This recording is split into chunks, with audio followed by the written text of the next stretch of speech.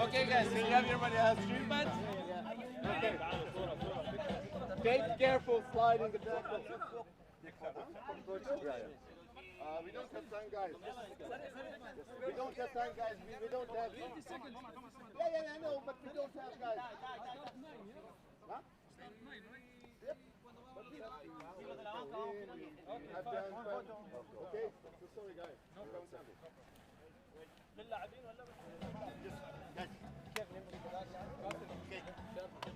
Okay, guys. Be careful of the sliding tackle, okay? Be careful because there is no sliding tackle, okay? When you kick in the ball, if you step in the field, we have to go to the another way, okay? So don't step in and kick this, okay? Yes, okay.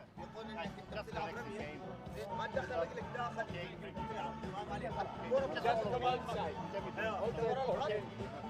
Just relax and enjoy the game. Corner, you take it from here. Not here, just here. Okay?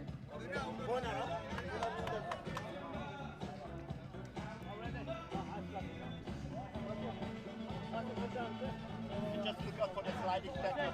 Not only your tackle. Sliding, no sliding tackle. Okay?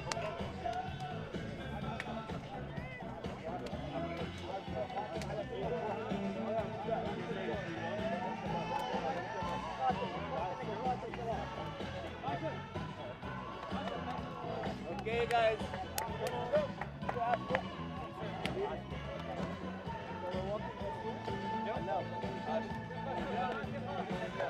I'll be behind you. Okay. Where are you from? Huh? Where are you from? From Hungary. Hungary, huh? Where are you from? Good question.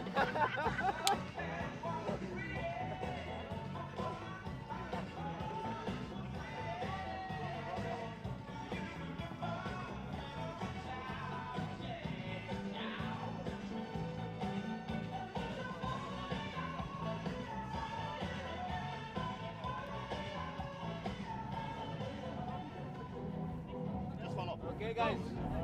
Go.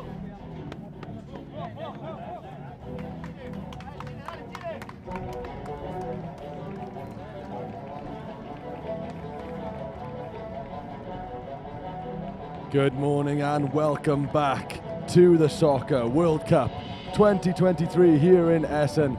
It is a beautiful morning, 9 a.m. start, bright and early. It's nice to see a few fans have also woke up, set their alarms and got back into the stadium after a fantastic night of football last night where we saw the hosts Germany win 1-0. There's plenty of games coming up today. We're going to start with Chile, Oman, and we'll kick things off with the national anthems.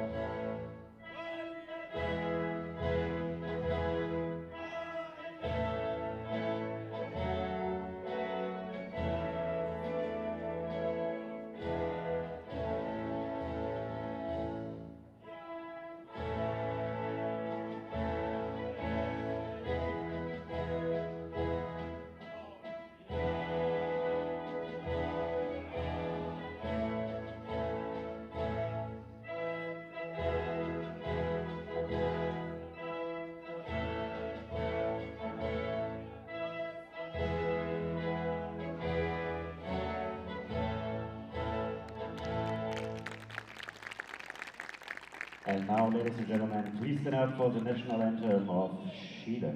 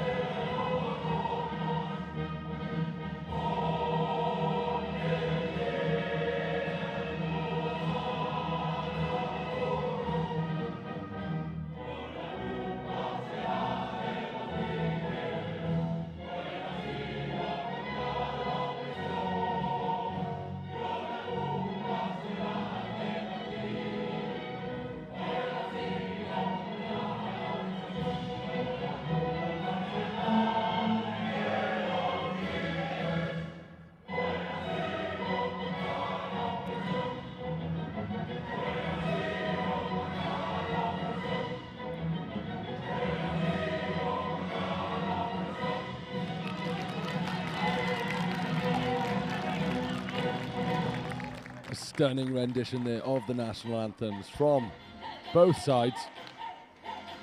We're looking forward to this one, and joining me to watch it all unfold, Mr. Ben Murphy. Morning, Rob. Excited for this one? Looking forward to it, Rob. If it's anything like yesterday's games, we'll be in for a treat. This morning we're moving back over to Group A as Chile take on Oman. Chile finished top of their group last year before losing out to Mexico in the round of 16, but they'll be hoping to go a bit further this year. Oman finished third in their group last year behind Latvia, and this year's tournament host Germany. They'll be looking to kick off their group stage campaign with a win, but it won't be easy against the Chileans. Got plenty of experience in this tournament. Shaping up to be a great game and indeed a lovely morning.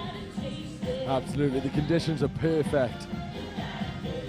And what a game to kick things off. You mentioned there Chile.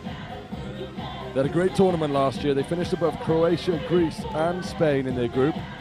And after seeing what Greece had to offer last night, that is no small feat. In terms of stature, both sides relatively equal. Saw a bit of a mismatch last night. The Germans, of course, strong, powerful players. Cyprus, a little bit more tricky and skillful on the ball. What do you expect with this one? Are you expecting a lot of pace and energy? I'm expecting a lot of pace from Chile. I'm expecting a lot of energy from all teams at the tournament. I don't think we've seen anything but that in the first two opening games. I think Cyprus did well to hold off Germany. As long as they did, we could have had a late equaliser in that game. Two fast 20-minute halves. You do need a lot of energy and a lot of pace, and I'm expecting the same this morning. As you can see there, sunny conditions, 14 degrees. Feels a lot warmer than that. And as we mentioned yesterday, the squad of 15 will come in handy for both teams because there's going to be a lot of running, and in these hot conditions, I'm sure we'll see some heavy rotation, but we're underway today in the early morning kickoff. I think it will feel a lot warmer on the pitch after a bit of running. Absolutely, we're feeling the heat up in the commentary gantry. We've got a good view up here, and like I say, a few fans have also set their alarms, got into the stadium early, ready for a long and exciting day of football. There's plenty to watch. You could tune in all day. Does Chile get the first strike underway? It's a venomous effort. It's a great strike from Nunes. Indeed it was. Felipe Nunes, not afraid to take a strike, as he demonstrates early on, but it is Nunes with a slightly wayward pass to give Oman their first small spell of possession. It did make its way over the line on the far side, but an early strike. I think it's important to get the early goal in these games. We saw yesterday in the first game in Germany and Cyprus, 0-0 at half-time. We expected the Germans to win the game, but as longer time went on, the more you start to ask yourself questions. Can the underdog pull something back at the last minute? Absolutely, that first goal vital, as shown by last night, because as the game goes on, desperation creeps in. We've seen teams substitute the goalkeeper off, and we saw what happens when you run that risk, as we saw a goal kick sail under the crossbar last night. A fantastic goal for Greece. Italy didn't like it.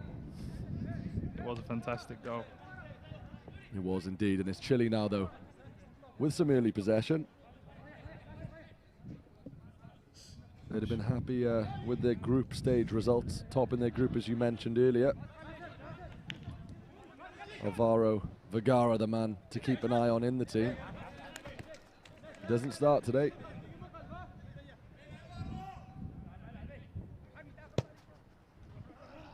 Oman happy to sit back.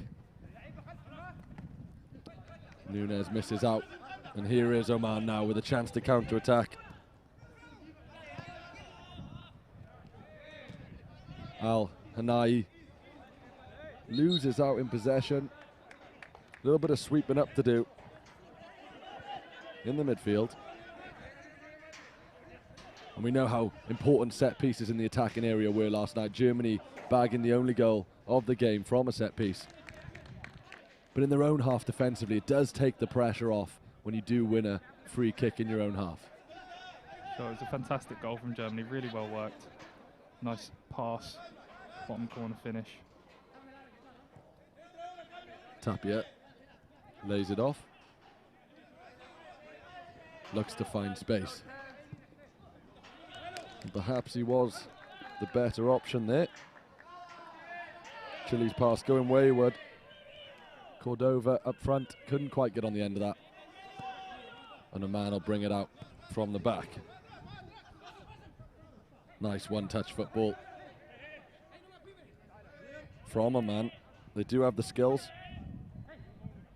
Al Mahrami, comfortable with the ball at his feet. Finds a nice pass. They're not in a rush, Oman. They'll be disappointed to see that one go behind for a Chile corner. You can see they do want to get on the ball early. The question is, how much will Chile let them do that? Vergara is their danger man, scored a brace in their opening game last year. As you say, he hasn't started. Nunes then to take the corner. 5 minutes on the clock, an interesting one. Ends up back in his own half. A strike from distance.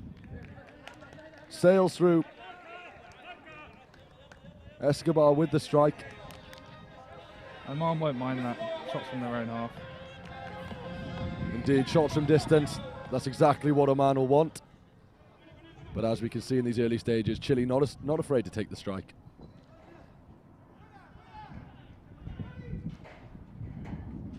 Good play in tight areas from Chile. And it's good hold-up play as well from Cordova. We've seen some strong centre forwards. And Cordova's there in the box again with the hold-up play. Looks to lay it off. He does find his man. Here's Nunes. Nunes with a strike. It's straight at the keeper. He hasn't managed to catch it. It's punched up in the air. And Chile retain possession. Nunes again with a long-range strike. Like I said, they won't mind that. I was really impressed yesterday with... Cordova goes down in the box there. I was impressed with Cyprus centre forward play yesterday. Held the ball really well. Very strong. Couldn't quite finish. Good play.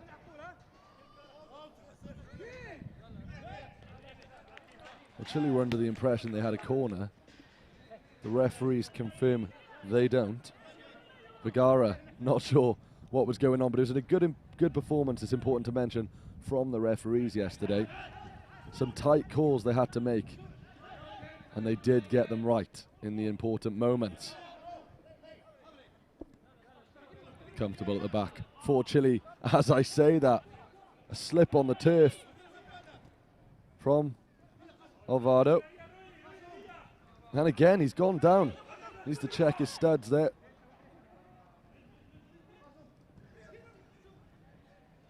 It's Gonzalez, rather, who can't quite find his feet. There'll be a goal kick once again. I don't think there was any rain yesterday. It's a corner. The refs have given a corner. There must have been a touch from Oman. The official on the far side had a better view than me. And as I say, they were ever reliable yesterday. But it is a Chile corner. Slightly wasteful, a little bit too much on it.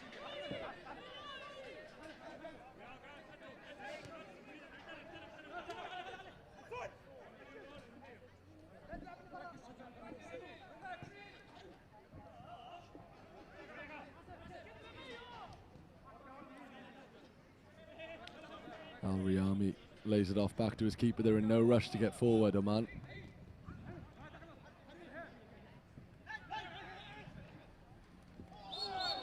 Too physical there from Cordova, not afraid to get stuck in. Saw plenty of that in the Italy game yesterday. Unorthodox defending, perhaps, from the striker. A forwards tackle, indeed. Al-Mahrami is the man down. He looks like he'll be okay. I think his head collided with the turf.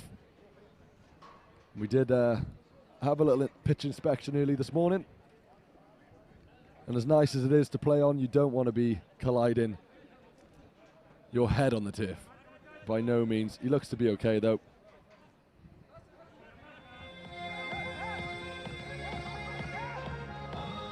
As Oman make a few substitutions. We saw this yesterday. Germany changing their whole outfield five in one go. Oman doing a similar thing here. Al-Hanai gets us back underway. Here is Oman with their first strike of the game. It was dipping. Took a deflection. They do have a corner. The first of the game for Oman. What have they been cooking on the training ground for an occasion like this?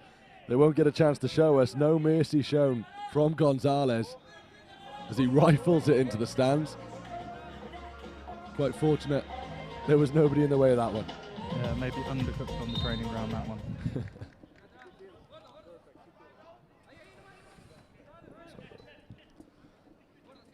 They'll get another chance from a similar position, though. Close quarter footwork.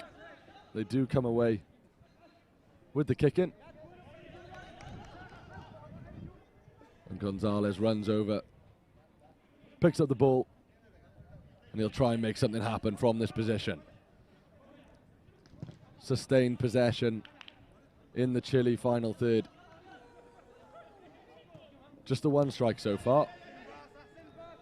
I'll be interested to see how Oman change their style of play with those subs. Indeed, it's good. Layoff again from Cordova. He's the target man. He's the man they want to get it to. And with the likes of Gonzalez playing just off his shoulder, it is looking like a likely route to goal for the Chileans.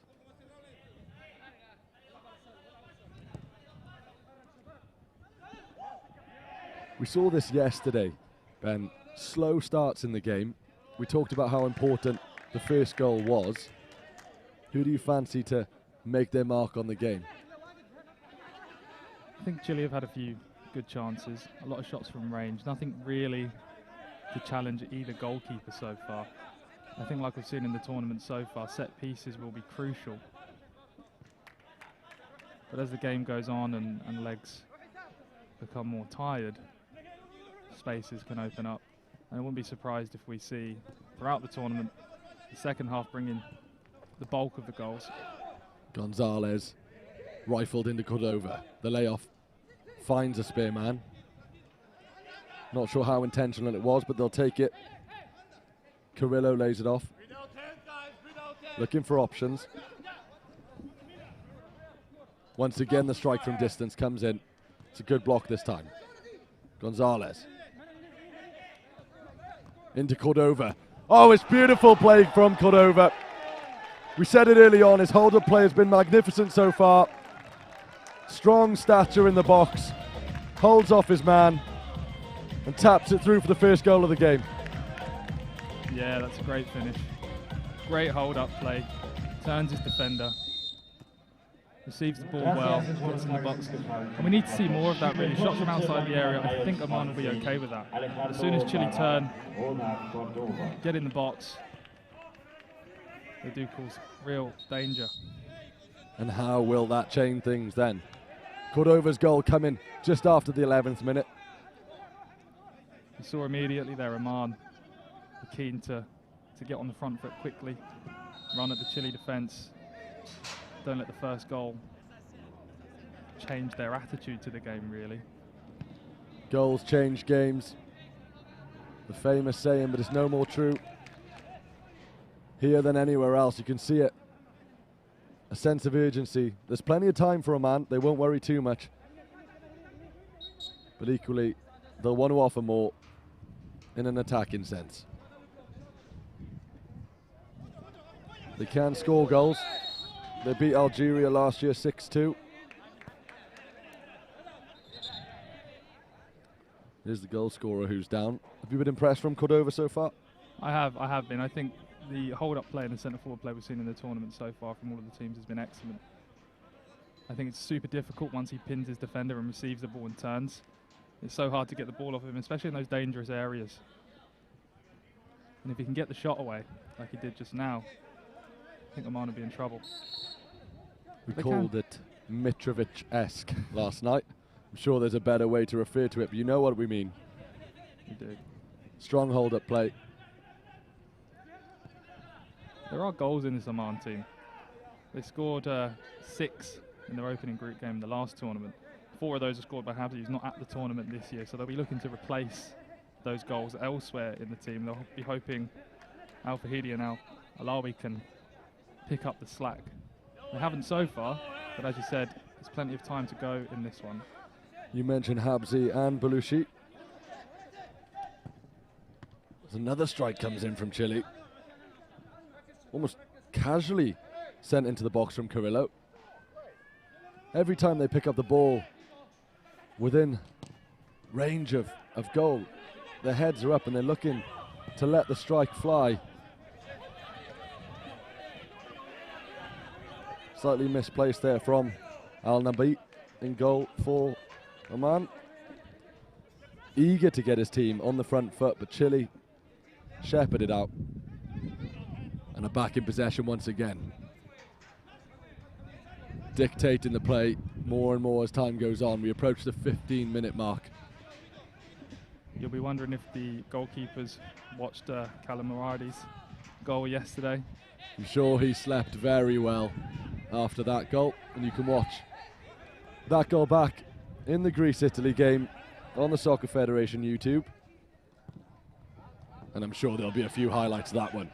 But here is Oman driving forward now. Little bit of space out wide. The ball's chipped into the middle. It's a leaping header from Al Nabi. Couldn't quite get high enough to get any sort of real connection on the ball. It was well worked from Oman there. A nice chip into the box. I think it's the first time we've seen the ball played into the box from Oman. They're showing signs. But Chile once again let it fly. The keeper's deflected it into the danger zone. Following up was Turrieta. And once again, Oman receive a big warning from Chile. You can't fall asleep. And you can't give them the ball inside the box. I did say Oman won't mind shots from outside the area, but the deflection, if the goalkeeper doesn't keep the ball, if he parries it out, the pitches are so small. Chile can quickly capitalise. Oof. It's off the post. Venomous strike there. Oman are showing signs. And it's nice to see two sides who are not afraid to get shots away. We spoke about it a fair bit with Chile, but even Oman now letting it fly, and it's not something we saw very much last night. Both teams figuring themselves out, especially Greece and Chile in the early stages. We didn't see too much action in the final third. Positive play. Certainly not the case today. The goal kick sails into the opposition box, punched away by his counterpart keeper. I would use the term ambitious, but we've seen it done. Al now be comfortable though. He watched it all the way. Fortunately, the sun is just off to his right. He does look more keen to parry than to catch in this Indeed. first half. Yep, he's parried a few. He's got away with it so far. He said they have to be careful. If he parries that into the path of the Chilean player, they'll be in trouble.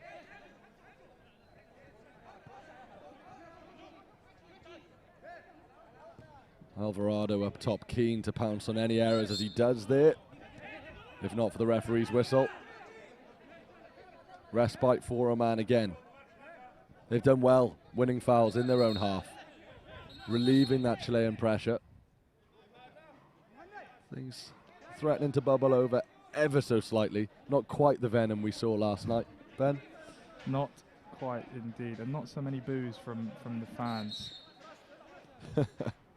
The Greek fans are in great voice last night, getting behind the team. Al-Alawi there. Couldn't quite make it work, but he's been lively in the opening half. Just over 2 minutes to go. It is 1-0 to Chile. Pretty good value for their lead, but Oman are still in this. As we see Cordova with the hold-up play again. Didn't quite come off this time, but he really does have the beating of the centre-halves of Oman. So strong on his feet. He is their danger man. Again, just pinning his defender, looking to roll him or roll the ball off to a teammate. Al-Alawi's ball finds the teammate. It's good movement. Opens up for Al-Alawi. Couldn't quite find the far side. He was looking for the top corner. The left-footed shot comes in. It's a great turn. He gets room for the shot there. He's unlucky. It was good movement off the ball from Oman, showing what they can do. Cordova gets the better of Oman once again. He's one-on-one with the keeper. It's a beautiful ball roll, but it's a great recovery from Al-Hanai. That is fantastic play from Cordova. He's been doing that all game, rolling his... They can't cope with him. He is an absolute handful. He is terrorizing that defensive line, showing that he's not just the big man up top. He's got beautiful footwork as well, as you see with the ball roll. And he won't want to come off. There'll be a few players in this tournament with their eyes of becoming top goal scorer. Nobody's pulled away with it so far. Cordova threatening to bag a few today, though.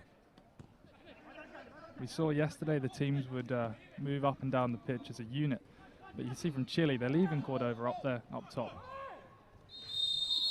Very intentional from Chile. They want him in the opposition box, using his strength. Al-Alawi up top for Oman once again, showing plenty of energy. Building up from the back is certainly how they want to do things. Strike coming in from distance.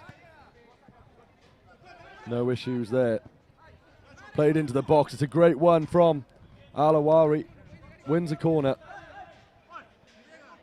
It was a lovely pass from midfield. It was indeed.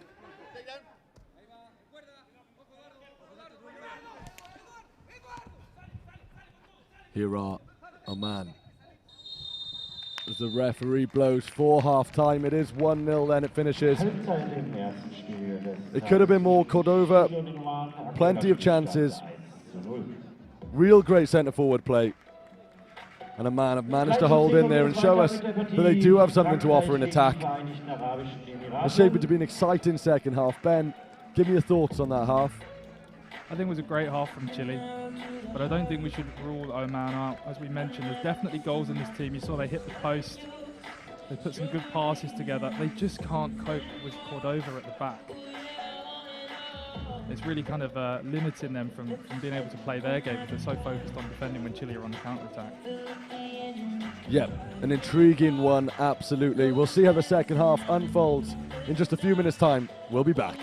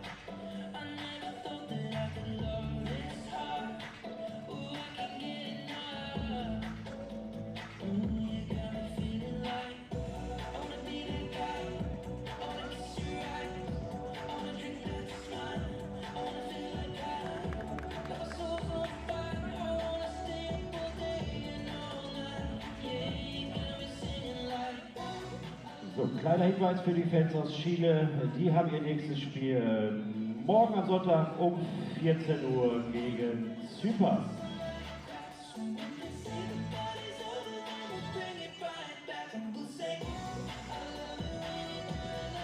Und der Oman spielt morgen Abend um 20 Uhr gegen die Gastgeber aus Deutschland.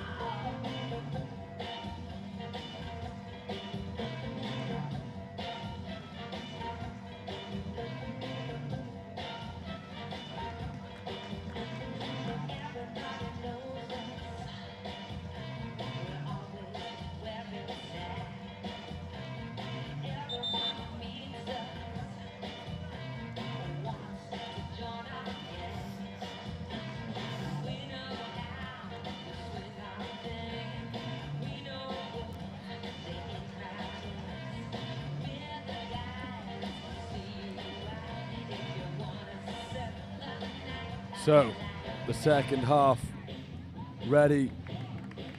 to get underway here is Cordova with the goal of the game.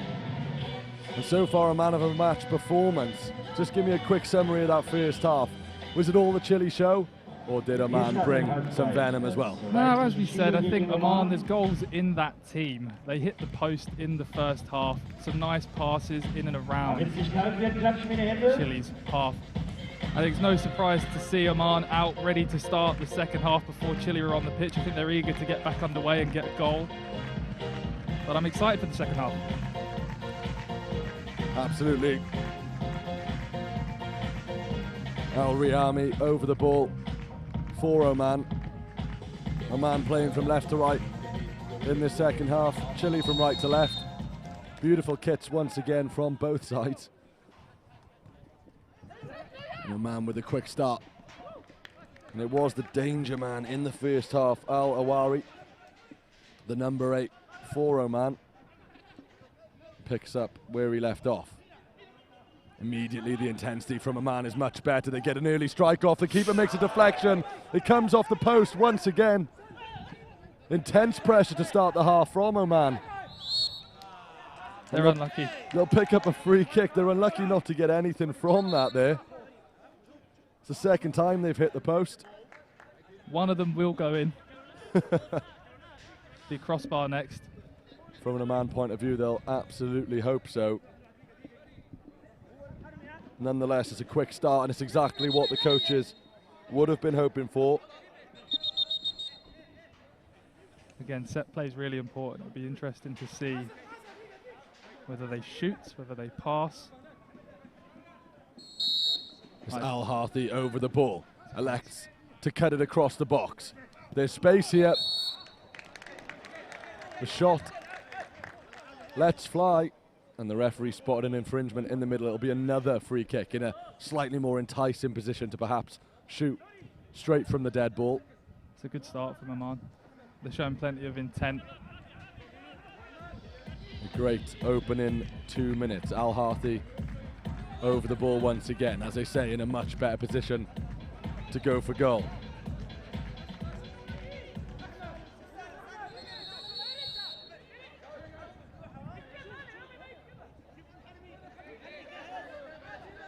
Cordova on defensive duty this time round in the 2-man wall.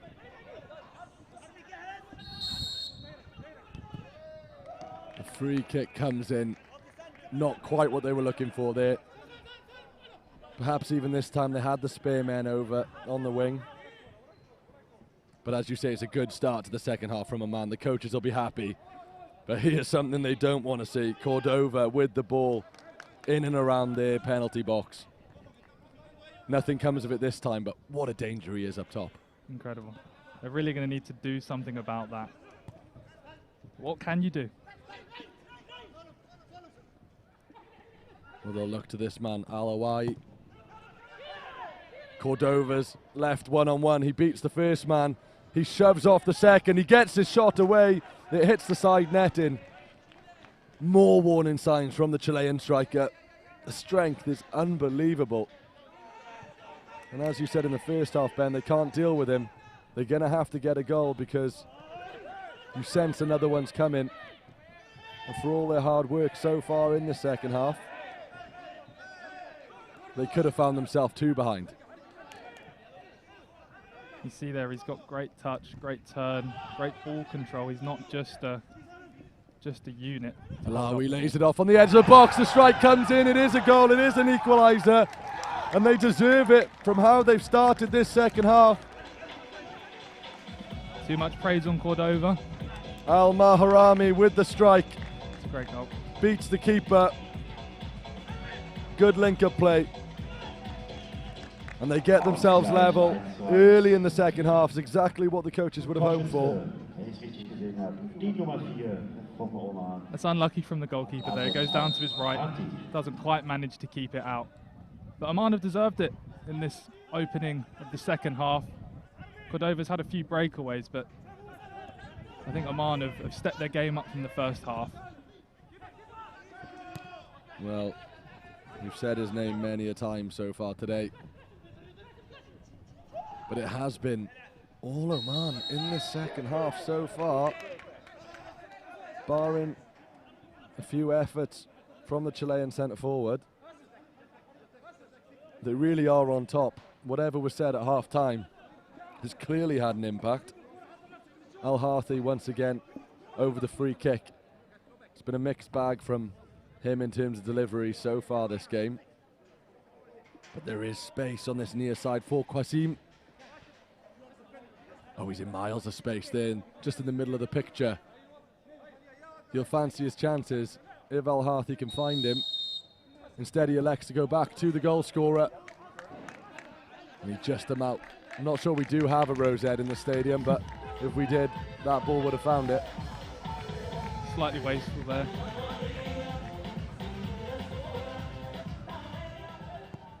Romero with the kick, straight up to Cordova. Cordova once again with a great touch. The tackle comes in from Al Harthi. Cordova goes down. He's holding his shin. The referees don't want anything to do with it. Chileans won't be happy with that. Just on the edge of the area there. It was close. No VAR in operation today. Certainly not. But that's the way we like it. Quick flow in football. And both teams showing they've got that in the locker today. Just off the outside of the boot there. Searching ball. Not finding his mark from Escobar.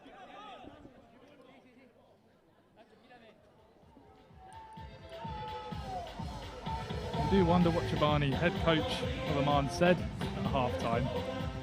Would have liked to be a fly on the wall there. It certainly had an impact. Absolutely, and here is Oman once again playing much better football. Al Riyami applying the pressure. There's plenty of energy in this side. The men in white perhaps saving a little energy for the second half. They rode the wave in the first.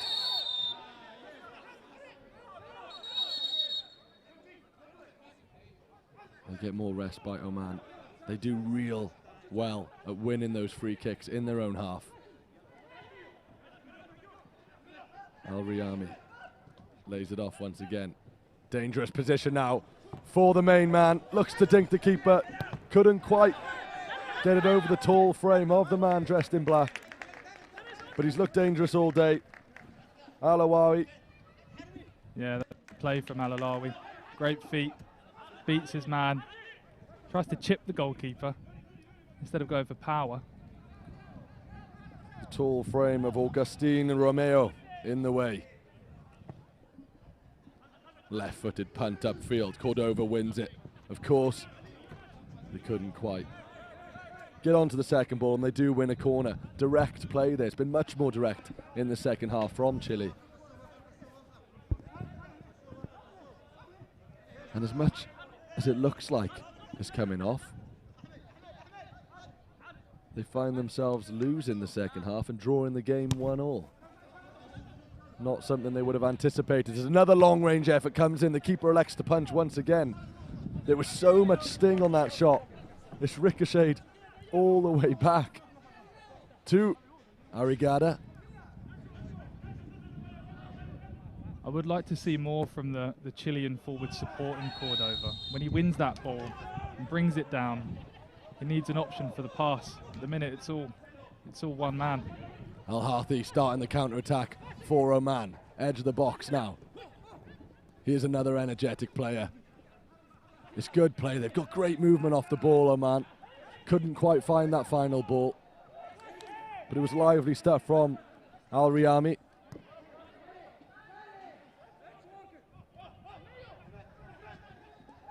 Alawi plays the 1-2 with Al Mariami.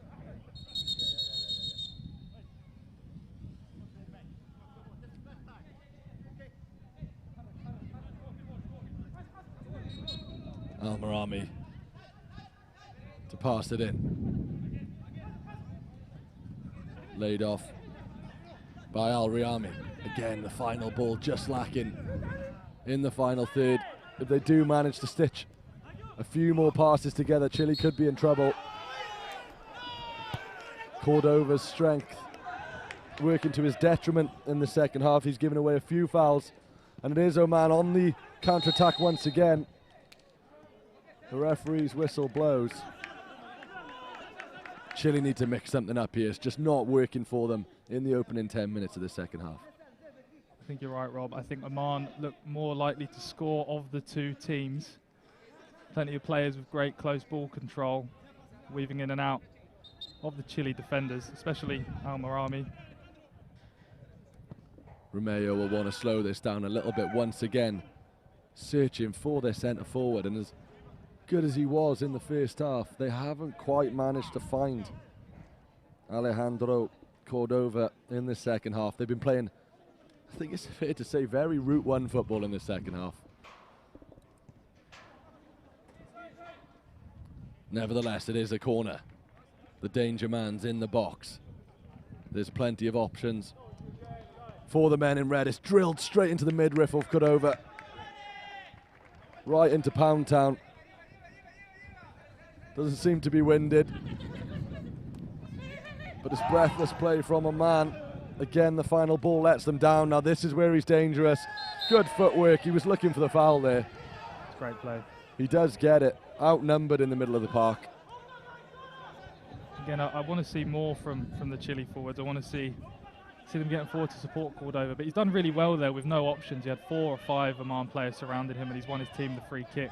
They can get up the pitch. Yeah, he's found himself isolated in this second half. Just the one goal to his game. He could have had more.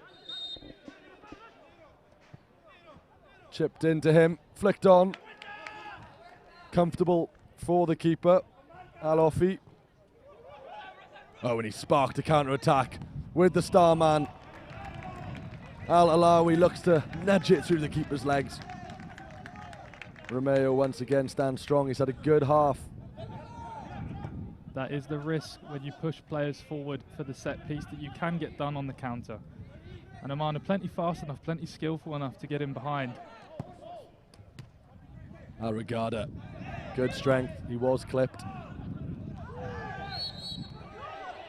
Al-Riyami sticking his head in there in a dangerous area. Win the free kick, and they waste no time. Here is Al-Alawi. Out to the number 6. It's a beautiful ball from Al-Riyami. Couldn't find his man. Again, this beautiful footwork there. Receives the ball, plays it out to the wing, beats one player, ball into the box, no one there to turn it in. I wonder if Cordova was on the side of Oman, if he would have turned that goalwards. Seems like he's got left foot, right foot, head, he's got it all. Very different styles of play from the two sides here today. 1-1, both equally as effective. Oman certainly having the better second half. It was mostly Chile in the first. Al-Awawi, a big reason why Oman are having such a good finish to this game. The strike comes in. Al-Riyami. It's unlucky for Al-Riyami. It's great stuff from those players. They've got real talent up front. And in fairness, they've kept the Chileans quiet in an attacking sense in the second half. Really promising signs as the tournament goes on. It's early stages, like I say, 9 a.m. here in Essen. This game kicked off. I'm slightly concerned a drone was going to take my head off then, mate. Not to worry, it's flown off. Oman on the counter. Cordova picks it up. They've dealt with him very well. Al-Awawi comes through on goal once again.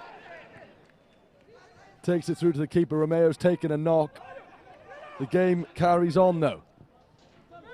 Al-Awawi into the box. Intercepted very well. It's Chile's turn to go forward.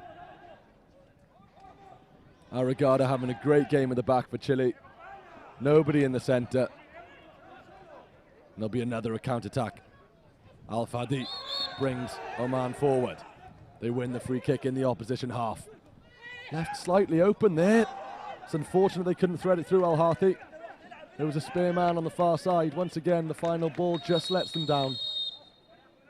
They do work the ball really well, but as you said, it is just that final ball, the final pass, the final shot, not quite on target. They're doing everything right up until that point, but it looks like the goalkeeper, the knock that he took in that save just now, may have done him some damage. Hopefully he's okay, because he's having a great game. He's made some great saves. Agustin Romeo, the man in goal for Chile, as you say. Fantastic game for him so far. He'll be proud. We saw it all of yesterday as well. Players not afraid to put their bodies on the line to prevent the goals. We saw Germany do it. We've seen a few good performances as well in the opening 3 games of the tournament. Kim Sippel, the Germany goalkeeper, springs to mind. Yeah, top performances from both halves of the pitch for Chile, in Cordova and in the goalkeeper. You're absolutely right. The star men coming at either end of the pitch for Chile. And all the players for them have played well. They've just struggled to link up in the second half. 5 minutes to go then. The score remains 1-1. We did see yesterday, it's not over until it's over. Cyprus having a few late chances against Germany. Could have equalised in the last minute. Alawawi wins a corner for his side. They do manage to get a shot away. It falls to a man in white in the box. Al-Fadi couldn't quite find the finish, but they're looking dangerous. Again, it's a great save from Romero. Qasim lays it off, finds Alawi in the box. Good to see he's okay to continue. Indeed, Romero back on his feet and getting Chile back on the attack. Certainly hasn't impacted his game. Another great save after being on the turf for a few minutes. Al-Hathi's done well there to win back possession. Tackle ever so slightly from behind, nothing in it. The referee on the line was clearly in the best position to make that decision. Chile win it back nevertheless. Look to send things up front. They've mixed it up. Cordova is off. Here comes Al-Hathi. Receives it. Interesting choice to take Cordova off. I think he's been their one danger man, but it has in the past 10 or so minutes quietened down for Chile up front, so maybe trying something different, because as you said, Oman could get a late goal here.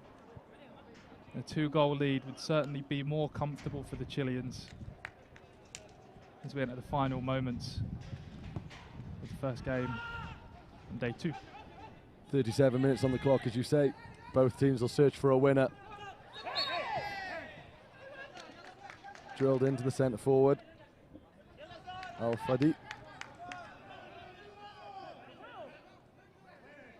Couldn't find his mark. Both teams will be happy with their performance. Chile more so in the first half. Oman delighted with their second half, pulling level very early on.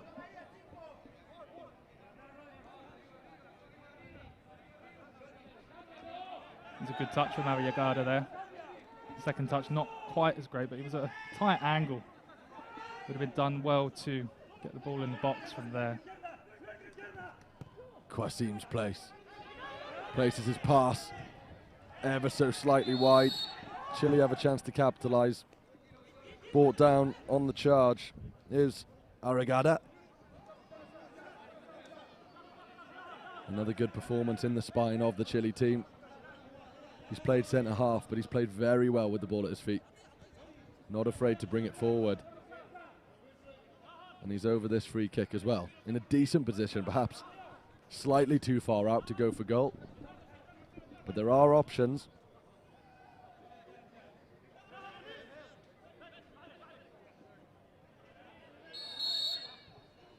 Arriagada sends it in. He drills it in fact. And in the way was Al-Fadi. It was heading goalwards at a good shape. It was dipping, plenty of power. It would have caused the goalkeeper a problem if it wasn't deflected out for a corner. But they'll go again. Certainly had the potential to rifle his way through. That shot perhaps not quite as dangerous. Big goal kick. Battling up top, Al-Fadi. The number 9 for Oman, unsuccessful this time. Very different styles of play. Oman much happier to have the ball at their feet, and it's worked for them. I think they've been unlucky. They hit the post twice, once in the first half, again in the second half. Another day those go in. The final ball, the final pass hasn't always been there, but they've made chances. They've had shots. They have indeed. 30 seconds left of this one then. Cordova's back on the pitch for Chile, but it's Oman in possession. Good runs once again off the ball. It's been a near immaculate performance from Aragada in red, but he gives away the foul and gives Oman perhaps one more chance to bring it forward. Al-Fadi drills it in. Cleared away. Who wants it more? We've hit the 40-minute mark. Captain The Arigada. Players. Al-Awawi with a great fake shot. Toe pokes it through. It's a very classy finish from this star man. A top performer today. Al-Awawi. We said he was dangerous all day. Very different attacker to his counterpart at the other end of the pitch. But is that a winner, Ben, for Oman? It's a great finish, as we said, in the dying moments. Great little fake shot, gets the ball out on his left foot, but he takes it with his right. And it's a great finish. It's hit low, it's hit hard, plenty of power past the goalkeeper, but we've said all game, these final moments, when the game is stretched, there are goals. Can they make it 3-1? They'll certainly try. But the referee won't give them any more time. It was a last-minute winner. It finishes 2-1. Oman take the victory. Salim Al-Awawi with the winning goal, smuggling it through the legs of the defender. And you have to say, for their second half efforts, very well deserved, Ben. I think so. I think they stuck to their game plan. They struggled with Cordova. They knew they couldn't physically compete with him up top, but they did well to limit him to, in the second half, certainly not so many chances, and they took their chances well. We said they missed a few chances. The final ball wasn't quite there, but it only takes one, especially in the dying moments when the game's stretched, and they get the winner at the last minute. But plenty of great performances from both sides, and Oman just edged it there, but a great way to start today's games. Yep, points are ever so important, even as early as this. They finished third in their group last year, Oman. They've got off to a perfect start this year. 2-1 victors over a very strong Chile side. That's not the last we'll see of them this tournament. We'll be back very shortly with a small build-up to France versus the United Arab Emirates. We'll be back shortly. Don't go anywhere.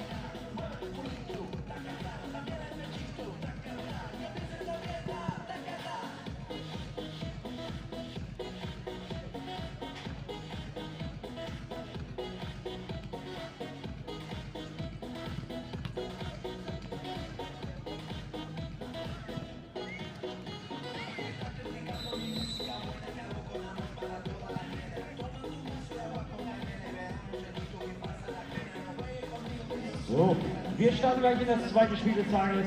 Frankreich gegen Kuwait. Die sind eingesprungen für die Mannschaft der Vereinigten Arabischen Emirate. Nicht, dass es dazu Verwechslung kommt.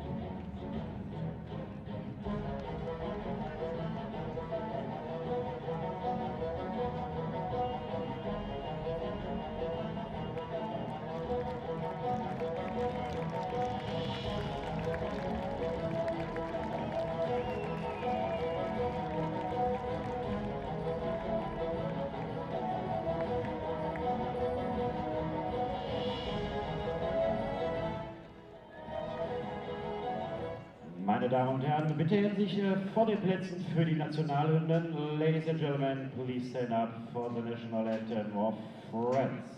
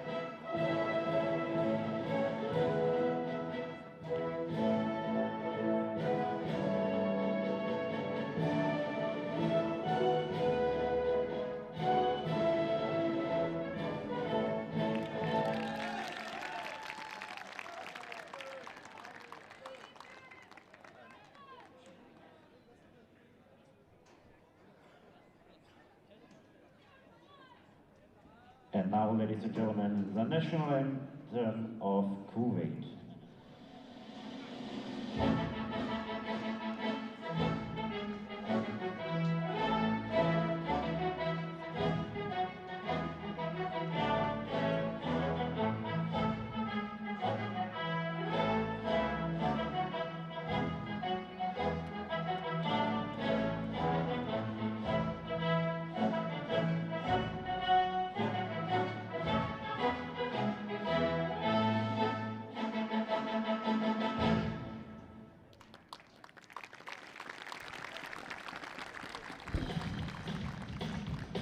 Once again, the anthems of the two sides.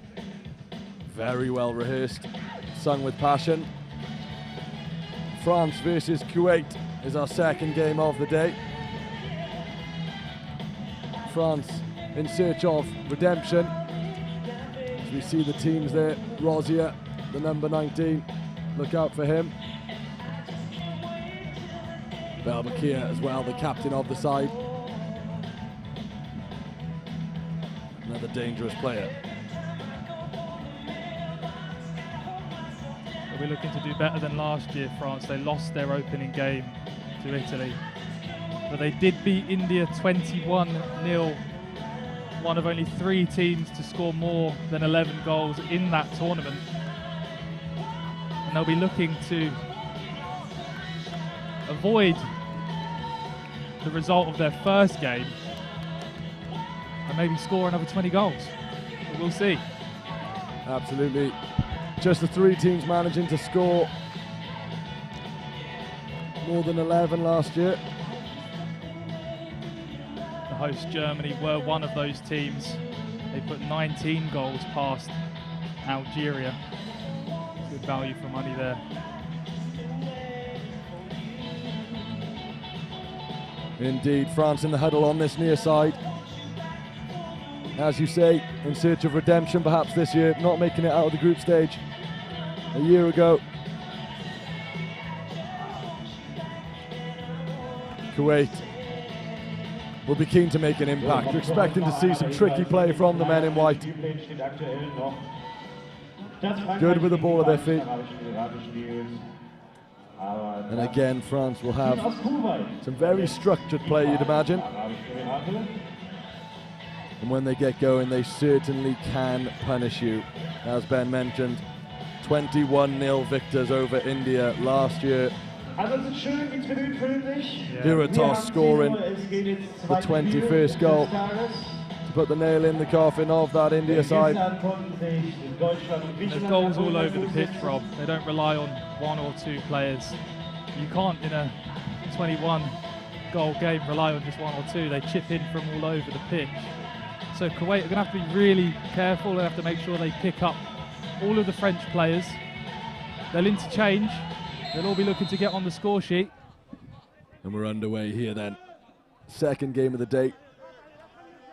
More fans have woken up and made their way into the stadium, which of course you can do if you are here in Essen.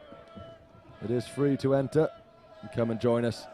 The day is packed, full of great games today. And we expect to see another one here. The bar was set high by Chile and Oman in the previous game. But what can France and Kuwait provide? Some tricky footwork is the answer. Immediately, Lebeg with the footwork. Bit of a harsh tackle for his troubles, but it's a good position for an early free kick.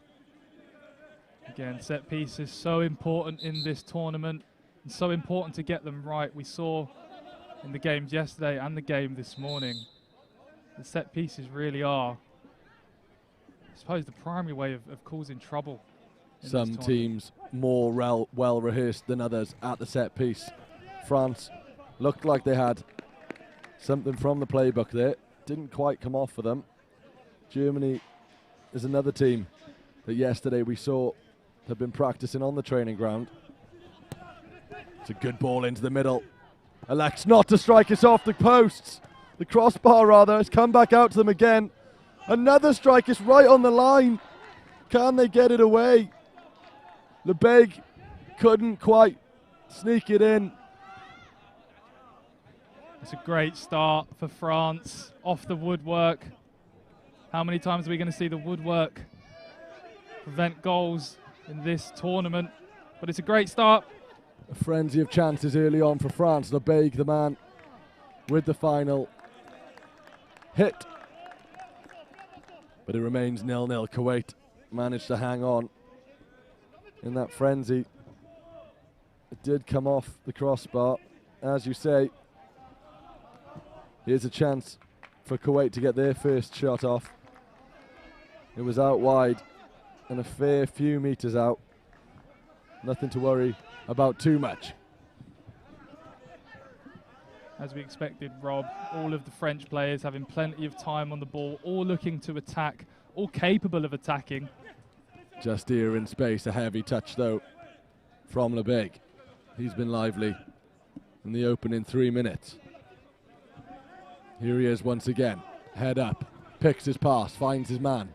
It's laid off by Sathana. He manages to atone for his error. Here are France. It's a beautiful layoff.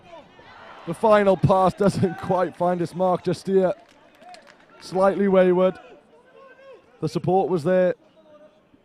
Bruno couldn't quite get on the end of that ball, but he wasn't far away from converting the chance there.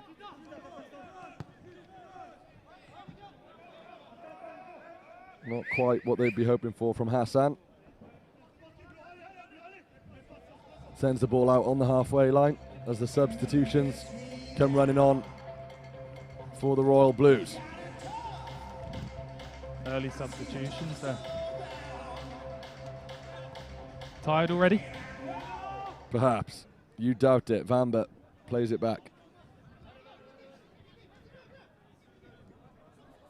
Crespin gets the play moving forward again. Here's Vamba. Cuts inside. Left-footed shot into the keeper's midriff. They've got some speedy young players, France. No surprise. They're good with the ball at their feet. Much like the 11-a-side team. Plenty of pace. Plenty of youth. We've seen a few different methods of attack from side so far. Chile in the last game opting for the hold-up man.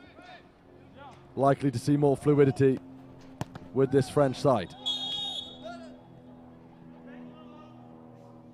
He certainly did hold the ball well, Cordova, in that last game, but I don't think we'll see an exact replica from the French or the Kuwait sides today. I think they'll have their own game plans. Nearly worked for Chile. Plenty of great chances, but... Played into the box again, off the chest. Keeper collects. Theatrical from the keeper. Abazid, theatrical, you may say, effective, he'll probably claim. Happy with that one, big grin on his face. The players very much enjoying themselves. What a stadium it is to be playing football in. The weather's perfect, as we mentioned, 14 degrees to start the day, 9 a.m. this morning. You see a big grin on Abazid's face there. Won't be a big grin if France are to score, but I think he'll be very busy in this game, Abazid. Busy. On top form. Busy is the word, which he has been very early on. The pressure from France causing Kuwait a few issues. Elias managing to just about get away with giving away a penalty there. It's right on the edge of the box, a dangerous position. Belbachir over the ball. It was a risky tackle. Another set piece routine from France. 4 men within 2 yards of the ball. Belbachir looks favourite. He's not. Drifts into the box. The second man misses it. Rosier is the man who ultimately strikes it, but the referee's not happy. A few dummy runs coming in from France. They'll get another chance to do it, and they'll hope they can execute it once again. Interesting to see Belbachir lining it up with his right foot this time. Yeah, definitely plenty of work on the training ground. There's one dummy. The layoff. The shot comes in, and this time is buried into the bottom corner. Rosier with the finish. It was over the bar. He had his second bite at the cherry, and this time he makes no mistakes. Bags himself the opening goal of the game. France 1, Kuwait 0. It was coming, Ben. It was. It's a great run to throw the defenders off. It leaves the space for the shot, and we said set pieces will be important, and especially when you can pull them off like that. Definitely rehearsed on the training ground. It's a great finish down into the bottom right corner, and maybe that grin has gone after all. Indeed, but we've said it all tournament. You probably need to score more than one, because all of these sides have the potential to cause an upset. Sliding tackle coming in there from Kahiri. Germany were lucky to hold on to that 1-0 victory last night. I don't think we'll see too many 1-0s. Another free kick, a beautiful 1-2. Slightly tame shot come pass into the box. from Manias. Didn't quite come off there, but just like Germany, very well rehearsed from the dead ball. And Kuwait will want to tidy up those defensive errors, giving away those free kicks, because they do look dangerous. A nice turn on the ball from Lebeg. Trips himself up though. You'd expect nothing less from the two European powerhouses in terms of the way they rehearse those set pieces. It's a nice chip into the box, a beautiful layoff and a fantastic save from Abazid. Just as I was saying, set pieces, they can create chances from open play like they did there, and it's a good save. Yep, they turn nothing into something just like that. Good decision making once again from the Kuwait goalkeeper. Ahmad Abazid elected not to put a hand on it, and it was the right decision because the shot was sailing wide. They'll want to string a few passes together, but France with 3 men up the pitch, applying the pressure. Melon sends it wide. Lebeg, quick balls from France, across the box. Here is Lebeg again, into the middle. Simple as you like. Melhon with the goal. He makes it 2 just before the 10-minute mark. France in control. That did look a little bit too easy for France there, not closing down out on that right-hand side. Lebeg has plenty of time to pick out the pass, and he picks out the right pass, and in the end it's a nice tidy finish low to the goalkeeper's right. And France, you do worry that they might just be in cruise control at the minute. Kuwait can't quite escape the high press. Slip. Bruno Melhon found in the box, and no sooner do they score the second, they bag themselves the third. Andrew Manias with the right foot finish. Simple as you like. France, as you say, in cruise control, making it look easy. You do worry for Kuwait. Again, great finish in the bottom right corner. Picked this spot, found it well. But you worry for Kuwait here. They've got to keep their heads. They don't want to go down 3 or 4. They want to try and get a goal back. Stay composed, stick to the game plan.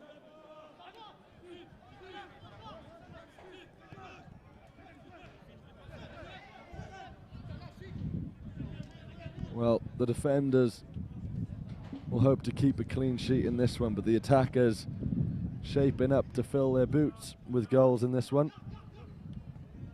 Certainly is the most open game of the tournament so far. Unfortunately for Kuwait, it is very one-sided. We did expect that, Rob. We knew France were fluid. We knew the defenders would get forward. We knew there were goals all over the pitch. There's spearmen in the box for France over and over. They've earned the right to take the shots. Dylan Rosier with the latest. Starting to enjoy themselves, France. The movement off the ball is brilliant. The Kuwait players can't keep up. But just like the previous game, it's a long match, 40 minutes. Fitness does come into play. It does indeed. The sun is rising, it's getting warm, but I think the Kuwait players will be used to that. I think that won't bother them. Rosier down to Santana. Santana once again. Belbakir sends it into the middle. Kuwait come away with it though. Isolated is Kador. Yeah, he does well there to win the free kick, get his team up the pitch. They've been pinned back really for the opening 12 minutes here. They need to make the most of these chances when they can get France on the back foot. Not quite this time. France turning defense into attack like lightning. They look fresh, as we said. Looking for a bit of redemption. France infamous in World Cups in all forms of the game.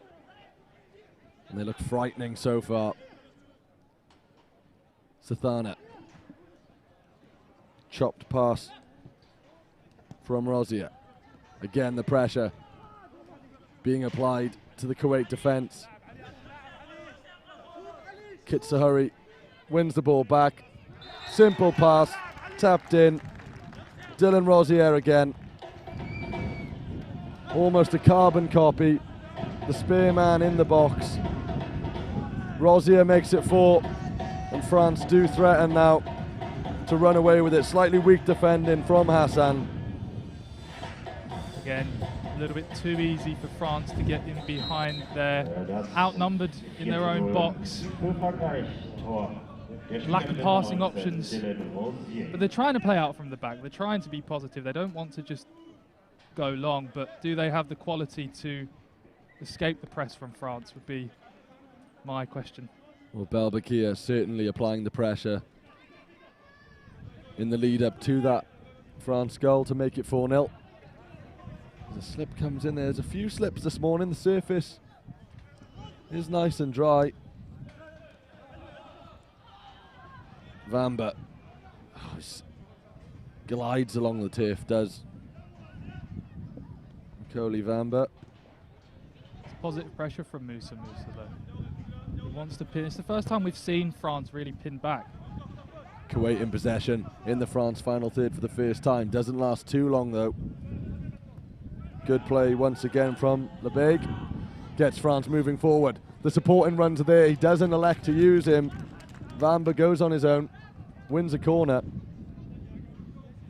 That is the risk when you decide to throw men forward to try and get back in the game, and they have to really. They're 4-0 down here. And you run the risk of France hitting you on the counter-attack. Vamba again, left-footed shot. Couldn't find his mark, but you're right. They are running the risk, Kuwait. I think it's a risk they have to take. It is 4-0 down, 15 minutes gone in this one. Al Abdallah on the chase for Kuwait. Vamba with the step overs. Lebeg. There's plenty of time to go, but we said yesterday, even if you do lose, getting a goal can do good for your confidence for the rest of the tournament. There's plenty of games to play. Even if they don't win today, just getting on the score sheet from Kuwait, putting some nice plays. Oh. There it is. Interrupting you once again. Just like that, France turn defence into attack. Mikoli Vamba with the finish, 5-0. They're waiting for nobody, France. They're happy. Trying to find some positive encouragement for Kuwait, and France didn't quite let me do that. It's another good goal again, maybe slightly too easy. He loses his man in the box. It's a nice finish. He lets the ball run across his body, tucks it into the bottom corner. Not too much the goalkeeper can do there, but just lost his man there, the Kuwait defender. Vamba winning it back once again, the goal scorer, the 5th of this first half. They're having fun, and just like that, 2 direct passes. It looks like they're taking it slow, happy to pass it around. And in a matter of seconds, the ball's in the back of the net. And Abazid finds himself picking it up out the back of his own net.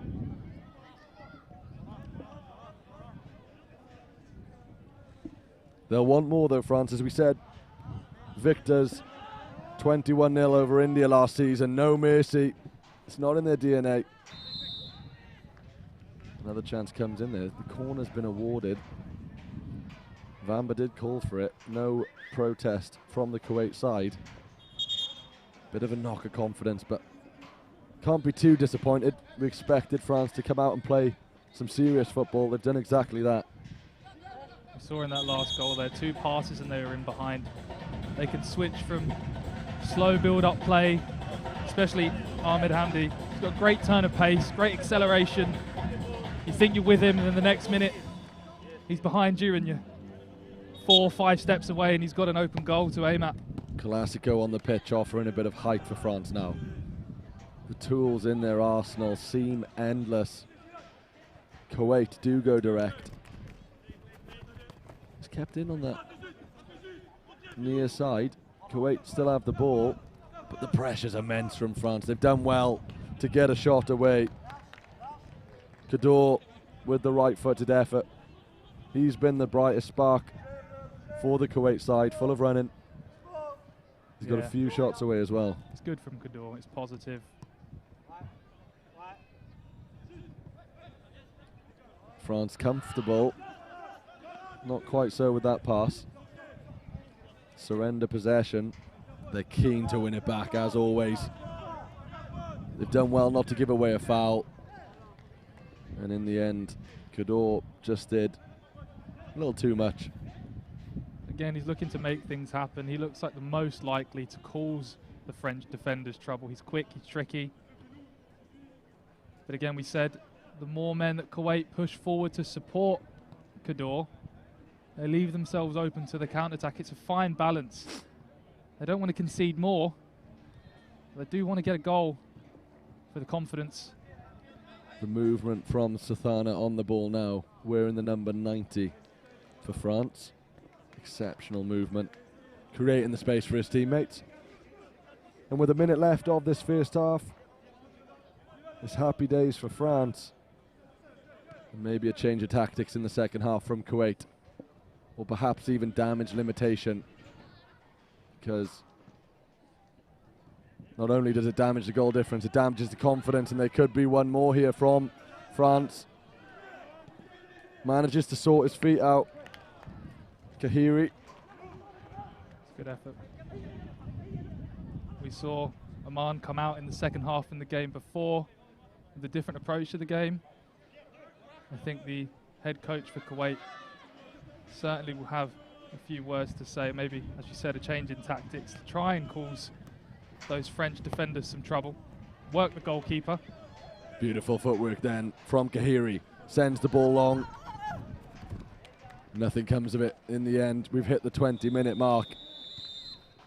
And mercifully, the referees blow the whistle. 5-0 it ends in the first half. Some beautiful play from the men in blue. Really putting the sword to this Kuwait side. Ben, sum it up in a few words. What can Kuwait do in the second half to overcome this very talented French side? It's hard ask. France are clinical, fast, quick, skillful. But I don't think Kuwait should let their heads drop. I think they've got to stay positive. We saw they wanted to play out from the back. They wanted to pass the ball around, but we saw a slight change in tactics, pushing more men forward in the later stages of the first half. Kador especially on the ball, turning defenders, taking shots. I think we want to see more of that. Force the goalkeeper to work, make the French defenders have to think about turning back. So, you know, at the moment, it's all in front of France. They're playing forward. Try and turn them, you know. Absolutely. They'll use this half-time, Kuwait, to rethink their strategy perhaps. It's plenty busy down to our right-hand side. The French team look happy, but very concentrated. We'll be back for the second half very shortly. Don't go anywhere.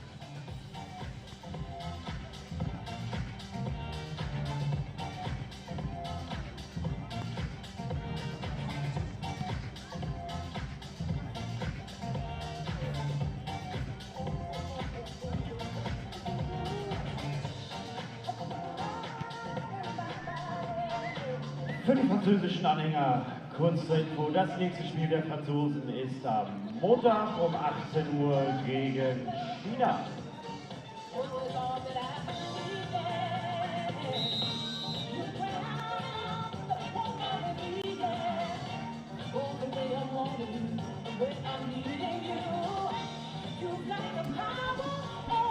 Well, it was a very passionate half-time display from Abla, the captain of Kuwait.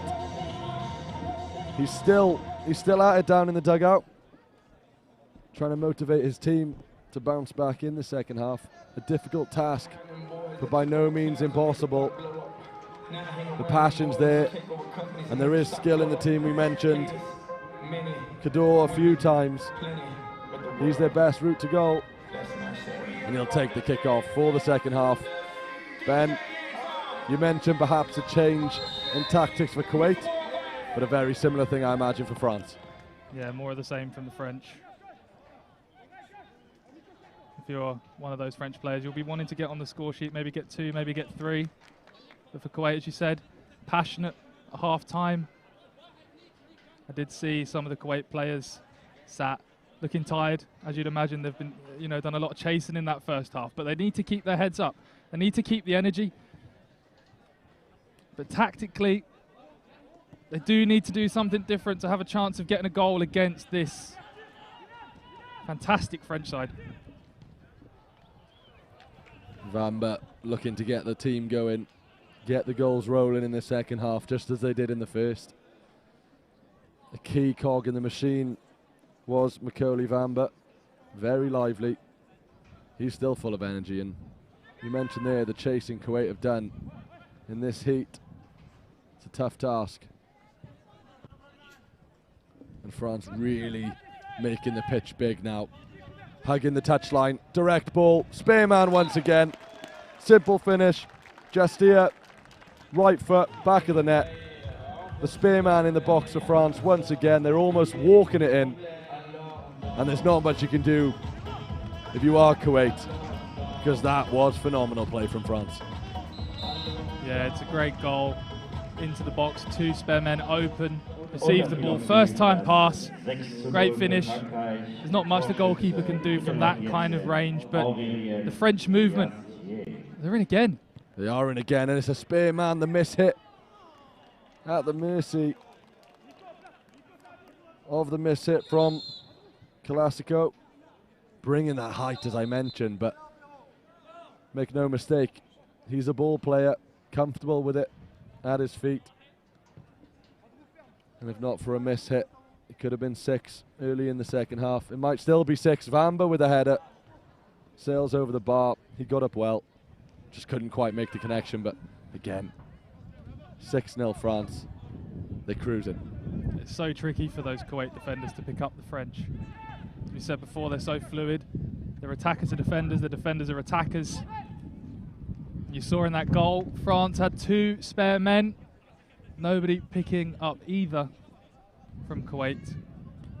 But it's just because they're so fluid. Just here, back to Batat, the man we are yet to mention in the French goal. Here's a man we have mentioned a few times, Macaulay Vamba. His shots recovered, a few chips over from Justia. Couldn't quite bring the ball down. Going back to Hugo Batat. He is out there catching a bit of a suntan. Not quite on the beach, because as we mentioned, Kuwait are dangerous, but not as dangerous as France. Here's Justia. A good tackle comes in this time from Mohamed. Kadir was nearly away on the break. But they recovered well, France, when Kuwait do look to attack. They clean up nicely. Cheeky effort there. Aiming for the keeper's near post. Manias it was, and still is.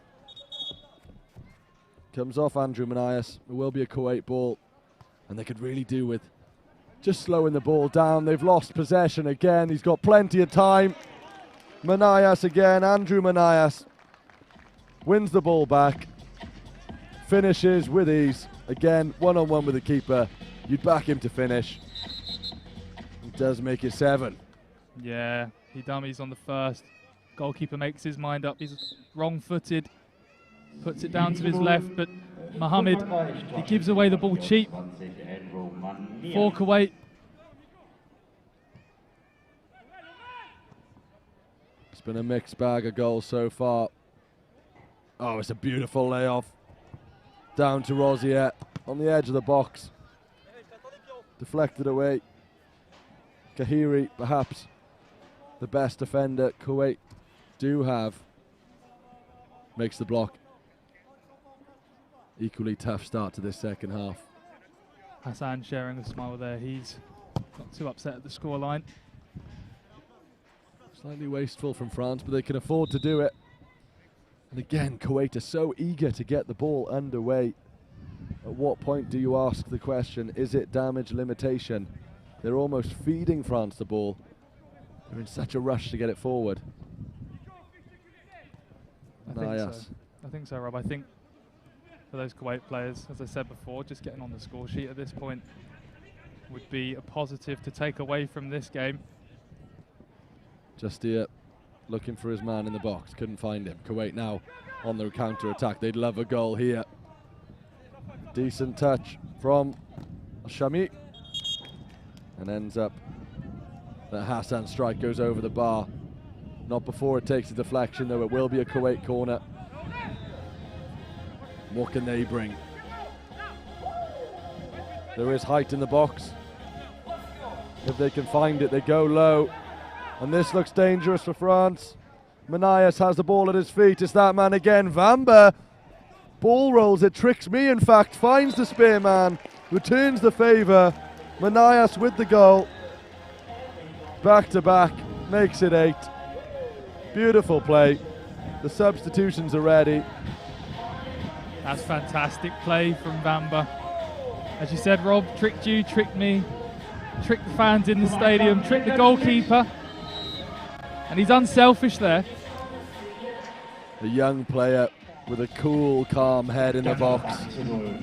Very encouraging from France, of which there are a fair few fans in the stands of the French side. Gets a hurry with the dummy, wins the ball in the Kuwait half. In no rush. The Baig back on the pitch. Performed very well in the first half for the men in blue. Always looking for the ball. And always looking to deliver a good pass, which he does. France with the ball in the box again. They're going to have to get this away there. Kuwait struggling ever so slightly. Oh, there's nothing calm about this. Again, Abazid with a slightly dramatic catch, but it had to be done because they were causing themselves some trouble there. I don't think you can question his athleticism. There's only so much you can do when France are this potent in front of goal. I don't think it reflects too poorly on the goalkeeper for Kuwait. I just think France have been so good. But he'll be ashamed, he'll be upset, not ashamed, excuse me.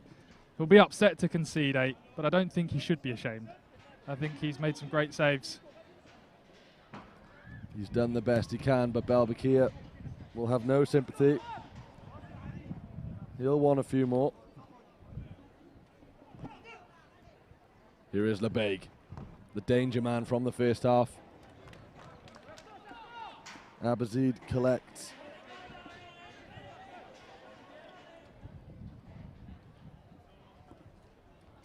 And gets it clear.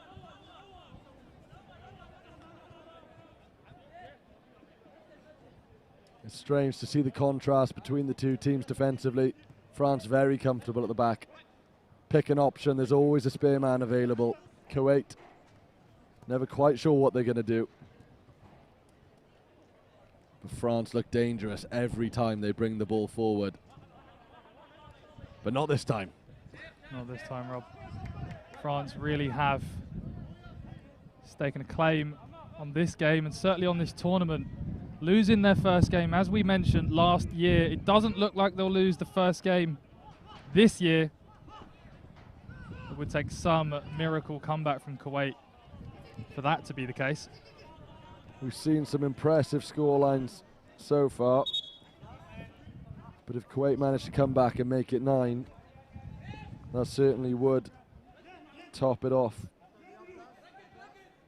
The real question for Kuwait is, can they get a goal? Because they'll do wonders for their confidence if they can score. We're approaching the 30-minute mark. France do lead 8-0, and they're on the attack again. Lebeg with a tame effort this time. There is time for a goal, albeit a consolation. Kador looks most likely. He's done a lot of running. He's got the ball hit. Slight mistake in defence for France. A chance now for Kador. But again, France clean up and nothing comes of it. He is the danger, Kador. He's the only one in this game who's looked... Oh, mistake there. Have France left the door open? It would be a consolation in this game, but it could be big for Kuwait if they do manage to score. Just knowing you have the capacity to score against the France side, you can't underestimate what that can do for your confidence. But France won't let them do it. They'll want a clean sheet. As little as Batat has done in this game, it'll still mean a lot to him.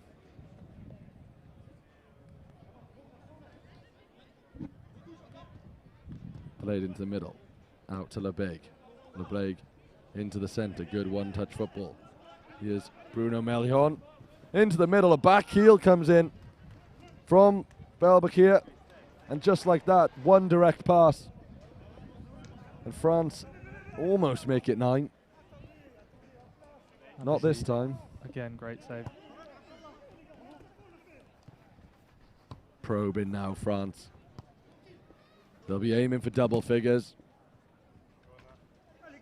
Manias with another strike. As we said, there'll be a few players in blue eyeing up the top goal scorer chart before this game, and even more so after it. 8 minutes or so left. Drilled into the box, one back nicely. Here is Manias again. Does he have options? He does. Vamba. Beautiful ball rolls, finds his man in the middle again. Beautiful footwork from Vamba. The goal, we mentioned his height, but don't underestimate. Yeah, it's a good finish from Calaccio there off the underside of the crossbar. We were saying before, some good saves from Abazid. Grinning early in the game. Take nothing away from him, he has made some good saves, but there's not too much he can do about that.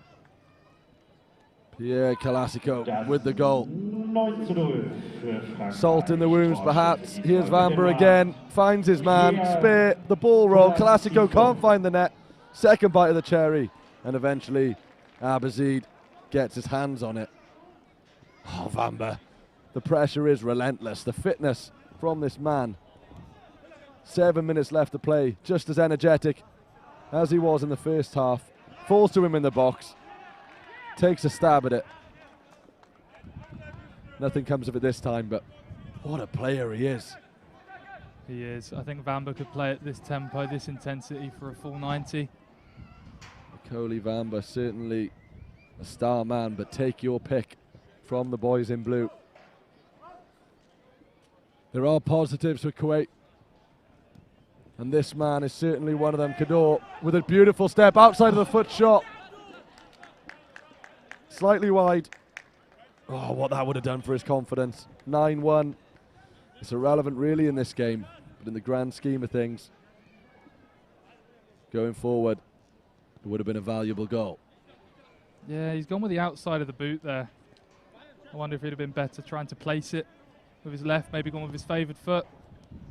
It was a real chance. Take something. Indeed. Almost winning it back there, Kador. As you say, plenty of energy.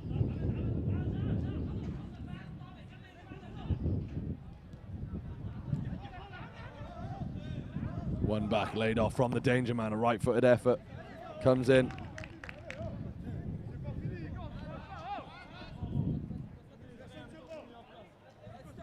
Again, though, they haven't let it dampen their spirits, the scoreline, too much. Keen to get play back underway. A little stamp on the foot there as Mohamed goes down.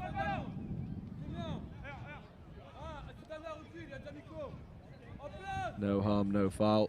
Certainly no danger of this one becoming aggressive. France the better team. One back once again by Manias. He's round the keeper. There's men in the box. And somehow he's managed to hit Musa.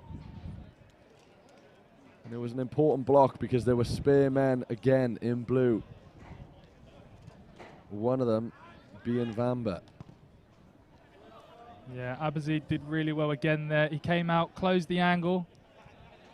Didn't get it on the first attempt, but he got back on his goal line and was there for the follow-up shot from France. Manias drills it in. Could it be more? It's a good save from the keeper, right on the edge of his box there. Abazid, as you say, 9-0. Not much he could do. Oh, and here is the pressure again. Abazid needs to get his clear. It's a missed kick. He's done well. Atones for the error. The team not helping him out at all there. The pressure was on, given to him in a dangerous area. France not letting up. It was laid off there by Classico. And if he just looked over his shoulder, he'd have seen that he was open.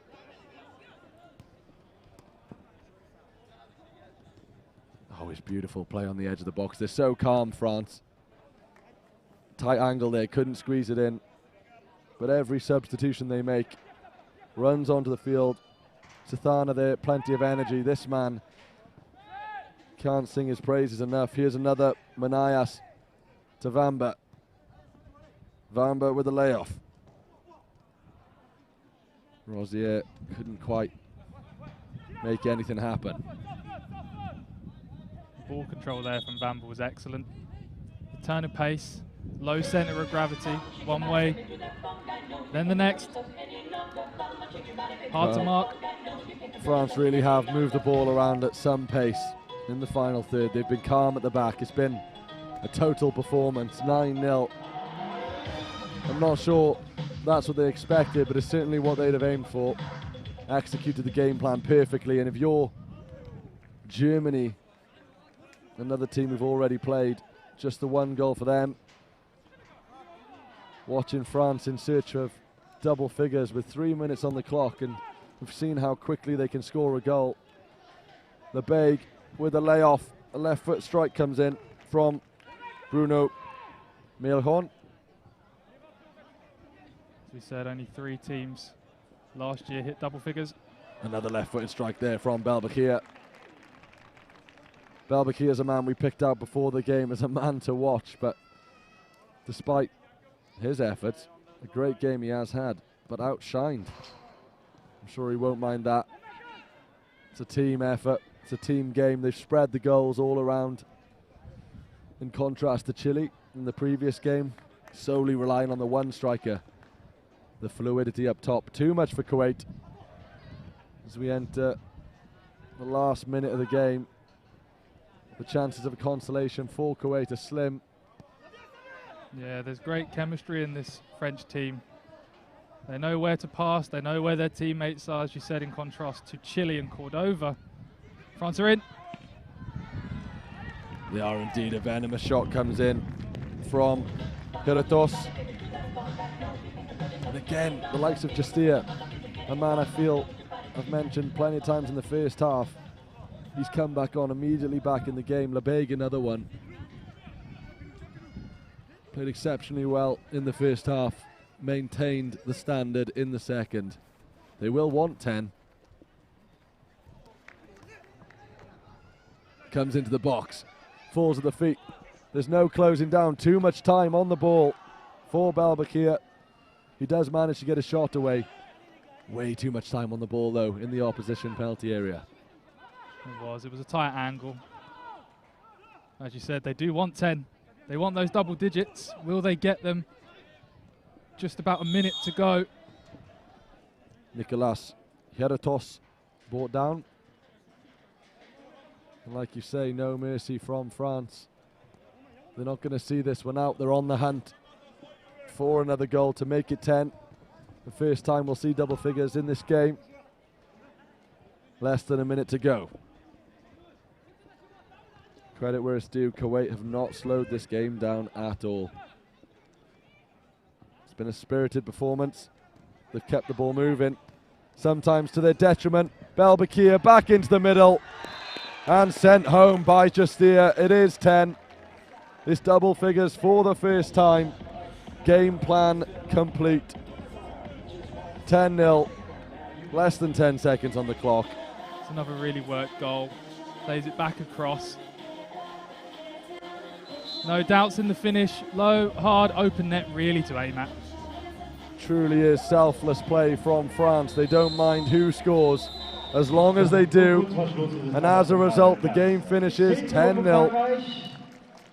A tough day at the office for Kuwait. There were some shining lights. Kador in attack and Abla at the back. But in contrast, France unplayable at times today. Yeah, there's certainly some positives to take away for Kuwait. I think Abazid had a fantastic game between the sticks against other opposition. You'd look to him to maybe keep Kuwait in tighter games, but this certainly wasn't a tight game. France hitting double figures, like we said last year, only 3 teams to do that, host Germany being one. I'm sure they'll have kept a close eye on this match. With their 1 goal, they'll be looking to score more in the tournament. But a fantastic showing from France. Certainly a team to watch in the tournament. Commiserations to Kuwait. There's more games for them to play. I'm sure they'll bounce back. Plenty of passion, plenty of desire. Great game. A very good game indeed. And if you're looking for a star man, take your pick. France have them in abundance. Vamba springs to mind, Justia, Rosier. So many of them played well, showing their appreciation to the crowd. 10-0. A real statement of intent to everybody else in the tournament. France are here. And it doesn't look like they're going anywhere soon. We'll be back for another game, as I say. It's chock-a-block with exciting games all day today.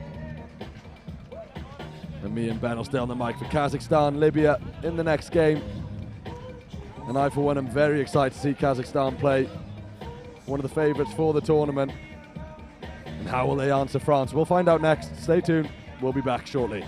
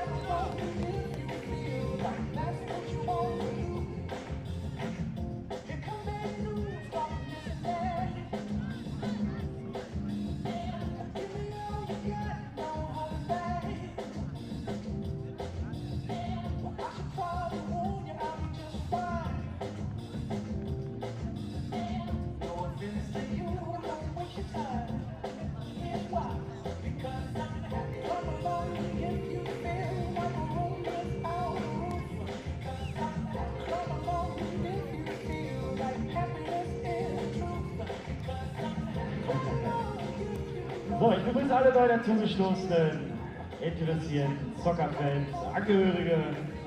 Herzlich willkommen hier auf dem Kennedy-Platz in Essen zum Soccer World Cup 2023.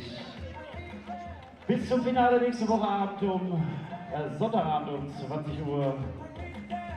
Jeden Tag Fußball-Extraklasse.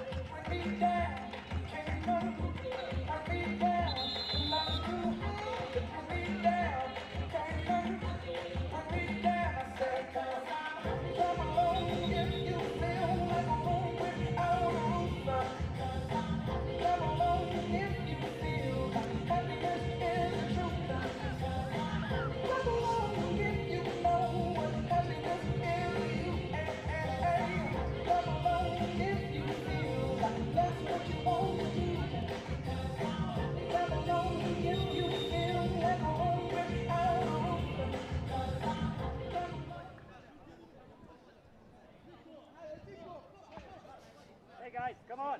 Hey. We start the procedure. Come on.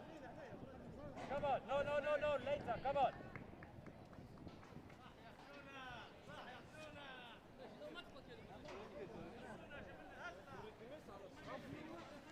Sorry, but we are late. Okay, just one minute. Okay, brother. لا تقعد احنا انذار مع بعض مع بعضنا توا حريق مباراه رياض يا اولاد بالله لكم قلب واحد واللي بيخش يهني الثاني ما تقدمش كنت ما تسكر هنا الثاني في الوسط الملعب بتاعي بيخش يهني بعدين هنا تشكيله واحد يجري دقيقة اللي مثلا أربعة يتنفسوا ولا زي ما قال فراس 35 مدافعية ما نقدمها هذه ندافع بالبلوك أفضل نلعب كونتر أتاك وزي ما قلت الأولاد يغيروا قلب واحد يا أولاد يلعب يمين واحد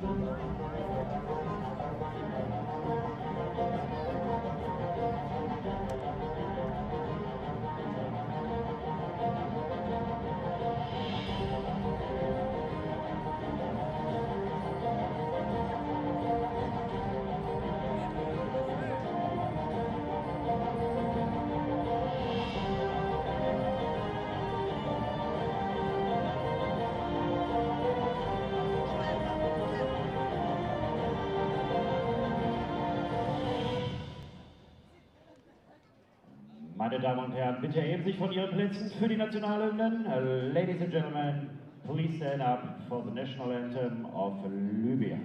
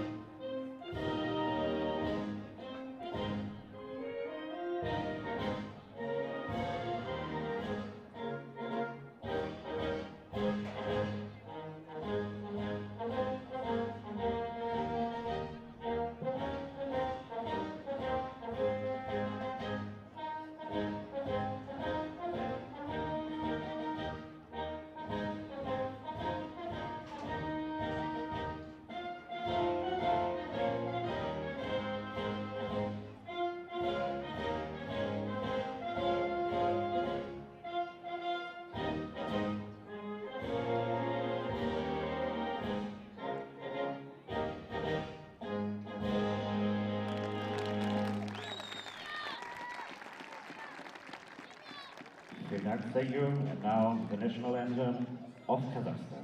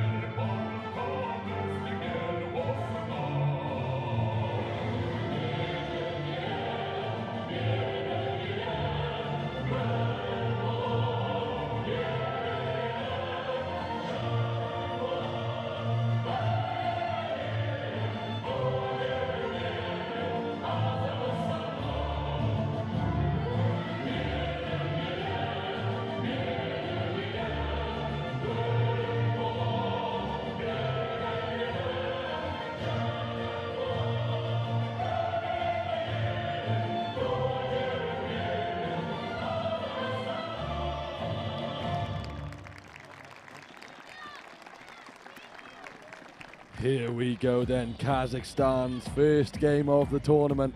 Finalists last year lost out to the infamous Brazil. It was 3-0 in the final. But we're in for a treat here. They're up against Libya, their first World Cup. The two sides, in fact, were due to play each other last year.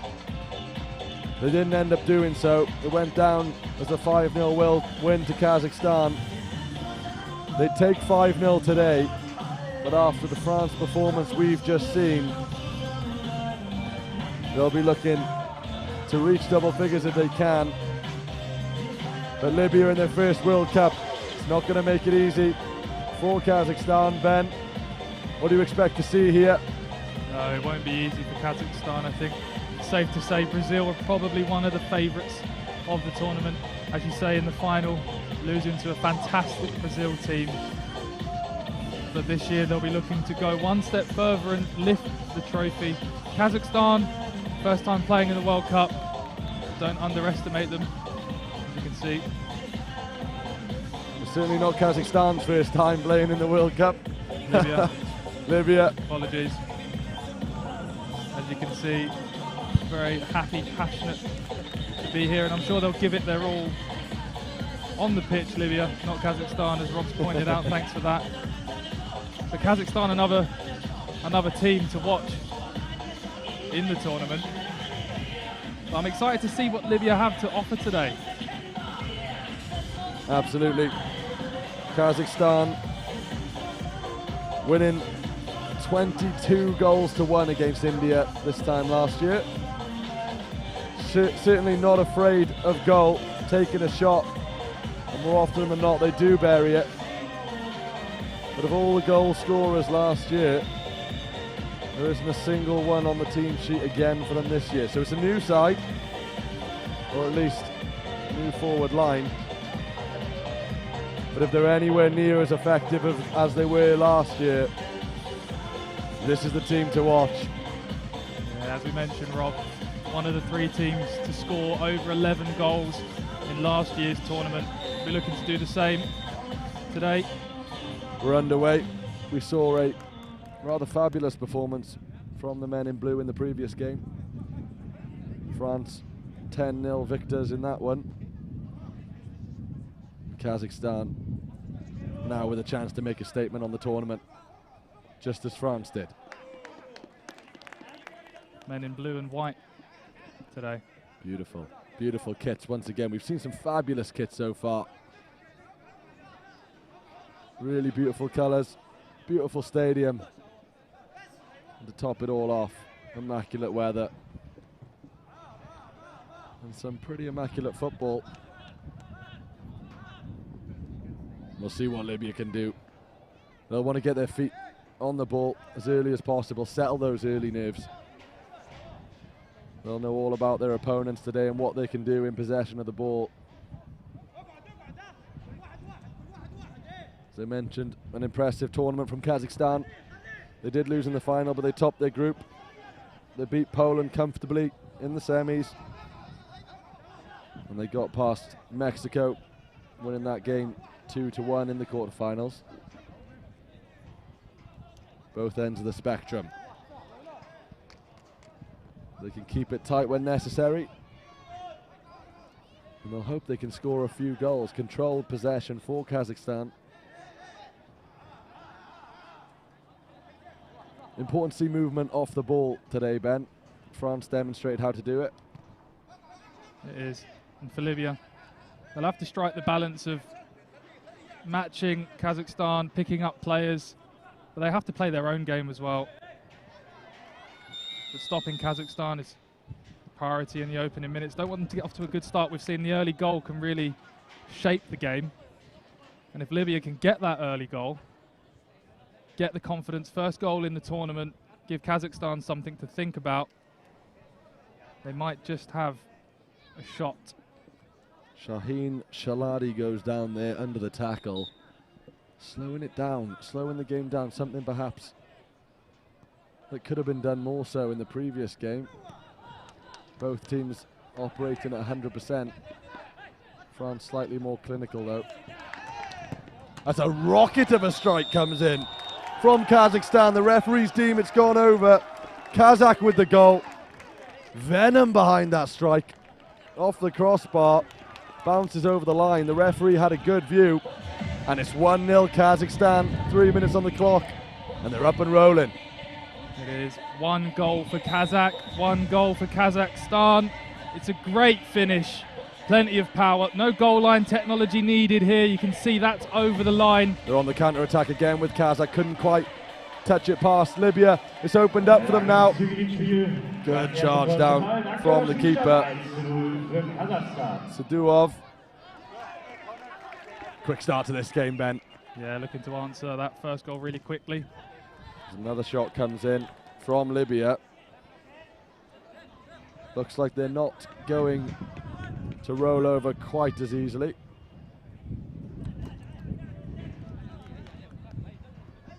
It's good to see from Libya not letting that first goal damper their spirits. Quick kick-off.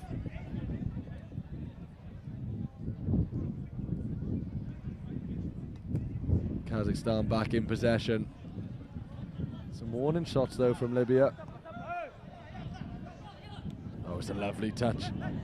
Just got away. And as I said, Libya might fancy slowing down the play. They immediately get things back underway. It's a nice layoff from Shaladi. But Kazakhstan win it back and it's good pressure. Possession, back and forth.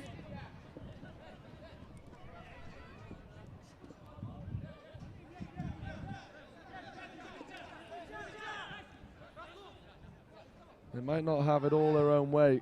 That early goal could come in clutch. Route 1 football. Keeper's done well there to keep it in.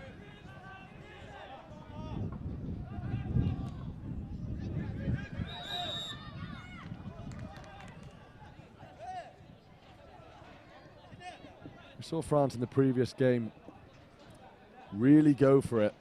They didn't stop at 1, 2, 3, 4. They managed to get all the way up to double figures. Some exceptional goals in there. You can watch that back if you did miss it on the Soccer Federation YouTube. But for now, we've got another game on our hands. Some great football to start the day. Kick things off at 9 a.m. This is the third game of the day.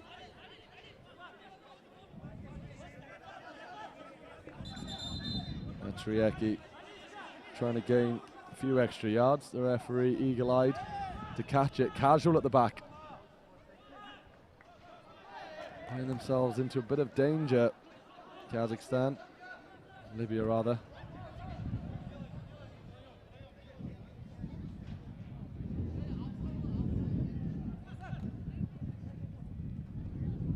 Spearman in the middle. Couldn't quite make anything of it. Few mistakes in the attacking third for Kazakhstan. Opening the door for Libya. Looking to slam that door shut though. Is Kazakhstan. They do so. It's a lovely finish from Olzaz. A great finish indeed from Olzaz. Picks up that ball on the left-hand side. As soon as he has a sight of goal, you know, there's no questions in his mind. He wants to get the shot away. And it's a great finish. Curled round the goalkeeper. Nice layoff to set up the goal. Right in the corner. Not too much the goalkeeper can do about that. Great start for Kazakhstan. Olzaz, Taibasarov with the goal. No mercy. Saw his chance and took it. 2-0, as you say. 7 minutes on the clock. Picking apart this Libya side, who can play football. Belras Ali setting this play alight. Moving forward now is Shaladi. Shaladi out wide, but a good tackle. Mirzabekov making sure nothing comes of it. Picks up the ball himself now. Brings it forward. Here's the goal scorer into the middle. A miss hit with the left foot. It looked a certain goal. Ali in the box. Miss kick. Oh, and he'll think about that one. What a chance that is. Fortunately for Kazakhstan, I think he'll get more. As we said, they want to put away as many as possible. Maybe get into those double digits. Oh. Ali Surabrat. As I say that, trouble here at the back for Kazakhstan. The goalkeeper not quite as comfortable as you'd like. They get it away to safety. Yeah. Vutov making sure for Kazakhstan. Maybe a slight hint of nervousness. Oh, they've picked their pockets. Uvutov wins it. Good recovery from Hayder to win it back. Looked like he was through there, the striker. Another big man up top. Did say they'd have chances, Kazakhstan. You did see Libya there getting forward, not too comfortable from the Kazakhstan goalkeeper. He's done well actually to not handball it outside the area as a corner kick routine. Rifled into the box from Karakulov.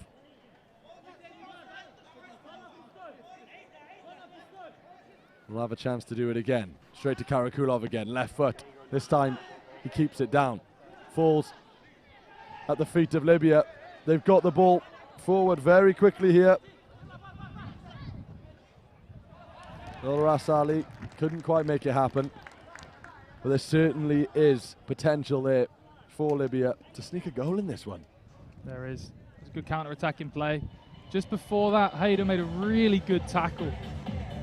Kazakhstan were through. To be fair, he did make the mistake to give the ball away, but he recovered well.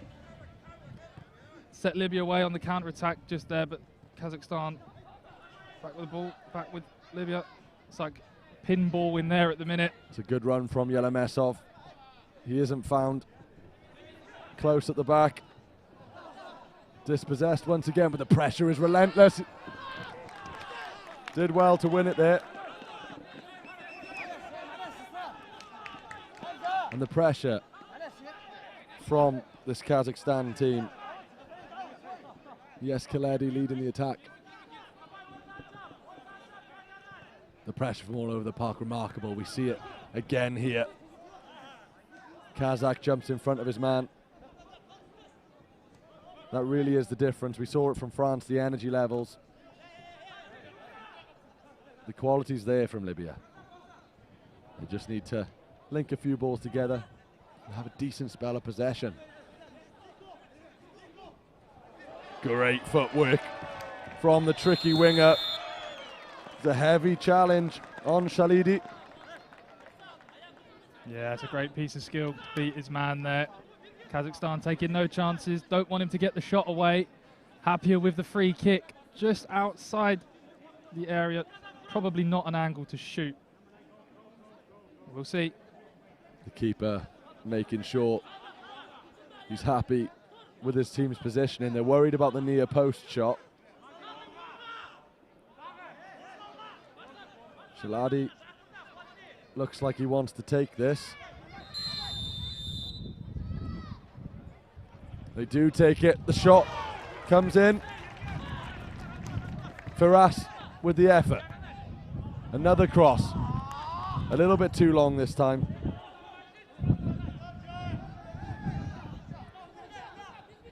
But again, danger signs from Libya.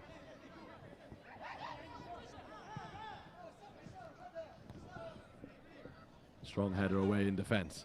The pressure again from Kazakhstan. Things need to calm down. Not too much structure to this game. Kazakhstan pretty keen on disrupting Libya's rhythm when they do try to get it going.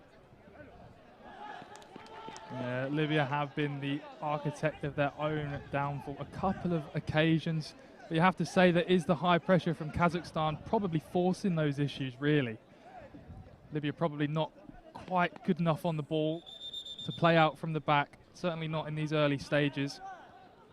As we mentioned, it is their first appearance at the Soccer World Cup. Bit of uncertainty on who was going to play today for Libya. Plenty of options, and I'm sure they had so many players keen to make an appearance at this event.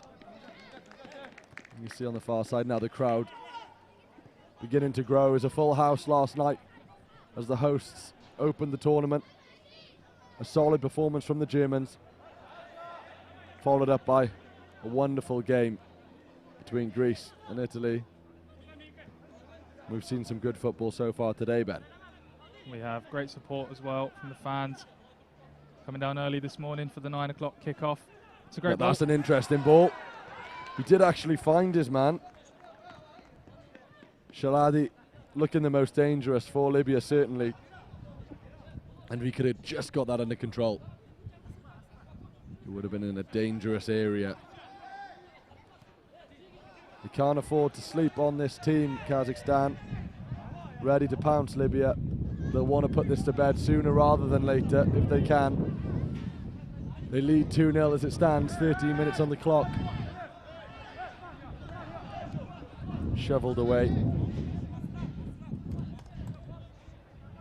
by Dalat.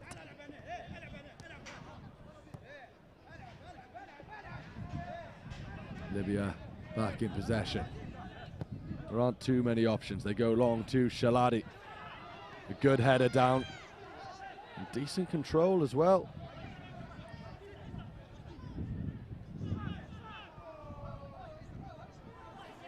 A little bit scrappy in the middle of the park, but Libya managed to ultimately come away with possession. Good footwork. Brilliant footwork from Firas to put his team on the attack. The shot does come in.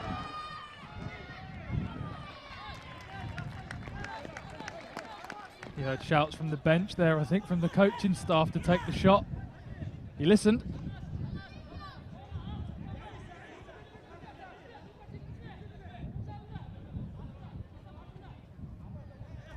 Corner ball, conservative approach. Sent out wide. Direct into the middle. It's good hold-up play from Shaladi. His name's popping up more and more now as Libya look to attack. 2-0 down, 15 minutes on the clock. They'd love to get a goal before half-time, but with passing from the back like that, they could find themselves 3 down. The shot is away. It's a good save from the keeper. Rather tame effort from Karakulov. Yeah, it's a good save. Malzitni. Good dive there. Shot was wide. Avatov with another wild effort. As I say, they'll want to get this game done and dusted as quick as possible.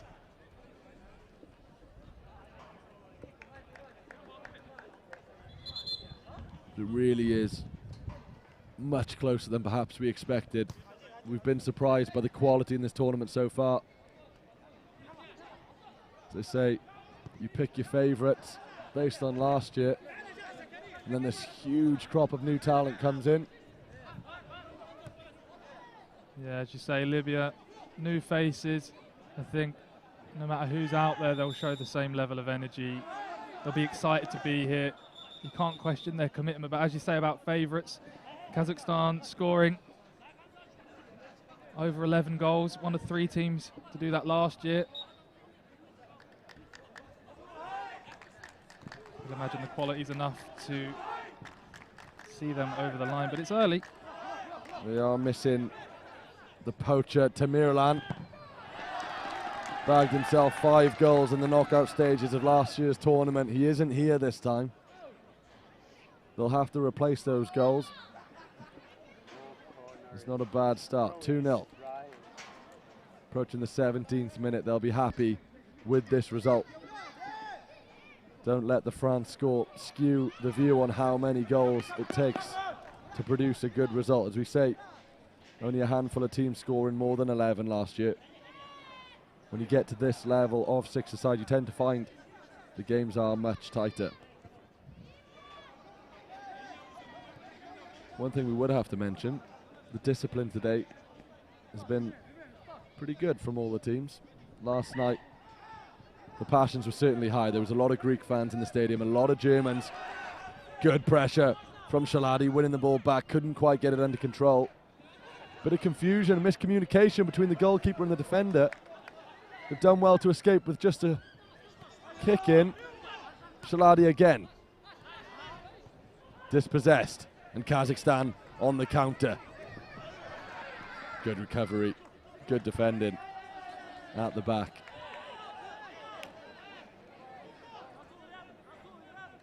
Sure, temper's not boiled over in the game so far, but last night they certainly did. A full stadium in the evening, opening night. All teams that played keen to make an impression. And that they did. 2 minutes left. We might see a little bit of urgency from Libya, but 2-0 down at half-time to one of the favourites to win the World Cup. I'm not sure there'll be too many complaints. And they've had their chances as well. For sure, they're still in this game. There's still plenty of time to go, as you say. 2-0. They can certainly come back. I think the next goal is crucial. The man wearing the number 16 certainly is the target, but they've got a bit of defending here, Libya, to do. A little bit casual, lovely ball roll to beat the oncoming attacker. It's good play from the men in black and white.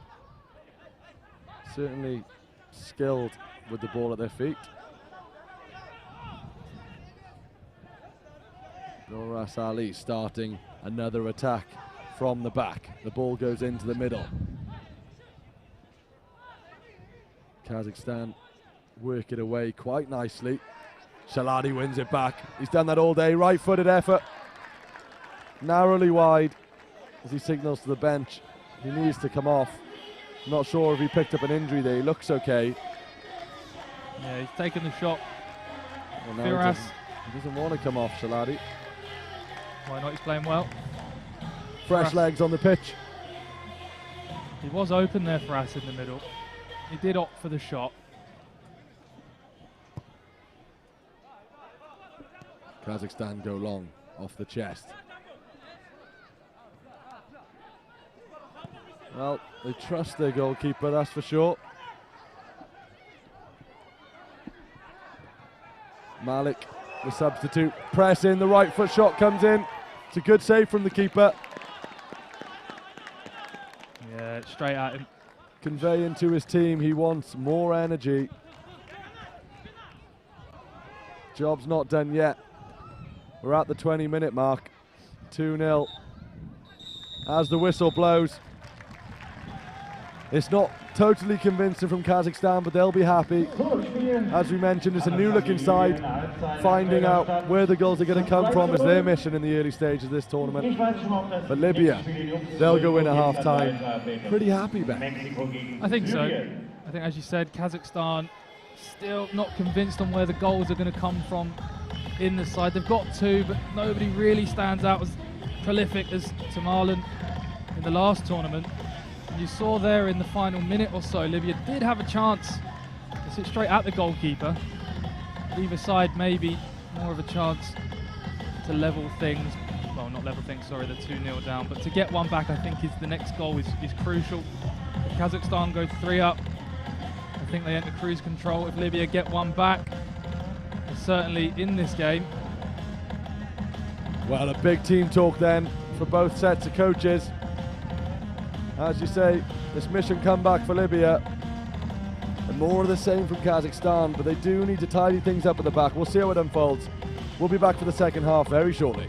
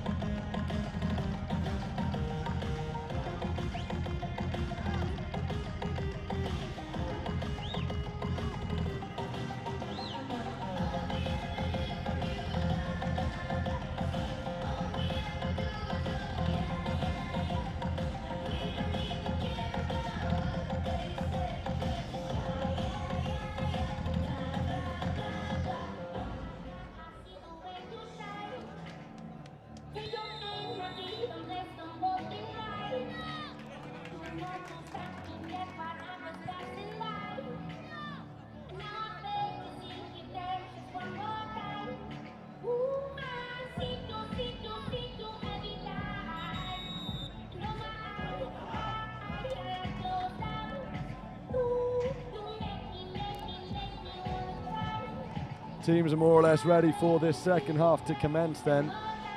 There certainly is a togetherness about this Libya side. Happy to work for each other, doing each other's running. Kazakhstan, not a convincing scoreline. They've certainly got quality and they're winning the game, and that's what matters. Yeah, and a great first goal off the underside of the bar and in. Beautiful. Great finish. Beautiful goal. More of the same.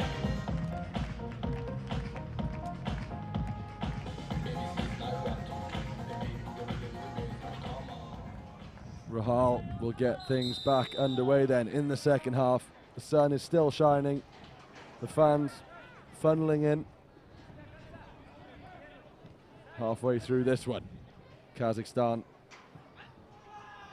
Broken possession. 2-on-1 now for Libya. Picks the right pass. Goes back into the middle. There it is. The perfect start. Firas bags the goal. You could not have asked for a better start than that. We said they needed the next goal. They've got it. Less than 30 seconds on the clock. That's a fantastic goal. We said before, something's happening in those half-time team talks. Yep, the coaches whisper words of magic. And it certainly worked for Libya. 2-1. It was a composed finish in the end. Unselfish. Play the ball back across. Kazakhstan back on the front foot.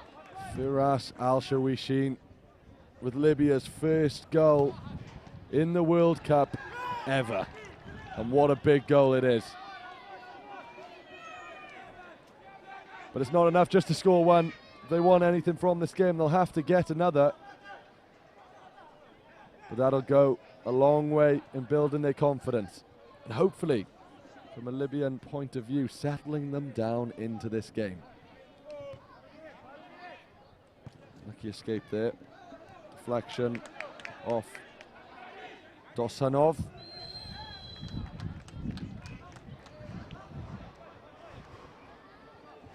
They won't be panicking yet, Kazakhstan, but it's not how they would have started the second half as they dreamt about this game last night. No, and no disrespect to Libya, but Kazakhstan will see this game as an opportunity to get people on the score sheet. It's proving hard at the minute. Oh, wow. A rocket of an effort from the set piece.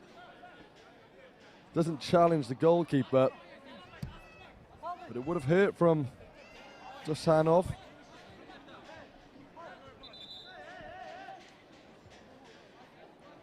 In fact, he's hit it so hard, I think we've lost the ball.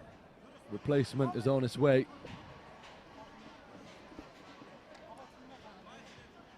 And there it is, nice touch from the referee as well. So Kazakhstan then need the ball back, They do. And here they are in a dangerous area. Slightly wide. Abay. Yelemesov outside of the foot shot, or rather opened his foot out a little bit too much, steered it wide. Had the power, not quite the accuracy. Remains 2-1. A good opening 3 minutes. We've seen today very much is a game of two halves. We saw Chile fall victim. Oh, and there's almost a mistake there in the middle of the park. They've almost gifted Kazakhstan the opportunity to extend their league. In fact, they did. And Kazakhstan couldn't quite take it. Yeah, as you said, I think it's important Kazakhstan get back on the ball. Libya have opened with most of the possession, but it's still early in the second half. They need to absorb this pressure. Some dangerous chances. It's an own goal. Oh, it's a severe miscommunication. There's not much the keeper, Nassim, could do about it. Tapped home by his own defender. And that's a difficult one to take. Let's have a look at this here. Is it an own goal or... No. The striker's got there. Yasimov, I believe, gets a toe. He's alive, he's alert in the box. Well, I take it back. It's a good finish from Kazakhstan, but that's not going to do much to comfort Libya. We fall back to being 2 behind. It's a strange goal. The defender was there. The keeper was slow. And the opportunity for the striker to jump in and tap it home was there. And Kazakhstan took it. Yeah, you would say it's an uphill battle from here. Kazakhstan were alive in the box, alert, switched on. The poacher's goal, you might say. Back in the driving seat, very much so now, Kazakhstan. It did look a strange one. But upon the replay, much more straightforward. A few players losing their footing on this turf. Bit too eager perhaps, because it is an immaculate playing surface here. As we mentioned, this stadium purpose built for the World Cup. Yeah, it is an immaculate venue. right in the city centre here in Essen. A few stray balls maybe on the streets outside the stadium after a few of the wayward shots we've seen this morning.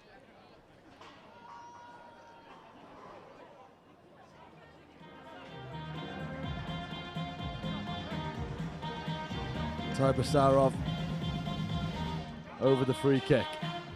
He's almost sat in the dugout with his run up to this one. It's a good few strides. A much softer shot than it's shaped up to be. Laid off to Yelan, whose left-footed effort doesn't worry the keeper too much. This'll worry him though. Referee's whistle saving Libya there. It's a good touch from the forward. Mentioned his name a few times, Shaladi, in the first half. Oh, accidental clearance with the header there. It's worked out quite well. Here come Libya, out wide. The right-footed shot comes in, and it's wide again. Shaladi, he is the main man for Libya. He's shown up, and he's so unlucky not to score there. Yeah, we saw some great feet from Shaladi just before he had that shot. He was slipped in through, and it was just wide. They'll have to convert the chances that they do get, Libya. You imagine they may be few and far between against this Kazakhstan side. You mentioned it earlier, Ben. Press at your own risk. Edge of the box shot comes in, right-footed. Not a bad effort from Tapasarov. Plenty of energy from him. Yeah, now Zalini was equal to him in the goal. Indeed he was. Kazakhstan have the corner nonetheless. In terms of set-piece routines, that one isn't too special. Bit of a miscommunication there. Had a mixed bag at the tournament, the set pieces, haven't we, Rob? Absolutely. Germans take the cake for me at the moment. Perfectly executed the reason they came away with a win in their first game. Brilliant pressing again from the midfielder Shaladi. All of their efforts really channeling through him. The problem is every time he gets into the box, you just can't back him to score yet. Shots have been slightly wayward. He's getting in the right positions.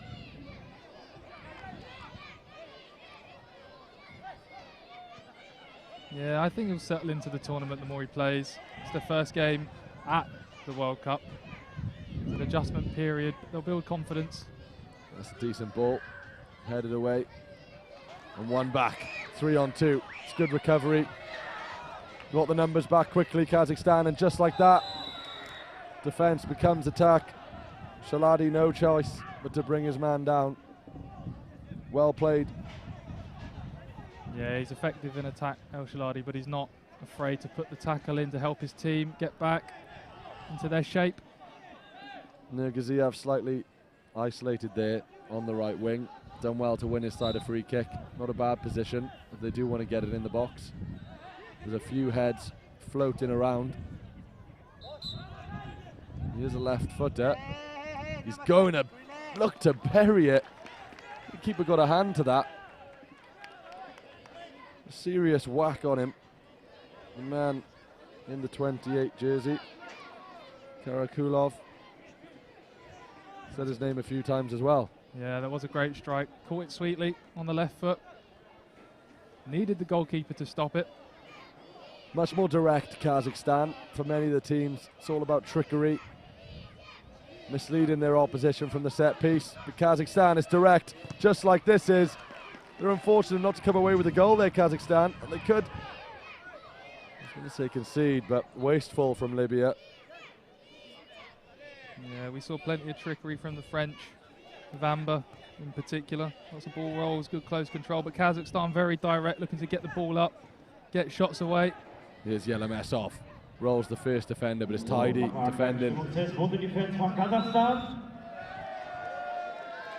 do lose possession though. Won the ball back initially very well for us, the goal scorer. We approach the 30-minute mark. It is Kazakhstan 3, Libya 1. Referees coming into the box just to have a word with the defenders. They've done exceptionally well to keep control of all the games today. That was a remit Peter Walter mentioned last night. That first game set the tone. It was an excellent performance from the officials. Long may it continue. Sure, they've done well to keep control of the game. Great to have Peter with us yesterday. Absolutely. And he'll be back later on. He'll join me for the England game as they face the USA. You can find the fixtures on the Soccer Federation website. And of course, watch along on the YouTube. Shaladi looking for the return ball there. Couldn't quite find it.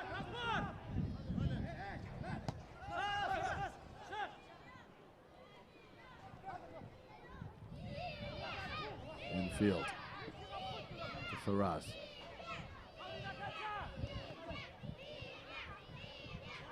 Nice 1-2 from Malik. Keeping the ball rolling. Shalad. Left foot finish. Not a bad effort. Keeper standing strong for Kazakhstan. A much better half from him. Good defending in the box as well. Torotayev. They've won it back in the final third. The left-footed shot comes in. Yelemesov slightly wasteful today. He'd have backed himself to bag a few. Hasn't quite got his shooting boots on. But as you say, it might be Libya's first game of the World Cup, but it is the first game of the tournament from Kazakhstan. Plenty of time to settle in. Yeah, and they do need to replace those goals that they've lost into Marlon not being at the tournament. Sure, there are plenty of chances, but they want to bury more the chances they have had in this game, certainly in the rest of the games in the group stage. Yelemesov making his way off the pitch. Put in once more just a moment ago. Couldn't find the back of the net. Can Libya now? They need a goal. 32 minutes on the clock. If they want to get anything from this game, they need to find the back of the net soon. Fatigue will start playing a part. Nice and strong at the back, Karakulov. Ozaz with a ball, right-footed strike, venomous. Again, the power behind these shots from all across the Kazakhstan team. Vicious strike, you wouldn't want to be in goal.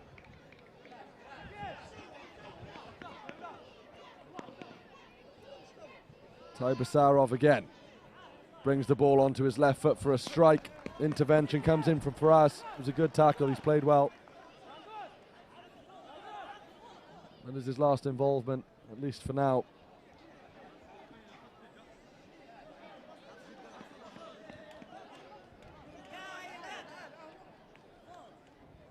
Just down by the corner flag, shaping up for another stinger of a shot. Doesn't come in. Oh, just like that, possession changes. A tackle that needed to be made there.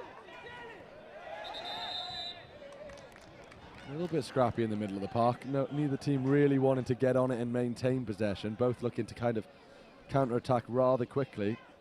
Yeah, it was a bit of a heavy touch from El Shaladi on the counter-attack there, which gave Kazakhstan the ball back. And in a flash, they're on you. I've said it all along, committing men forward is a dangerous game in this tournament. It's certainly been the case. Oh, we've seen our fair share of big forwards as a mistake comes in from the goalkeeper. It's good covering, defending. And if they can turn this into a goal, what a turnaround that would be. It's good footwork. Bit of luck. Almost a mistake slipping in there. As I was saying, we've seen our fair share of big centre forwards in this tournament so far. But the Kazakhstan man wearing number 28 is one of the biggest. Karakulov. And when he shapes up for a shot, you can almost feel the defenders wince because they know what's coming. Shaladi into the middle, outside of the foot, shot, creeps past the post. Keeper wasn't sure. They've had the chances, Libya. They have. I hope to do better with that. Outside of the boot again. Just past the post. 5 minutes remain. Not quite the statement that France made, but they'll be happy. A win is a win, and they've played well. And on their debut, Libya have shown they're not here to make up the numbers. You've got to remember, Kazakhstan are one of the favourites for this tournament. We mentioned it earlier. Topped the group, lost only in the final to Brazil. And there's a new-looking team. That's a beautiful ball, and a nice connection as well. Al-Tariki is the man who brings it down. It's a great touch from Al-Tariki. Took it out of the air beautifully. I thought he might have taken it first time. Not too many options to the finish. Similarly, in this situation, comes to the edge of the box. Karakulov was marauding forward, and he's hounding the ball down now. Pretty mobile for the biggest man on the pitch. Shaladi, good footwork. Lays it to the edge of the box. It's a left-footed shot saved by the keeper. How have they not got another goal in this game? The final shot comes in from Birasali over the post. Yeah, that's an incredible save with his left boot. Wonderful save. You just got to ask the question, how have they not scored more than one, Libya? Kazakhstan have had the fair share. They're good value for the win. Make no mistake, but Libya can be very proud of this performance, and a lot of positive signs going forward. Couldn't quite bring it down there. Kazakh. He's got a goal to his name, captain in the side this year. A proud moment, I'm sure. And to sign off the first game with a goal to your name and hopefully bring home all the points. Well, it's a perfect start. Still 3 minutes to go. Shaladi. Blocked off, nowhere to go. Nowhere to go but backwards for Libya. Not the direction they want to be going. Baras Ali.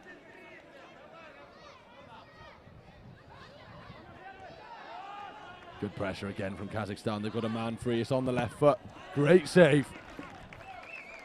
Kazakh again with the strike. The keeper was equal to it. It's a good game from Nassim. He'll be happy with his performance.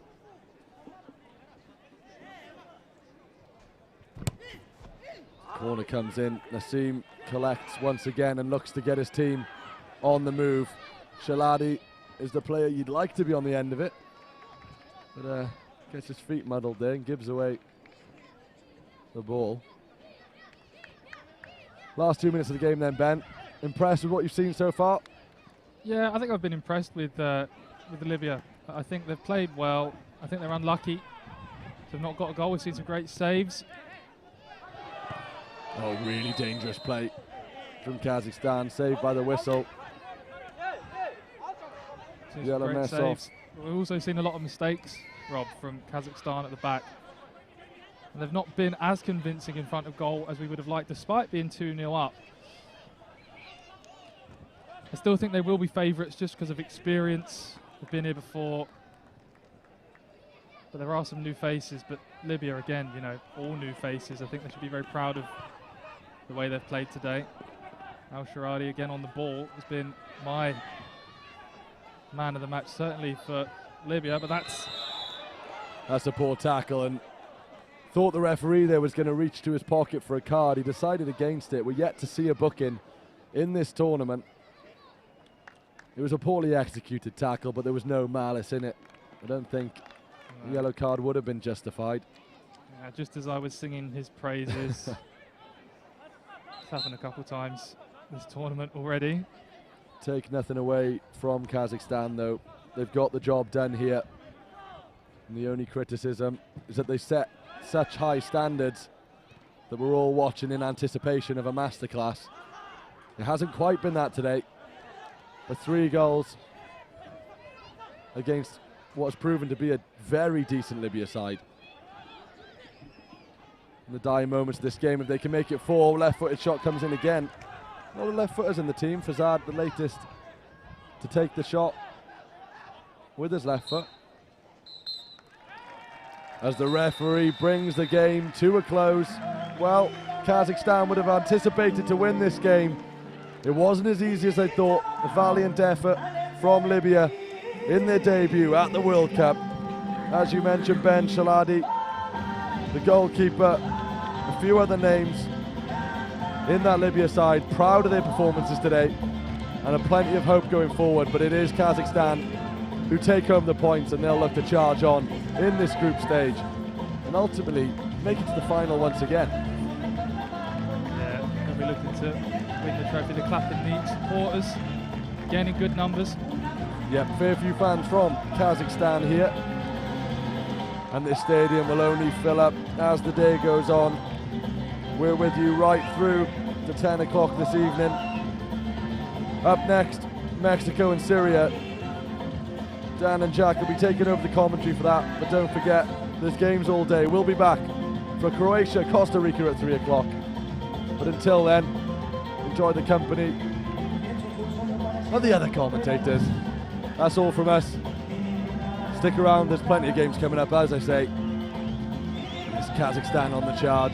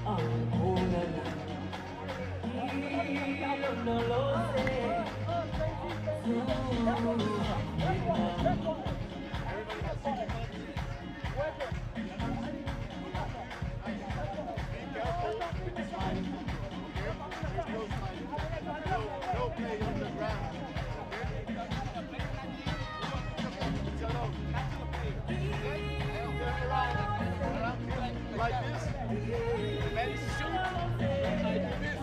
But when you go here, it's not the case. As when we are in the ground, you don't see it. You don't see nothing. You don't see this. Like this? No. If you do this, it's not allowed. Okay? Don't touch the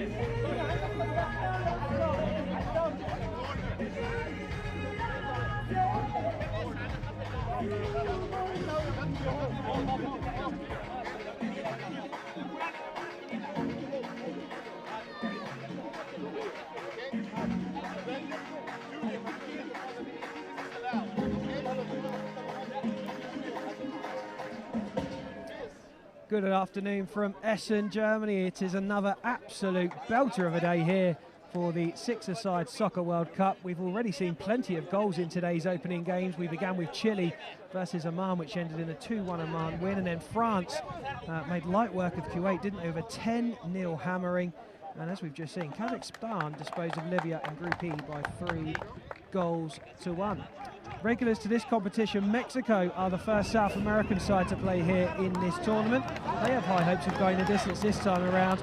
Gerardo Meza and skipper Antonio Lopez will need to be at their best to make that happen. Bahrain was set to be Mexico's first opposition in this tournament, but a late dropout means that Syria have stepped up to the plate. Little known about them at the moment. We'll be keeping a very close eye on them over the couple of games. And alongside me, making his commentary debut, is Jack Cleary. Jack, welcome aboard, mate. We've got to watch the opening games last night. I'm going to get your thoughts in a moment, your first impressions. But just for a moment, we're going to go quiet because shortly we'll be listening to the national anthems of Mexico and Syria.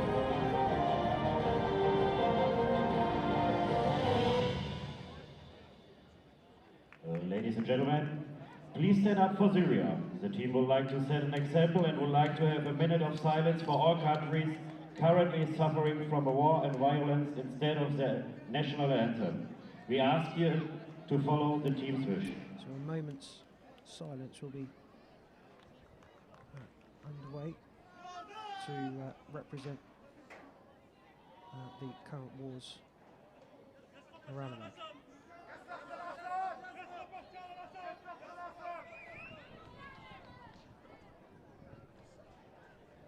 Thank you very much. So that was novel, Jack. A first minute's silence instead of the national anthem. So Jack, welcome aboard. Your first ever gig, mate. What's your first impressions of Essen, of the stadium, of the tournament, the opening nights? Yeah, hi Dan. It's a very exciting experience, making my commentary debut at such a thrilling and prestigious tournament today. And we have actually now got underway with national anthems. We were just told we weren't going to have them, but we were, so we will go quiet for their national anthems.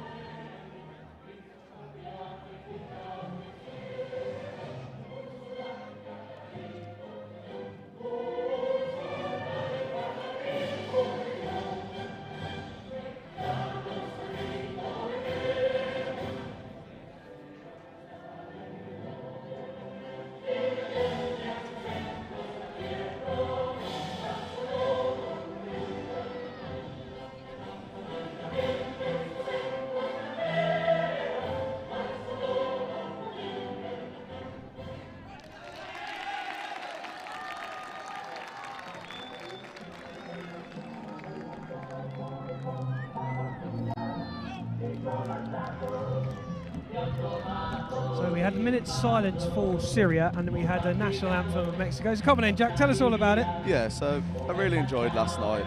Thought the Essen crowd here in Germany had a big part to play in their victory over Cyprus. It was a tough game. Cyprus really put them to the test. It was a really tough game for the opener. Germany pulled through, and then we've got a big Greek following over here as well, which helped Greece get a 4-1 victory over Italy, which was brilliant football. We saw a goal by the goalkeeper. And yeah, I'm looking forward to seeing what Mexico and Syria have. I've been having a little look at the training ground of Mexico, having a little look at before the game. We've got a really exciting captain, number 10, Lopez. He's absolutely electric. He was flying through the training, the real buzz around him. And Syria, they've got a few decent little players, but I can't see anything past the Mexico thrashing today. Yeah, it's going to be tough for Syria, isn't it, I think. Obviously, as we said earlier, we don't know very much about them. They came in really late notice, so they've had to step in almost. So it's going to be an interesting one for them. I just want to go look back to that crowd, actually, Jack. The Greeks last night, they blew me away. Unbelievable. They were on the pitch at the end of the game.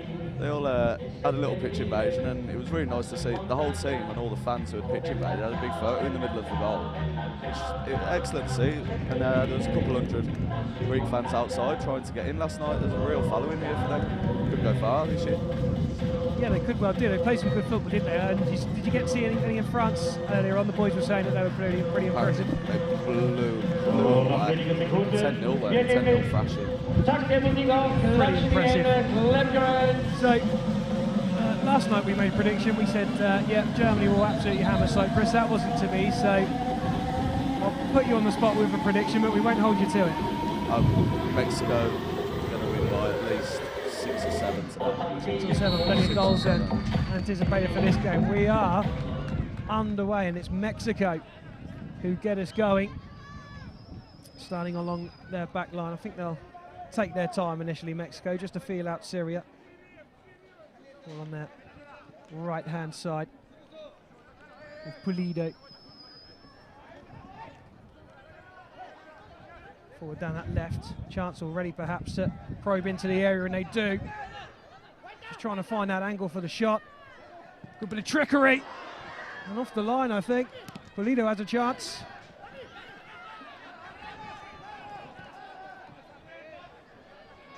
So Senya goes back. That's like the first free kick it is. Free kick for you, Jack? Yeah, it's painting the picture of the game, really, isn't it? They've dominated the ball early doors. They know that it is going to be a harsh thrashing today. Antonio Lopez with that fantastic head of hair. It's going to be an easy one to spot today. It's questionable, isn't it? It's questionable. Free kick then, and we have seen goals from free kicks already in this tournament. Germany actually got theirs from a set piece to open things up last night. There's one in the game after. Chenya's shot cannons into the wall, and Syria might have their first attack, and it's well defended. And a late challenge on the keeper, that one. Don't think Luis Luna would have been particularly impressed with Mo Quader's challenge there. I think that's the tone of the game, isn't it? They're going to try and defend, maybe get the odd counter attack through Syria. Mexico have got a man right up on the goal line. That was a poor pass through from Lopez. But an interesting tactic. It's the first time I've seen that. Lionel Tapia was literally on the goal line, just harassing the keeper. There was good trickery, and again Syria a little bit late to it. Mexico already, Jack, just look a little bit quicker and showing a bit more quality perhaps. Yeah, you can just see it's just going to be total domination from Mexico. Time and space in the middle, chance for 1-0, there it is! Well, it hasn't taken Mexico long, and inside the 3rd minute, it's the little guys from South America who have got that lead, and you saw the writing on the wall right from the kickoff, Jack. It was bound to happen, weren't it? I'm surprised it actually took this long for them to get the lead, but they're a brilliant side, Mexico. You can football they're playing so far. Syria's side are a weak side, but it takes a lot to be able to pass the ball around the way they do. Oh, it was very nervous from the restart from Syria as well, wasn't it? And you're right, Mexico have got pedigree. They were knocked out last year by Kazakhstan in the quarterfinals, who went on to beat runners-up in that tournament. Referee just a little bit too hasty with the whistle there, Jack, perhaps. Lovely little finish as well with the back heel. 2 green shirts over it. Referee's very thorough with the pacing. Syrian still trying to steal a couple of yards, but the referee wasn't allowing that. What we're going to see then, cross or a strike. Lopez runs over it. Didn't really work out for them, but they will have another bite of the cherry. Deflection on the way through, and it was going to be tough for the keeper, but he did well in the end. Set pieces, isn't it? Set pieces are amazing in this competition. We work on them constantly. Yeah, you can win or lose on a set piece in some of these games, I think. I don't think this one will be quite that tight, but there will certainly be some where that could be the difference. I think will be, as I say, in some, as we move later into the proceedings of this World Cup here in Essen. Nice and easy from Mexico. They haven't really got out of first gear, have they, just yet? Lido's ball through. He's cleared away. That was by Mo Al Mohammed. Towards the edge of the area, good spin, but defended well, and then pour inside the area from Syria, and Mexico were able to capitalise. And you can't do that there, Jack. No, not when Villalba's about as well. It's poor defensively, but they're going to start having a go at each other. I think they need to just... Well, they've got to get themselves together, haven't they? Yeah. They need to just dig in deep now, show some metal. Things like that are not going to help. And that is bread and butter. And Syria, very, very early in this game, are capitulating. We've only had 5 minutes. Could we be seeing another 29-0? We could well be. Syria look defeated already, just their body language.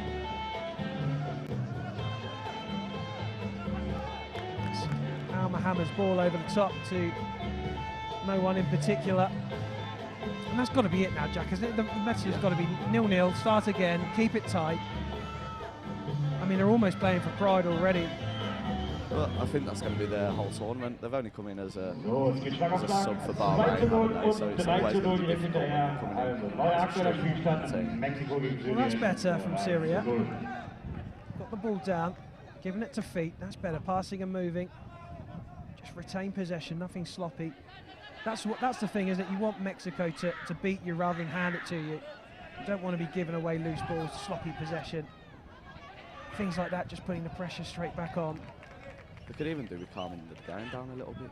Yeah. Putting your foot on the ball and getting a bit of passing going around the back, just so that Mexico's momentum kind of kills a little bit, just to save the embarrassment. Well, Mexico now are taking their time, and they don't really need to bust a gut, do they? They can preserve some energy. They know that they've got hot days to come. Latter games, latter rounds. There could be another opening. There's a slide challenge, which will bring the free kick, and it almost looked to me as though Haraki didn't realise he couldn't slide, so that possibly shows you just how late in this tournament Syria have come in. It's a learning curve, isn't it? Subs already as well, giving Lopez a rest. No need to waste such a good player. You know, Syria do actually have a larger squad should they want to utilise it. Mexico working off the training ground free kicks again. Strike was comfortably wide. Syria down the right hand side now. That will be a Mexican ball.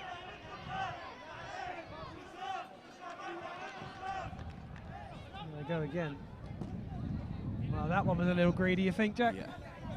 That's how it's going to be now, isn't it? Everyone's going to try and get on the score sheet. Well, I mean, why not?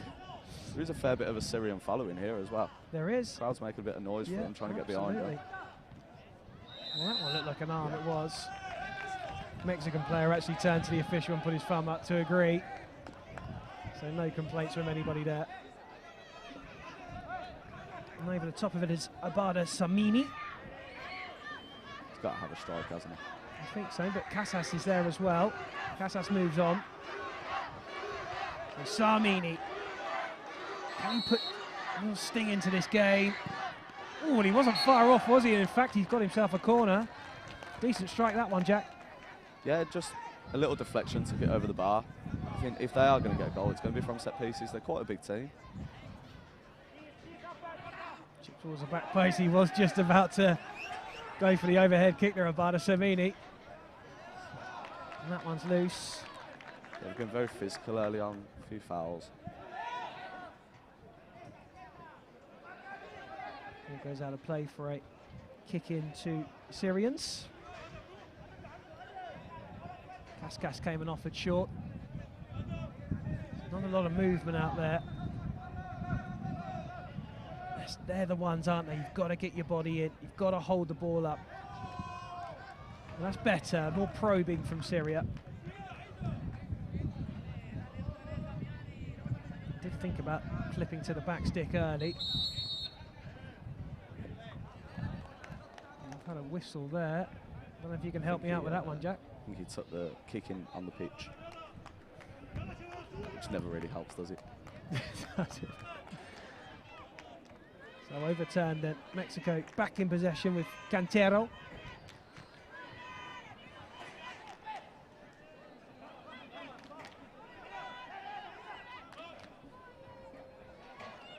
Guerra. Back again in Mexico. Almost taking the sting out of the game for the Syrians, but as I say, they don't need to overexert, do they?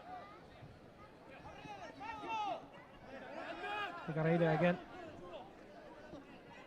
And Hernandez went to play it out to Figueiredo, who's being substituted, but it's left a massive gap and a chance for the sub to come straight on and score. That would have been some story for him, wouldn't it?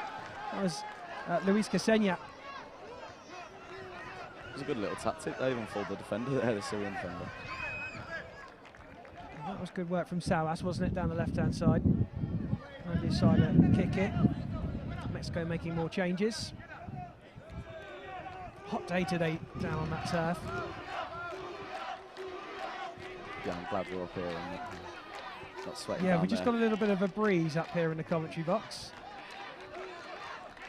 Good feet, but well defended by the Mexicans.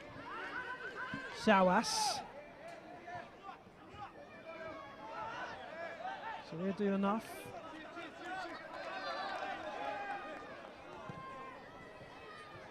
Forward from Al Hussein, but Mexico back in possession, and there's an opening here again. How has that not gone in? It was a toe poke that was going wide initially from the foot of Hernandez. And it was met at the back post. Somehow it stayed out. It remains 3-0. And I guess if you're looking for positives for Syria, they haven't conceded in a while. Yep. They have got up the other end. I think it's been about 6-7 minutes now. They do look a bit more assured. Well, one goal could do them the world of good, couldn't it? Yeah. Oh, well, that would have been special. Not how you're going to get the goal, though, is No, unfortunately, the shot's gone over the stand and probably made its way somewhere near Holland at this point. From down the Essen High Street. Yeah, absolutely, from Mo Mustafa, who had the shot. But it was a really well-worked move, a lovely chest down, and Mustafa just couldn't get his knee over the ball.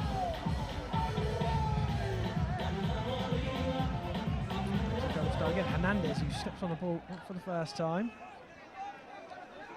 He's looked a little unassured on the ball. Mexico up the field again. Another beautiful move, and they just can't find the target. Mexico, who were so clinical in the first few minutes, have squandered quite a lot of chances, haven't they, recently? Took the foot off the gas in front of goal, haven't they? A little bit of a lack of composure. Keeper made a good save when the sub came on. It's just where Syria need to get right in front of the man, get the ball down, bring some other players in. Speaking of, you want that bloke on the ball, don't you? That's Antonio Lopez.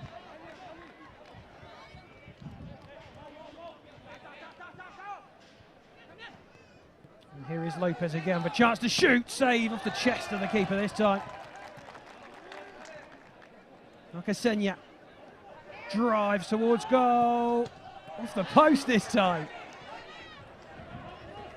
Like pinball in the Syrian box there, down there. There is Brian Hernandez. Goes again, drifts towards a back post, lovely touchdown. Good footwork inside the box, keeper saves. Big fan of Ochoa. Played really well today, he got the goal. Lively, isn't he? He's got Footwork really up good front. feet.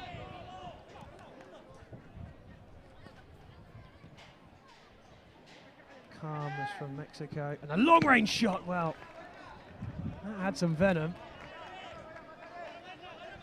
Came fizzing off the advertisement boards.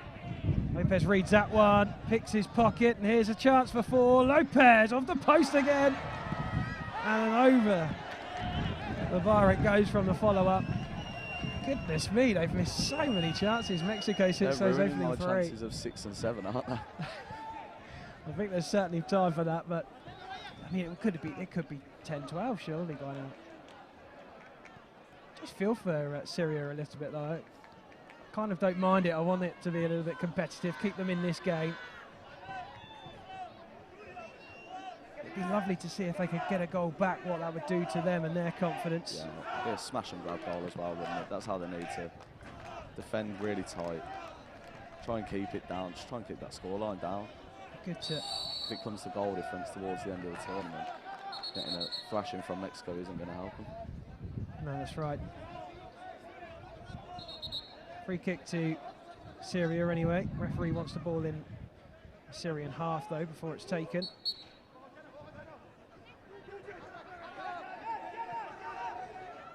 Mustafa's free kick to Kaskas, and now down the right hand side, and there was that little snapshot on the angle. It wasn't on target, but it wasn't far off, but I think the keeper probably did have it covered. And Mexico go quick with one ball down the line and then a beautiful spun volley and a really good save. Yeah, Syrian keeper put himself in glory there. It's an excellent save. I'm sure he'll look back on the highlights of that one, but meanwhile there's a corner, and this time Mexico do find numero 4, and it's Jose Pulido. Well, it's definitely been coming. Yeah, in the last 7 or 8 minutes. They've been probing, haven't they? Lovely finish as well. But then again, the Syrian defenders didn't pick him up. Yeah, switched off, didn't they? 4-0 then. 16 minutes into this game. 20-minute halves, of course. Oh, what a touch that is. That looked like that was going out for all the world. Pulido. Meine Damen und Herren, Mexiko hält auf 4:0. Nice little dummy there to find himself a yard of space. 3 green shirts in that box.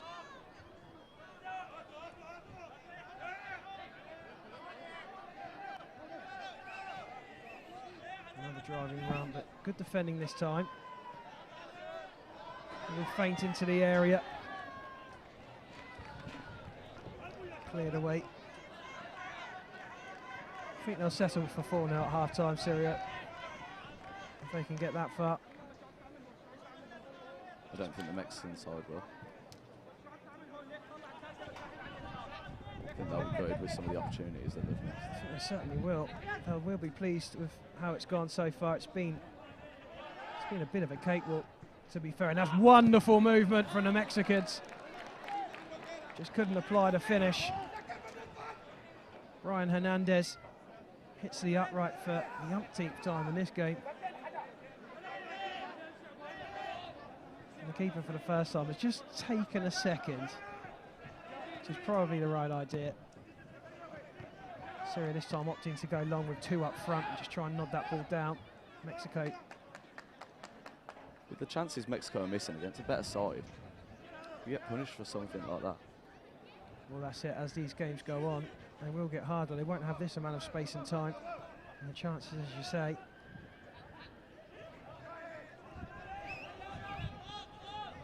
Did have to make the keeper work for a moment there, though.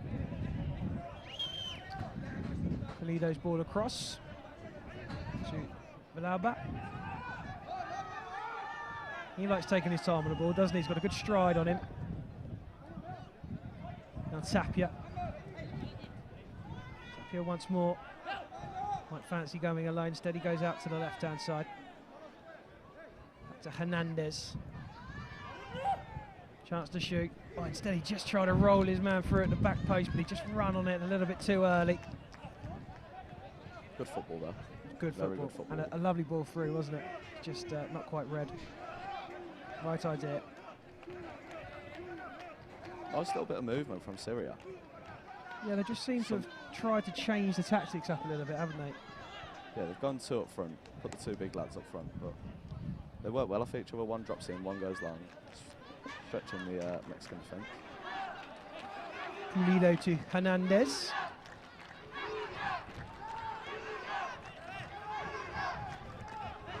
Skill on the touchline, well defended.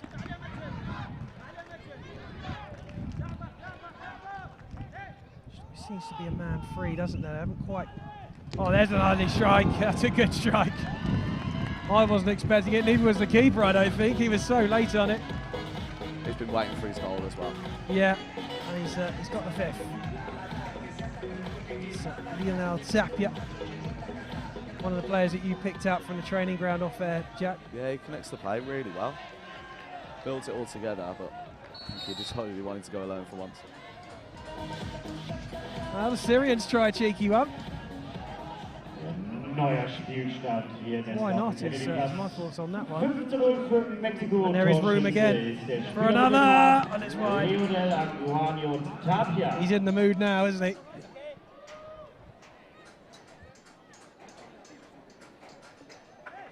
Just approaching that half-time whistle. I think the Syrians will be happy to come off and have a drink, regroup. And there is that whistle. Well, it's been pretty much one-way traffic in that first half, Jack. Mexico deserved leaders at half-time. Yeah, I'm surprised it isn't more than 5.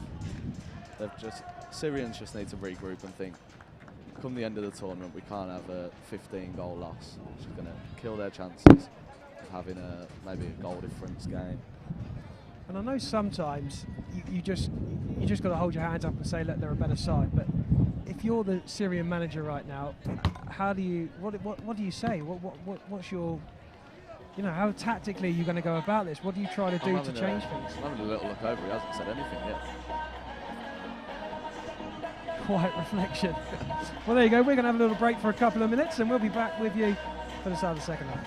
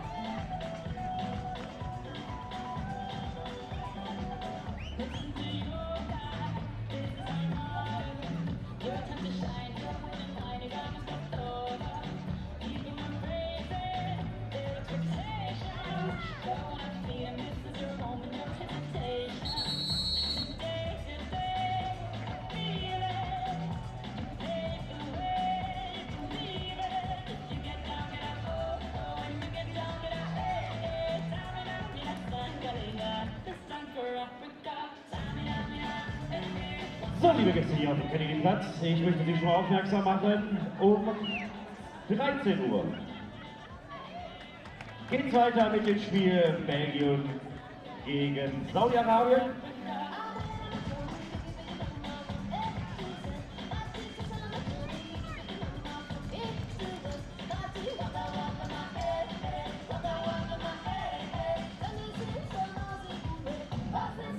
Mexiko bestreitet das nächste Spiel am Montag um 19 Uhr gegen Kroatien.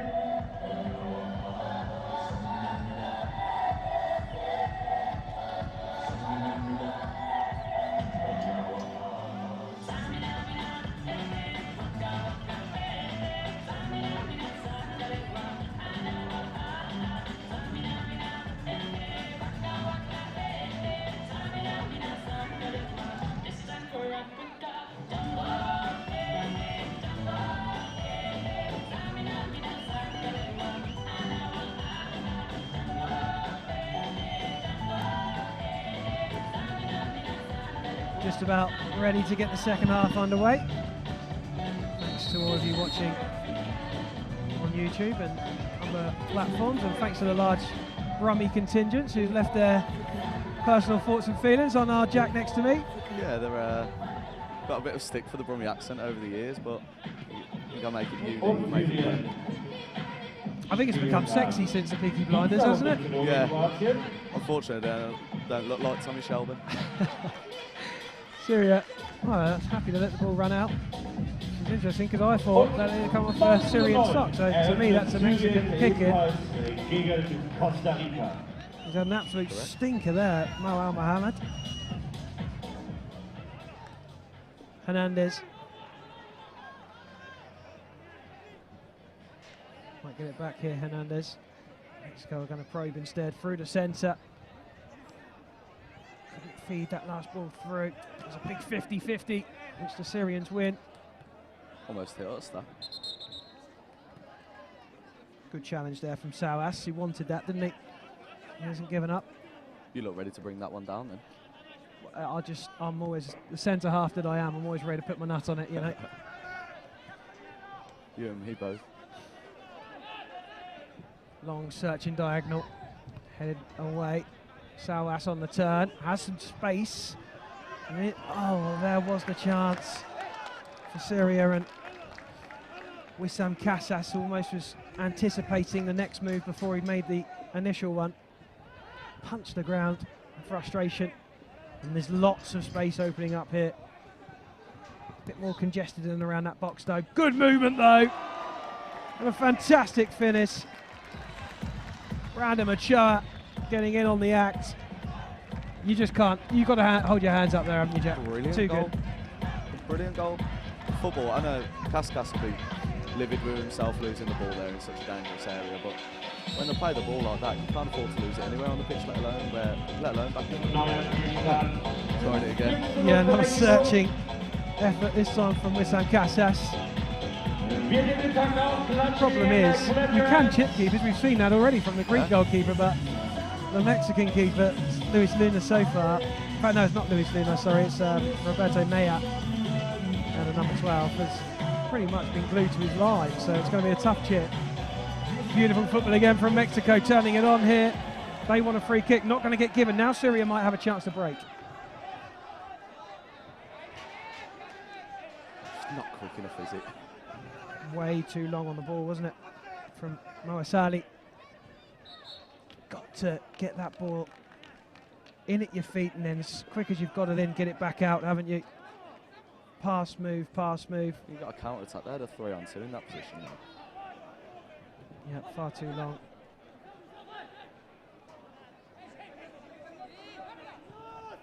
Lopez with space in the middle.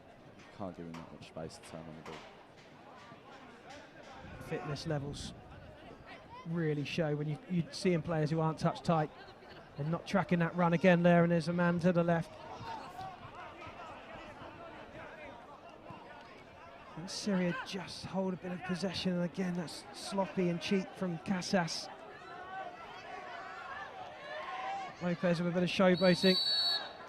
And being no South American, won't wait too long for a hanging foot to take the tumble.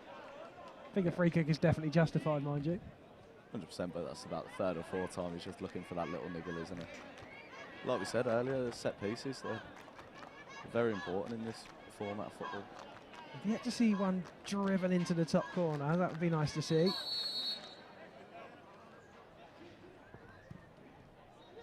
More often than not, you see that.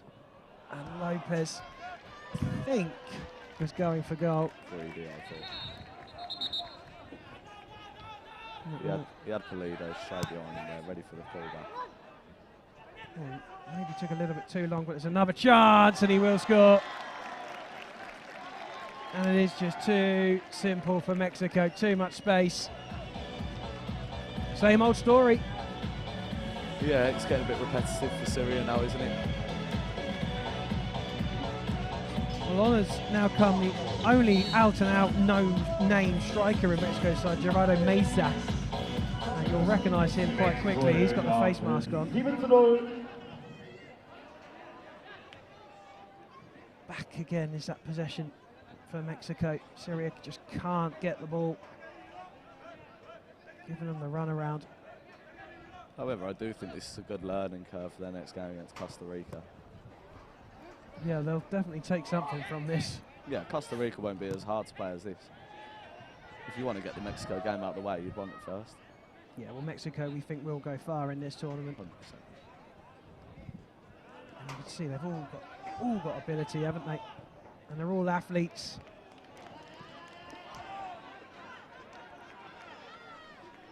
Syria back underway. And again, just can't get a break, can they? No sooner have they got the ball, they've lost it again. Mexico picking pockets.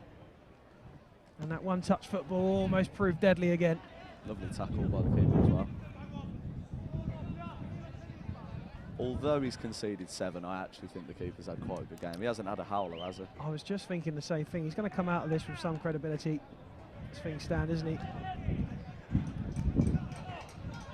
Who's going to be the man to unlock anything on this Syrian side, though?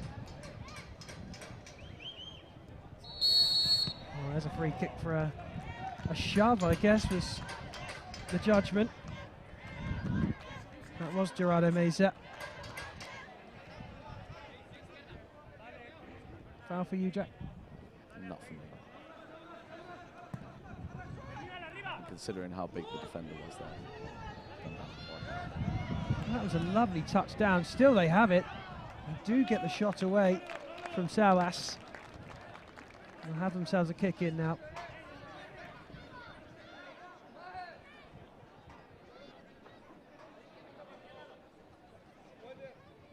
Well, that was decent. Quick breakaway though, 2-on-2. Yeah, well, this is where they struggle, Syria, because they just don't really get back quick enough, do they? Just trying to free up some space. Done well to get back in a shape. They're happy to start again, aren't they, Mexico? Very patient. And that's probably the first time I've seen a miscontrol from Mexico in this entire game. It wasn't easy from Higuerita, but I feel he probably used his wrong foot to try and control it, made things difficult. They look done, don't they, Syria? Yeah. Harakis just put that one out of play and it's looked tired. Strike at the near post. Keeper had it covered though.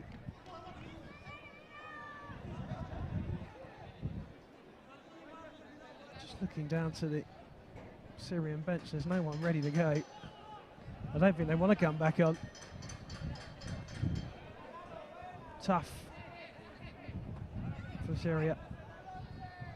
Mexico impressive.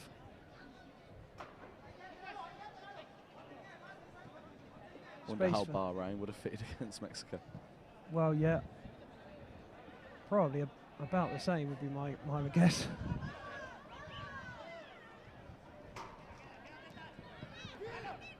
Good football again from Mexico. Higuerita has it now. And there's Palauba's just got that kind of flicky touch on the ball, hasn't he? Just always got his studs over the top of the ball. Lovely little time. Here he is again. Might have a chance to shoot him. Sturdy goes across the face. And Eduardo Hernandez taps in at the back post. And it's another blow that Mexico have landed. I'm going to have to start having a look at who hasn't scored yet. Well, we're almost run out, I'd imagine. I might have to get the manager on. Sergio Lopez Llamas, the manager. Might well fancy it.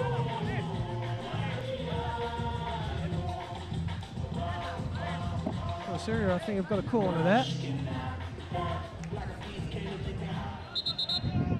Can they make this count? Really would love to see Syria score a goal. I think the crowd would as well. They're still chanting for the Syrians. Mexico breaking away quickly. They have done really well to get back, in fairness. It was Samini who did. And they have, in the end, given Meza a bit of a torrid time there. Still in possession, though. They've done well. Well, Meza's done well enough, apparently. He's got himself a free kick.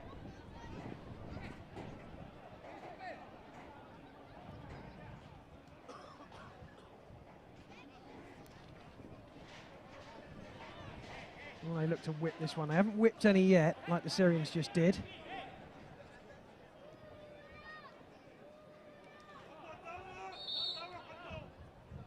They are all inside that box at the moment. They did try and go on the deck. Too congested.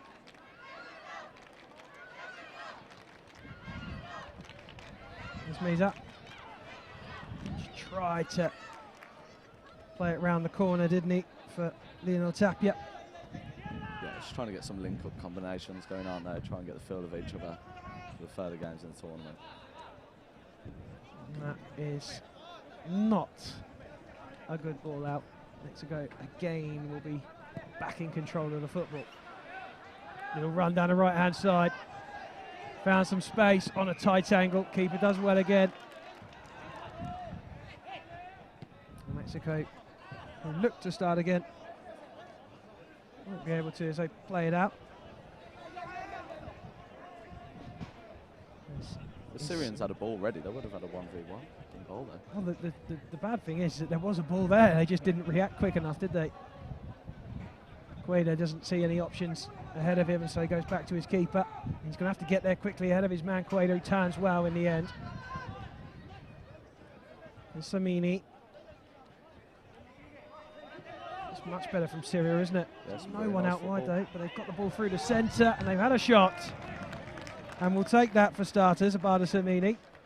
Much better football. Yeah, some lovely feet by him as well, down on the halfway line. There's another opening. Good strength shown this time. Kick into Syria, they take it quickly. Oh, and there's a little bit of miscommunication there. They've got away with one. Still playing with fire in the wrong areas, and Mexico might make them pay. Cleared away in the end. That's the one thing you don't want to be, isn't it? The architect of your own demise. You want Mexico to work for it. Well, we saw it with the first couple of goals, didn't we? They fell apart defensively. Oh, they fell apart defensively.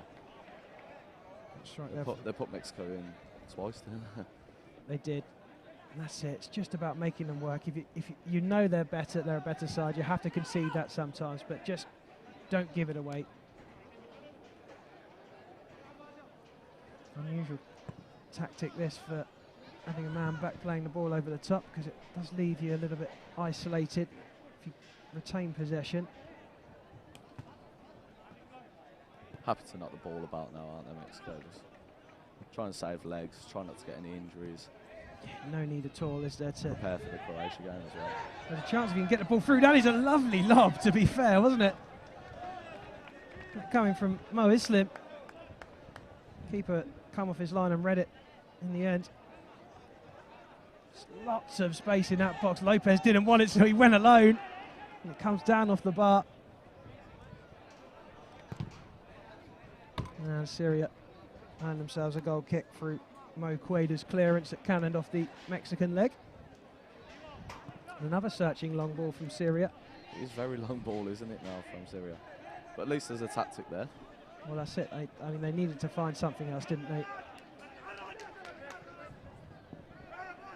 And that again is a good touch. Wasn't quite strong enough to retain it in the end, but Mo Islim at times has showed a couple of good touches, and that's a lovely little ball. Didn't quite get it under control, did he, Samini? Again, just went for it on the wrong foot for my liking. I spoke with Mo Islim before the game. Asked who to look out for, who are the better players. Said all of us. Did he really? Yeah, and then walked away. It's left me a little bit shell-shocked, that, Jack. Yep, fair play to him. Well, you've got to admire the confidence, Yeah. absolutely. Might revise his thinking if you ask him post-match.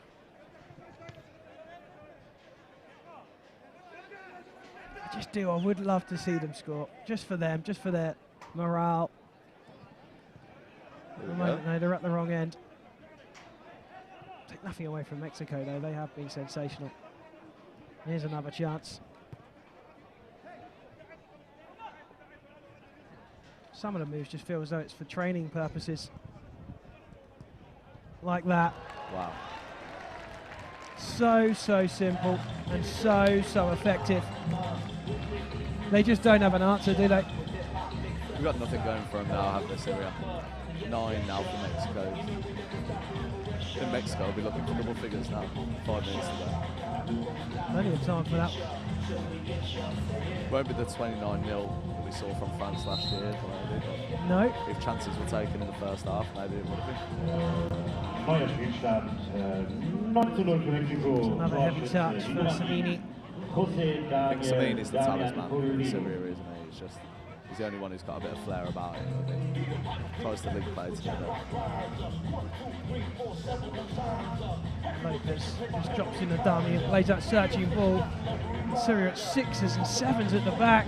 How can you afford that much space? And you will be punished. And another man on the score sheet. This time it's Luis Asenya. There's double figures. Número 10. Mexico, fantástico.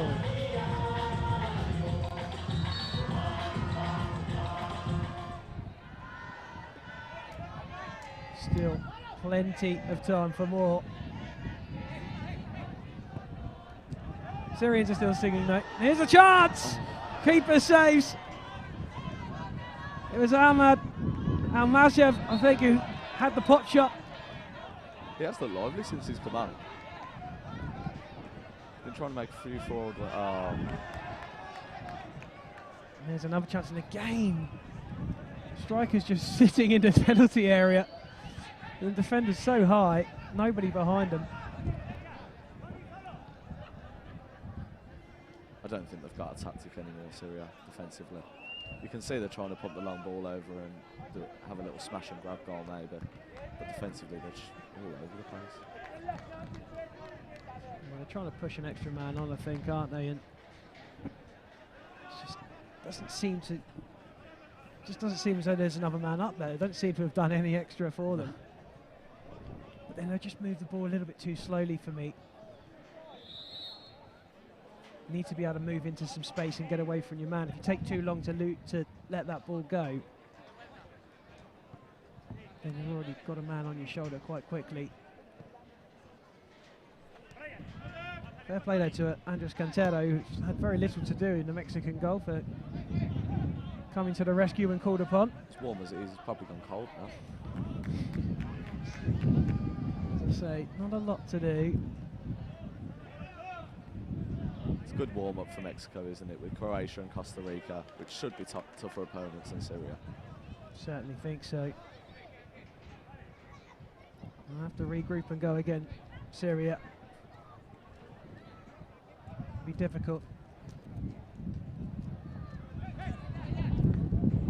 It's good defensive play. And that was Ahmad Al-Musheb, who had that strike on goal a couple of moments ago. Another chance for the Mexicans. And another corner. Fancy the Mexicans going far. Yeah. They're in my top 5. Well, as we said earlier, they made it to the quarters, didn't they, last year? They lost to Kazakhstan, yeah, who finished runners-up. Who are, I mean, they're a decent side, aren't they? Yeah, Kazakhstan really are a decent side. So a lot of passion as well, Kazakhstan. I thought they were walking through, and you could feel like a bit of tension about them. You knew that they were here to win put a show on, yeah. And Brazil will probably be the favourites. Yeah. Holders from last year, but there'll be a whole host who will have their say as another one goes in. And Jose Pulido, he's having some afternoon, isn't he? A very good game today. A little look at the camera as well for his celebration. Looks a brute as well, doesn't he, as he comes off as a sub. On trots Andres Cantero. So we are going to have a shot. Just hoping third time lucky there from the halfway line. I mean, it can be effective. You can be caught off guard a little bit from the restart, can you? But got to hit the target first. As Mexico stride forward again. The keeper holds nicely. If he didn't hold that, then he was in trouble. He did really well there. Rashid just trying to flick it around the corner. Instead, it's ended up at the other end for Mexico for another, and it's hit the side netting this time. Meza fancied it. Must be a bit better from Syria. I know it's not really worked out for them, but getting that ball up quicker. Even then, when it comes to the rebound, you've got a few men forward. Well, there is the full-time whistle. It's been pretty much one-way traffic for the whole game. Mexico has shown that they are a very capable, very able side, and a team that can go on far into this tournament. Syria have had a wretched afternoon. They toiled and they tried their best. Their best player by far and away was their keeper, Al Hussein. But Jack, Mexico, very well the winners. Yeah. Like I said before the game, I watched them in the warm-up. I couldn't see anything past the absolute crashing. They've scored 11. It probably could have been 20 if they took a chance in the first half. But the Syrian players holding their hands up, fans giving them a bit of applause. They're here, aren't they? That's Syria. it. And they, as you said, they've got a real nice following over there in that stand, and that's what it's all about, isn't it? They've brought a few of the kids with them and their families, and they'll enjoy the moment. Anyway, stay tuned, because coming up on the hour we'll have Belgium versus Saudi Arabia, and Jack and I will be back to talk you through that one around about when the national anthems get going. We look forward to seeing you there. Da geht's weiter mit Belgien gegen Saudi-Arabien.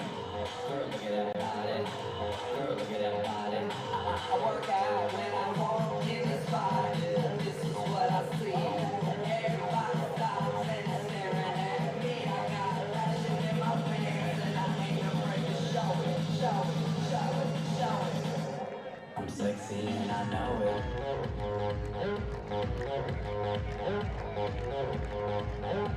I'm sexy and I know it.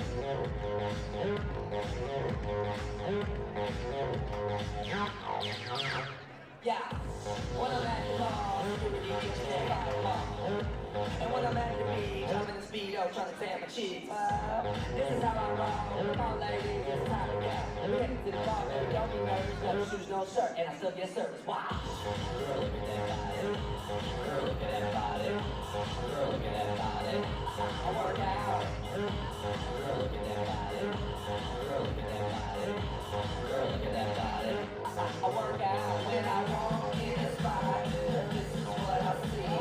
Everybody stops and is staring at me. I got passion in my pants and I ain't afraid to show it, show it, show it, show it. I'm sexy and I know it. Aye.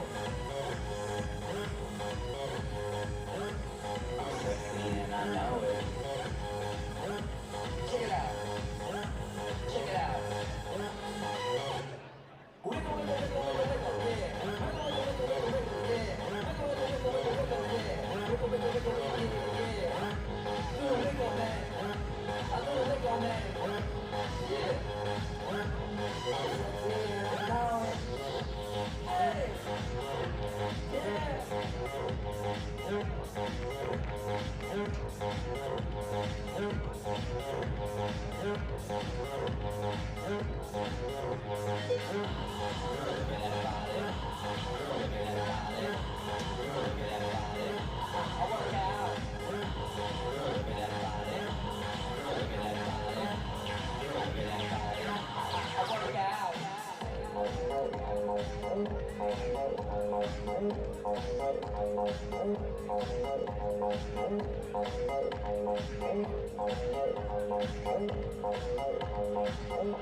I'm sexy and I know it.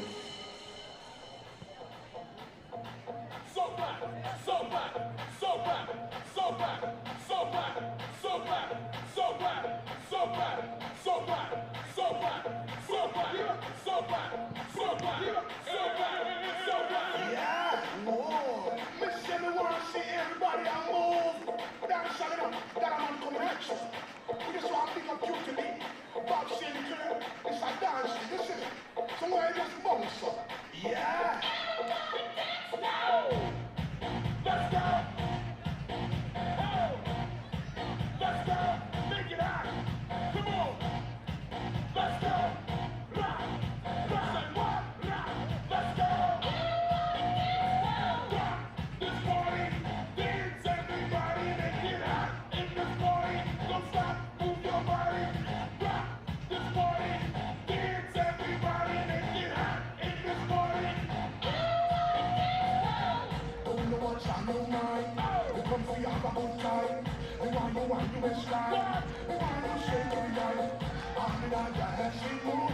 Darling, I'm feeling good. This is my favorite tune. Put on the dancing shoes. Gonna make you feel so good tonight, girl. Gonna make you sweat tonight, girl. We're gonna make you wet tonight, girl. We're gonna make you feel alright.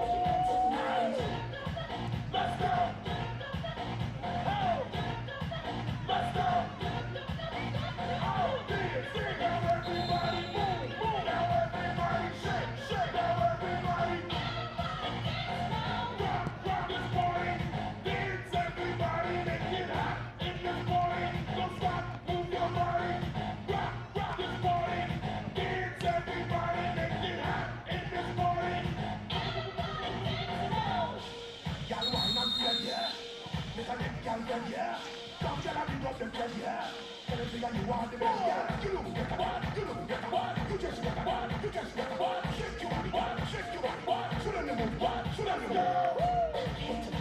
Let's go, let's go.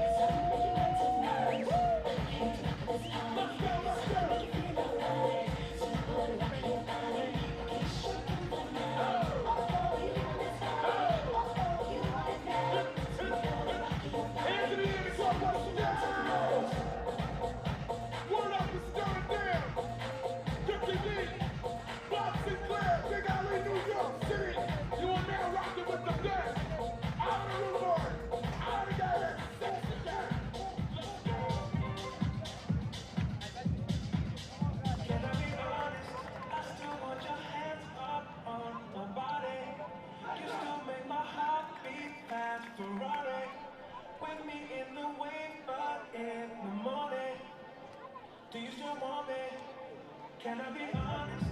I still want your hands up on my body. You still make my heart beat fast. Ferrari with me in the wave, but in the morning. Do you still want me?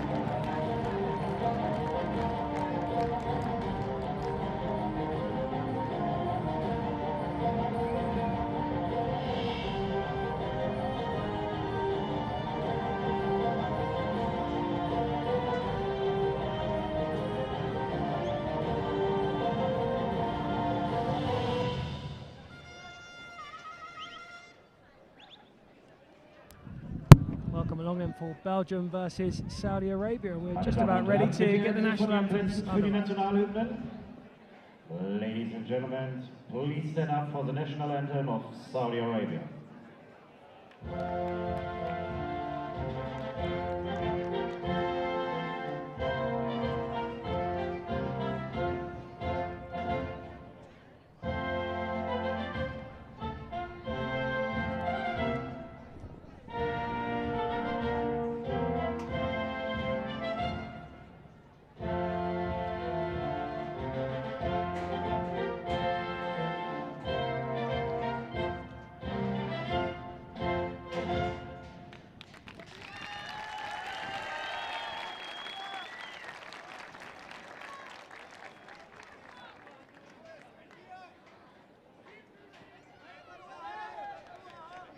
Ladies and gentlemen, now the anthem of Belgium.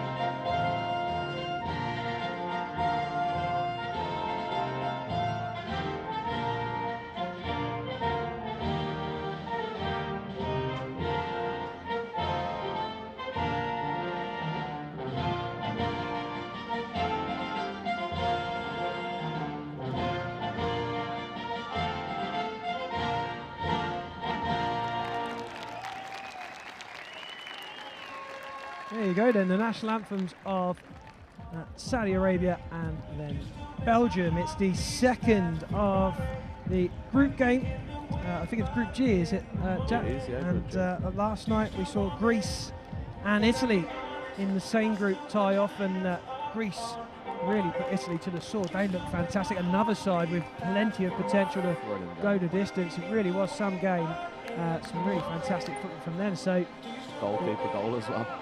Fantastic goal from the keeper, wasn't it? Yeah, caught the other opponent posing, goalkeeper off his line and took him to the cleaners, really, didn't he? It was a fantastic finish, and he made the most of his celebrations as well, didn't he? Yeah, length for the pitch into the dugout, and then done a lap of honour around the crowd. Then it was fantastic. I was so pleased for him. It was so fantastic, and that's one of the great things I've found about these games so far.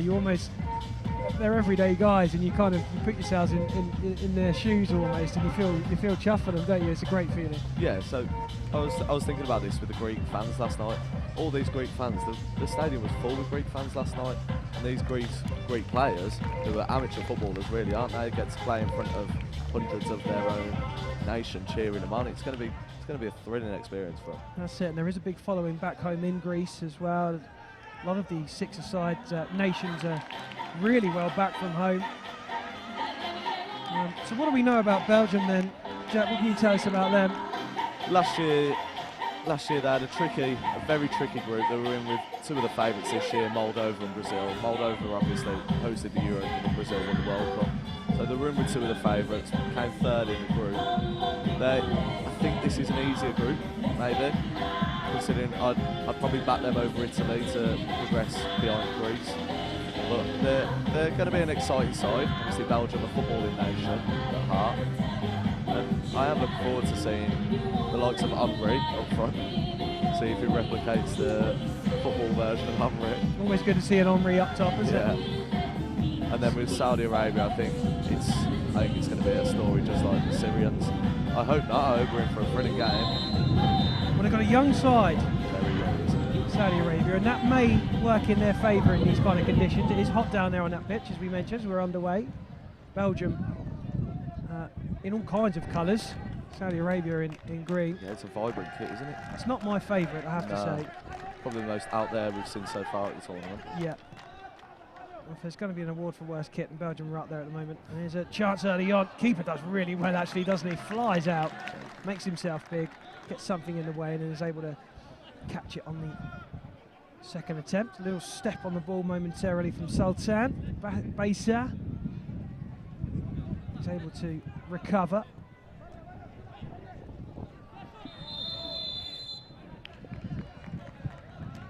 And that will be a free kick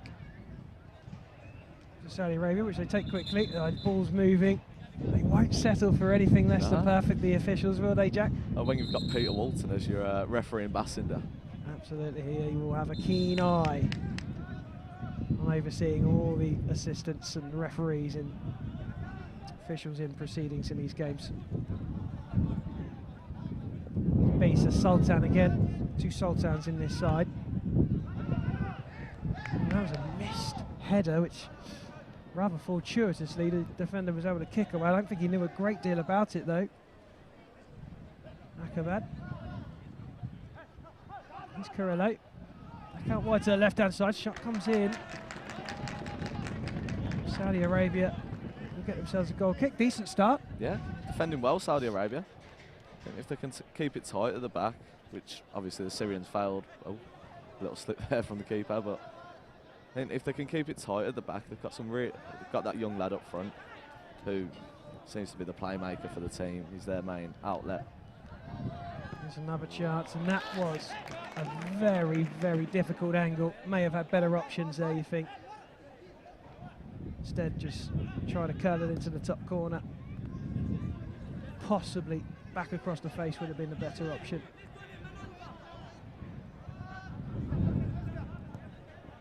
How will Saudi approach this game? Are they just going to play out calmly from the back? At the moment it appears they will, but they need to be careful doing it like that. Here's a chance for Belgium perhaps. Didn't want to take the shot on it, did open itself up, the opportunity.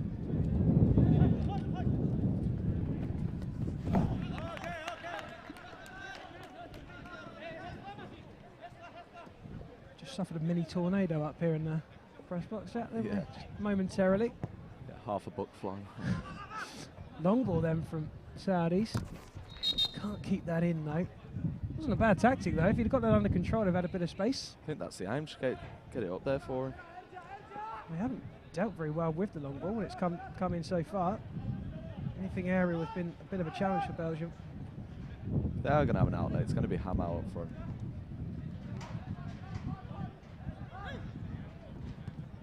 Shot coming off the defender. Saudi not bursting forward in numbers, but they have got that tricky man up top, as we mentioned, who is going to probably be the main man, Hamau. If Saudi can get him 1v1 in as many situations as he can, he doesn't really need the invitation. They can keep it tight at the back and try and use him up front. It was Luca Napoleon's ball across the face. It was not the worst ball in the world for me. Couldn't find a touch. Talking of touches, that is a good first touch. Just try to take his man on rather than hold up and find another playmaker though. It's a nice little dink over to the left-hand side. Stands up well. Corello being harassed. Really well defended there from Omar, the captain.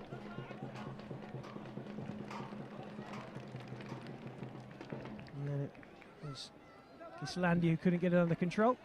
Now it's a kick into Saudi Arabia, so still about even. Yeah, a tighter start than the Mexico game.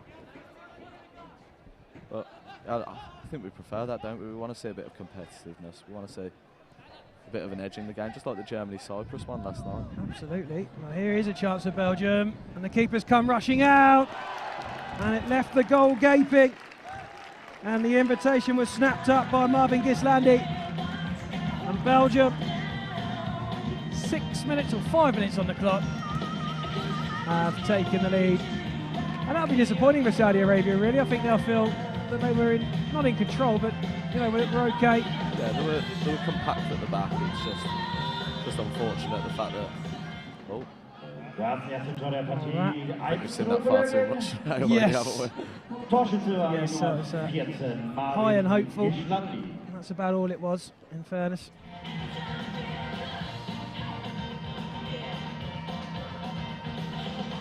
Come Belgium. Held off well, turns well. That's a good chance though.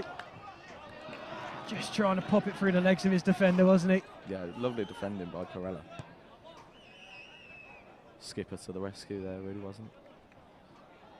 Yes, indeed. It's a good first time ball out to the right hand side.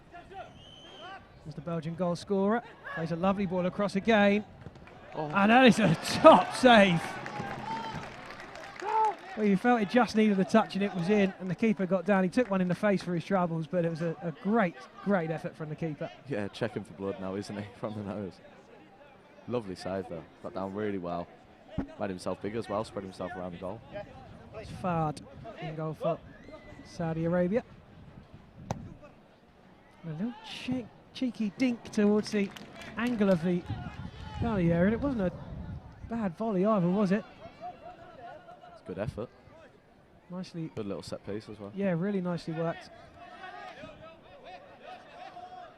Saudi, just a little bit too much of a gap between defensive and attacking lines at the moment. Got away with push. Yeah, I thought initially he'd been done for a slide. That was a push in the back. Belgium make a couple of changes.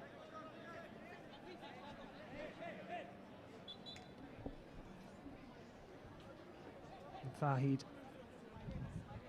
with the free kick for the Saudis. Just trying the quick turn.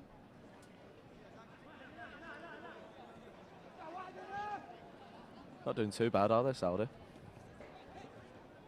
Okay. It's a little quiet on the pitch, though. Don't feel there's a communications quite there. Belgium on the break. This is a good chance for two. There it is.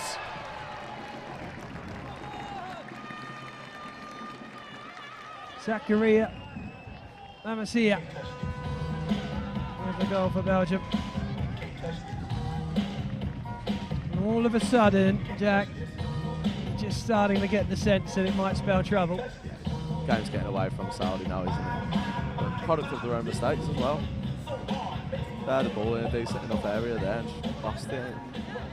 In this format, counter-attacking, if you're not quick enough to get back, you're just in a lot of trouble. Erhöht auf 2:0 Torschütze Nummer 10 Zakaria Lamzaya. All the Saudis in response have lost it from the restart, and it was a bit of a greedy effort really from Wesley Malengra. Snatched at it.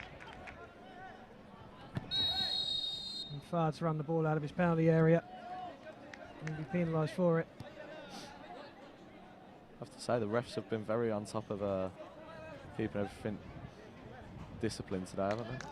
Certainly have. Discipline is absolutely the right word. They've been on it last night too. Kick change as well from the Mexico game. They're in orange now.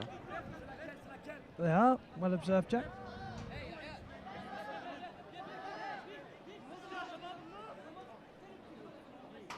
So, what are they going to do? They've got one man at the back post, 3 waiting around the edge. Saudi's kind of zonally man marking. Yeah, ready to block the shot, aren't they, whatever happens. And there is the shot, and they weren't able to block it. And it didn't matter because it was skied. And Lamasia got that second goal. I think that's the way forward when defending the set pieces here. Keeper atones for his error there really well, doesn't he? As the ball goes down the right-hand side for Saudi.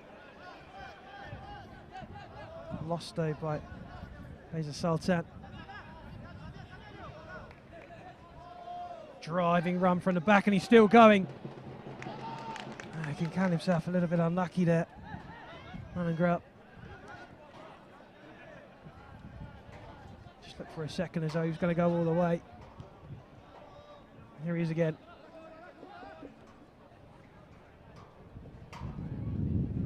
Wanted it back on that ball in. Couldn't quite get it around the corner. Good football though from Belgium. It is, isn't it? Patient build-up play, and there's a third. I'm interested to see the replay on that because I almost felt that was a Saudi boot. Yeah, could be our first own goal of the tournament. Well, we'll get the benefit of that in a moment. Well, here we go. No, poked it home. Second of the game for him. Good football in the build-up as well. They are tearing him apart here, aren't they? And it could have been 4. Can they conjure up here? Oh, that was a heavy challenge. Claims to have won the ball, but we're from a very privileged angle on that one, and we can categorically say he didn't. Yeah, he's gone in a bit rough there, hasn't he? It's one of them where you've lost the ball and you're doing all you can. You go 110% to try and win it back. Seems to me all these sides who have got strikers like this where they just want to spin and run and take people on, it doesn't seem to work, does it? You need to have a hold-up man who can play other people in. That does seem to be already Saudi Arabia's problem. Yeah, I go back to the Italians last night. They had Rossi up front, who was probably their main outlet. I know, although they lost 4-1, he was the one that pin it into his chest, pin it into his touch, and just hold off a defender and link a few players in. Yeah, the Cypriots had the same sort of style, didn't they? Get it up to the big lad, throw himself away, and he did fantastically well, didn't he? The Cypriot striker just couldn't get on the score sheet. That was the only thing that stopped Cyprus from getting anything last night, was just finding that finish. Good team though, bit of a dark horse, weren't they? Yeah, absolutely. If they can take their chances, and they certainly can go further in this competition, but that might be easier said than done. And the goals are going to count at the end of the day. If you can't score goals, you're not going to win games. It's as simple as that. So, Saudi's kicking. It's number 6, Omar. He's tried a bit too much there, but he's got away with it. He'll have to win that second ball, and he does, to be fair. And he's got some space free if he wants to get him laid in, and he does. And here is Omar. That's a strike. Keeper does well with his legs to keep it at bay, and he's taken a very late challenge just for the card, which I always love. At this level, six-a-side level, asking for the card. The referee turned him, but we're not having any of that. We'll speak to Peter about that. You'd have to really go some to get a card, surely, at this level. Yeah. That'd have to be a high one, wouldn't it? Real high. Well, here's a chance then. This would be interesting. Saudi's first real opportunity from a set piece. The captain took the strike on, hit a Belgian lug. It's a strange one, isn't it? You don't see many strikes from set pieces, and I think it's because the angle's so closed down. Once you've got two in a wall, so tight.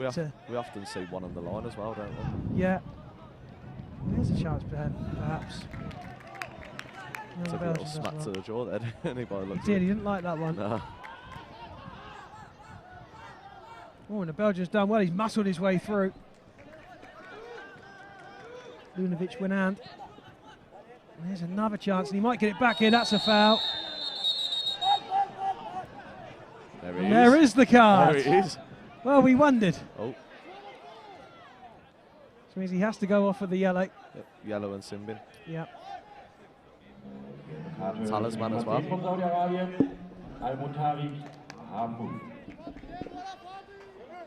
Oh, he's informed as well that he can't sit on the bench. He has to sit on the naughty naughty step, Jack. Right underneath us as well. I don't think he was trying to be, trying to cause any harm there. It's just no, I don't think it was a cynical one. No, just a little bit over-ambitious, perhaps. Well, that's good footwork, isn't it? Oh, that deserved a goal. Excellent. That is a fantastic move. The keeper's furious, but that is a top move. A man down as well. You can't. What can Saudi actually do in them situations? They can't man mark. They go zone, or they're just going to get picked apart. That's it. And the captain Omar's kind of asking for some instructions, looking to his bench and saying, well, what do we do? We're a man down.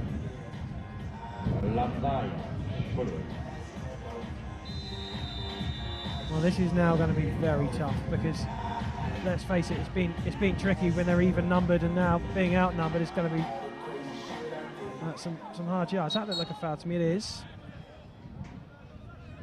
And that's helpful, really, isn't it? I'll just run the clock down a little bit for the sin bin. Maybe that's what it's about. When you've got a man down, it's just trying to find some seconds to waste. I think it's the same, a bit of the same story as the Syrian side. Just trying to not let it be an embarrassing defeat where you're completely out of it after your first game. Another strike that comes in. It was a decent effort. I think they do look like slightly better footballers to me, though, the Saudis. Yeah, more athletic, aren't they? That's a kick in, and it will be a Belgian kick in. About 4 minutes, just under, left of the first half. Belgium comfortably in front. I think there's going to be a lot down this right side now. They're all coming on in. They've overhauled their side in the last few seconds, Belgium. Bit of a missed kick to try to fire it across. Gets it back under control, though.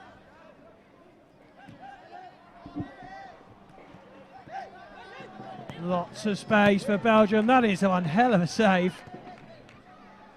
He can be proud of that. Yeah, he has pulled off 2 or 3 really good saves here, hasn't he, keeper? Yep, another keeper who's done himself proud. Back to 5 as well now, Saudi. Back to 5, but they've left 2 on 1 at the back, and that's going to make them pay. There is 5. Well, that is poor, isn't it? Completely switching off. I think that's a case of they've had the number 10 just come straight back on their talisman, and they're looking over to the coach saying, well, do we go back to normal? Do we go to 2-2-1 maybe? I kind of feel as though these sides should have that already embedded in the game plan, though. You don't turn up to tournaments like this and leave things to chance. They're being outnumbered again at the back. Belgium may do it again, and they have. And there's a lot of pointing and a lot of gestures being made, which would suggest that this tight-knit side is becoming unwound. Goals galore today, isn't it? It certainly is. We've got an absolute free-for-all, haven't we? Und direkt das 6. Goal hinterher.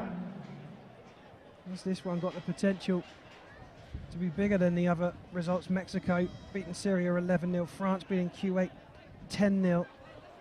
The way things are going, this one is on for the biggest score of the day, which you wouldn't have thought after the first few minutes. Saudi looked fairly comfortable. Looked as though they were organised, but they are falling apart rapidly here. Oh, wow. And when you pull off finishes like that, you've got an even bigger task ahead of you. Wonderful finish from Gislandy again. That's absolutely ridiculous finish. He liked that one as well, didn't he? Watch it back. Wallop. He's Ta-ta. got no chance, has he, with that? No, we can't blame him for that one. To be fair, I haven't blamed him for any of the goals, really, No. as it stands. No, maybe early on he maybe rushed off his line a little bit too much. Other than that, I don't recall. Made a lovely save with his face. Yeah, he may wish he'd never bothered with that one now. Don't think he felt very comfortable after. I think the Saudis were not expecting a battering like this. I think with the Syrian side, they knew they were coming in really massive underdogs and weren't expected to put anything on. The Saudi players, they've got a little bit about them. They've got more than what Syria had. I think they'll be really disappointed at half-time that they've let it get this far. Well, that's a dangerous area to be playing games like that. He's won himself a kick in though.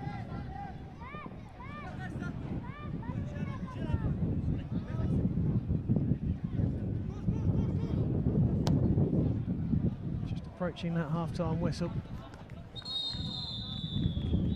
And there is that half-time whistle. Well, Saudi Arabia in the opening few minutes, we felt that they were going to give Belgium a bit of a game, but as the time's gone on, it's become more and more evident that Belgium are serious contenders, and it's been a struggle, hasn't it? Yeah, they're going to have a lot of finger pointing down there on the Saudi bench. It's just, they need to regroup and try to not let this get completely and utterly out of hand now. Yeah, it's the captain Omar who looks the most dejected, which is a concern. But anyway, so it is. Belgium have a phenomenal lead at half-time. We'll be back with you again shortly for the start of the second half. Do join us again then.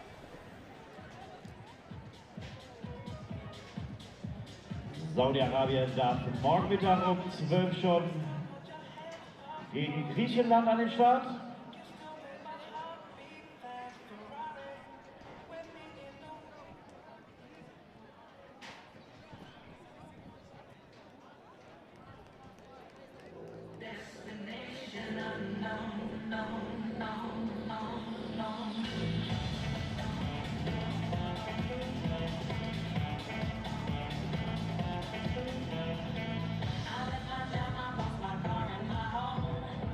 Not leaving for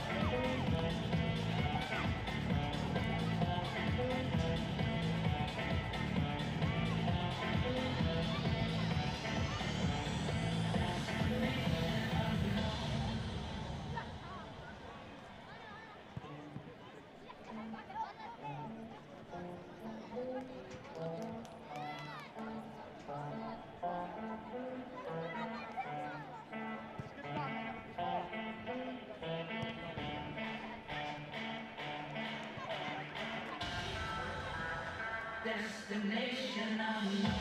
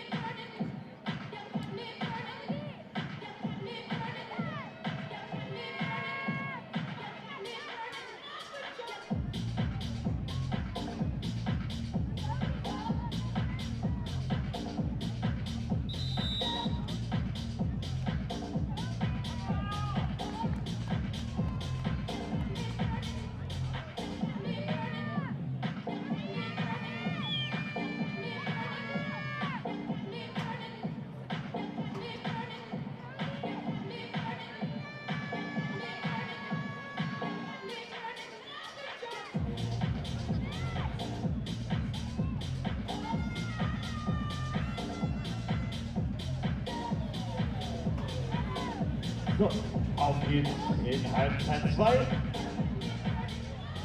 Aktueller Zwischenstand 7:0 für Belgien.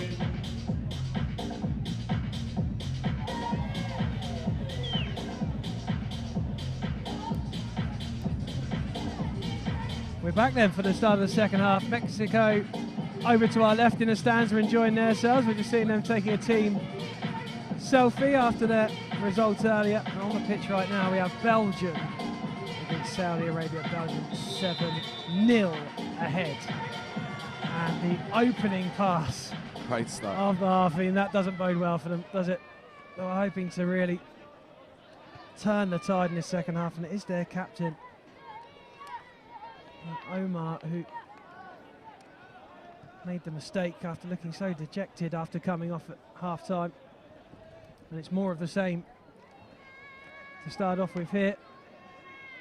This man's enjoying himself, isn't he? Yeah, had a great goal in the first half there. Just probing down that right hand side, ball across was blocked, and now a chance for the Saudis to attack, but they've lost possession. And that's what I was saying earlier, just with that attacking forward, you kind of run out of options and then turn back on yourself, and it inevitably leads to a slip or a miscontrol. Belgium very comfortable in a group, of course, that contains Italy and Greece, so it's going to be a tough slog for those three sides to battle it out for the top two places. Yeah, goal difference could come in and make a massive difference for Belgium, so you'd expect them to keep their foot on the gas, keep it on the pedal. Italy will be watching this very closely as well, won't they, after losing against Greece? I mean, they'll know that they'll have to come out against Saudi Arabia and get big scores as well, and that's poor at the back, and it's a very good recovery, but playing with fire in front of goal there. And Belgium have won it back. Keeper comes flying off his line, does really well. And the pass through was a decent one, but the touch was heavy. Once more we see Belgium coming forward. And there's another, but then there's a slide. Has he given it? He has given it, I think.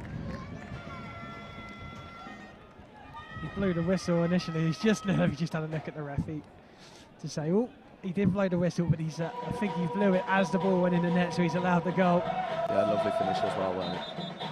That's a good finish. It's a great little puff of the cheeks. Here we go again then. Can Saudi find a goal? Well, not with shots like that, they won't. I feel like they're embarrassing themselves trying to shoot. Kind of better than that, aren't they? Yeah, it's making you feel like, have they really got nothing else but a halfway line shot? Yeah, I do feel they're better than that. I think the Greek keeper has had an influence on that, because they've seen it once and think, yeah, seen it in the second game. Glory goal. And you think, yeah, that'll be a common factor. Beautiful dink over the top, lovely little chest down. He's some player, isn't he? Yeah. Young and lively, and I thought that looked about 14 when he came on there. He does look a real young lad, doesn't he? He's not fortunate enough to have his stats on his date of birth, but I'm going to try and check that out because I would love to know. Looks the youngest player we've seen by some stretch. Yeah. And he's got some skill. Brilliant agility on the ball as well. He was striding through when in the first half. Just fell short of the goal. Yeah, that's right, yeah, he's been tearing people apart, really. Got some flair. Belgium will come down the left now. Measured again.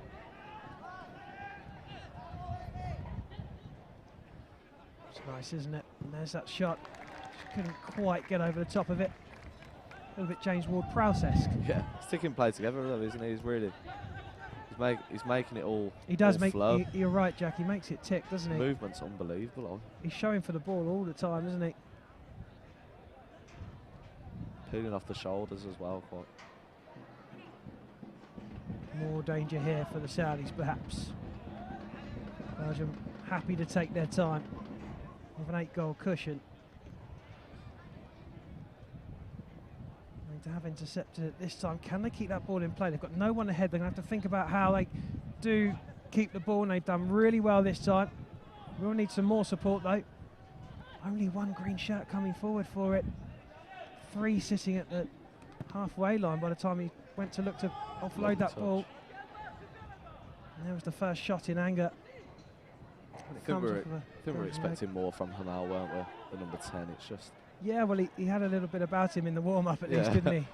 Had that look about him that he meant business. We're expecting a lot more from him. He's their main outlet, but not a very good outlet in this format of football, is he really? No. Someone you'd want flying down the wing.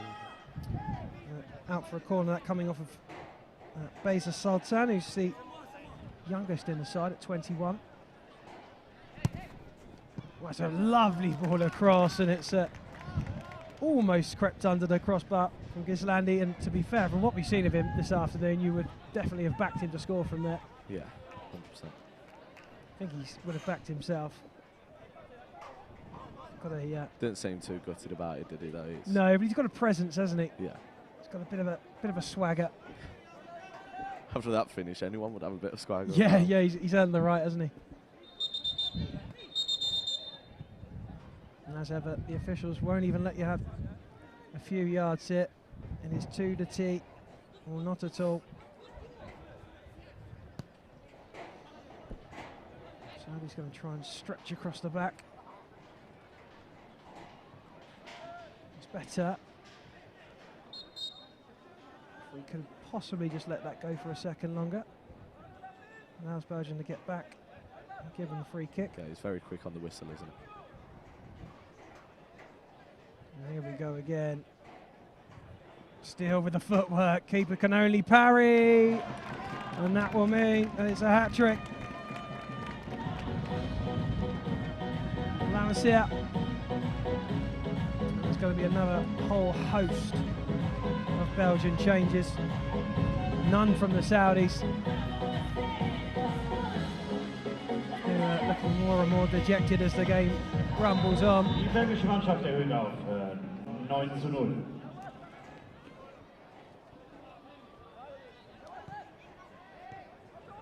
It's the right angle, the wrong height. That ball there. The Saudis wanted a free kick and they've got one. Referee saying that the Belgian player just put his arm across his man, and he's still down. 9-0 then, Jack. 27 minutes in. I think we're going to see the Mexican scoreline surpassed as things stand. I mean, it's hard to watch, isn't it? It is hard to watch because you expect more from Saudi Arabia. You don't expect a 10-11-0 double figures. Like when France-Kuwait, we expected France to give Kuwait a battering. We expected Mexico to put a lot past Syria. But I actually had quite high hope. Oh, well, there's that free kick I've been looking for. It was matched though by the keeper. Yeah, I had high hopes for Saudi Arabia going into this game. I thought they were going to just watch them in the warm-up. I thought they were going to be better than what they were. Another free kick to Saudi Arabia.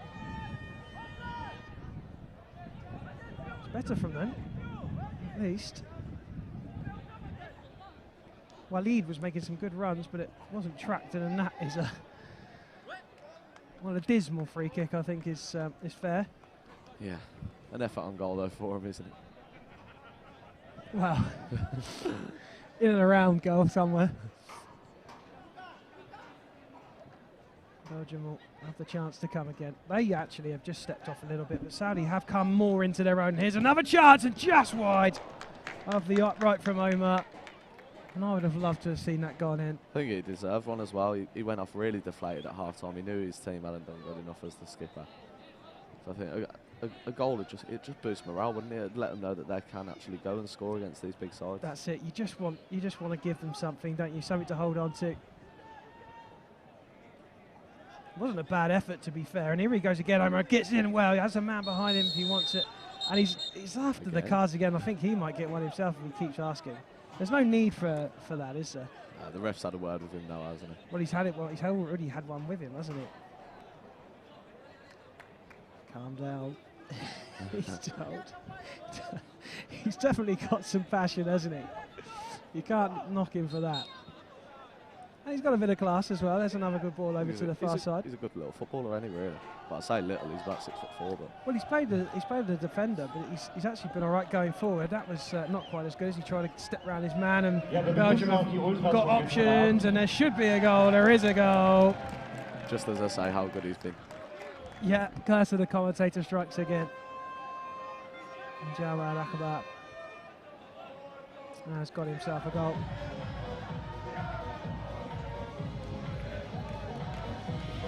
And that's 10. And we've matched the France-Kuwaiti score from earlier. We're one away from Mexico, Syria's score. 3 games in a row with a double figures lead. Well, if you sat down watching today's events unfold, you can't say you've not had goals.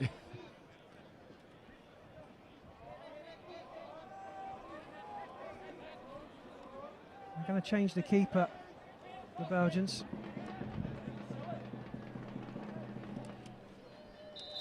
Coming up after this will be Latvia v China. Now that's one we can't quite foresee at the moment. That's going to be interesting. We'll have a little watch of the warm-ups, won't we? Pick out a player or two, see if there's any magic about. You can tell us all about that then, Jack, when we're back.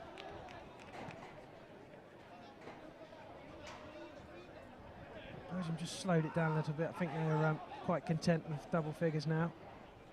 Though they should probably still be mindful, as we said, about the goal difference in this group. Well, he just couldn't quite capitalise on that trip. Well, Renand.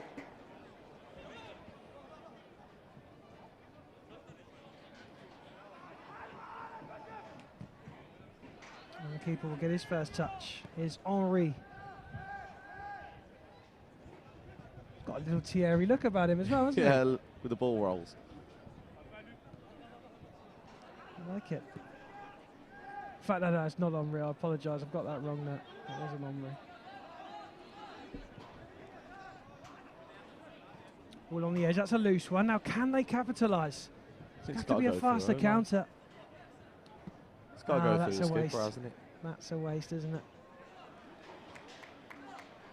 Well, Omar has definitely looked the one who's caused the most problems, hasn't he?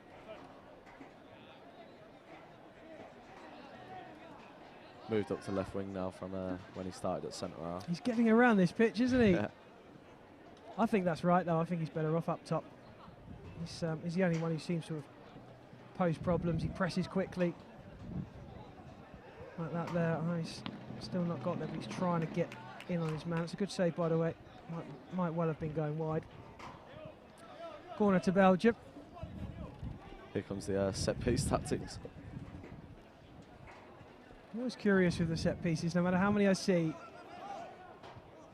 There's just so many ways in which you can score. I do like that dink to the back, but it's been read, but it hasn't been seized upon, and it should have been really by Saudi. Instead, it's led to another goal. Napoleon, who took his chance well. In fact, it's win hand, isn't it?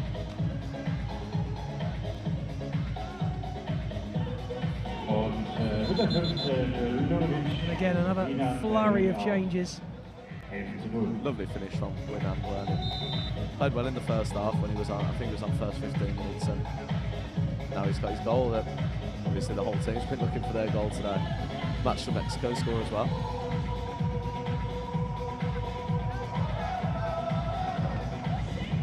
Could be another one. Well, the keeper's done really well in the end, doesn't he? Yes. Poor defending, isn't it? It's just you're 11-0 down and you're still trying to mess about at the back. It isn't going to help you.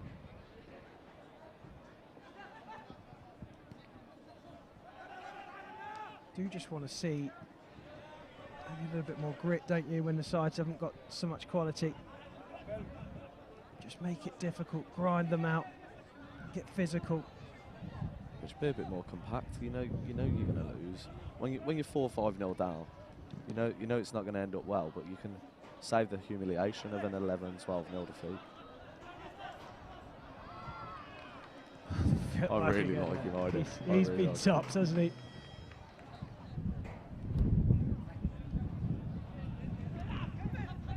There's a slide, but the referee allows it to continue. Pull back to the edge. Keeper saves.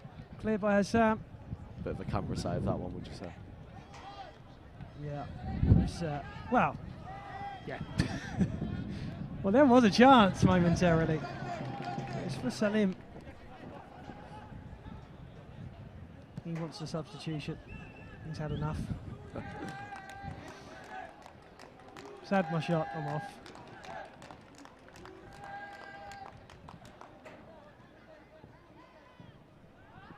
Here we go again. Well, he's got the better of him this time. He's going to have to pull the trigger early if he wants it, although he's got a man square if he can find him. He's still at that back post waiting for it. And it was Omar who wanted it. He looks so deflated, doesn't he, Omar? Belgium on the counter have lost it, and Walid does well. Here's Omar. And he will want the shot, won't he? He takes the shot. And I can't blame him. No, he's got no other options, has he? No. Just nothing going for the Saudis. Cuts a frustrated figure. Well, he's done a little better in this second half, though, hasn't he? Just doesn't track his runner, that's the only problem. You see there, just drifting in that centre circle. He's actually turning to someone else to pick him up. He's his man. And he does finally acknowledge that he should go and travel. You don't want to leave on your own. Did peel off him again, though. He's not the best for getting touch tight and goal side. I think the fitness levels are that's huge. Massively different. That is huge.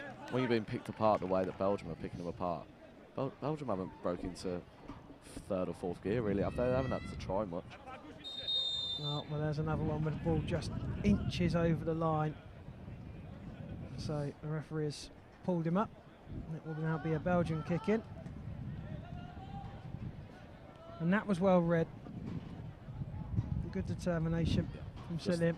Just a shame it wasn't well read by Lamassian. Chance for a second to burst down the left-hand side until he looked up and saw that it was Malangrat, who will run an absolute country mile should he need to. And here's another chance. And very unselfish and very well played. And again, just Walid in the centre there, just too easy. Yeah, 3 minutes ago. 12-0 now, highest scoreline we've had so far this year. It's good for Belgium. They're getting to know each other a little bit better, getting to work off each other, know what each other's game is, know how they like to play. It's just a training session for them, isn't it? Yeah, it's been a non-contest for most of this game, other than the first few minutes. Omar trots off. Or has he just gone for a one? Yeah, he said, "I've had enough. You go on." Sets up for a lovely game against Greece, doesn't it, for Belgium? Certainly does. That one is going to be a massive game now, isn't it?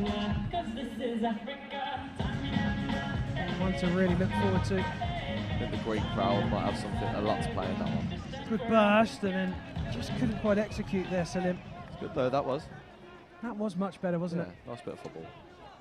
Sometimes you just feel, although of course the game's dead and over, but just feel from a point of view of moving forward into other games, they just moments like that will give them some belief at least, galvanise them a little. This kind of thing won't know, although they are getting back now, Saudi. They're getting men behind the ball. Kind of what you've been asking for quite some time. Yeah. I think they've just put on anyone who can run anymore. Well, there might be something in that. Oh, the keeper might have gone out of his area there, and he did. I think he knows he did. So it'll be a free kick to Belgium right on the edge. I think they will be very, very grateful of the full-time whistle. The Saudis. I think Omar might have a word or two with them when they come off today. I think there may be some choice language going by the personality that I've picked up on. I like it though, he's fiery, isn't he? Yeah. And he's got some passion, he's got a bit of anger about him, which in a good sense. Are we going to see a Gizlandi hat-trick here? Maybe another screamer like the last two. No. Could well be, couldn't it?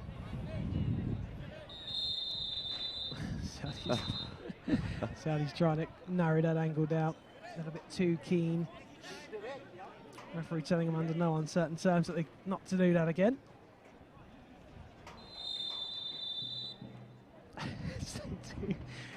Well done, the keeper.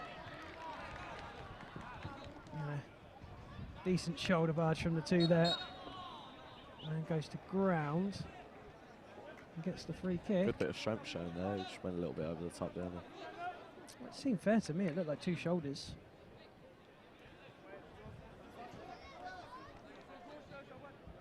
It's intercepted. Here's a chance for Saudi, perhaps, if he can roll him in. Saved. Corner. Should he have flashed that back across? Yeah, 100%. Yeah, he had a man there, didn't he? And now look, the counter-attack, it's just too quick from Belgium. What's the referee seen there?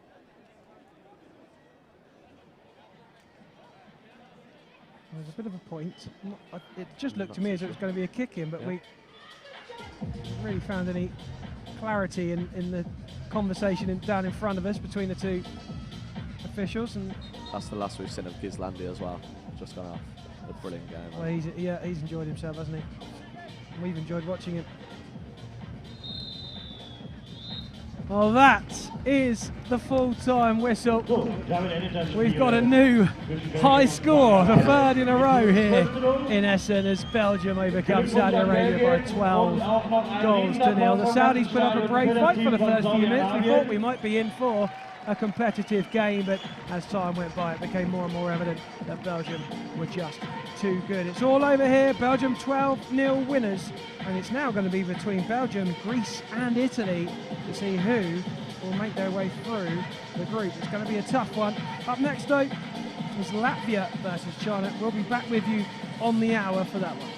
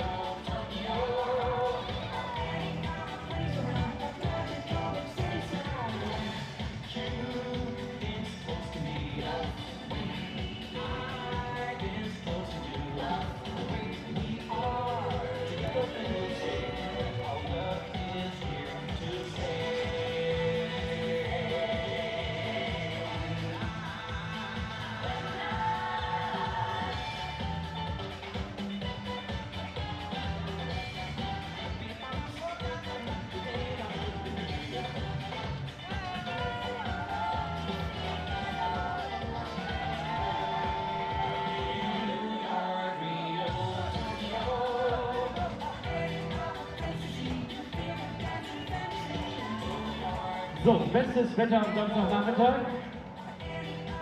Herzlich willkommen hier auf dem Kennedy-Platz in Essen zum Soccer World Cup 2023. Wer noch davor steht, einfach reinkommen, der Eintritt ist frei. Jetzt geht's weiter mit Lettland gegen China.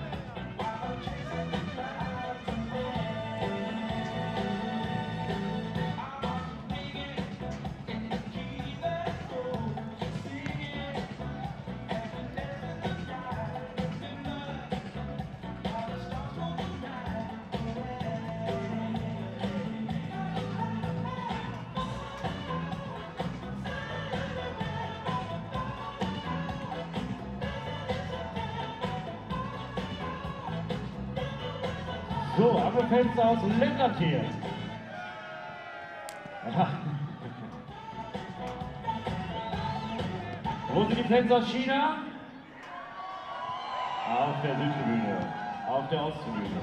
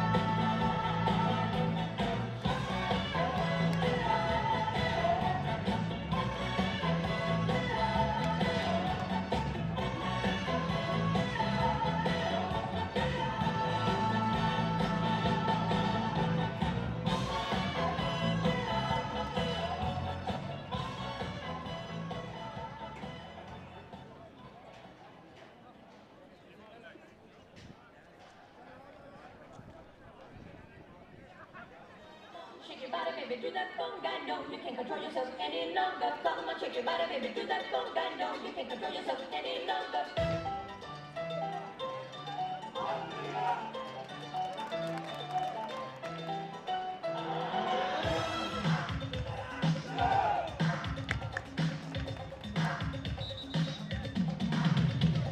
Come on, shake your body, baby, do that conga, no, you can't control yourself any longer. Feel the rhythm of the music getting stronger. Don't your body, you gotta do that conga beat.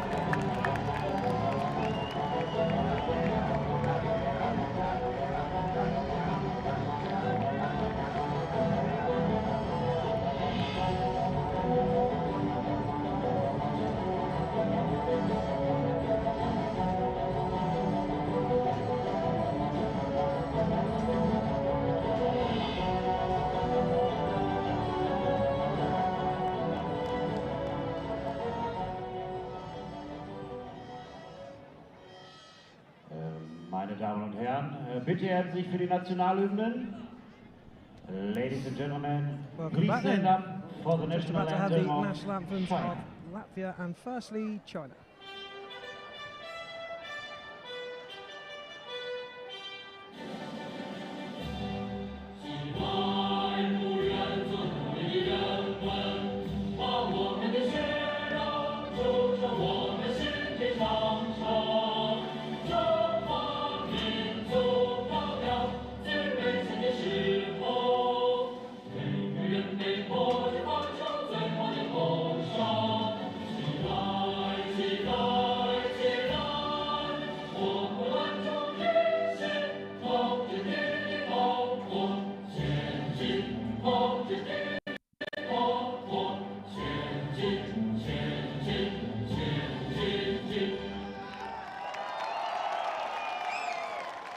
Lovely rendition for the Chinese, who turn to their own flag, based up around the side of the stand. Now to please Latvia. stand up for the national anthem of Latvia.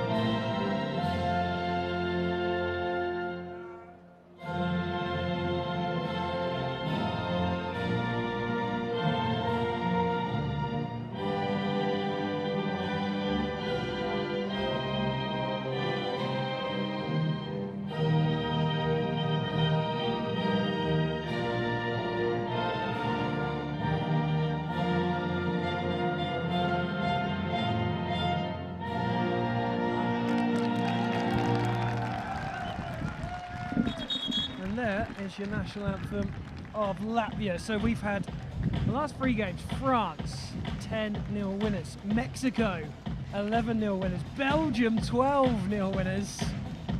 So surely then, Jack, Latvia 13, China 0 then. I'm going the other way, I am. I'm going China 13-0.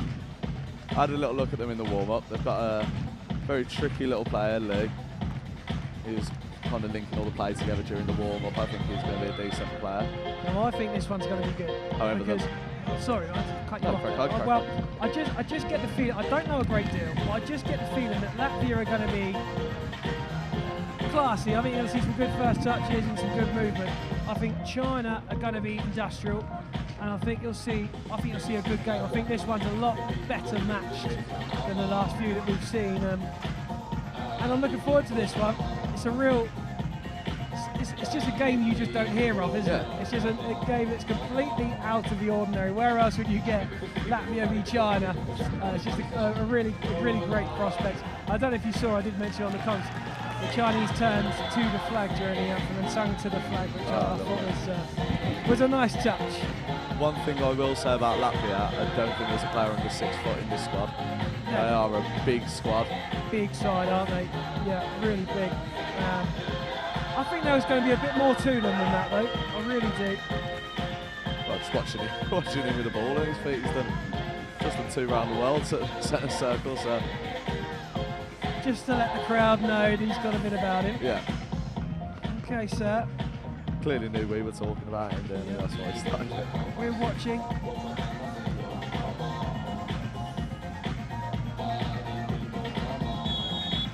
Underway then. It's Latvia who get us going.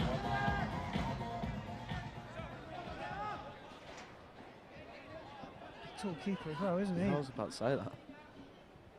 He'll take up some of the goal, that's for sure.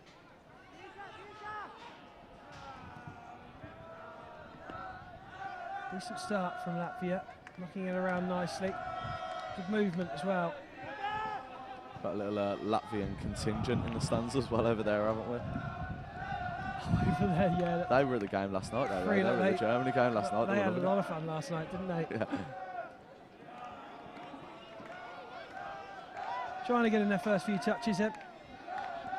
There's Lee.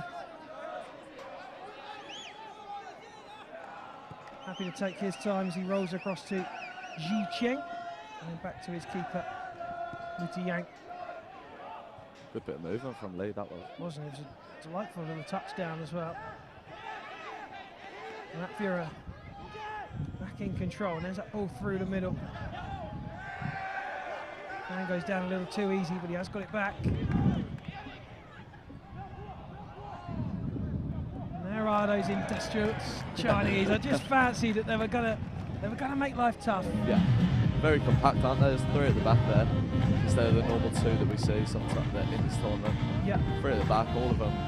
I think they're just going to be stern and just try and give Latvia as little space as possible. I like it. Yeah, I like it.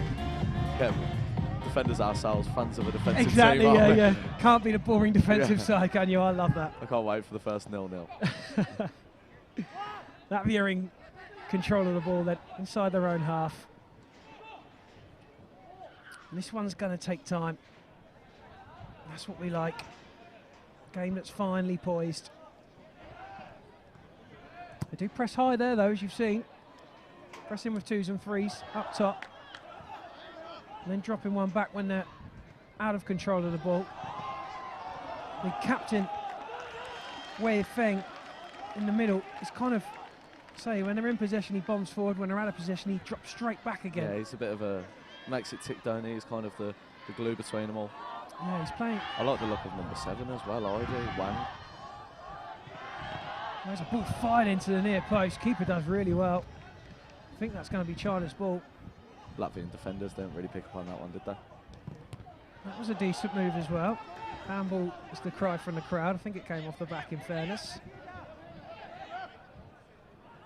Good football from China. Late challenge. I think he could have played that on there. Yeah, that just a little bit too early on that whistle again on that far side. There's Lee again then. Mutijang. Now Wang. Wonder if China can keep up the high intensity of the play. So there's a lot of movement between them. None of them are glued to one position, are they? Yeah, that's right.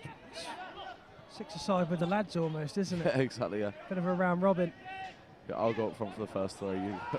And here spells danger. Couldn't angle out his boot enough to guide it into the top corner. The first decent strike of the game. It's taken almost 4 minutes.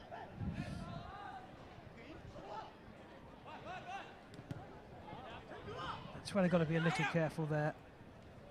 Giving possession away on top of your penalty area, and you are invariably in some trouble.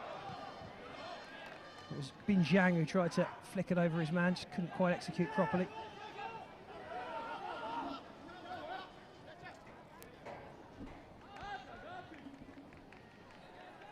China forcing Latvia into a mistake. Press really well, don't they? Very aggressive. It's a nice little run and a nice little ball.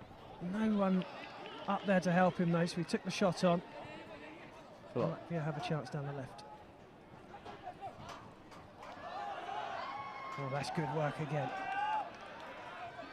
Still Wei Feng goes. He might win himself a corner, he does. That's fantastic there. Lovely, isn't it? Very good little player. Considering the inferior physically compared to Latvia, they're giving him a good run for their money physically. Absolutely. Hong Wang comes on. The corner to China. 2 players milling around that penalty area. One of them slips, and he gets there for the angle. Takes one on the side-footed volley. As he recovered from that slip, Hong Wang. Keeper dived down to his left, parried it.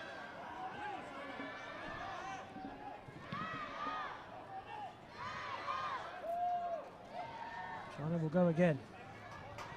It's good movement again. Very few of their passes have failed to meet their target so far, the Chinese.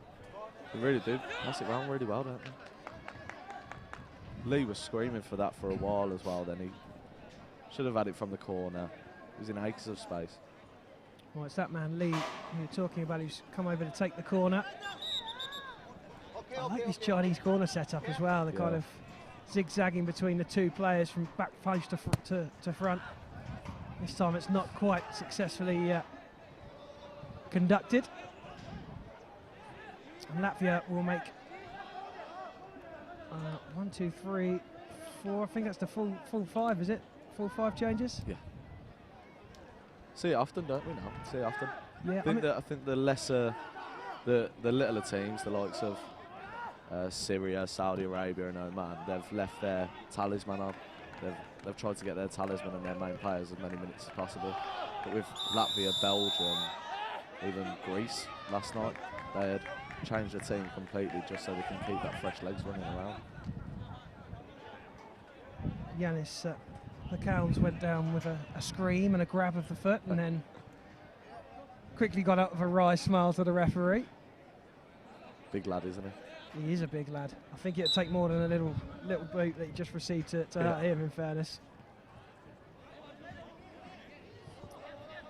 China allowing Latvia just to claim the ball there. Just stand off. Happy to sit in the shape, aren't they, China? Yeah. It's the first time I've seen this kind of tactic deployed, I think, in this kind of shape, and I've liked it thus far. Wouldn't work for everyone, but I think they're playing to their strengths. Yeah. And that's Physical kind of what defense. you've been getting at about Saudis, etc. They need, find something that suits you. Make it hard to beat. And if you do get beat, don't get humiliated in the process. That's right. But I would say I think China have got some quality as well. I don't think they're agree. just here to shut up shop. I think they will pose threats, but it's Latvia doing work at the moment on the right-hand side. There must be something in the water in Latvia, because absolute giants out there on that pitch. 3 or 4 paces and they've reached the other end of the field. Yeah. Very difficult to play against big men on these pitches. That's good football. Here's a chance for China. Just didn't want to pull the trigger, and he had the chance. And the defender didn't fancy the challenge with the big man. I think he should have gone for it, really. He left himself exposed. They're back in control. Calm, aren't they, China? Very calm on the ball. They know the little movements they want to make in and around each other. China, too, to our right behind the goal, have got a decent little contingency as well. Yeah, China have took one end of the pitch and Latvia have got a flag up at the other.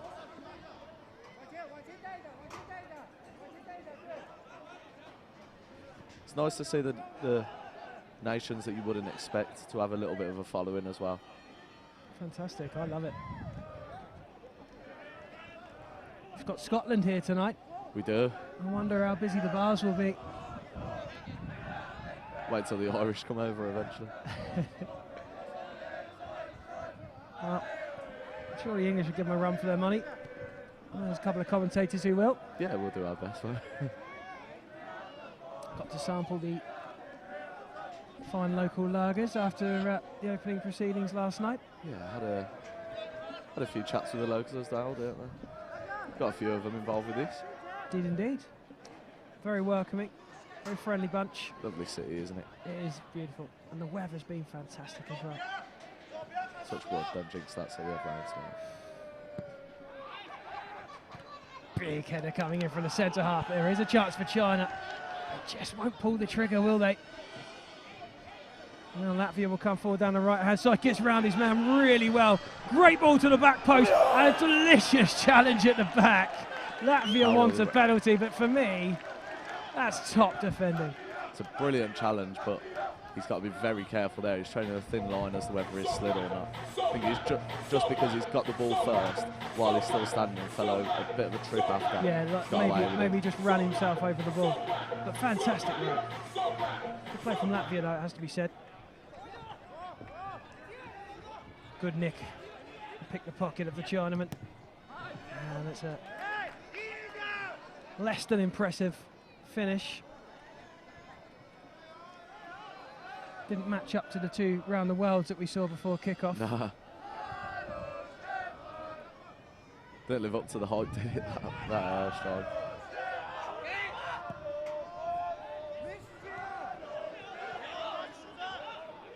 Good touchdown that, wasn't it? Latvia too look controlled, they look composed. No rush about them. Shaping up for a really tight game, isn't it? We're 11 minutes in, and no one's really had a clear-cut chance. Really, that's what we wanted, didn't we? A contest. And we have got one here. Both sides playing their part so far really well.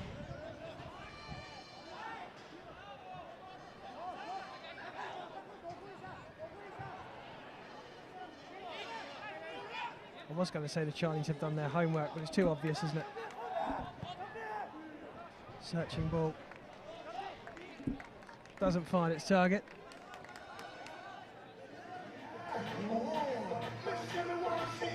Yeah, going to see any more changes. I thought that might bring about a few.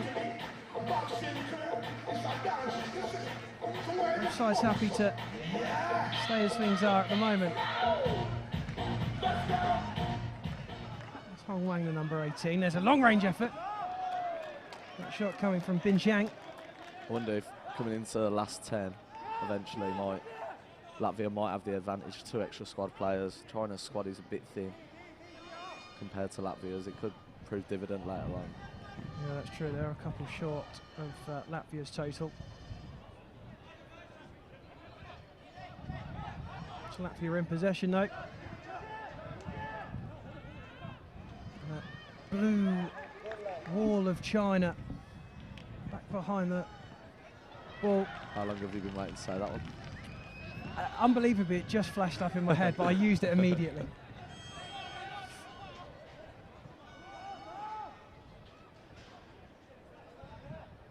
This is good from China. Patient, isn't it? Really impressed with them. Oh. Not quite so impressed with that. And he was watching the man instead of the ball. Should have just gone straight for the ball. He's got away with it, but he's may well have fluffed his lines again. But Latvia are unable to make China pay. And it's the first moment where you just worried for China. And straight off for the skipper as well. yeah, that's Hong Wang comes off. Time and space in the middle again for China as they drive forward. Good chop in from Wei Fei. It's in front of his man, stands him off really well, turns him really well too.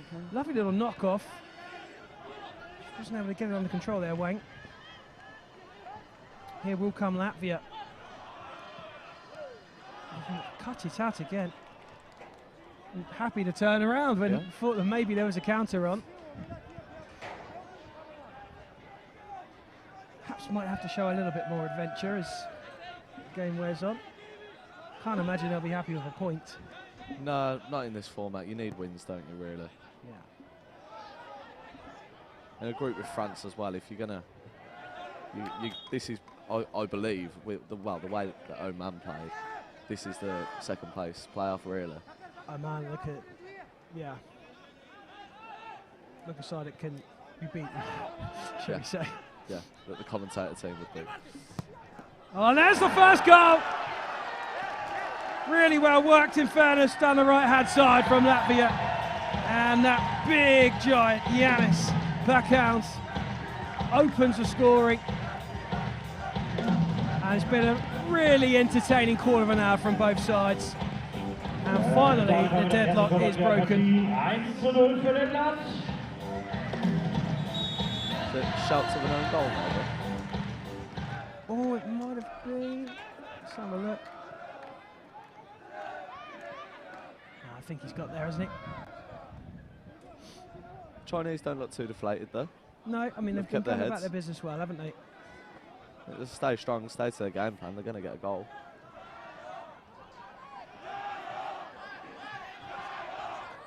How will that affect them?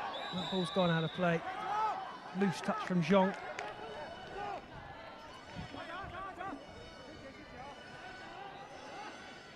It's a real small stature, Zhong, compared to some of the guys out here, and there he is. And that isn't an intentional slide. He slipped there on the turf. Went straight. It could have been really nasty, couldn't it? I was just saying. That's a real small stature compared to some of the other guys. Look how he's got to go and mark at the back post now. And then slides straight under one of them and takes him out. He's going to change his trainers for the second half, maybe. This is a dangerous That is one angle. height difference, isn't it, at the back post? Oh, good strike, good save. Sternberg's hit it really well, angling to the top corner. And Musa Jang parried well.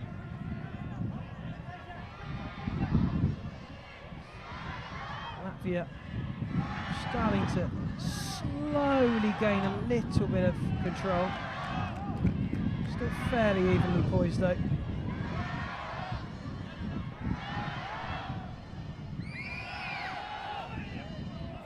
Chinese fans still enjoying themselves anyway, over in the stand opposite us. The USA flag comes out for the first time. Here's a chance for China!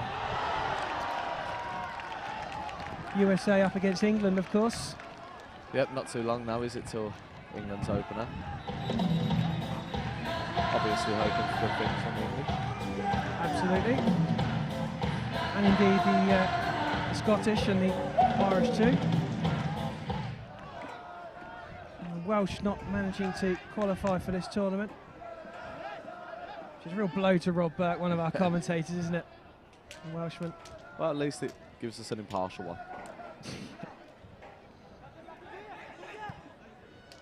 That's a lovely ball through. Just couldn't quite get it under control, could he? I feel like that needed to be taken on the first time now. You're in on goal, it's come over, you've got quite an easy volley on target. It was Larberts who was through, big number 6. You wouldn't want to bump into these. Oh, that! That's Oh, a that yellow. is, yeah, intentional handball.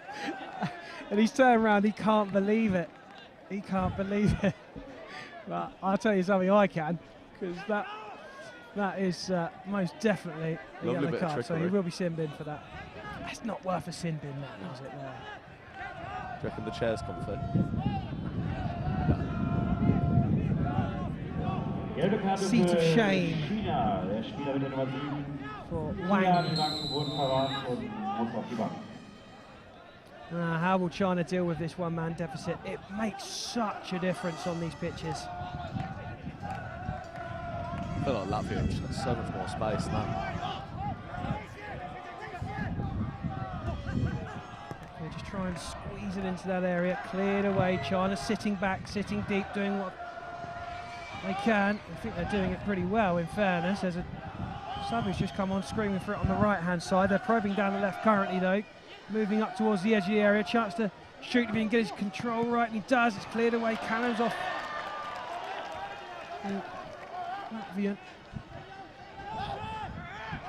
Back will come Latvian out into the Chinese half again. And there's a chance! 2-0. A little bit too easy. Yu Chang Liu was the wrong side of goal. And Latvia have made it 2. Just starting to see the sides separate now. Yeah, right in the stroke of half time as well. Simbin for China really hasn't helped them there. They're far too open. I feel like they've been a bit more man for man in this first half, and then you lose a man and that whole tactic goes out the window. It's just so punishing, isn't it, that sin bin? And the worst thing is, like we said, it was so unnecessary. There was just no need to do it. Really good player as well that's managed. Yeah. Bit of a rush of blood to the head. Well, there you go, that's half time. It's been a really, really interesting game. We've enjoyed it up here in the commentary box. China and Latvia, really 50-50, could have gone either way. It's kind of as we anticipated. Latvia playing some decent football, China digging in and making hard work of it for the Latvians, but they found a way through. And then had that red card, yellow card even, which led to a sin bin. Um 15 Uhr geht es dann Make it weiter 2. mit der Partie Kroatien gegen Costa Rica. I'd say Latvia, I wouldn't even say Latvia were massively in control. I think they dominated the ball, and obviously their physical presence takes over against when you're against 4 people. But going up against a Chinese side who've got a lot of energy, and it's nice to see. It's nice to see a competitive game. Certainly is. Well, look, we'll be back in a few minutes' time for the start of the second half. We'll speak to you then.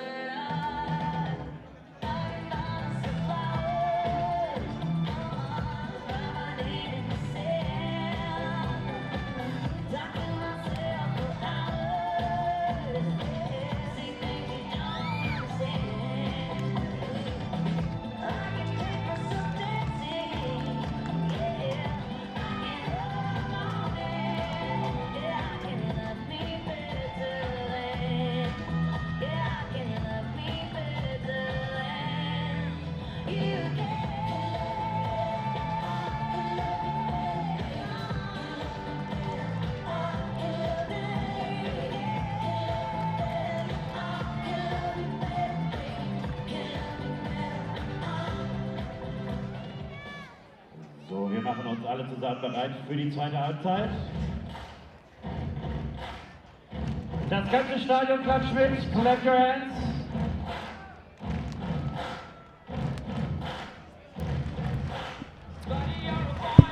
Just about to get back underway then here in Essen. Yeah, bit of Queen on as we come back. What can China produce then? 2-0 down against Latvia. Have they got enough quality up top? Have just lost their way a little bit, haven't they? Defensively, first half, I thought they were excellent. It's just, they didn't really have an outlet, did they? That second one before half time was a huge blow. It's Hong Wan. That's beautiful feet from Hong Wan. What a finish! And so close. Brilliant strike that was. That was magnificent, wasn't it? I think, like you said earlier, it's really important to have a big man in the side. It makes just makes a massive difference having someone you can just pin and get people around. When you're playing in this size, literally just trying to run around a guy who's that big is just so difficult. Because you can have all the skill and pace in the world, but you still got to get around him. He just puts a leg to the side, and you've almost got to run a mile around him, you know. China in possession though. They're enjoying the possession in the second half, albeit we've only had a minute and a quarter of it. Should be a China ball and is. Need a goal early, don't they? That'd be the ideal. Before the 30-minute mark would be perfect for them. Give them a bit of a leg to stand on, give them something to get them back in. Oh, I'll tell you what. could have stuck a foot out. Yeah, just needed a little back flick, didn't it?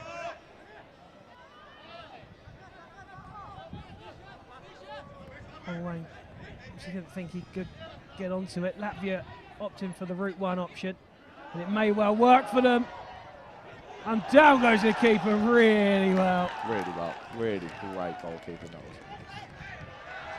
Been eased off by the big fella there. I don't think he realised he's got a man on there, the captain, Wei Feng. He got there in the end to play it back to Mutajiang. Calm and collected word. It certainly was. There's a good ball through. I don't think he's looking for that Wang up top. Well, his hands on knees now, but he just looks really deflated, as if he's finished. I think it's. I don't think it's a. It's finished. I think he's just out of puff. He's not there. He is certainly not, is he? Wei Feng. have shown us that there's some real skill, real ability in this Chinese side too. Especially through the skipper, isn't it? He's been absolutely amazing today. Yeah, I think they've all done themselves pretty proud so far. Latvia, of course, doing themselves even prouder. 2 goals to the good. Look at that defensive line on the edge of that area. Say exact same. I like that. But then again, it comes out to him.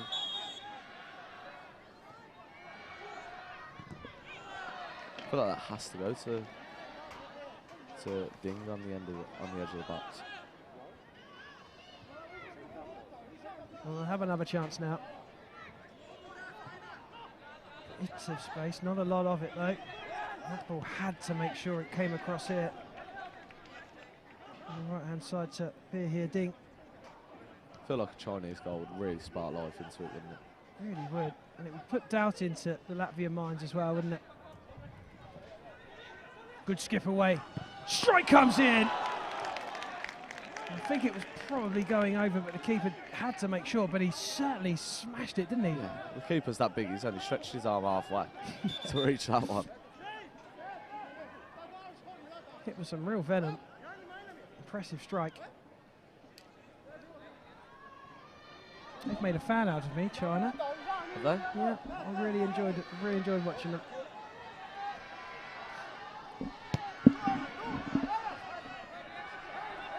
Did Syria and Saudi not tickle your fancy? No, not particularly. Not enough bite for me. And here's a chance! They've done it! Game on! Latvia 2, China 1, and they deserve it. Zhe Cheng, China have been on top in this second half, and that little seed of doubt will now begin to creep into Latvian minds. They have to refocus. That is a massive goal. What a time to get it. A massive goal for China. It's no more than they deserve. They really have been full throttle in the second half. Not looked defeated, really believed. The Chinese crowd were happy with that as well, weren't they? Really well. Including yourself. Including their new fan. Absolutely. To be fair, I've enjoyed Latvia also. Yeah. But China have become my adopted side at the moment. There goes that long searching ball. Comes off the chin of the Latvian striker, Yanis Bakauns. And China in possession now. That's good enough. That one's into Essen. That one's gone way past Rose Ed, if there is such a thing in this stand. It's pretty close, isn't it, to Rose Ed? It's a lovely stadium. Yes. Really impressive. There's another long range strike. Right in the centre as well, isn't it? It's in a perfect location in Essen. Looks great on the drones as well, doesn't it, from above? That's a lovely little ball. And really nice ball into the box as well. Just feinted as though he was going to take the shot on. And then dinked it into the path of Yanis Bakauns. And China dealt with it up for a corner. Latvia still dangerous. It's a decent dink to the back post.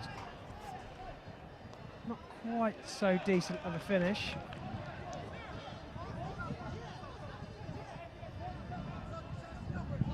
China going down the left. He couldn't quite get there with the outstretched foot. Yan Chu Wu. Half committed to that there, no? Yeah, I think he knew it was a little bit beyond him. Going man for man again now, China, defensively. It's been a great game, this.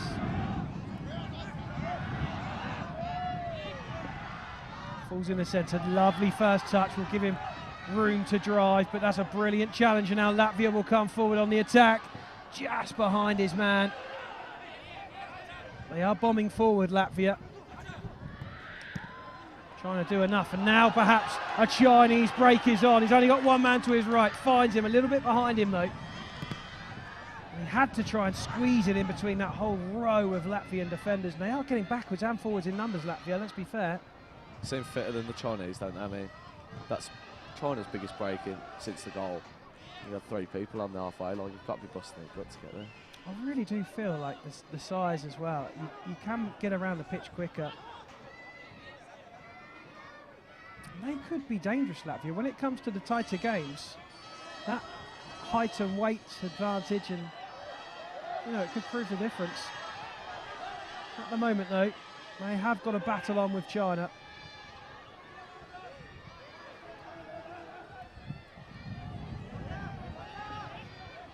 Here's Jägers. To Skevis, who gives it back to him.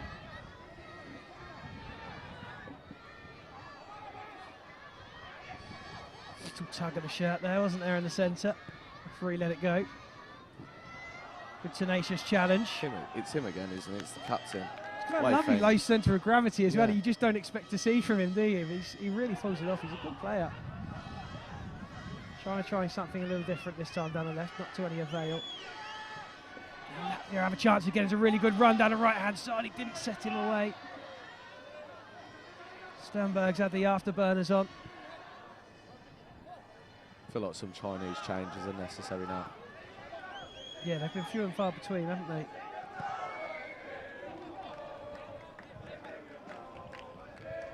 Two talismen coming on shortly. Got Lee and Zhang coming on. They were really bright in the first half. They've all impressed me, really.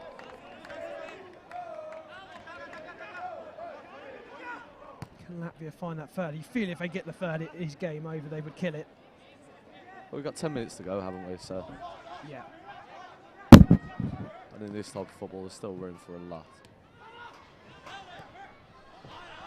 Well, they've not let us down at all, either side. They've been brilliant. It's been a great game so far. Is there any late drama to come?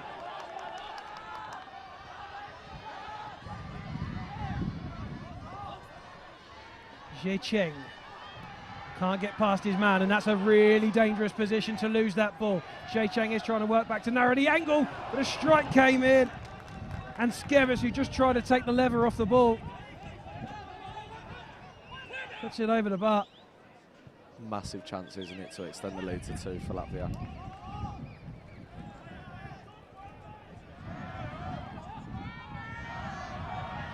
Fresh legs for China as well now. It's not the first time China have lost the ball there. They seem to be getting squeezed by Latvia a little more in those areas. And when they do, they find themselves on a 2-2 or a 2-on-1 momentarily. Long ball. Now that's got to be effective when you've got players like that up top, but China have done really well to overturn it. Latvia have got it again. This game is going from end to end at the moment. It was a good challenge and couldn't quite keep it in. Goes to ground looking for free kick. Not quite going to get any sympathy from the official for that. Here now is Rusklans. Chinese contingent over there still waving their pom-poms and their flags. I love it. See, even that's kind of pulled me in as well. The little whistles as well. And here's another chance. And that one was for the cameras.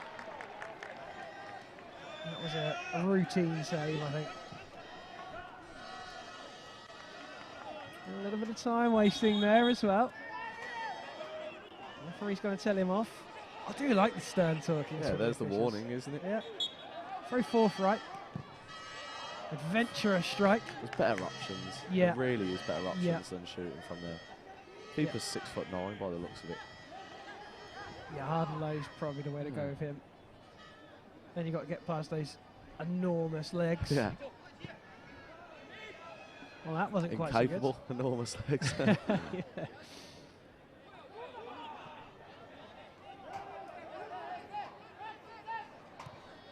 Out wide on the right-hand side is Bin Jiang. Good touch inside, tries to flick on. And out for a Latvian kick-in. On comes the captain, Darcisans, for Latvia. That's a nice touchdown. Doesn't bring anyone into play with it though. Opts to run out wide and then cut the ball in. Did the hard part, didn't he? Yeah. It's a lovely touch. It's just that's what you need though. You just need someone running in and around him. Get someone up there with him maybe. Yep, just with a drop bit it of off. agility, a bit of flair.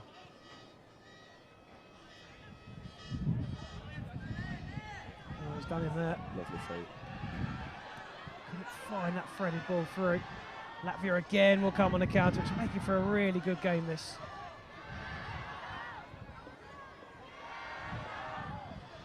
Bin Zhang. Gives it to Hong Wang.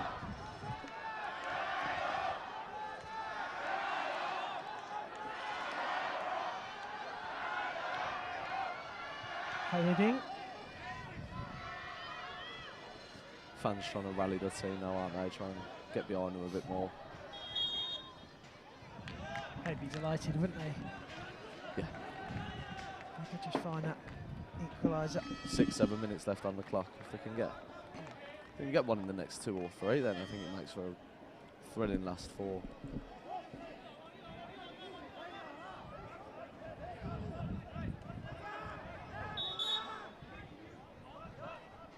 Is he going to hit one? He does.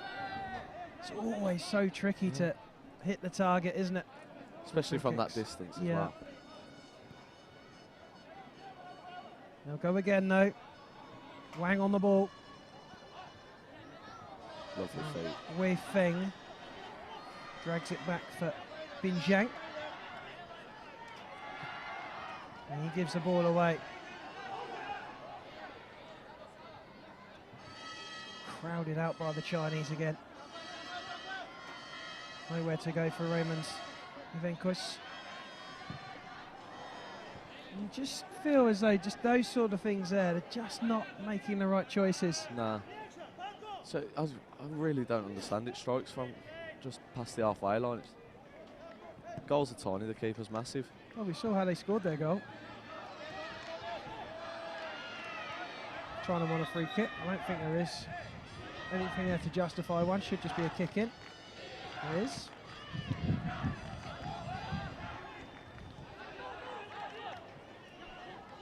Now China can drive. It's that little maestro again, isn't it? Just couldn't execute that crossover quite right. Brilliant player, isn't he, Wei Feng? Yeah. Yeah, he's been impressive, hasn't he? There's a loose ball from the keeper, and that's not what they want in the last 4 minutes. That's not his first one either. Aim of the game for Latvia now, surely. Not only, they've got a free kick on the edge because the keeper's come out. Now that is certainly not what China want. Just about to say Latvia need to be a little bit more responsible with the ball, and then China couldn't have been any more irresponsible if they tried in that instance. That might just lead to their demise. So, wir nehmen den Takt nochmal auf, brauchen gute 4 Minuten.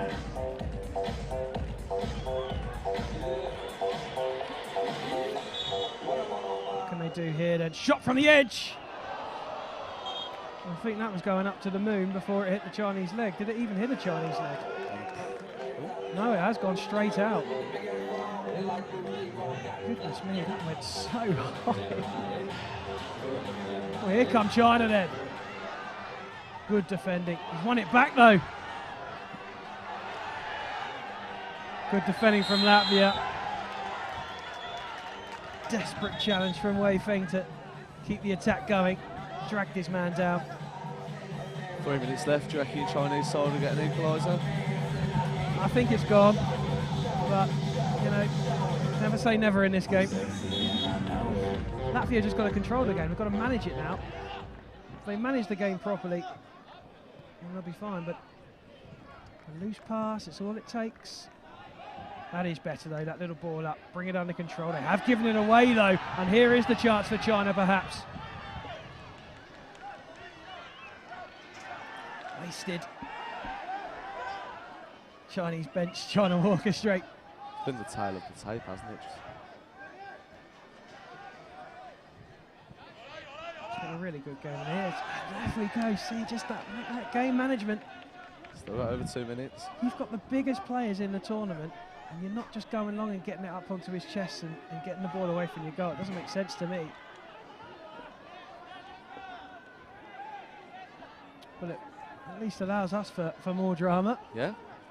And we will definitely take that with 2 minutes left to go. Wei Feng plays it out over to the left-hand side for Bin Jiang. Cuts onto his left foot again. Bin Jiang trying that. Again. He's a good player. He's got really good feet. He's just trying too hard to force something out of nothing. That's it. You just got to use that time wisely, haven't you? Don't rush. Don't panic. Find the right chance. Rather than 2 desperate chances in 2 minutes, find one in 2 minutes that's right. And that's going to pinball around a little bit. Well there. Does do well, keeps it in, drives towards a penalty area. Chance goal! China have done it! Absolutely remarkable from China, and it's no more than they deserve.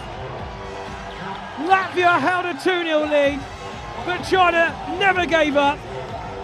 They worked hard, they've been fantastic, and they found an equaliser.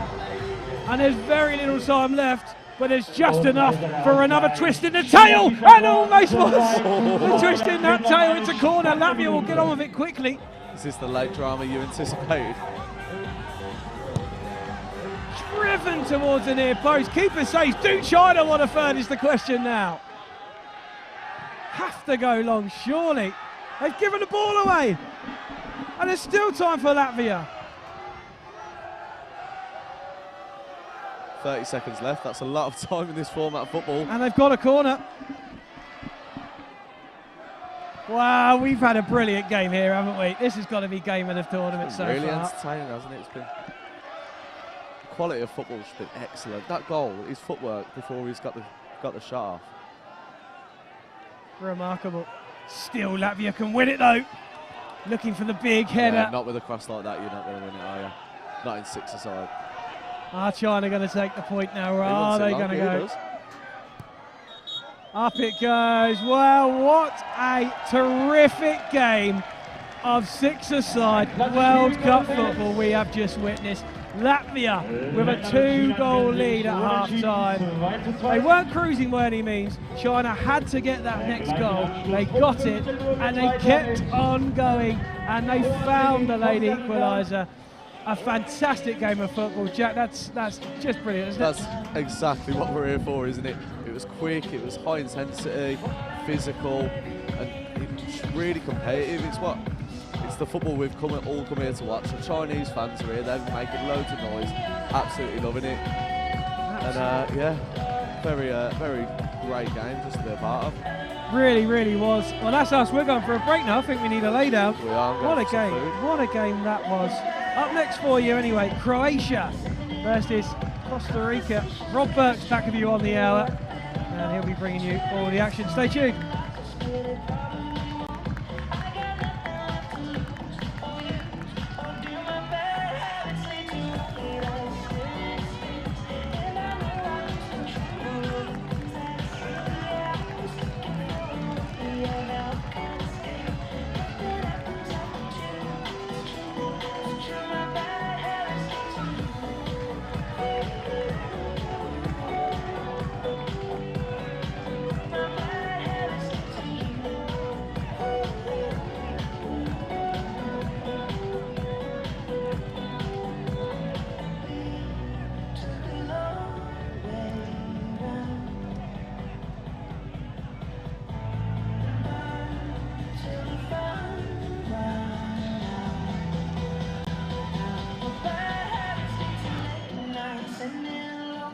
Conversations with a stranger I barely know.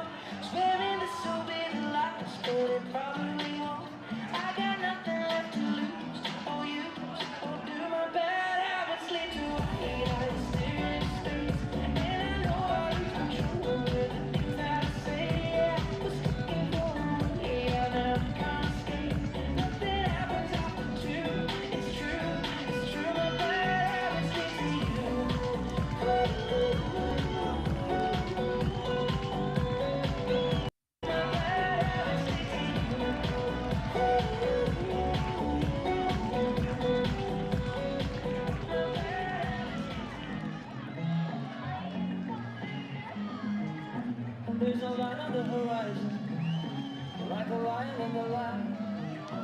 Is it a tragedy or trying? You're so good at sin. Why did you swallow down my poison? I'm your #1 fan. Make it on a desert island. Yeah, you're so good at sin. Now it feels like beautiful madness. Feels like never enough. But you know that you are the baddest. My love, my love, my love. Yeah, it feels like beautiful madness. I just can't get enough. Don't you know that's making me breathless? My love, my love, my love. Oh, beautiful madness. Oh, beautiful madness. Now we don't care about the cash flow. We got another kind of goal. We keep a heart of Tabasco. No sleep, no sleep. Plenty sharks in the ocean, but we still dive deep. Come and take a sip of the potion. No sleep, no sleep. Now it feels like beautiful madness. Feels like never enough. Don't you know that you are the baddest? My love, my love, my love. Yeah, it feels like beautiful madness. I just can't get enough.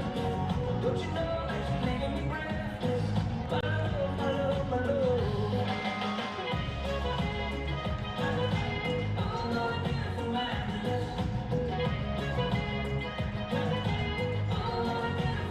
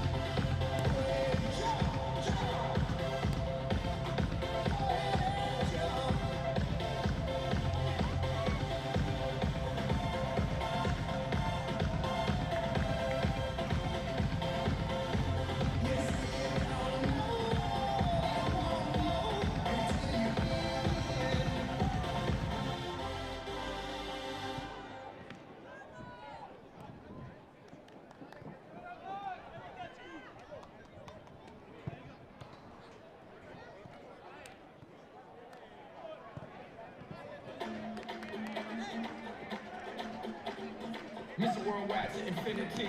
You know the roof on fire. We gon' boogie, hoogie, hoogie, jiggle, wiggle, and dance like a roof on fire. We gon' drink drinks and take shots until we fall out like a roof on fire. Now baby, get my booty naked, take off all your clothes and like the roof on fire. Tell her, baby, baby, baby, baby, baby, baby, baby, baby, baby, I'm on fire. I tell her, baby, baby, baby, baby, baby, baby, baby, baby, baby, I'm on fire.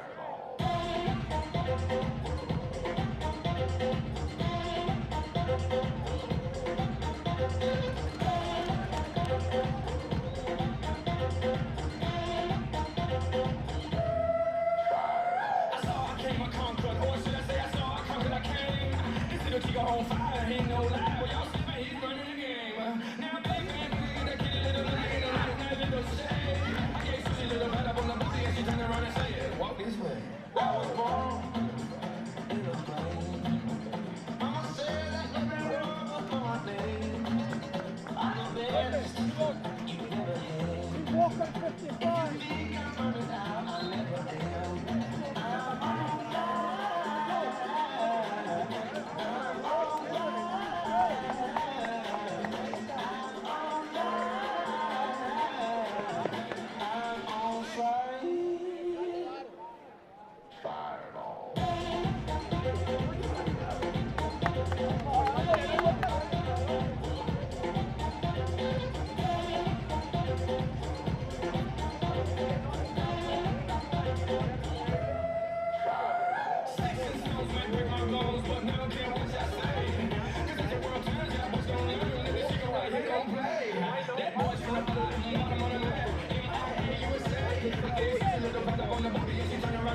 Walk this way.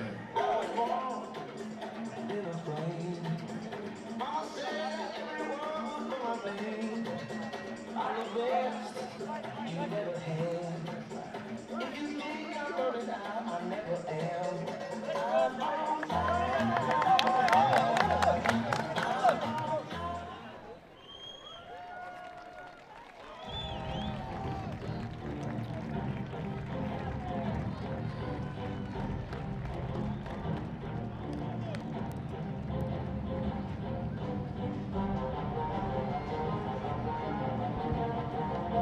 Welcome back then.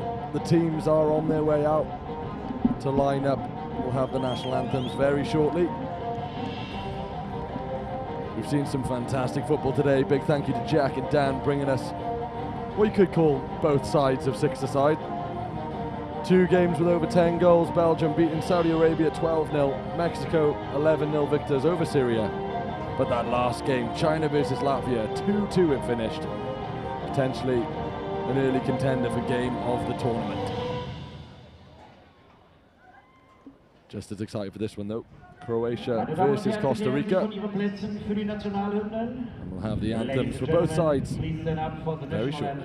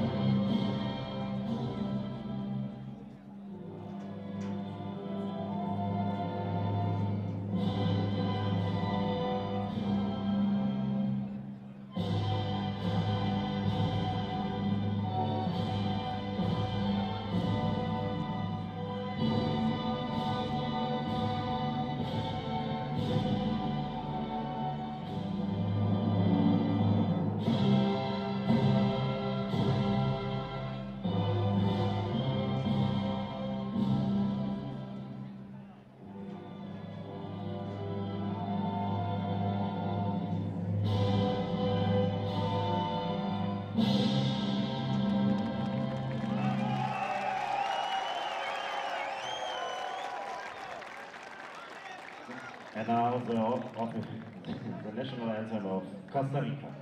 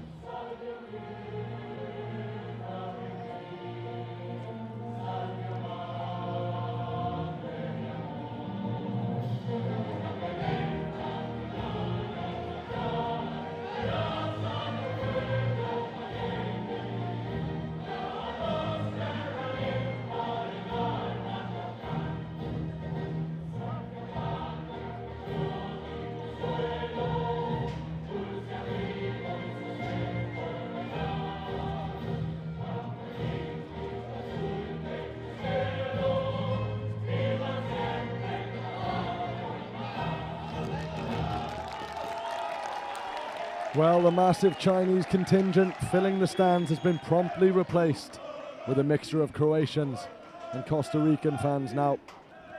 I hope they've topped up on their sun cream because the sun is sweltering and the football has been wonderful. As I mentioned before the anthems, we've seen both sides of the game. A narrow 2-2 draw. China pulling it back in the second half. And then Belgium and Mexico both scoring more than 10 goals. What do we have in store for this one? Joining me once again, Ben Murphy. Ben, what are we expecting for this one? Again, I'm expecting more energy, high intensity, especially in this heat. Both teams will be looking to get off on the right foot. Last year, Croatia drew their opening game. Costa Rica won. They'll both be looking to win, but only one can. Indeed. Costa Rica won their opening game, like you say. They did struggle as the group stage went on. They ended up finishing second from bottom in their group last year. As we look at the team sheets for Costa Rica, big name missing, Alvarez, the man they relied on for goals last year in that victory. Didn't score too many, but likewise, as you saw the Croatian team, if you've been following the team for a couple of years, two big names missing for them. Zeko, the standout, another man they relied on heavily for goals last year. We've seen it with a few teams this year, a big change in contingent, mixing up the forward lines. In fact, changes all over the field for a lot of teams. Yeah, I think Alvarez is a big miss for Costa Rica. He got a hat-trick in that opening game. Like you said, we've wondered where the goals will come from for a few of the sides. There hasn't been a shortage of goals so far in the games. Well, Croatia managed to score 8 against Iran, and they beat Spain 3-1. We'll hope for a similar result here. Certainly hope for a victory. They will be favourites in this one, but as we've seen all day, you can't write off the underdogs. On the opening day of the tournament, in near to perfect conditions, in this wonderful stadium, anything is possible. It's Croatia playing from right to left in all red, and Costa Rica playing from left to right in a full white kit yet again. Beautiful kits. And we are underway in this one. Expect to see Croatia with a fair share of the ball in the early stages. Controlled football, very physical team. Haramustek's pass charge down. It'll be interesting to see how these teams do line up. Costa Rica leaving 2 men back at all times. But there's plenty of movement up the top of the pitch for Croatia. And in this heat, that man-marking job is not one for the faint-hearted.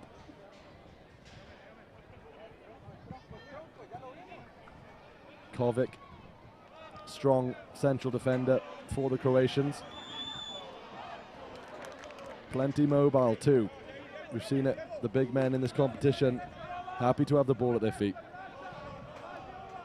As Costa Rica have their first share of the ball.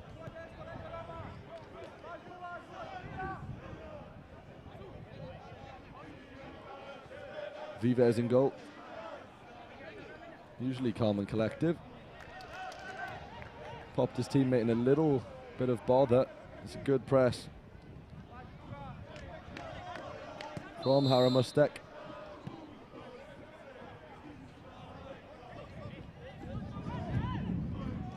And as we see, the early stages really do set the tone.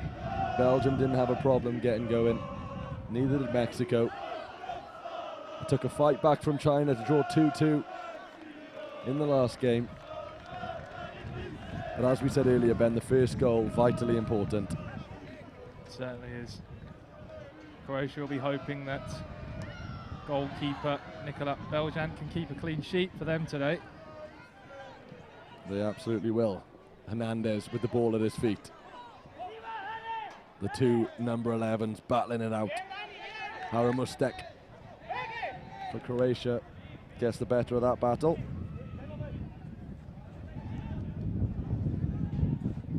wins his team. I'm happy calling them a kick-in. I'd like to say throw-in, but a slip there from the keeper. Not quite sure on his feet. Beljan, the goalkeeper for Croatia, gets away with it a little bit there. He's an incredible keeper though. Goalkeeper of the tournament of the Euro Cup this year. Yeah, Peter Walton joined us last night and he was adamant that mistakes can certainly lose you games just as much as the attacking ability can win you it. And they've got away with that one a little bit, Croatia. Will do Costa Rica's confidence a world of good though. A little bit rushed, Kovic couldn't get there. Not the slowest of defenders, but it would take someone quite rapid to reach that one. Slightly stop-start. Yes, indeed.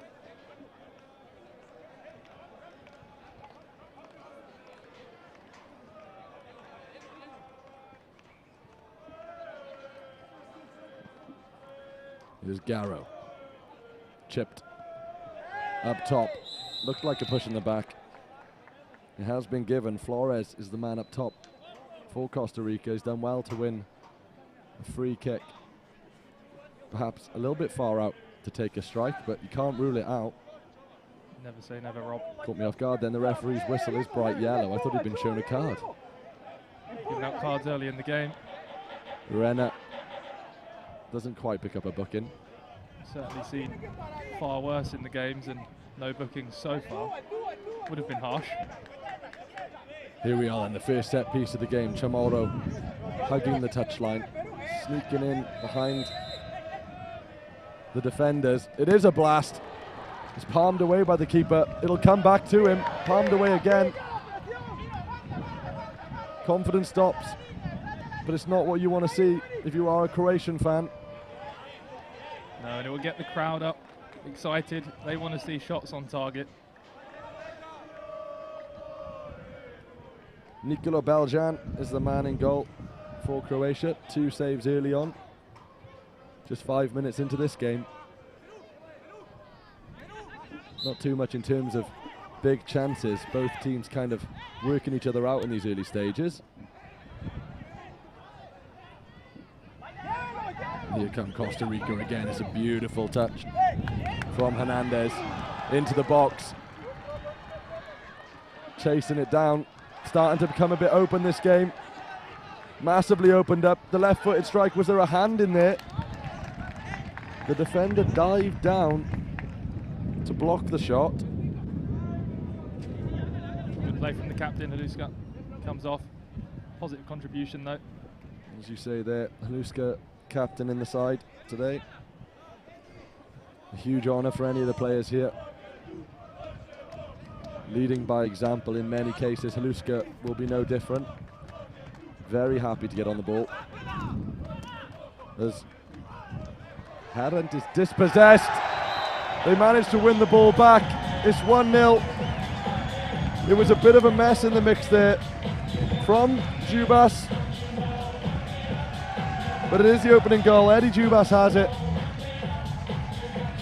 Bit of a muddle up. A bit messy, but they all count. It's knocked down. Not too much a goalkeeper can do about it at close range there. Messy defending. It's a scrappy goal, but they all count. Picked out the air by Lejubas there. Brought down wonderfully for the opening goal. Croatia 1, Costa Rica 0. Just as the space opened up, they took full advantage. Slightly messy, but they won't care. Here is Lejubas again. Plenty of energy, a long-range strike comes in. First chance for Vives to really get his hands on the ball. Didn't have much chance with the goal.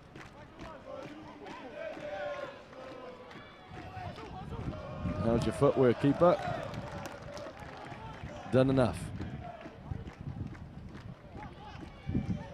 We've seen all different kinds of press today. The French, masters at it, hounding the players. Similar thing going on there. It's interesting to watch Croatia, the two attackers pressing, but recognising the need to drop back when out of the possession to support their team. Tidy work from Romick to clean things up. Here's Hernet. Should I say Herent rather. They do win a corner, Croatia. Rinse and repeat, set pieces are important. I think we've established that, but it's how well they are executed. We've seen training ground manoeuvres, and some teams prefer off-the-cuff movement. It opens up for a Croatian shot though, dragged wide by Videcki. Yeah, he's found himself in space there, Videcki. Should be hitting the target. He had the space indeed, couldn't quite find his mark. Strange numbers on the backs of the kits. Usually a big fan, but that font, well, it's not helping anyone. No, it is Eduard wearing the oddly shaped number 5. Not much he could do to intercept that pass. I think oddly shaped about their formation, very compact. No nonsense defender, Guardiola, another big man. It's interesting to see the mobility of the defenders, because you have to be good with the ball at your feet, but some teams like putting it in the air. Croatia go low, it's snuck in. I'm not sure how much they knew about it. It's 2-0. Sinani gets the goal, or at least he's claimed it. I wouldn't be surprised to see if he didn't get a touch. See it here. It's a great ball in. Sinani finds himself in space, a better angle. I think he does get the touch. Yeah, it's a good finish in the end. He does get the touch. Sinani makes it 2. He beat a lot of bodies in there. Costa Rica will be disappointed to concede that kind of goal.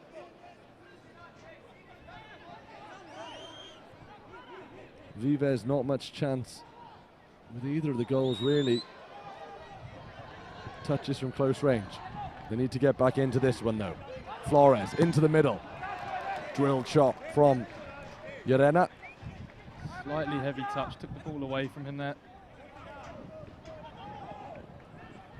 Well, Guardiola trying to slow things down. He's put his teammate in a little bit of trouble. Flores dealt with it. But they do surrender possession in a dangerous position, more or less exactly where the free kick was taken.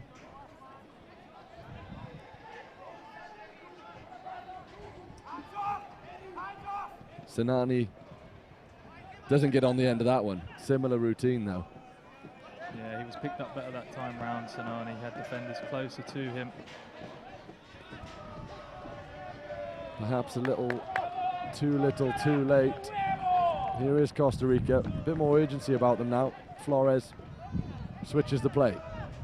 Nice ball roll from Eduarte.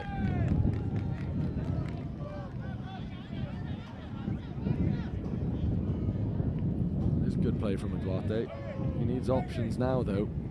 Croatians are massive, the stature of them. I'm not sure whipping it in is a good choice.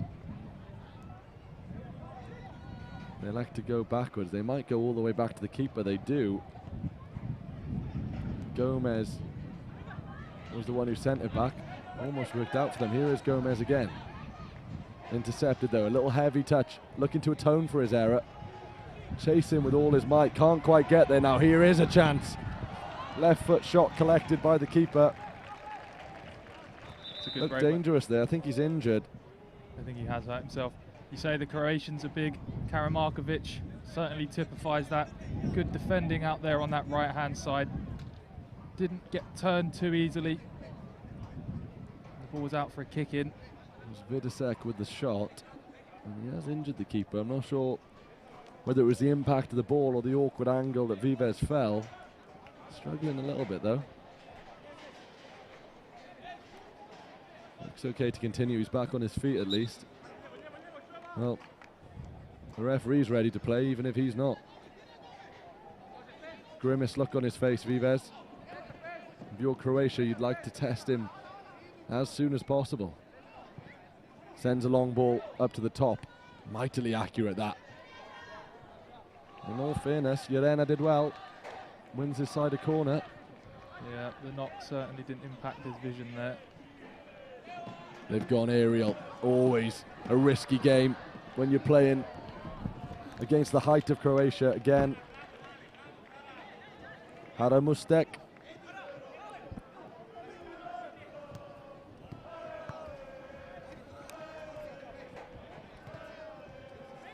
Couldn't quite squeeze through the gap, but his ambition to win the ball back pays off. There is a foul in there. The referee signaled for a pull. Not sure the defender agrees. Little protest there from Guardiola. Yeah, had a mistake, was just a bit too tricky there. Beat a couple of players. In the end, they give the foul away. It's another opportunity. A shot, a set piece. We keep saying, so important. Haramustek with the delivery. Gentle ball caressed across the box. Straight in the defender. Urena doing well, close to his man. And it sails wide. It'll be a corner again. Holuska, the captain, to take it. More of a miss hit from Ubas there.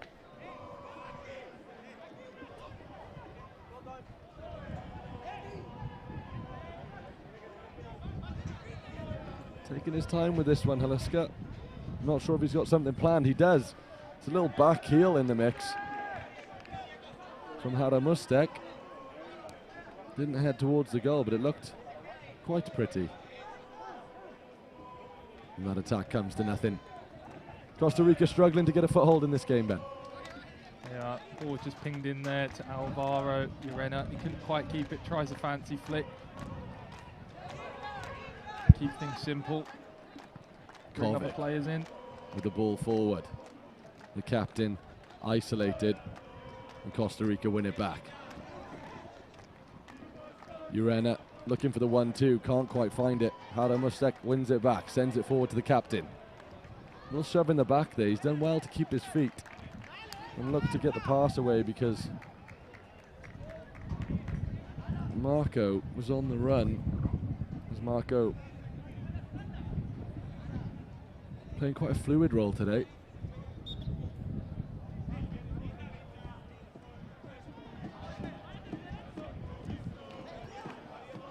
A chip into the box. It's Kovic at the back post. Thumped straight into his man, Urena. But the relentless flow of Croatian shirts forward continues. Kovic into Haramustek. Kovic again. Nicely laid off. Urena's there. The heat really has pumped up. You can see the fans. Hopefully plenty of sun cream there. But the players, in terms of this intensity, to be defending for this long. Unconventional defending. Get anything on it if you can. They're in no rush to take the set pieces, Croatia. They'll take their time, pick the right pass, as they did with the goals. Very cautious approach. Interesting to see. As Zubas, the goalkeeper, takes this one. It's put into the middle. What a fantastic save from Vives. He's not happy that the shot was allowed to come in. He did his job. He's asking the questions of his defenders. As we just said, they're happy to take their time, find the right pass. Here's another shot. Vives dives the wrong way. It may have taken a deflection. Croatia bag another. It was a good strike, solid strike from Marco. Yeah, it's a good finish from Marco. We'll see if it takes a deflection here. I think it does take a little nick on the way through. Just takes it away from the goalkeeper. Ends up looking like he's gone the wrong way. We'll see from this angle how much of a view he had of it. The answer is not a very good one. Well, it's 3-0. And it's hard to argue the case for Croatia deserving it, or rather, hard to argue against it. And much like France earlier in the day, there is no mercy. Harun Mustek lays it off into the middle. Comes back across the box. Stretching for it. Oh, another miss hit. That's unfortunate. Tidy play. Slight change in tactic from Costa Rica. Yelena's come off. The ball wasn't quite sticking to him. Miklasevic. Oh, that's a dangerous challenge there from the goalkeeper. It's come out of nothing. It's going to be a penalty. It was Hernandez brought down. It is inside the box. The keeper was stretching for it. What a great decision from Nicolas Beljan. Just as we said, Costa Rica looking to change things up. Yelena came off, looking to play the ball in behind, and that's where the danger came from. Forced the goalkeeper to come out.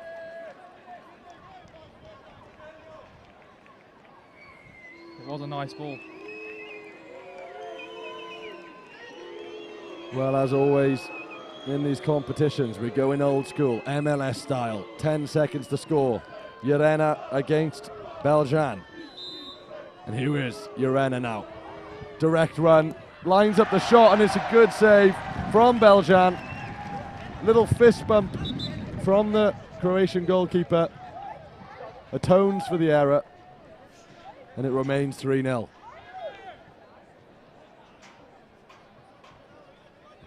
Oh, dispossessed. The defender, left foot finish. Simple as you like. From a penalty at one end to a goal at the other. Miklasevic makes it 4. Yeah, they were caught napping there a little bit at the back. Probably thought they were going to get a goal back. Ended up conceding shortly after. It is a nightmare scenario for Costa Rica. Taking a tumble as well there, Gonzalez. Nothing of it. It's good refereeing, letting the play continue. But a negative corner though. Going back to the last man. Misplaced pass. This is where the trouble comes. Viva's happy to see it go dead.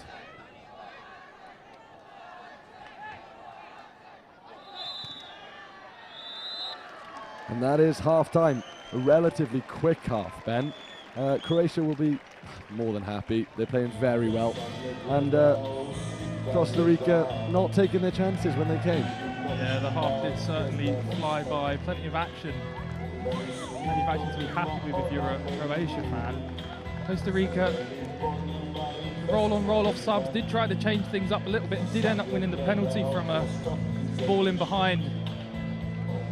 Couldn't convert it. Well, we mentioned in the previous game, China had a big fight back to draw with Latvia and lined up a potential early contender for game of the tournament. And if Costa Rica come back in this one, we'll certainly have another contender for game of the tournament. A big team talk ahead for the Costa Rica coaching staff. We'll be straight back with the second half in a few minutes.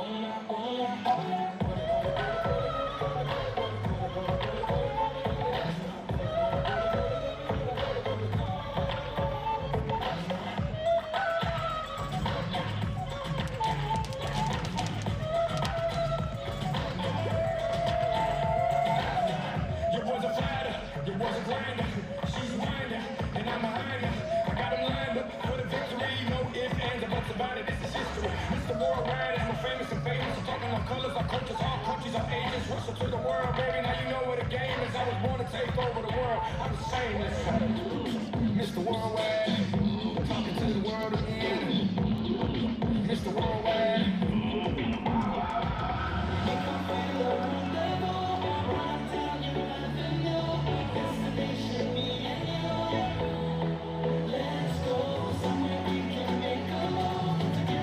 Croatia make their way back out onto the pitch far quicker than their counterparts Costa Rica. We saw some good goals in that first half. A special one from Marco Pest, Monvial. Wrong foot in the keeper. Eager to go, the Croatians. Maybe more instructions from coaching staff on Costa Rica's side on how they can come back, really. It's a pretty even split in the crowd between Croatia and Costa Rica fans. We certainly know who will be the more happier of the two. Certainly will be Croatia. But what can Costa Rica do then in this second half? I know, take their chances. They did have a penalty. They should be on the scoreboard. Is it a case of taking the opportunities when they come, Ben? I think so. I think you saw they started to switch up the way they were playing the ball in behind, making runs behind the Croatian defenders. So early in the first half they were trying to get the ball up to Urena. It wasn't quite sticking. It's tough to say, Rob, tough to say. Well, we mentioned the names that Croatia were missing from last year. Zeko, you wondered if he'd be missed. Not in a goal sense. It's 4-0 to Croatia. A very successful half from them. And they look a very impressive team. But what can Costa Rica do? They won't give up by no means. And already you can see Hernandez is keen to get on the front foot. Bit of a mixture in the Costa Rica team of young lads, experienced players. Usually a good mix. The pressure applied. Romic did well. There will be a Costa Rica ball from the corner. Still in possession. Strong tackle, that one. They had a player down. Camaro wanted the free kick initially, wasn't given. Moments later they do receive the free kick. Just before those fouls you saw Costa Rica pressing a lot higher. We've seen the Croatians do that to the Costa Ricans to force mistakes. Gonzalez at the back post. They elect to send it back to the halfway line and have a punt just inside the centre circle. It's positive, but it isn't quite right. Not yet, at least. No, Beljan will be happy with that. Long range effort from Garo, not testing the Croatians' goal. Beljan has saved a penalty. Trickery not paying off for Costa Rica. Croatia with their first spell of possession in the opening 2 minutes of the game. And a missed place, or should I say, rather timid touch from Karamarkovic.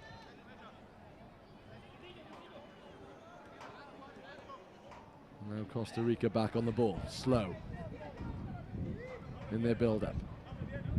Really thinking about what they want to do with it, perhaps overthinking, certainly overthinking there.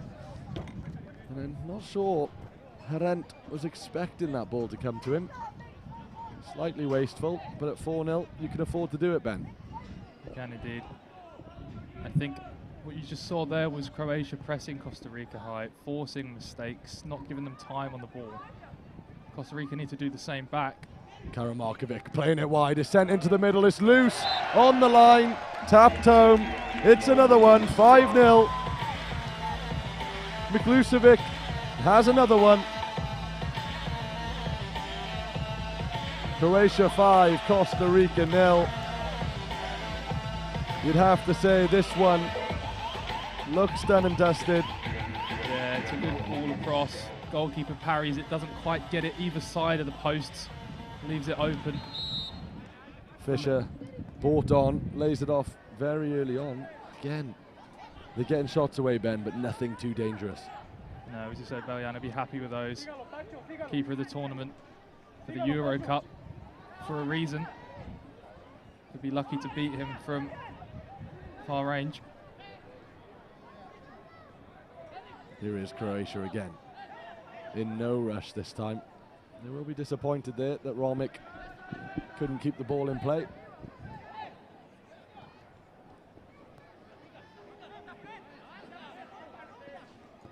Looking for options. Here's Garrow. Can't find them.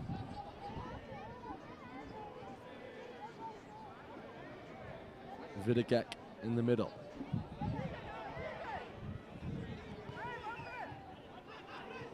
Harant trying to press, wrong-footed.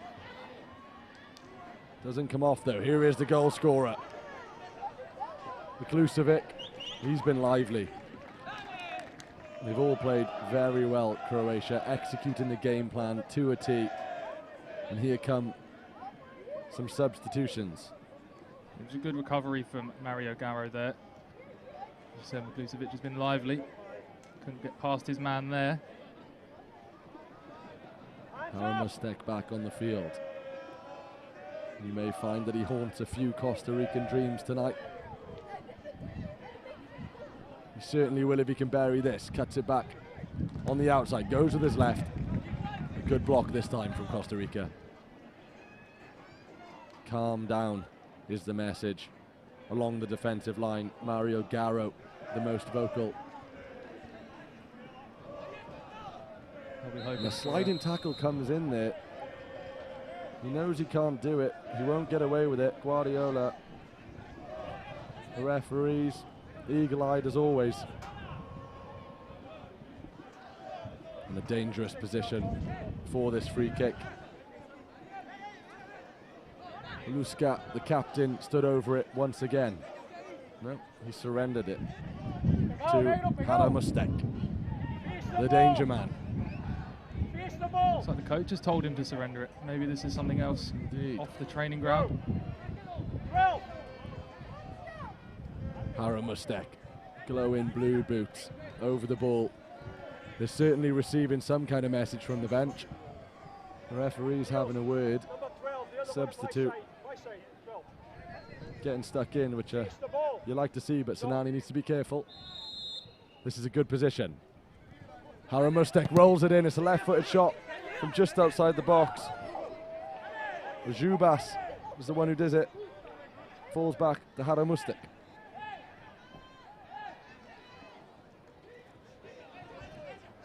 And it's him once again clearing up. Trying to turn his man was Sinani. Another physical player. Seems though every team in the tournament like to have that man who can hold up the ball. Yeah, there's a good battle going on between Mario Garrow and Sinani there. Both very physical players. Mario not giving him too much space. Haramustek has carried it almost the length of the pitch there. Will he shoot himself? He will. Left-footed, bends it into the top corner. He makes it look easy. Haunting Costa Rica dreams.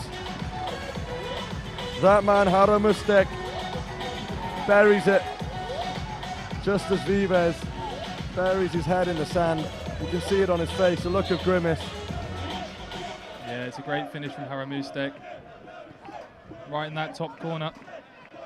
Former national team youth player. Plenty of experience.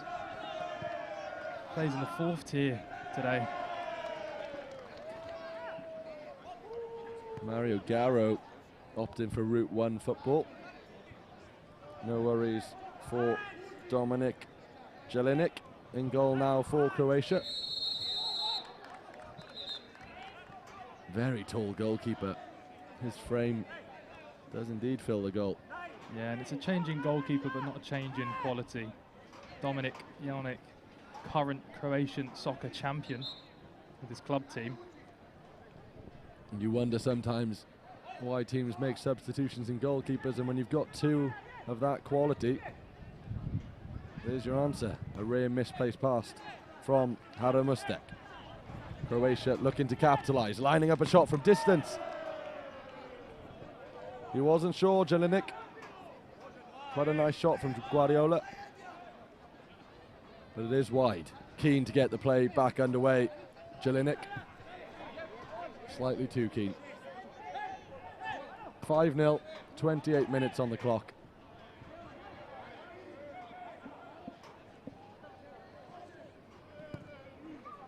We spoke earlier about how important it is to score in your opening game just to build that confidence.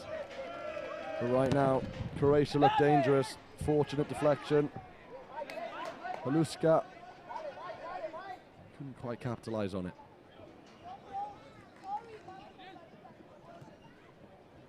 Mario Garro sends it back. Back on the field is Kovic with a clearance. Getting the ball up the pitch nicely. Haro Mustek makes his way into the box. He wants the ball back almost immediately. The captain looks up. Will he find him? He goes for goal himself. It's a goal for the captain. He deserves it. Josip Haluska. He's played well, leading by example. He had options. He opted to go alone. And in the end, it was the correct choice, Ben. Yeah, it's a good finish. Neves won't want to see the replays of that one. A couple of goals I hope to have done better on another day. But take nothing away from the finish. Guardiola now over this free kick. Plays it back to Yerena. Yerena out wide. Receives it once again. Vives forward. Kovic. Difficult to get the better of him in the air.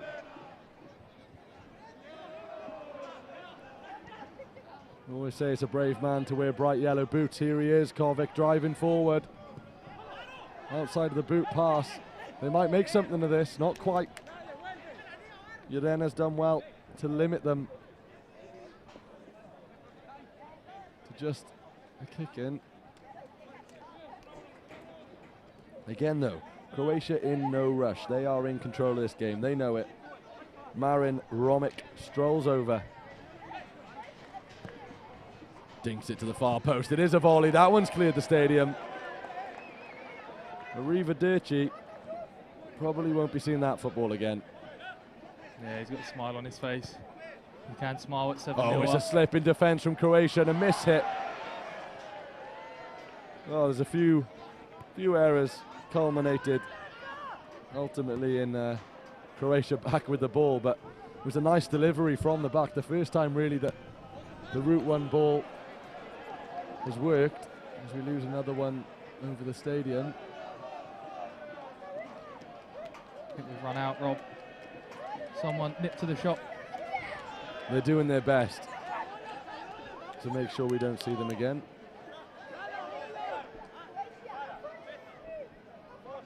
Ah, there it is. You see pictures there of the Croatian bench. They'll be happy. There's Romic over the ball. Plays it into the middle. Laid off nicely. Oh, to the quick feet of Hara Mustek. Played back to Kovic. Kovic lays it off nicely. Dribbling into the box there. Has he done too much? He has. It's unfortunate. Flomna Zubas. Yeah. Good goal from him in the first half. Hasn't quite done it in the second.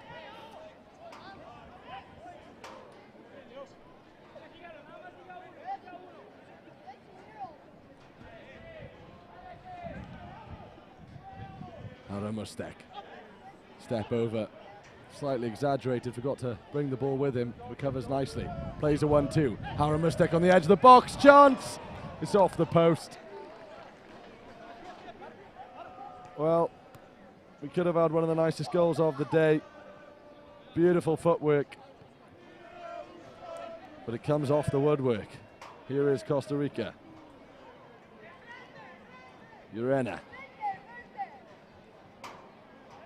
Calm from Karamarkovic. Urena on his own, isolated, lines up the shot, thinks better of it. Eventually does let one fly. Almost dribbles through. Keeper taking no chances. Dominik Jelinek in goal, as we mentioned. Second half substitution, 33 minutes on the clock. Here's Croatia 7, Costa Rica 0. And this would be a comeback. We've seen some high-scoring games today, Ben. And this following the trend.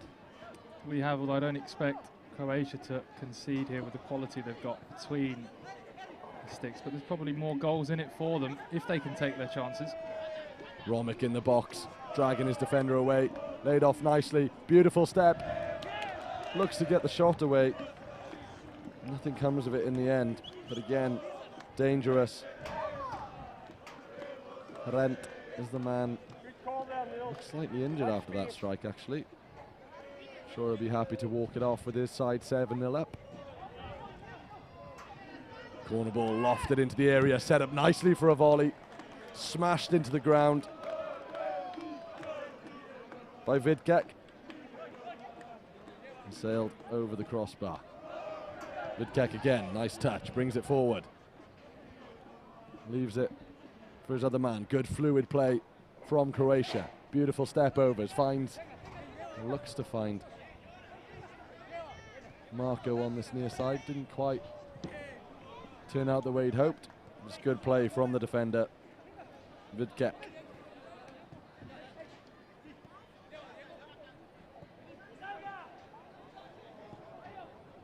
Costa Rica need to be a bit quicker with the ball. They're almost telegraphing every pass they make. And Croatia certainly have the energy. It's interesting, they've really utilised the bench, Croatia. I know a lot of the teams, the Germans especially, making 5 substitutions at a time. But it's almost as if they do have 2 lots of 5 perfectly capable of winning this game. Yeah, there's quality on and off the bench. And they can afford to make those changes without suffering on the pitch.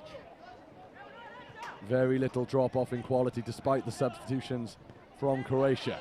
Bit of space in the middle of the park for Harent. Calm play, good build up. Signature Croatia. As I say that, is pounced upon by Urena. Almost surprised to have it, isolated in the end.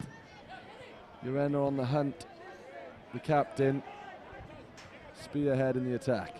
Here is Croatia though, left-footed strike straight into the back of Guardiola. Yeah, Duarte had the ball there for Costa Rica. You could see he was looking backwards, not forwards. No passing options in front of him. The slow set piece from Croatia. Almost signature then. The men in red, no rush. With just 4 minutes left of the game, they'll want to just see this out. Keep a clean sheet, keep it tidy, keep it neat. Because it has been quite exceptional from the men in red.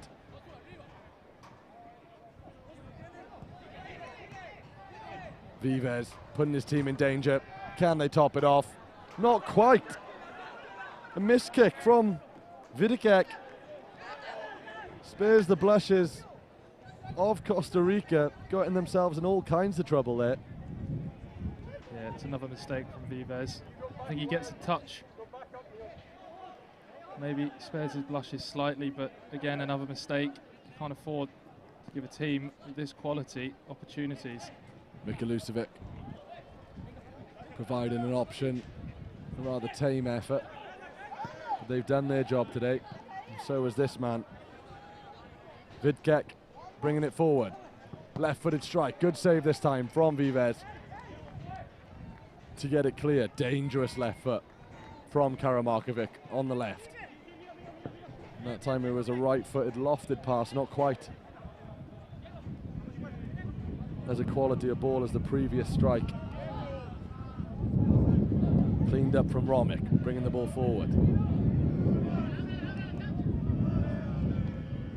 Romic again. Possessions changed hands quite rapidly in this game. Neither team really sustaining possession for too long, but that has been because Croatia are dangerous. They're dangerous again here. Big save for Vives. Big save. Chopped down in the box. Yep, expected the referee's whistle there. A little bit overzealous. Yeah, I think Vives has winded himself there with that save. But this time he doesn't palm it into the path a Croatian player. Vives has taken a beating, you're not wrong. And it might get worse for him if it wasn't for that slightly wayward Vidicek back heel. And he makes his way straight to the bench. They didn't like that one. It's quite impressive to see, I have to say. In these early stages of the tournament, you're looking for the team that stands out, the team that has that unique approach to the six-a-side game. You're certainly seeing it here. Yeah, we talk about quality. You see they've just brought that man there in the blue boots, Haramustek, on at 7-0 up. Haramustek, deadly left foot. Infamous ball roll. And as you say, when you see those blue boots charging towards you, defenders tend to panic. Haluska, the captain, taking his time once again on the free kick. Rolls it forward. The cross will come in. Oh, and it is smuggled in. Beautiful touch from Miklusevic. It's not the first he scored today, and it certainly won't be the last of the tournament. Makes it 8. Yeah, that's his hat-trick. Miklusevic, it's a good ball in from Romic. A simple touch really to turn it goalwards. You can see the frustration from Vives. I feel he's tried his best today. Some of the goals have really come in close proximity to him, within a yard. Could be one more there. Gets a strong hand to it to tip it over the bar. Didn't know too much about whether it was going in or not. Took no risks. Pressure will come to an end, but that is because the final whistle is blown. Well, we said we were looking for something unique. We've certainly found it in Croatia. Almost 2 full teams working in perfect harmony, Croatia. The substitutions matching the quality on the field. 8-0 it finishes, and it does not flatter them at all. Costa Rica, positive signs. Urena, plenty of energy. Will take some confidence going forward. Yeah, really suffered through their own mistakes, Costa Rica, in that game.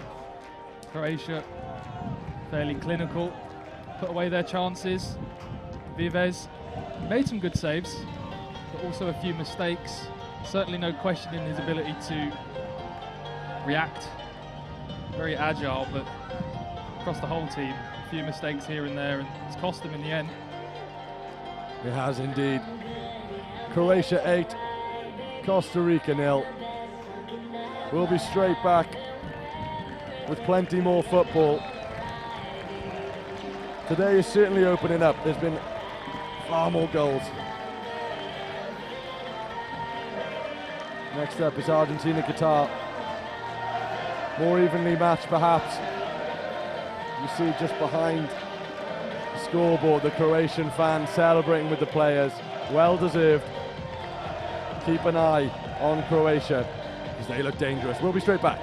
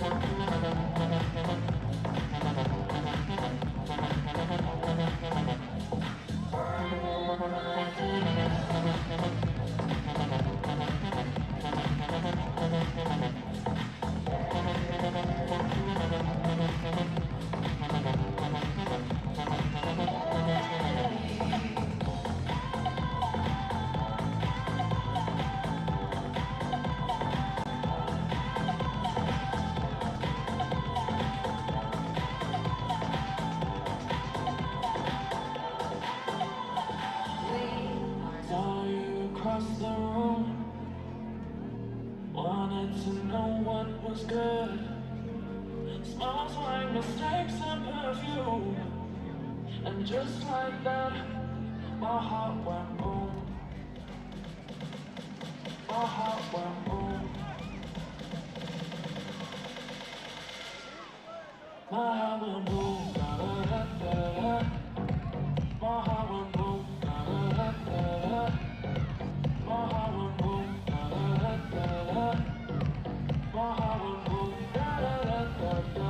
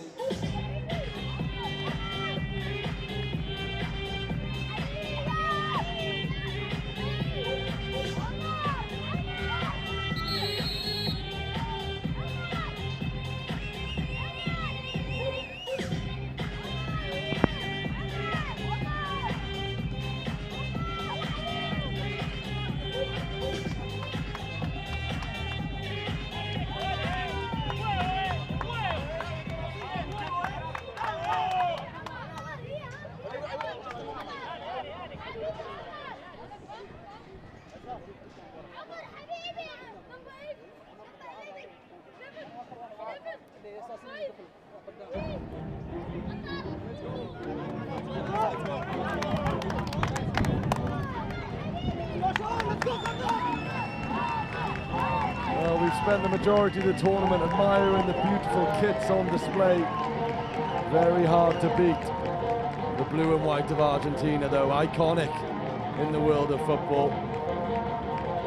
And I have to say, the maroon of Qatar also complementing them very nicely. A big game this, Argentina. A lot to make up for. Fourth in their group last year against the team making their first appearance at the World Cup. We're moments away now from Argentina-Qatar, but first, the national anthems.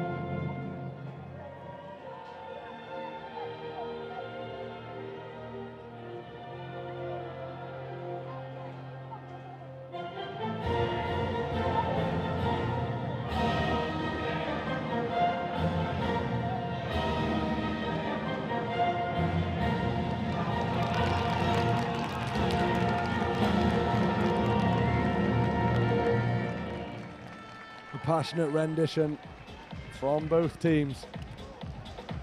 Clearly up for this one, Argentina. Again, Qatar won't make it easy for them. Ben, what do we expect from this one? Yeah, as you say, Rob, iconic Argentinian kits. Not so iconic showing last year, winning only one of those group games, came against Tunisia. They'll be looking to rectify that campaign, get off to a good start. But equally, first game in the competition for Qatar, they'll be wanting to make an impression, show that they deserve to be here. Opportunity for some young talent to show themselves on the world stage. I think it's two teams with plenty to prove, Rob. Absolutely. We did say they finished fourth in their group, Argentina, but it was behind Portugal, England and the Ukraine. Ukraine topped that group. Difficult one for them. It was close defeat against England, 3-2 they lost. Managed to score 7 though against Tunisia. But Ukraine did score 11 in their victory over the men in blue and white. As you mentioned, it's Qatar's first appearance at this World Cup, but of course they did host the 11-a-side World Cup just last year. That small tournament. Well, right now you wouldn't want to be anywhere but here. Qatar didn't manage to get out of their group in the World Cup last year. They'll certainly try to here. And in their way is an Argentinian side with something to prove.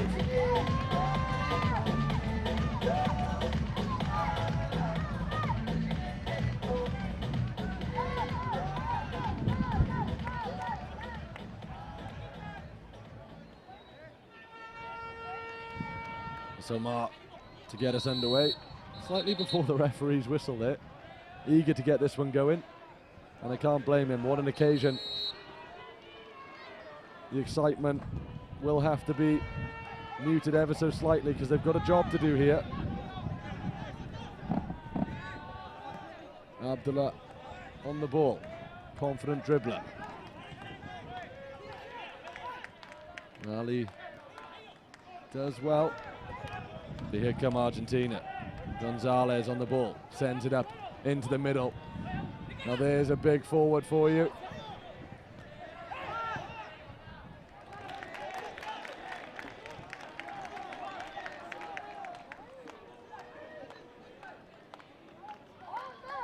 It'll be interesting to see how well Qatar settle down into this one. They'll be hoping to get their foot on the ball very early on. Make sure all the team get touches. That was over the line there. Again, perhaps the nerves creeping in. Yeah, they need to settle quickly here, Qatar. Rizzoli takes a slip, surrenders possession. How are your feet? Goalkeeper. Abdullah. Here he is again, toe poke forward. Laid off nicely. Here's a chance. First shot of the game. Falls to Qatar, scrappy in the box. Omar letting loose for the first time. Elects to let it run. To Mohamed Ahmed. Nothing comes of that. No, but it'll do him a world of good being in the opposition half. Pulls in trouble. A few nervy moments early on though. Khalid in goal. For Qatar, you'd expect him to have a busy day. Here's his first test. Showing his appreciation to the defender, stopping Makini in his tracks. Yeah, they will need to be together to stand a chance in this one.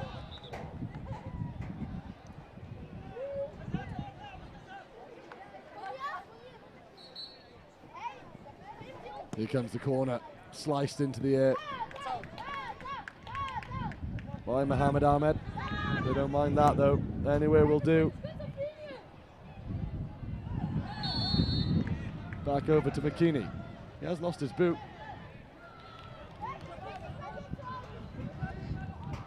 One of the smaller teams in the competition, Qatar. Be interesting to see how they line up. Argentina Not exactly infamous for their size.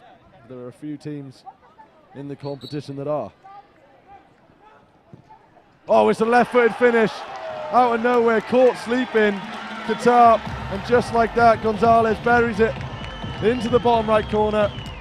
3 minutes in, that's the start they wanted. Tough to take for Qatar. They showed signs early on, but they do trail. Yeah, it's a good finish in the end from Gonzalez, and he's telling his team to calm down. He knows the job's not done. It certainly isn't, but it's not a bad first step for the Argentinian side. Here they come again. McKinney looking lively. The referee's going to have a word. Doesn't like what he sees. Mohamed Ahmed has made a bright start to this game. He has. He hasn't shied away from a tackle. Absolutely not. Talk about a lack of height in that Qatar team, but also he's eager to go in for those aerial duels. Here is the goal scorer, Gabriel Gonzalez rather. It's a great finish with his left, and he belts it in again. Gabriel Gonzalez, 2 left-footed strikes to start this game, and in no more than 4 minutes, Argentina double their lead. Another great finish from Gonzalez. Another set piece. Need I say more? Bottom right corner, the goalkeeper can't do too much about it. It was rifled in before Abdullah in the Qatar goal could even hit the ground. No chance. 2-0. 4 minutes. Just about 5 minutes gone rather. Flying by. A little bit physical. Gabriel Gonzalez certainly stamping his mark on this game early on. Yeah, it has been a quick 5 minutes, but it felt like a long match if it stays this way for Qatar. Indeed it will. Let him fly is Cador. Won't trouble the Argentinian goalkeeper. Sanchez Odino in goal today for Argentina. Long ball. Testing the hands of Abdullah once again. It seems as though he's going to be in for a pretty busy afternoon. Oh, the referees let play go on just for a few seconds. It was a foul. Yeah, it was good strength from Mancini initially, before there was the foul. Beg your pardon. It is Khalid in goal for Qatar. And he's the man who'll have the busy afternoon.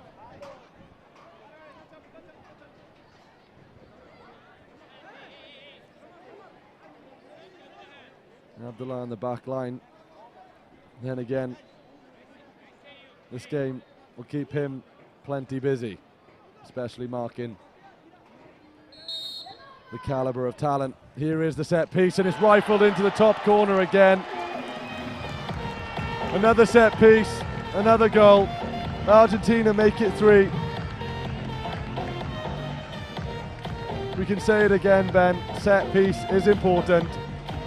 It is. I'm surprised Gonzalez didn't want to step up for the hat-trick there, but doesn't seem to matter who takes it. Again, another fantastic finish from a dead ball. Top left corner. Goalkeeper dives the wrong way. He did indeed.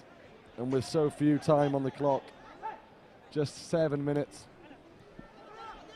it may become damage limitation as a long ball comes in from Franco Rizzoli.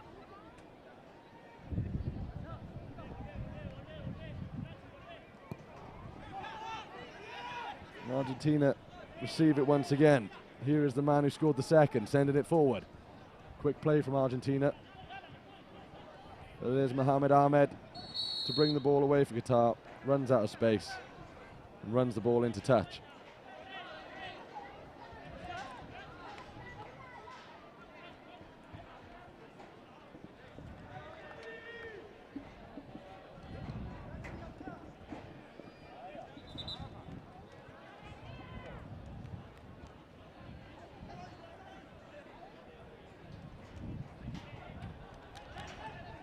What a guitar to do then, Ben.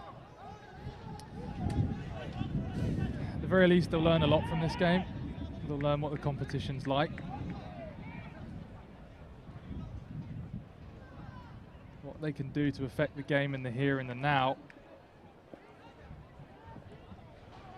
Maybe don't give away free kicks. Here come again, Argentina rather. They're so distracted. Ball does sail wide.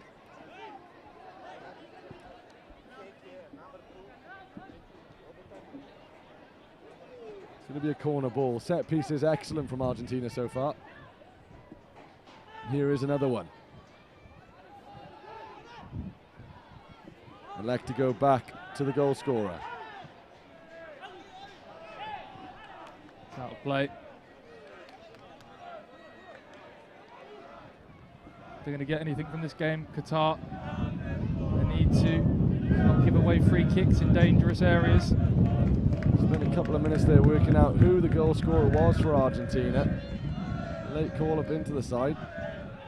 There's this man, Senestrari, on the ball again. Lays it off. It's good play from Argentina.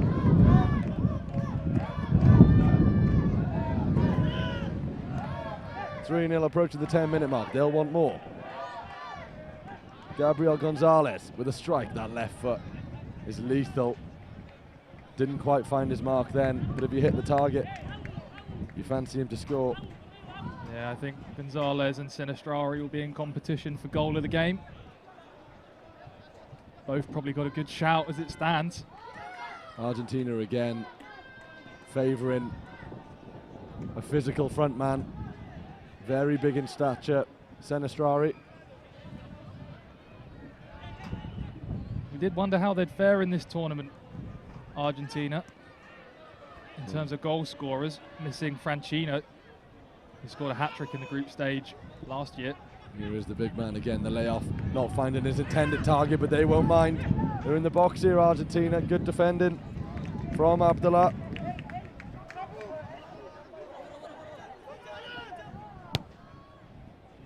The corner ball again, interesting. They're happy to send it back to the halfway line from the corners. It didn't come off that time, but difficult to question the set-piece routines of Argentina when they've scored 2 already. Speaking of set-piece goals, Senestrari lays it off, falls back, and it's in. Gallardo with the golazo. Beautiful finish.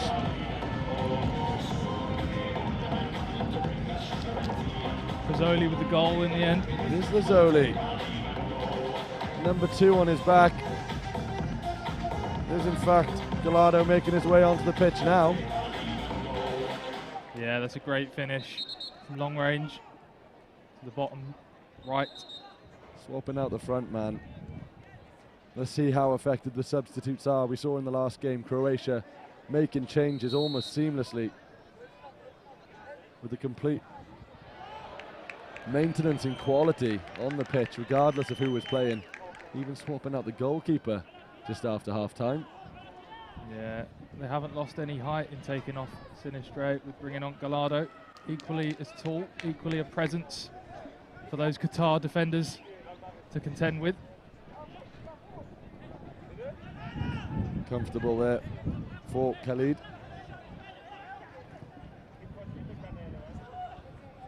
Straight back to the opposition goalkeeper.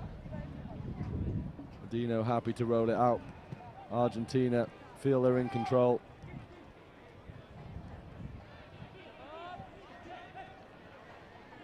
Masao, the man with the rocket finish. So much quality in this Argentina team. Showing their skills in possession now.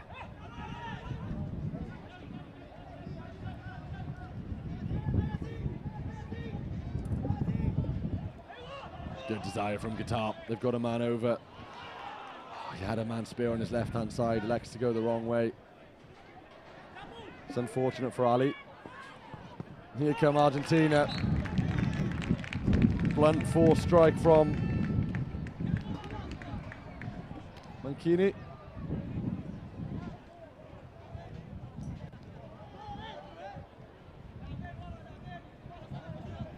take the corner, lofted in towards the back post. There was a man waiting, but Mohammed Ahmed rises, does enough. Damage limitation on the cards, 13 minutes on the clock. 4-0 to Argentina. Another strike from range. That man Gonzalez. I think Argentina will be happy where they are. They'll have wanted to get ahead early so they can control the game, play at their pace, their tempo, have Qatar chasing as they are. Lasau into the substitute. Gallardo gets a strike away. He's got a lot to live up to. Sanastrari proving very effective.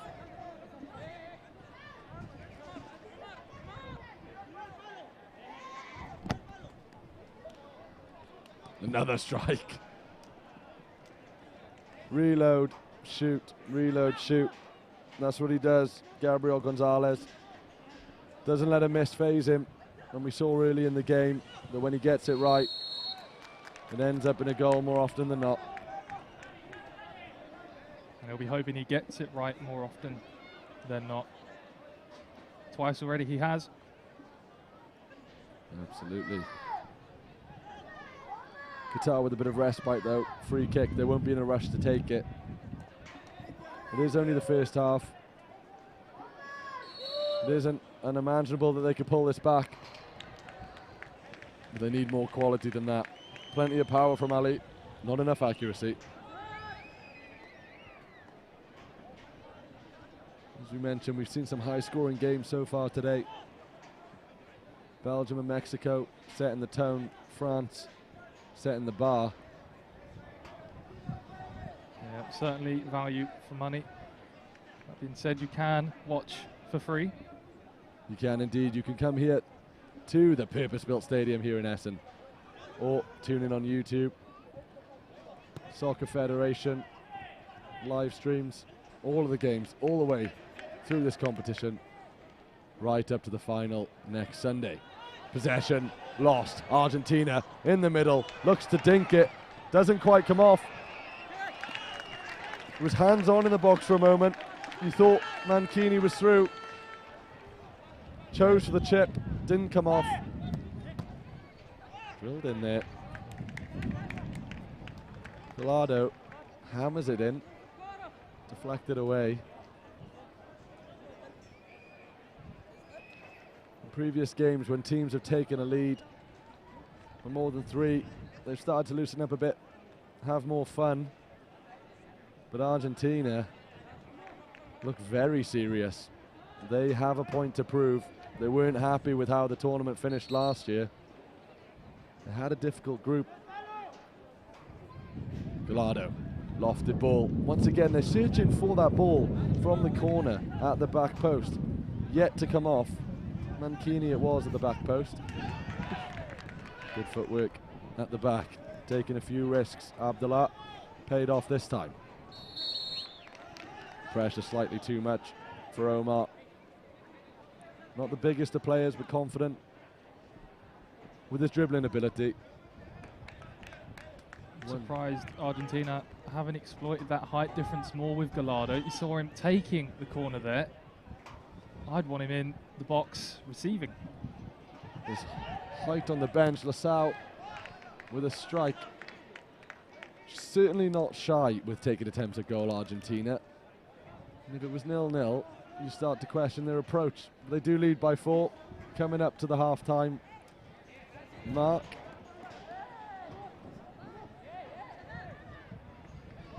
Gasparini on now for Argentina.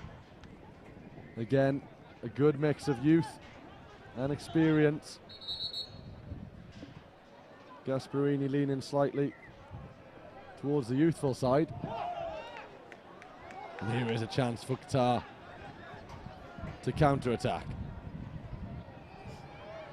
Again, too simple for the goalkeeper. Mohammed Ahmed trying all he can. But it'll take a bit more than that to beat Adino in the Argentinian net. They do win it back again. Now they need to pick the right option. Regardless, Gonzalez sticks a foot in. Yeah, they're defending well. Not panicking, not rushing into the challenge. Struggling to get into the final third. There was a handball in there, spotted by the referee. Getting past this point into the final third is where they struggle. Mohamed Ahmed with the shot again. Still not really tested the goalkeeper though. No, some desperation there. Shooting from that sort of range. Not really too many options for him. It's a difficult group for Qatar. Gasparini showing why. Cascades his way through, wins a corner. It's a low ball, it could be an own goal. It isn't. Well, you'd have to say good defending in the end. I'm not sure how intentional it was, but Qatar could be on the attack.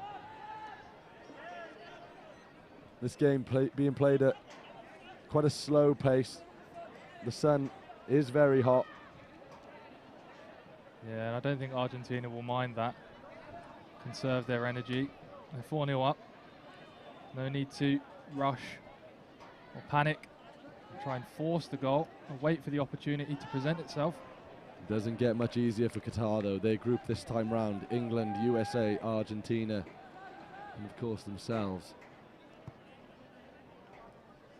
But as I say, scoring a goal in a World Cup is no small feat, and they'll look to do so if they can get into the final third. They won't do here though. Gasparini showing his strength. Over the line again, I think, from the kick there. And the referees have seen enough. That's half-time, Ben. Interesting, to say the least. Normal operating procedure. We knew Argentina had something to prove. Safe to say they're proving it. I think so. I think 4-0 is a fair reflection of that first half. I think Qatar, they suffered a lot in that first half. Argentina proved point. If you look at last year, that first result. Another 20 minutes to make sure the score remains in their favour. Absolutely. A big second half to come for Argentina. We've seen some of the favourites of the tournament make their statement. Argentina are doing what they came to do so far. And for Qatar, it's a big half-time talk. What can they do? If they manage to get anything out of this, it would be a miraculous effort. But as I say, huge honour to score a goal in a World Cup. And that certainly will be the aim for this Qatari side. We'll be back with the second half very shortly.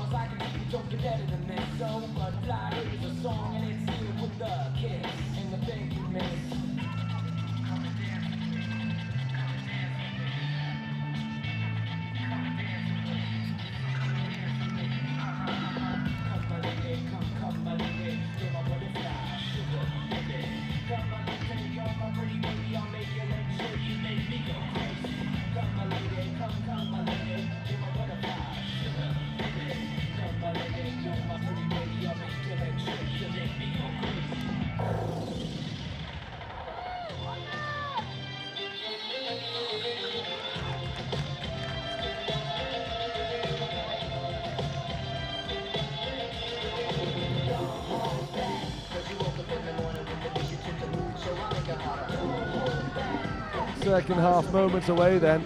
If you want to read into body language at all, the Argentinians happily skip their way onto the pitch. Qatar more thoughtful, slow walk. The goalkeepers got a few opinions on how to improve in the second half, and improve is something they'll have to do to get back into this game.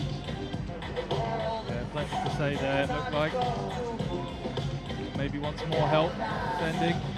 Wasn't too much he could do about the goals he conceded. They were good finishes, bottom corner, top corner.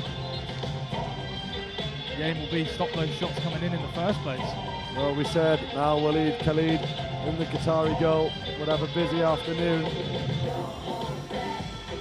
His defenders helped him out in some instances. But it is 4-0. More of the same from Argentina. A few substitutes as well for them, mixing up the team, making sure the whole squad gets some game time in these early stages. Good ball possession. It's in the middle for Argentina. Poked just wide. Gasparini couldn't quite get the connection he was hoping for. Early signs of danger for Qatar. Yeah, Gasparini's first touch of the game there. Could have been a goal. Fortunately, for any hopes of a Qatari comeback, it dribbled wide. A little bit more direct from Qatar. They did struggle to get into that final third, but you'd think that if they can make it past the stonewall defence of this man, Gonzalez, they might have a chance. Not with a delivery like that though. Almost lost that ball to the streets of Essen. Yeah, he's been a presence in both boxes, Gonzalez. The old school black boots. Old school defending.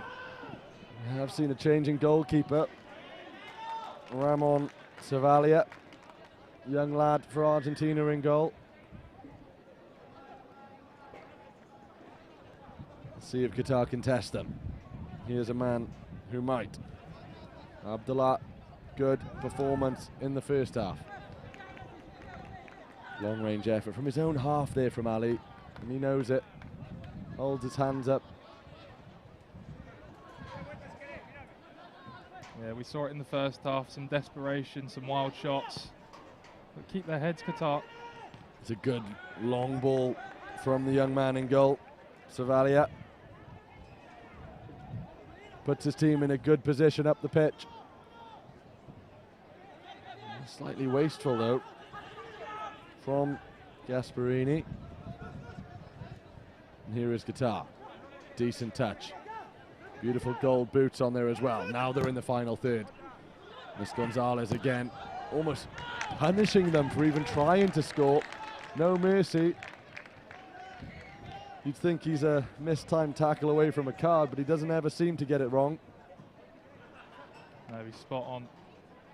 Certainly one of the more comprehensive performances from a defensive player in the tournament. Making a case for team of the tournament in his first game for sure. Mard will be hoping those golden boots give him the golden touch. We've seen some nice kits and some nice boots. Unfortunately, you don't get points for looking good.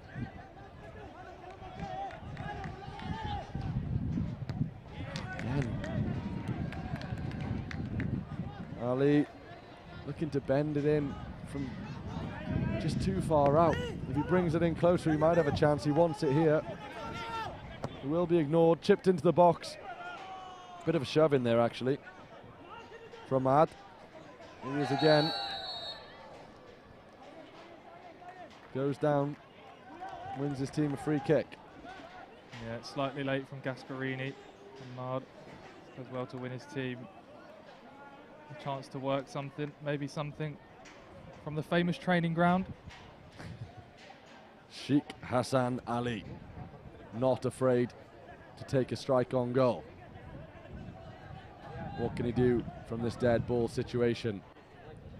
My money would be on shoot. Although Mahad is shaping up for a pass. It is a pass. Nothing more than a toe poke through from Sultan. Encouraging signs though. Sultan wearing the number 3 for Qatar, playing in glasses. Not something you see every day. And in fact, the referee is telling him now that he might have to take them off. Not sure that would be a great idea. The rules are the rules. Yeah, I'm struggling to see where the goal is as is. Don't think taking the glasses off will help.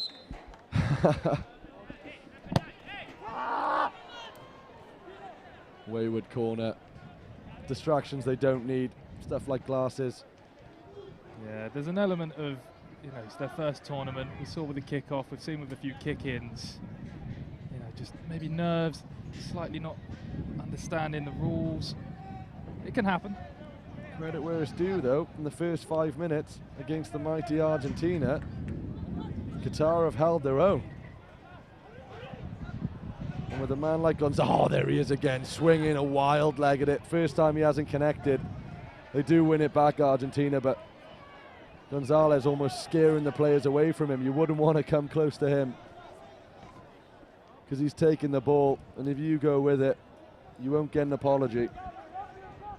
Just come off Gonzalez, maybe cool down a bit with that high boot just now.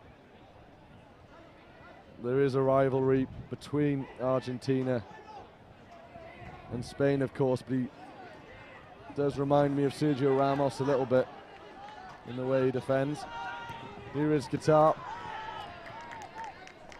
Decent ball into the box. They had a man waiting. Mad was there. Intercepted once more. Yeah, they've settled into the second half well, better than they started the first.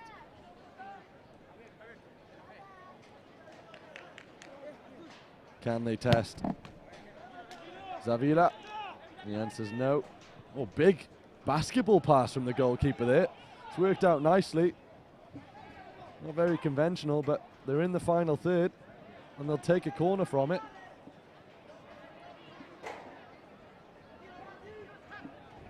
And here is the corner. A little bit too long. The covering defender has to clean things up. Falls to a striped shirt on the edge of the box. Takes a wild deflection. Cameraman ducking out the way there. Yeah, he was in there quick, Mohamed Ahmed, closing down the shot. That's what they need to do. Help the goalkeeper out. We've seen conceded a few in that first half.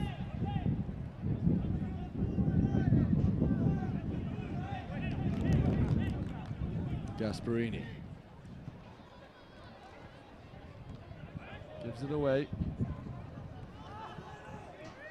Possession changing hands back and forth.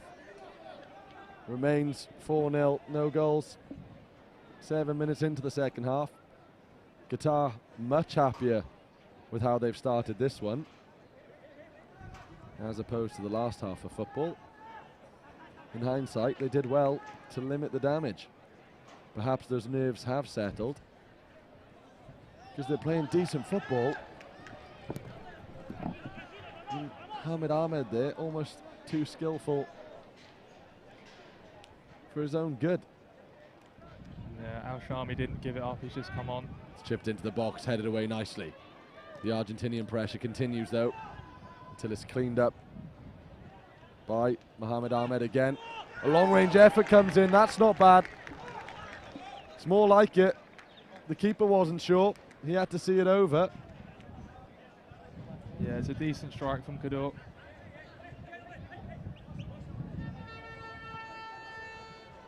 Bit of space now.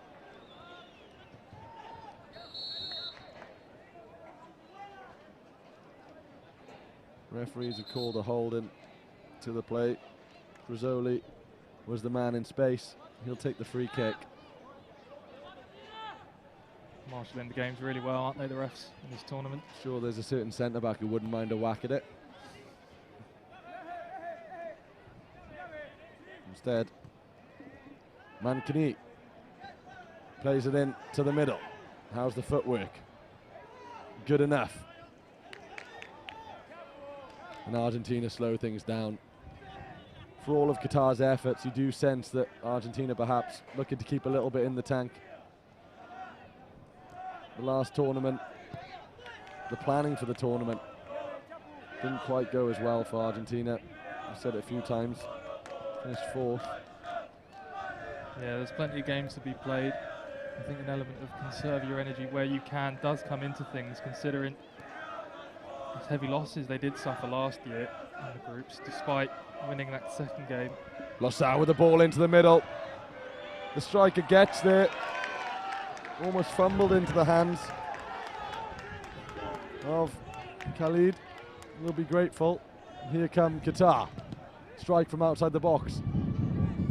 Will they get a favourable bobble? They do. In the final third. This is where they want to be.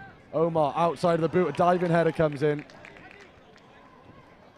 Just in the wrong direction there.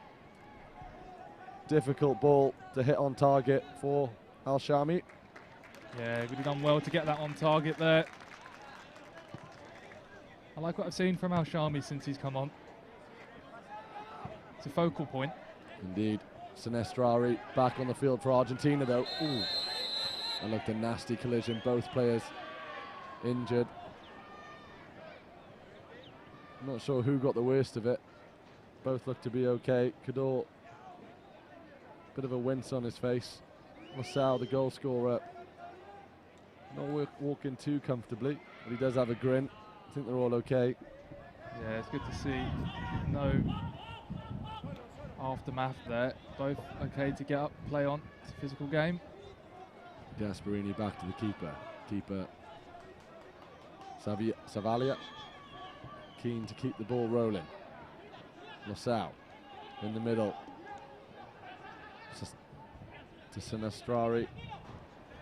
Mistakes from Argentina. Can Qatar capitalise? Slightly too slow, pounced upon. Good pressure from Argentina. Here they come. They're not flooding too many men forward, and they won't need them. Trozzoli scores. It's the 5th goal of the game. The first in this second half. Yeah, Khalid just gets caught on the ball there, taking too long, tries to play a cute pass. Trozzoli gets through, hammers it into the keeper's bottom right excuse me, to the bottom right corner. It's a great finish. Sinestrari coming off the bench again. A big centre forward for Argentina. And we mentioned the difference in stature between the two teams. The number 14, this game is right up his street. But here come Qatar. They've got good dribbling ability if they can utilise it. Again, toe poke from Amar comes in. They're battling well though. Ahmed Amar, the number 4, young lad, he's come on, showing desire, clearly passionate about the badge. Yeah, there certainly is a difference in physical stature, but it's not stopping Qatar from going in for those 50-50s. And they bounce right back up. They do indeed. Difficult game, but they all will be. Khalid gets the team moving. Crossfield ball intercepted.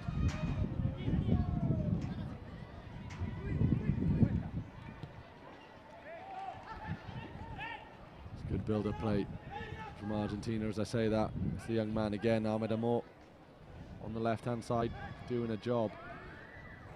You can really see the difference in strength between the Argentinian centre forward. Here he is. Oh, he's tapped it wide. You can see the frustration on his face. Sinestrari, he's had a good game, but he'll be disappointed that he can't guide that home. Danger signs again. Qatar look like they're struggling to deal with him, certainly. Oh, he's putting them under pressure again. The strength is so difficult to deal with. He towers over Omar and Ahmed Amor. Yeah, Omar did well there. Safety first, especially against someone like Sinestrari. There are positive signs for Qatar. There's no doubt about that. The dribbling ability we've mentioned a few times today. But Argentina came here to do a job, and they're doing exactly that.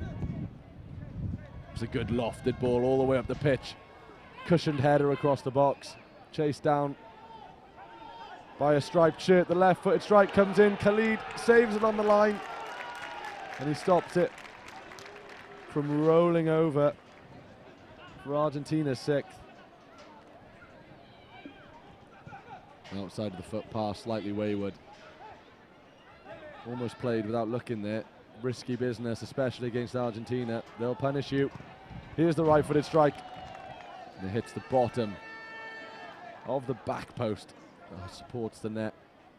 Wasn't as close as it looked perhaps initially. Slightly turned up the heat here, Argentina. Well, Qatar, yeah, we're showing positive signs, sorry. No, I was just saying, the game did start to slow down. Argentina have just decided that 5 maybe isn't enough. Lasau, he's already got one. Bobbles to the centre forward. They've got another chance. Cruzoli goes for it, ultimately with the shot. It does go wide, but again, Senestrari showing how dangerous he can be with the ball at his feet. He's not afraid to press either. Couldn't quite thread it through to him there though. Qatar bringing it forward. They do get hounded by this Argentinian press, but it's good dribbling. Eventually he is dispossessed. Senestrari on the left foot, buries it, gets his goal. It's another one.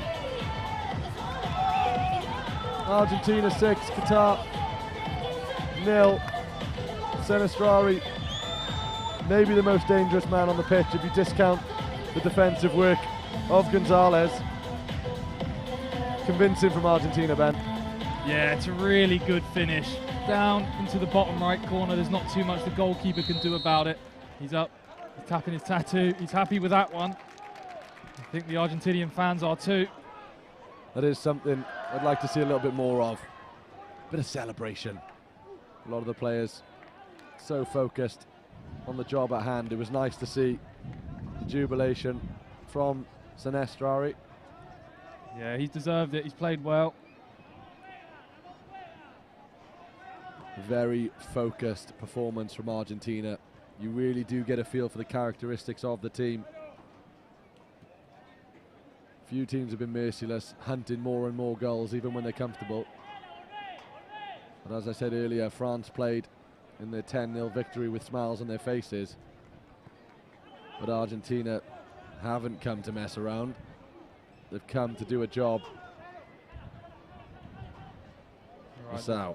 Really got the balance right in this game in killer instinct versus knowing when to run, when to rest. Here is Qatar though, applying the pressure. Could this be the goal? Not quite. Did well. Al-Shami digging it out from under his feet to get that much power on it. Another good interception. Mohamed Ahmed lays it off. Cador. And Argentina clean up once again. They've got 2 men over. They can find them. Mohamed Ahmed winning the ball back, and here's a dangerous sign then. Senestrari elects to lay it off. Lasau with a range effort, long range effort. Khalid this time equal to it. The danger signs are there. We've seen some good teams, Ben. We have. And Argentina have certainly put their name in the hat for favourites of the tournament. Yeah, I've been really impressed with them. I think you said there's more goals in this game for them, but they haven't rushed. They've waited for the chances. They've kept the ball well. But I think Qatar should be happier with their second half. Certainly settled more into the game, more of the ball. It's a convincing performance.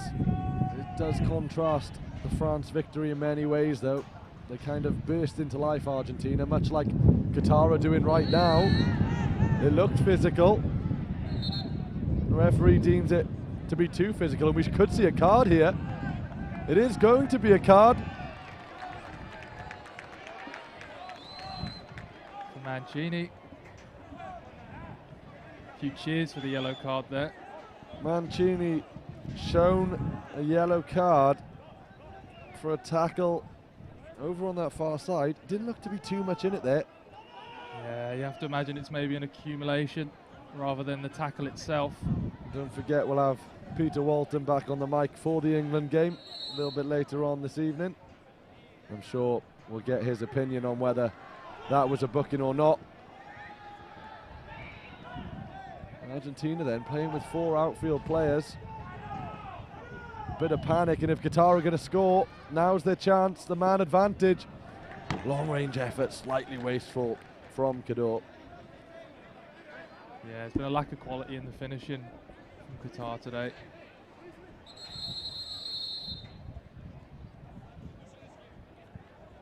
Slightly too eager with the substitutions.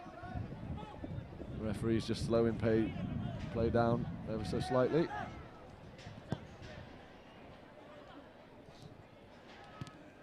Dangerous clearance there from Ali. There's a high foot, and Senestrari isn't exactly a short man. Lays it off quickly though. Lasau with the strike. Inches wide. And that's the difference. Keeping your concentration in moments of controversy. Yeah, it's a clever play from Senestrari there. He didn't make too much of the tackle.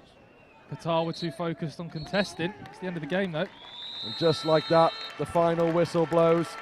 Argentina 6, Qatar 0. They were good value for it, quality all over the pitch.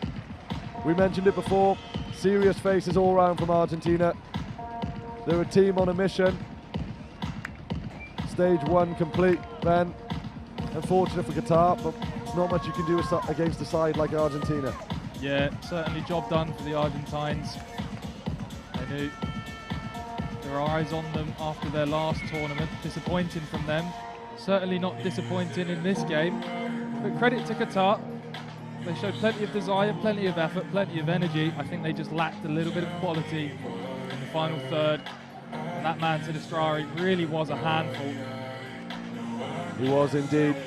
The football keeps coming this afternoon. Don't go anywhere. Spain, Uruguay's up next. And we'll be back with you very shortly. The Argentinian fans enjoy the celebrations, and rightfully so. Commiserations to Qatar. I wouldn't be too worried. Plenty of talent in there. Good dribbling ability. But the scenes over on the far side paint the picture. Yeah. Argentina get their win. It's Spain, Uruguay up next. Don't go anywhere.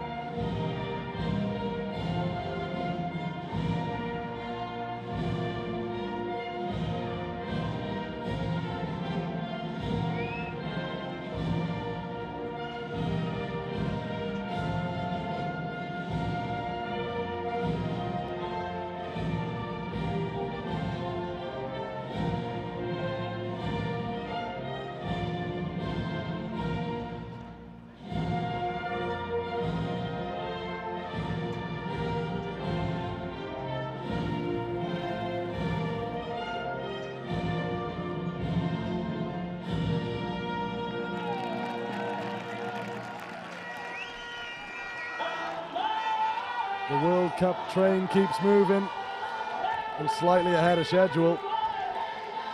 We have Uruguay against Spain. We've talked about kits a few times today, and this one is certainly up there with the most interesting. Would you say mint green or bright green? Certainly green. It is indeed. If we take a look at the Spanish squad, you'll notice there's a few Costas and a few Algueras in there as well. Be sure to try and keep on top of who's who. Yeah, Uruguay side. We've got a Suarez. I wonder if he will be as prolific as Louis. Well, if it was the Suarez, then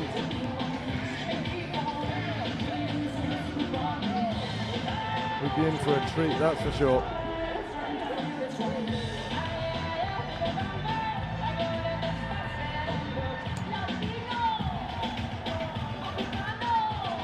It is Spain in the bright green. And in the white and black, it is Uruguay. As we see their team there, we mentioned Suarez. Starts on the bench. Interesting kits, almost matching the referees. Black and yellow. I think they were just keen to get the national anthems out the way. Kick off at 5 o'clock. Joining me once again is Ben. Ben, what do we think about this one? It's again, it's an interesting one because we've not seen Uruguay play in the World Cup before. Spain, it's their 4th time. Yeah, we haven't seen Uruguay. We've seen plenty of Spain, as you mentioned, their 4th tournament. A bit of a mixed bag in terms of past results, but they certainly have the edge when it comes to experience in the competition. And they certainly have plenty of quality, enough to hurt Uruguay. But I'm interested to see how the newcomers shape up to take on Espanyol. It is always interesting to see how these new sides manage high pressure environment. We talk about it being an honour and an exciting opportunity, but at the end of the day, they all want to win it. And right now, there's no reason why Uruguay won't believe that they can. Spain, on the other hand, they're looking to improve on their Soccer Euro Cup result. And of course, they were 4th in their group last year. Again, looking to improve upon that. Could be a great game, Rob. It should indeed. Usually the Spanish side look to Fernandez for a goal. They've got a couple. They've had a couple in the past, should I say. But it's Uruguay to get this one underway. First time I think we've seen a double-headed kickoff. Very old school. Yeah, old school. Will this come with a tactic? Or are the Uruguayans just old school? We don't mind it either way. Menza over the ball.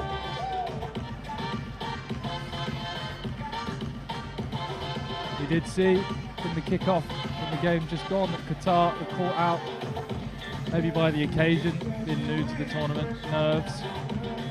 Uruguay will be hoping it's not the case for them.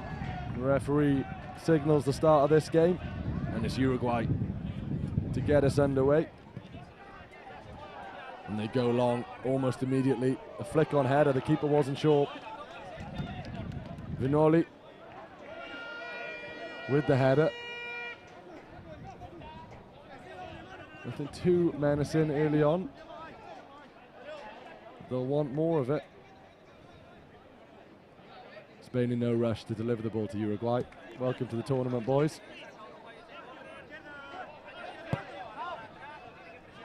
We're joined up in the commentary box by a few more commentators at the moment. Plenty of interest in this one as a long-range strike. Sails over the bar. 2 early chances from Uruguay. Saldana with the latest. It's another young lad in goal for Spain as well. His goal kick controlled well. Straight into the hands of Luis Alguera. 1 of 2. Andreas Alguera in the 11 jersey. Chipped forward once again. There was a shove in the back there. Referee's blowing his whistle. Welcome to the tournament indeed. Nice early tackle. Responds with a ball roll. Very nice early tackle. Rodriguez bringing the ball forward, stopped in his tracks. Once again, possession changes hands once or twice. I'm not sure if you can hear the commentators to my left, but plenty of excitement as a shot comes in once again. Really being tested early on, Luis Alguera. Equal to the task so far, 2 minutes in. 3 or 4 chances on his goal, but he stood strong. Absolutely rocketed away there. Been told they're not cheap, those balls. Well, we're running out. And while we search for the ball, Ben, just give me an idea what you expect from this Spanish side today, because like we said, we're not sure what to expect from Uruguay, but we've seen Spain here before. They'll want to start strong, much like Argentina. Yeah, we touched on the reliance on goals from Fernandez, but I think there's more in the team than just one player to rely on for goals, and we'll see in the early stages. Just wondering there if that's Valles wearing the number 18 jersey with a late switch. Intercepted though by Mier, sent forward. Here is Cobo. Good tackle in the end. Volleyed away the pressure. Coming in from Spain. First few efforts.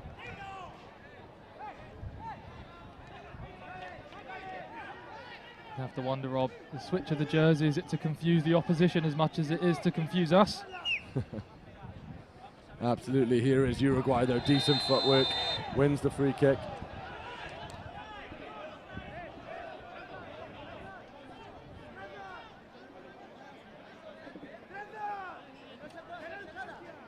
Slightly too far out for a chance at goal perhaps. We do know that Menza isn't afraid to take a punt.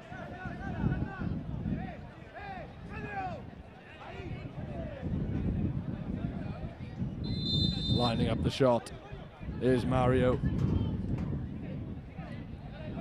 Late switch, volley. Thunderous strike. Comes in from Victor Rodriguez.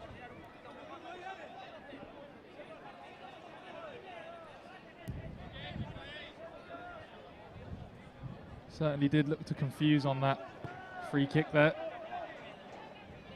They're doing their best to confuse me, that's for sure. Few jersey switches in the Spanish side. Nonetheless, it won't make a difference to them. And here they are. Straight to the keeper this time. Pretty open game. Not following the mould of those before it. Tightly contested. Here is Spain on the wing. There is a free man. They can't quite find him.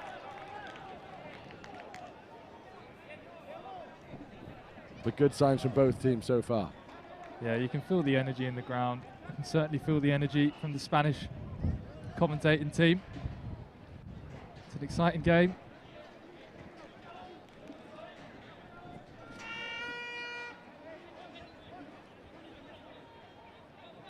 Spanish possession then, known in the 11-a-side game for their ball control and good work in possession, and they're showing it here in the 6-a-side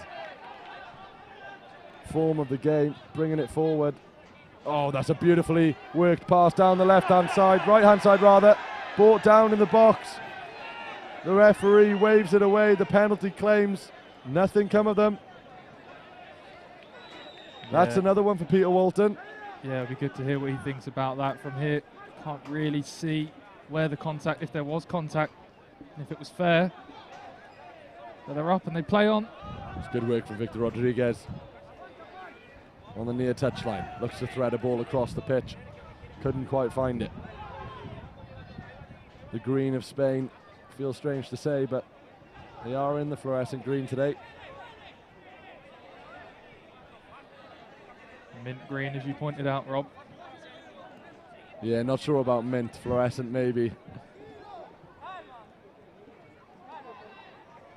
I'm sure they've got a red one somewhere. Be rude not to. Yeah, the goalkeeper's found it. The goalkeeper has indeed found it. Oh, touched the hand there.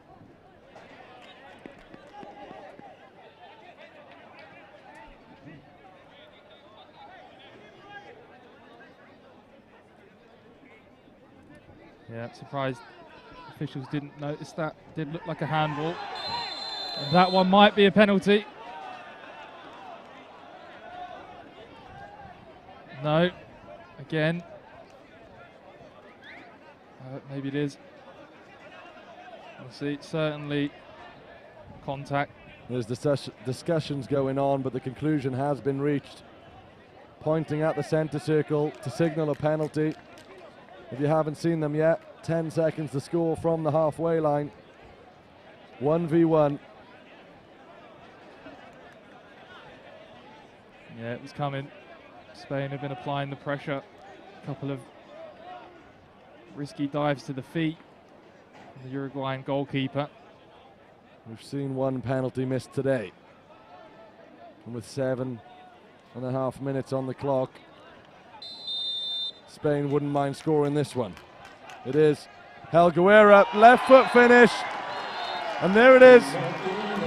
Andreas Helguera, clinical in front of goal. They take the lead, Spain. It's 1-0. No messing around with that one, Ben. No, it's a good finish. Nice, controlled, picks his spot, doesn't panic. Right in that left corner. Goalkeeper makes himself big, but not big enough. It's a good goal. For all their hard work, Uruguay, in the early stages, it's all come tumbling down. And now they'll have to come from behind to get something from this game. Yeah, it's definitely been tight, this game. 8 minutes gone, only one goal. Fernandez over the ball, into the middle. Marical, back to Fernandez. Men's are dispossessed. Isolated up top. Here is Uruguay. Can they level it up early on? He's gone for the chip, and it's a beautiful clearance off the line. It's a great header, but the pressure continues. Poked forward, lobbed clear. This game is about as open as it gets. Yeah, the cheers there for the goal line clearance, almost as loud as the cheers for the goal. Really appreciating the work the defence are doing. Keeping it at 1-0.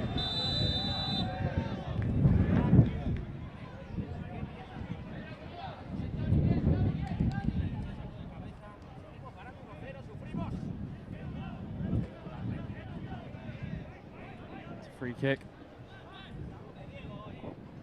in their own half. Played long. Looked like a foul. Does look like a foul. Keeper goes down. Rodrigo Fernandez in goal for Uruguay. He'll be disappointed with the penalty. It's a difficult situation for all keepers. We have seen one saved today already. Yeah, he's not afraid to get stuck in, the keeper. He's brave.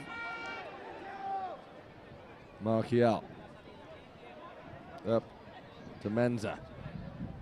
Menza threads it forward into the feet of Suarez. And in true Suarez fashion, too aggressive.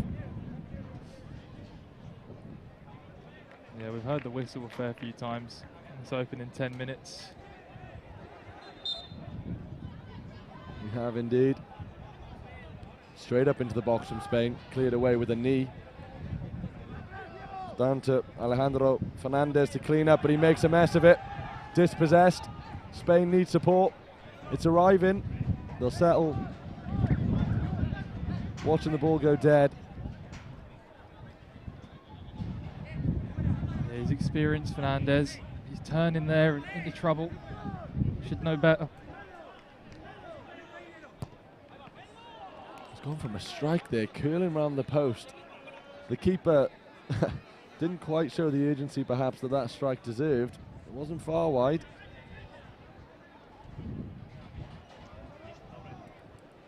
Again there with another strike. Spain. Oh, big challenge flying in there. Menza goes down, he looks hurt. It was a heavy tackle. He's holding his left knee. Hopefully he'll be able to walk it off. Oh, there's real frustration there. He is going to walk it off. Certainly plenty of challenges for Mr. Peter Walton to have a look at. That did look painful. The referees have done well though, making sure nothing goes quite too far.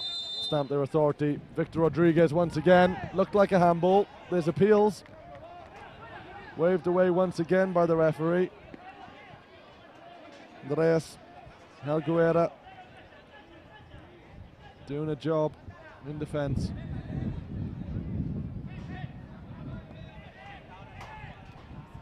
And Luis Helguera's goal kick. A little bit difficult to deal with there.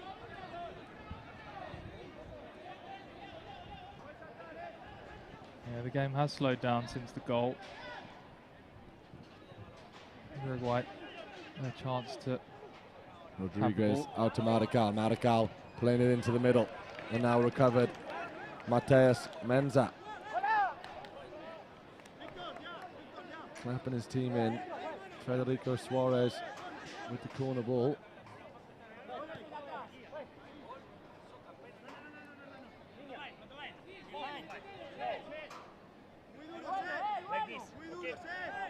Ref's just making sure he's got the ball on the mark there. They're happy. Play to continue. It's rolled in.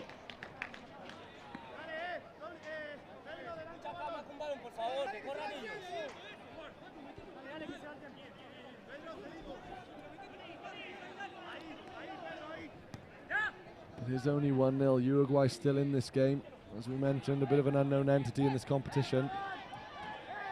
Won't phase them. Ooh, dangerous sliding tackle. You always run the risk. There was no contact, but he went to ground. Easy one for the refs. Yeah. Victor Rodriguez likes to strike them.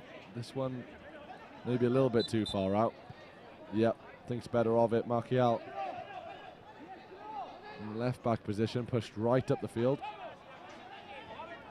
Slightly wayward. We've certainly got the Spanish commentators excited, but it's dealt with nicely. Here is Suarez headed down, and there's a slip picked up by Menza. Guided away nicely to the edge of the box. It looked dangerous there. Suarez goes down in the box. Menza goes wide for a corner. Yeah, good recovery after the slip. He got back up, made himself big. Forced Matthias Menza out wide. Menza with a quick corner. A little bit too quick for Victor Rodriguez. Not sure he's expecting that. Fernandez. Punted forward. Difficult to get on the end of that. And Spain will slow things down. They're in control.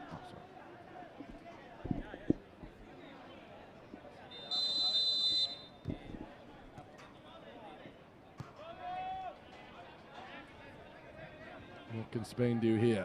Building up from the back, as always. Headed nicely away. Menza in a bit of space, lays it off nicely, gets it back from the 1-2. Still Menza, outside of the foot, wide to Fernandez. Fernandez to Menza. And then swept clear.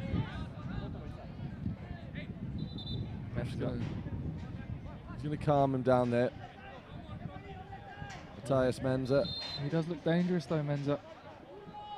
Does indeed.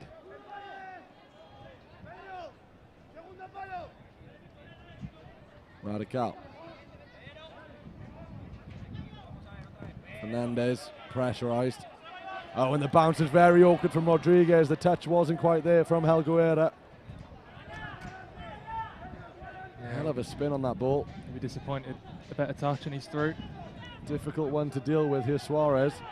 Good footwork. Menza.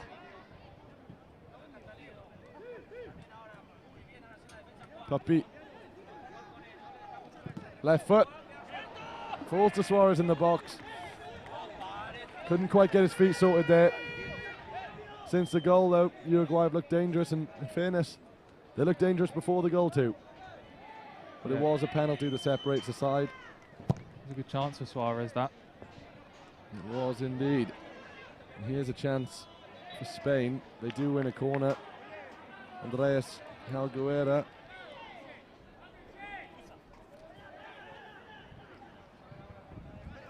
Poor delivery there. Feels as though we're saying his name over and over, but don't forget there are two of them. Fortunately, one plays in goal, but both happy with their performances so far today. Casual at the back, pressurised. 14 on 14. Puppy the substitute. I'm not sure that's how you pronounce it. Menza, also dispossessed. It's a little bit messy now.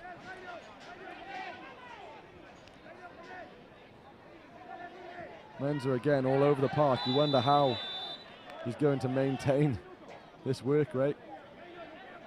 Yeah, I've been really impressed by Menza. Him and Suarez.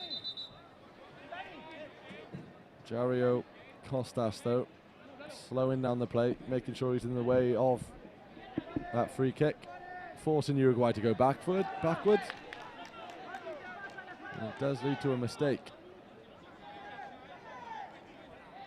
He looks tired, Menza.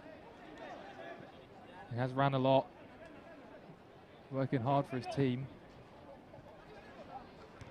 Chipped forward, cleared away. Falls back to Spain. Comfortable with the ball, no surprises there. And as I say that, a bit of pressure comes in from Matthias Menza. I'm not sure he can keep this up all day. Relentless in his running. Likewise, Suarez is back on. Plays the 1-2. And he is brought down, Suarez. He doesn't like it. And I don't blame him. There's a little bit of bite to this game. The frustration creeping in. Certainly have that aggressive trait. A positive trait almost. Really stuck in, Uruguay. They haven't crossed the line. Yeah, Suarez letting the Spanish defenders know he wasn't happy with that. But as you said, it's not bubbling over, it's a nice temperature. It is indeed, and another set-piece strike from Victor Rodriguez. Ends up in a Spanish counter-attack, and he trips the attacker. The ref's not having any of it. He does go over to apologise. It wasn't malicious, but he needed to do it. Call that one a tactical foul. Yeah, the Spanish fans not happy with that one. Over No, the they official's are not. shoulder, letting him know. You can see in the top right your photos there. Fair few Spanish flags in the crowd. A few over to my left as well. Whacked against Suarez. And Spain start from a very similar position. Again, over on the far side. But this time they go forward. Decent hold-up play as well. On the turn. Kept in play nicely by Uruguay. Flicked on, here is Menza driving forward, looked to shoot. But Andreas Helguera comes away with it. Outside of the boot pass, doesn't come off. It's a late challenge, but Andreas Helguera was having none of it, and neither of the referees. They blow for half-time. A feisty affair in this first half, Ben. Yeah, been impressed with Uruguay. It's their first 20 minutes in the competition. We speak a lot about speed, skill, strength. I think we've seen another trait from Uruguay today. We have indeed. Looking forward to the second half. We'll be back in just a few minutes.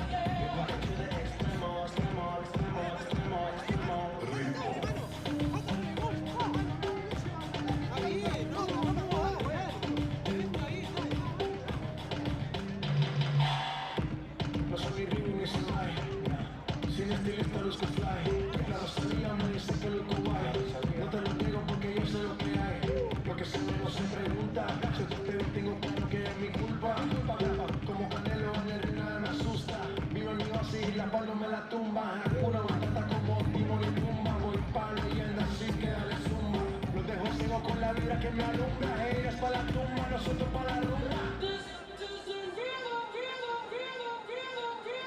Toda la noche rompemos, al otro día volvemos. Tú sabes cómo lo hacemos, baby. Baby, tonight's like fuego, y la que tiene dinero, y cuando to the extremo, baby. Toda la noche rompemos, al otro día volvemos. Tú sabes cómo lo hacemos, baby. Baby, tonight's like fuego, y la que tiene dinero, y cuando to the extremo, extremo, extremo, extremo, extremo.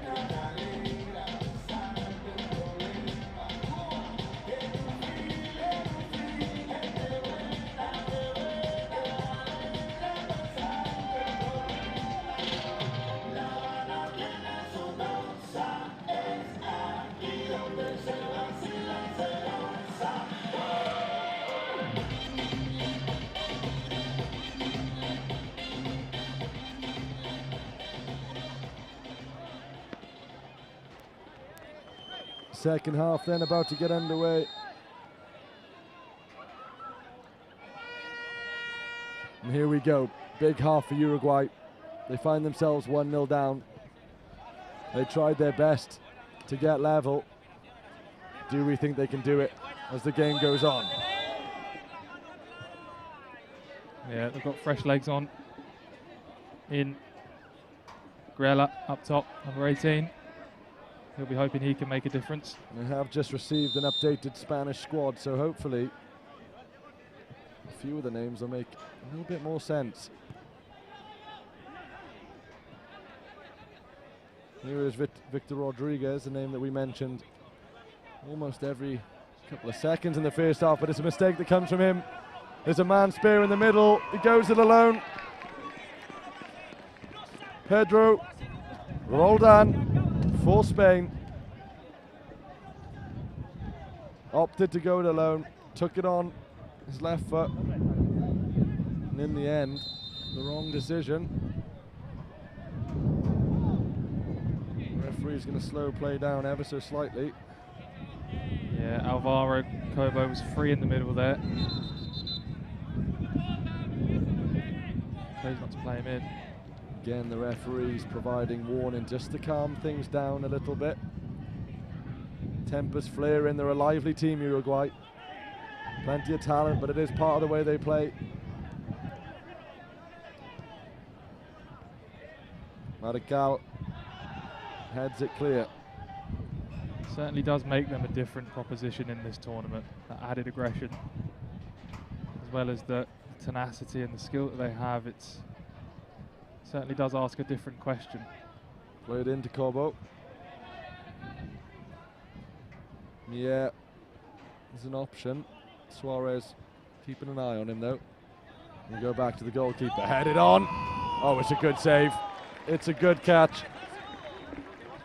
Roldan almost beating the goalkeeper there with a Van Persie-esque header.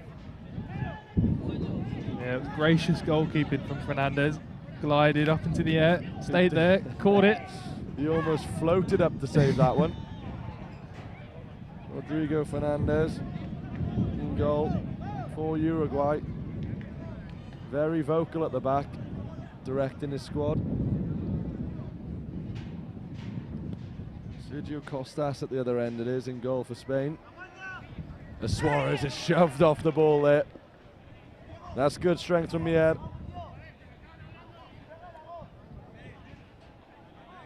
It's a Spanish ball.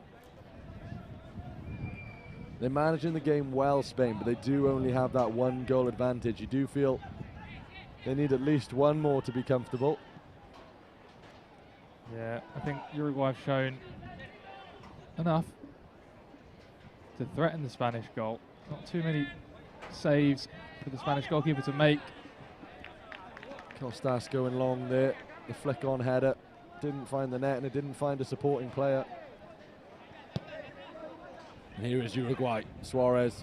It was a poor touch. He's looking for someone to blame. Frustration creeping in bit by bit, minute by minute. 23, almost 24 minutes gone on the clock. Costas with a very casual flick.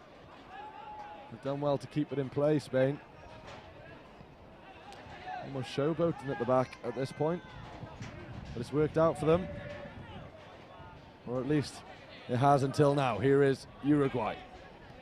Shoveled through the legs of Corbo, but he does come away with it. Suarez intercepts.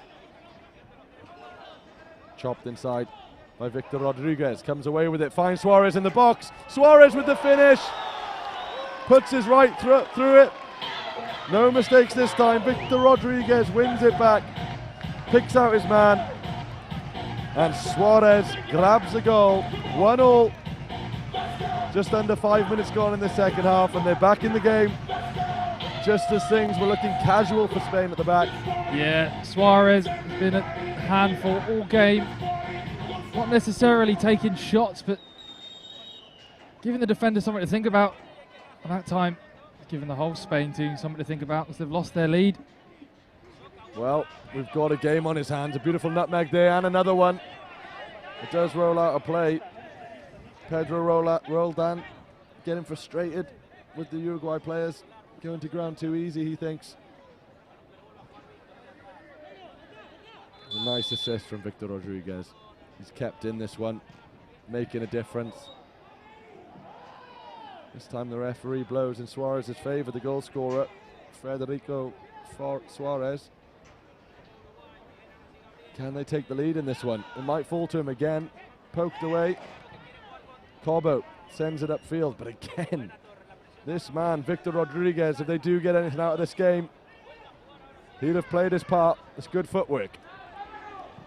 And the shot comes in. It's almost a lucky save in the end from Sergio Costas. Not sure he even saw it coming. He was down on the ground and it sort of rolled into his elbow. He collected nicely. I'd like to see a defend as a shot come in. Would love to see a replay of that chance. But Pedro, lively for Spain. Yeah, that chance we just saw for Uruguay with Rodriguez picking the ball up in his own half, beating players. The game's been played at a different pace almost every minute. threatens to slip into anarchy now and again. Here is Spain. Corbo dispossessed, pounced upon by Britos. That man again, Rodriguez, stuck in. Tidying up, chips it through. Left-footed volley, or half volley should I say, from Menza. He'll believe he deserves a goal, takes the corner quickly. Pinned in the corner, misses Menza, falls to a Spanish shirt. This is dangerous. This good recovery from Daniel Papi. Still not sure how to pronounce it. Maybe we'll get there one day. We'll have to have a chat with him. Marical on the wing. Looks to dink the keeper. Comfortable for Costas. Menza is back on the pitch. Sorry, Rob. Just to say, Menza's come back on. Had a bit of a rest. He looked tired in that first half, but he was dangerous. Him and Fernandez and Rodrigo, really the three danger men for Uruguay. Oh, that was a beautiful touch there from the air. Couldn't quite do anything with it. No surprise, the number 10 charging forward again. It has spilled to a white shirt in the box. Lays it off to Menza. Menza looking to get a left-footed strike away. Oh, this is dangerous. Spain on the counter-attack. Can they finish it off? They can. Beautiful footwork. It's a great goal from Diego Macia. He's been dangerous all game. Questions would be asked as he went through, does he have the composure? The answer is yes. Calvera in the end with the goal. Number 11. Composed. Knocks it round the keeper.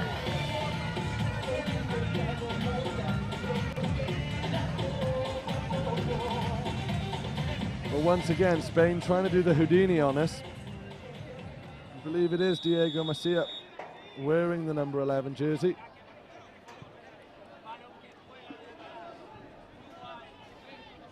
Just to assure you, the score is 2-1. Certainly isn't 1-0, not anymore.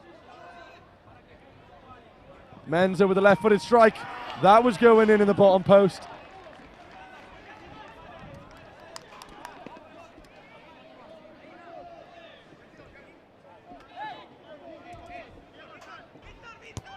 Two balls on the pitch. The ref has stopped play for that.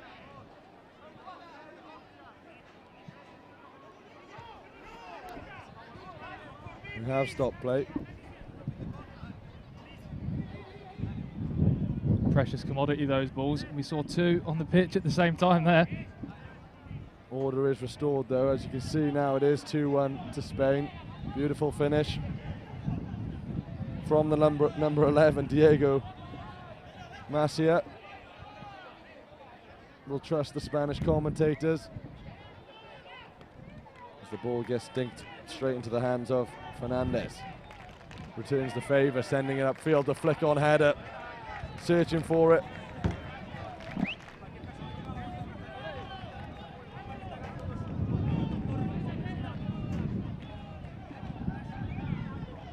Uruguay again will have to get back into this one. And they might do so here. Oh, there's a collision in the box. The defender didn't know too much about it. Fernandez who went down. Didn't make too much of it. He's back up.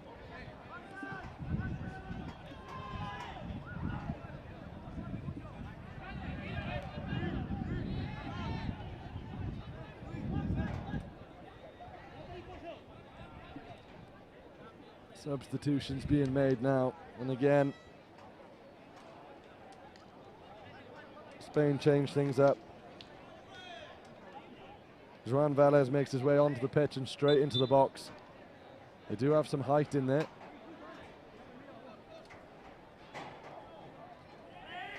Costas floats it forward. Oh, it's made its way all the way through. Back heel tidied up. There will be a corner. Uruguay look to play things off as if they didn't get a touch, but they did. The corner comes in. That time there was a touch. It's that man again, Victor Rodriguez.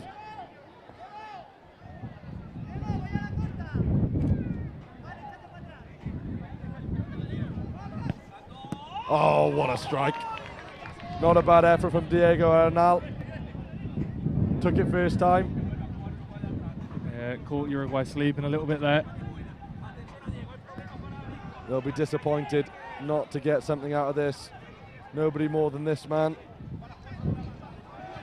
Menza brought down. He ain't happy with that one.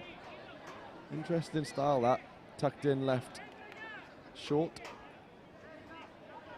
It isn't by accident. No, very reminiscent of Alexis Sanchez maybe.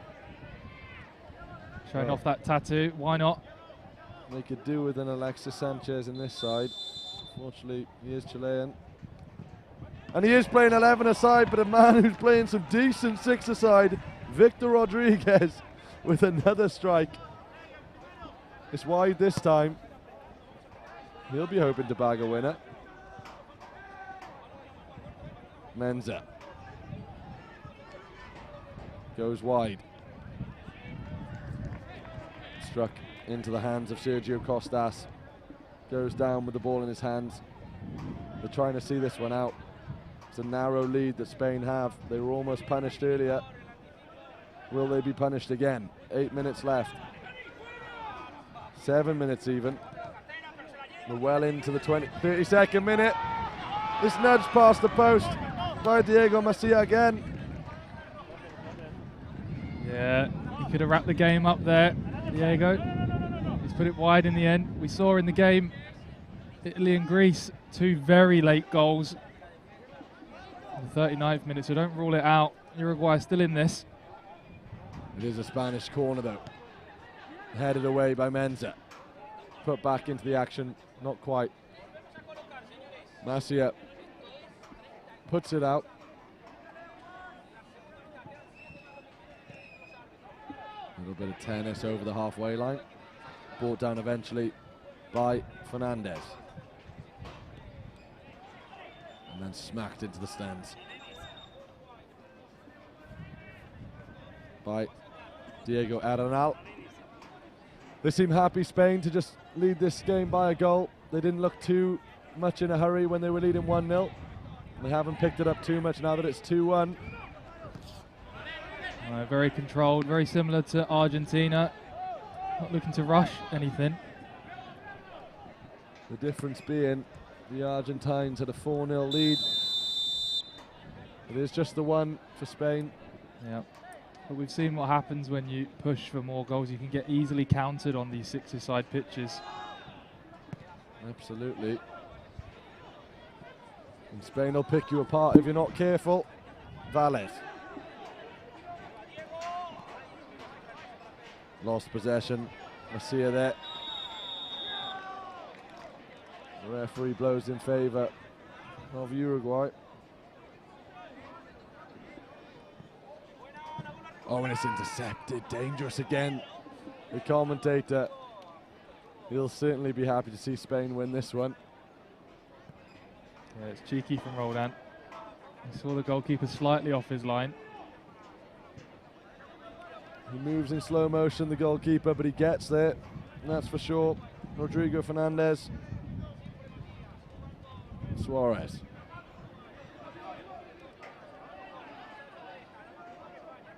Menza. Misplaced pass. Atones for his error. Endless energy, Menza. Yeah. Well, he cleared the ball there. And he is going to pick up a booking. It's been coming. That's the way he plays, Menza. Yeah. Operates just on the line. To say, he's been on the edge all game. He's been involved in most of the controversy. He said, Uruguayans, it's definitely intentional the way they play. A lot of aggression. It could be another yellow card here. I'm not sure of the referee. It is another yellow card on the bench. The player tried to put a bib on to hide from the referee. He's hiding his number from me. But Spain have got a second yellow. Or rather, Spain have a yellow and so do Uruguay. Yeah, not too sure what happened there. He's off the pitch. Possibly for dissent. Certainly weren't happy with Menz's challenge. Well, the thing with Menz's challenge, he was going for the ball. He did connect with the ball. Maybe an accumulation of it. He's given the referees a hard time today, much like he has the opposition. Nevertheless, Pedro Roldan over the ball. He's been lively.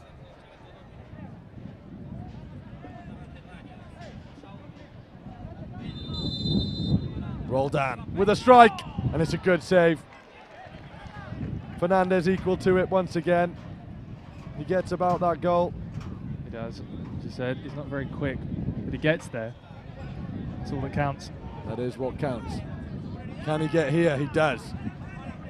And can Uruguay spring a counter-attack? The answer this time is no. Calejo. Spain looking to see this one out. Less than 3 minutes left. Goes wide to Macia. Through the middle, slightly more direct from Spain. Valles dispossessed. Is this the chance for Uruguay? Suarez is making a run. There's so much time on there. Surely the strike's coming soon. It has come. It's good cover from Spain. They're running out of time, Uruguay, and they know it. Yeah. A rather hurried run back from Mario Vanoli. He tried to do it all there, Rodrigo. Claims handball, and it is. Yeah, he tried to do it all there, Rodrigo, and you wouldn't put it past him. He's certainly got the capability, but in the end, maybe a pass would have been a better choice. But slightly slow in the decision making. You can't say the same for Spain. Here they come.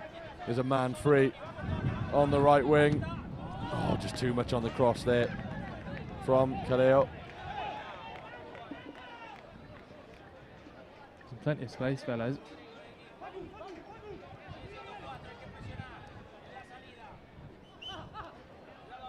Marical under pressure. Henry on the face there. I think the referee has spotted it.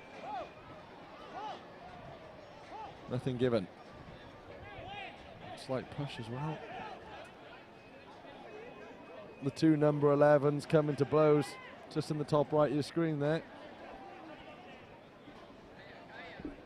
Yeah, they need to focus on. We're still at it. Agree to disagree, boys. They need to focus on the equaliser, not on arguing on the pitch. 1 minute to go then. Spain 2, Uruguay 1. They pulled it back level before Uruguay.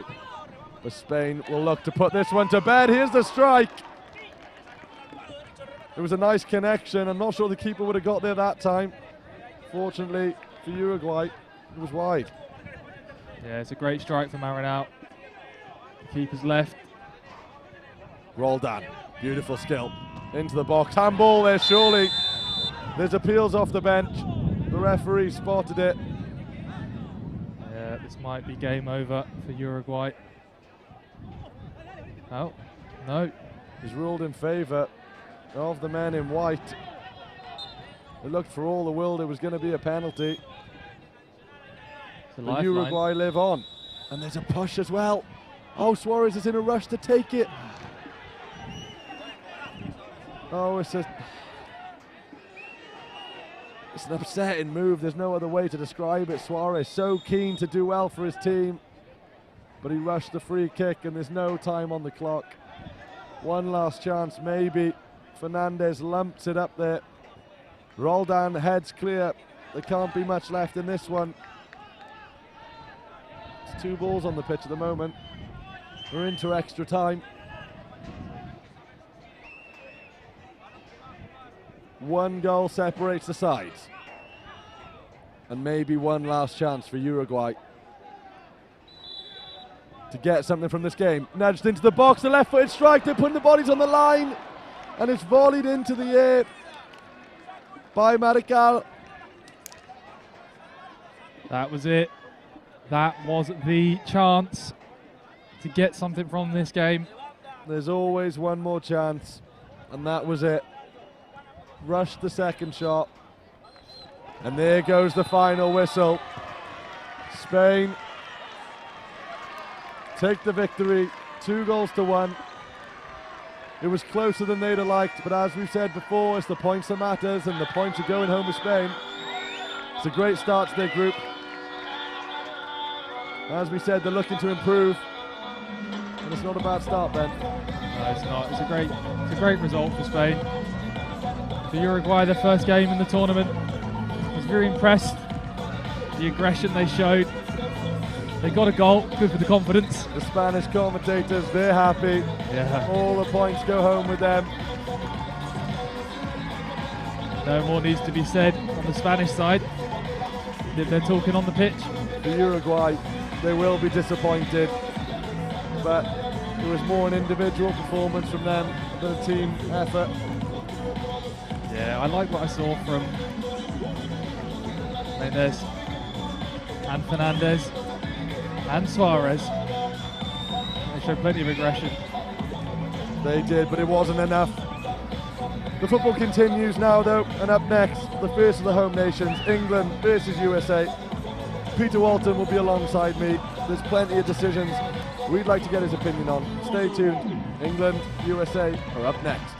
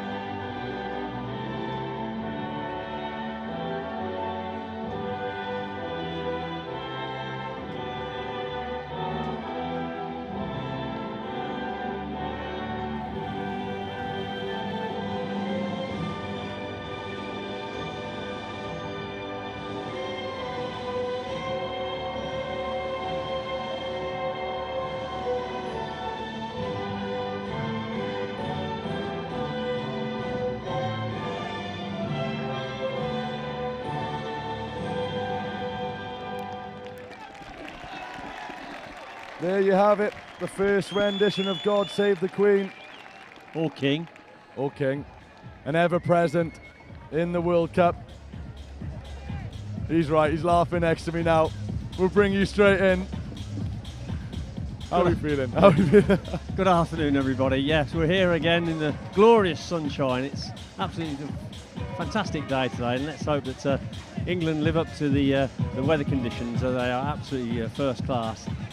What we're seeing today, of course, is the tournament really springing to life, bursting into life after last night's opening ceremony and opening 2 games. And we've seen a number of games today with varying sides throughout the world and different skill levels, but I must admit I was most impressed with the Argentinians, who have just played their first game in the same group as England, of course. So yeah, we know what we've got in front of us. I suppose the Americans will come here very technically sound as well. We'll just wait and see. But even if we do very well against the US, you know, the Argentinians are going to be no mugs. Couldn't have put it better myself. Both teams with a point to prove. England finishing second in their group last year, behind Ukraine by just the 1 point. USA, they've played in the World Cup previously, missed out last year. But as I say, it's the first of the home nations. It is England. And who better to watch it with than a man who spent 10 years refereeing in England? Well, actually, I spent 10 years in the Premier League, and then I went across to America for 5 years to look after the referees in Major League Soccer. So, do I have a torn affinity? No, I just want England to win. Well, there's a few fans who will feel the same. A couple of England flags around. But yes, plenty of experience on the field as well. Player to look out for, Dean McDonald, formerly of Arsenal and Ipswich. Player of the tournament last year. And you mentioned, Peter, an interest in England kit, specifically the badge. Yeah, we sure what that is. We both looked to the kit in the pre-warm-up and couldn't quite work it out, but it's something they've clearly selected themselves. That it portrays the English, and that's good enough for me. But let's just make sure that we don't concentrate on the badge. Let's concentrate on the football now as we're about to kick off, and let's hope for an England win. Well, we've looked forward to this one all day. And as I say, America with a point to prove, missed out last year. And there's the USA to get us underway in this one. We've seen a varying number of tactics so far today. Seen some emphatic victories. Not many more so than the Argentinians. Clinical in their approach. And if England can replicate that kind of form, there'll be a happy nation back home. Bit of possession early on for Garay. Bringing it forward. Out from the back. Already we can see here for the Americans, nice patient build-up, trying to find their men, coming off the players, creating each other's nice and room. There's no real long balls as such, as you can see. They're just trying to keep that possession around them, and just in this heat, hopefully, you know, England will run all over the place. But hopefully England will get the ball soon. Here we go. Patient build-up, but here is England's first chance to get on the ball. It's nice footwork, the layoff. Not quite finding his man. We saw in the World Cup in Qatar, the 11-a-side game, fitness won't be a problem for the USA. They're full of running. Like many of the sports they play over in the States, all professional athletes training very hard. But England will back themselves in this one. Shepherded out nicely there by Bam. It'd be nice to see the men in white get possession of the ball. Yeah, like I say, it's early days at the moment, and the game is in a lull, as we'll expect, as most games have started off in a lull, and they increase as the game goes on. But England just want a bit more possession, give them a bit of confidence around on the ball. Slip there in midfield from McDonald. Highlighted him as the man to watch, and he's highlighted himself, number 10 on his back.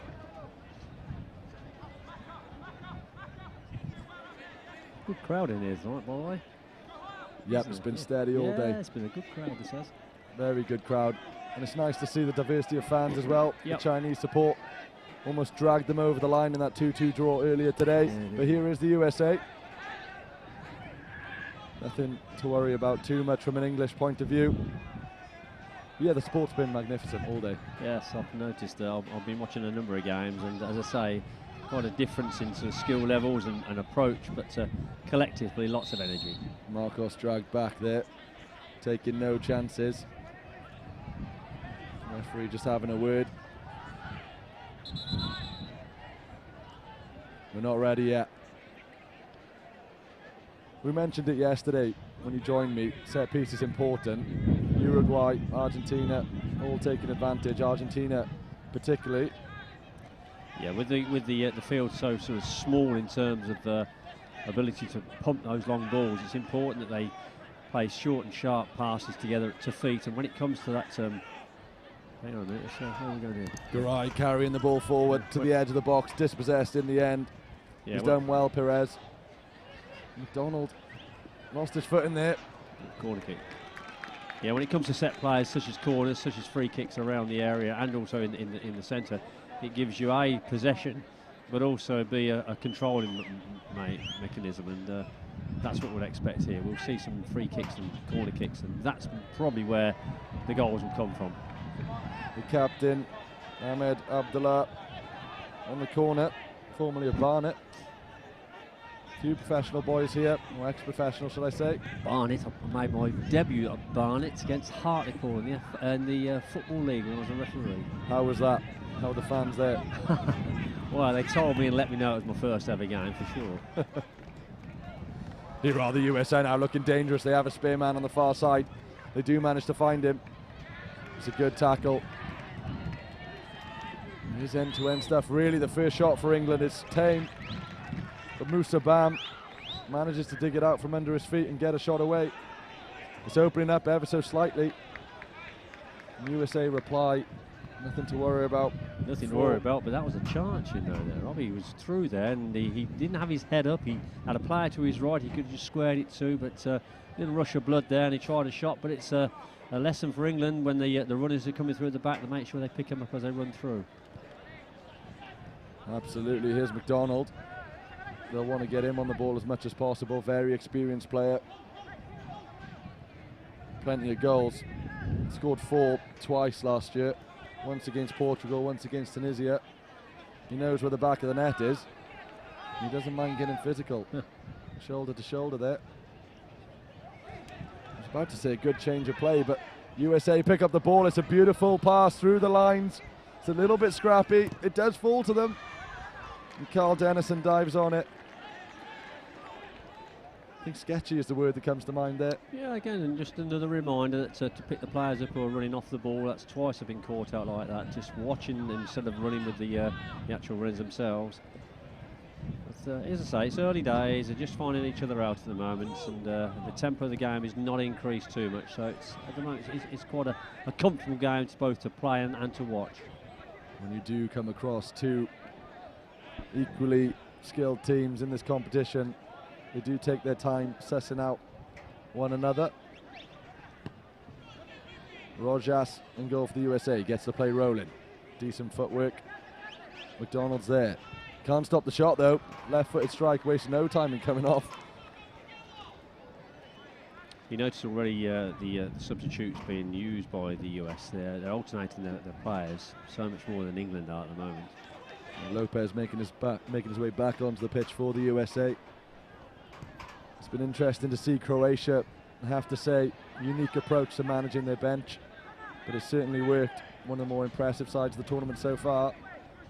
Yeah, an emphatic win today, wasn't it? Absolutely, they had 2 starting teams capable of winning that game, and they showed it. Shot comes in from Rebello. There is a foul there. The referee's comfortable in this one. How have you? I know you've been watching the football, enjoying it.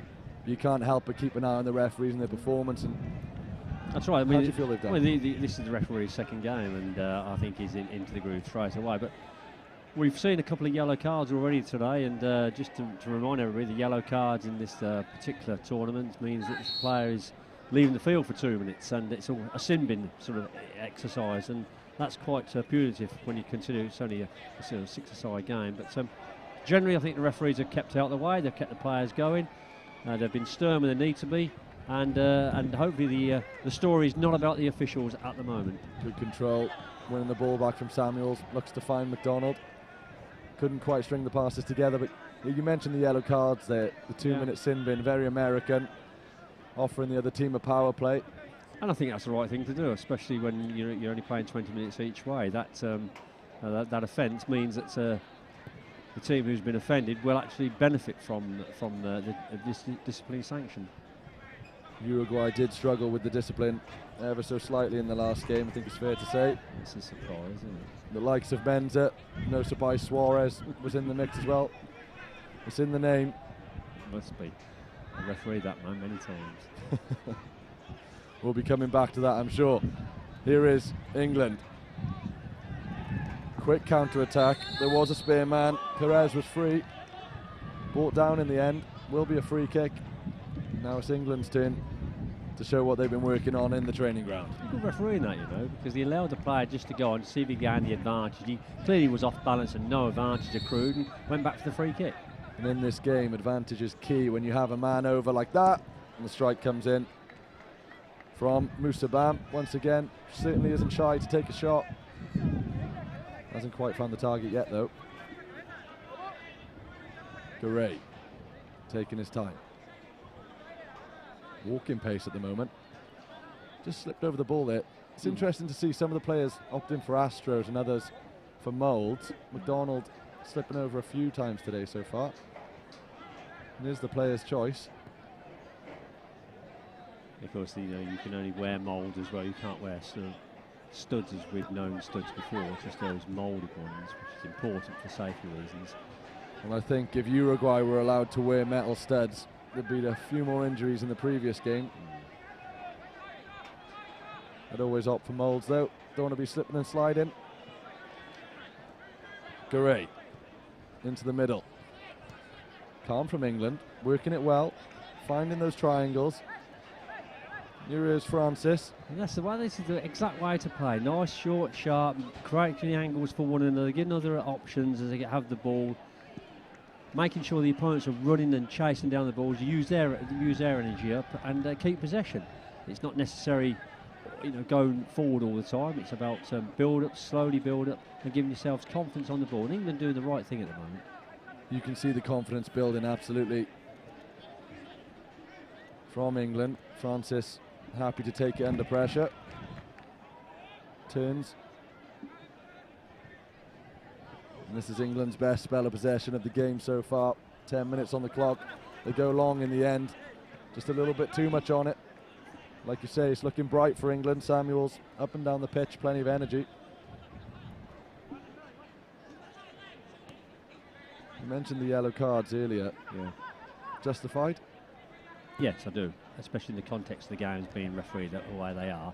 The referees are allowing sort of physical foul play, but when, as that one as an example here, when it oversteps the mark, they're quick to clamp down. And the couple of 3 yellow cards that we've seen already this tournament, the players knew they was going to be disciplined the moment they had transgressed. And it's good to see the referees being consistent with their application. Yeah, it's good to see them buying into the spirit of the game. We all want to see free-flowing football. Yeah. We want the play to go on, but when the line is crossed, like you say, it is a big advantage, a yellow card in this game. And sometimes, twice in fact, in the last game, it was justified. Samuels taking a bit of a risk, under pressure. Smuggles it away. The possession is turned over. Ray wins it back and slows things down. Both teams happy to almost reduce the game to walking pace. Complete contrast to the way Spain and Uruguay play. And that's the beauty of the tournament, of course, Rob, isn't it? When you see different skills being on display, you never quite know what you're going to get. It's like a chocolate box, isn't it? Absolutely is. With 6 players on the pitch, you'd be inclined to think perhaps that there wasn't as much options to change the style of play, but there absolutely is. And personally, I tend to favour having the big man up top. You've seen how effective that can be all day. Oh, nice bit of pace on the wing for the USA. Has he gone too far? Samuels shepherds him out. Maybe a little bit more than that. But it's good defending from England. Samuel's starting to play with a little bit of confidence as well.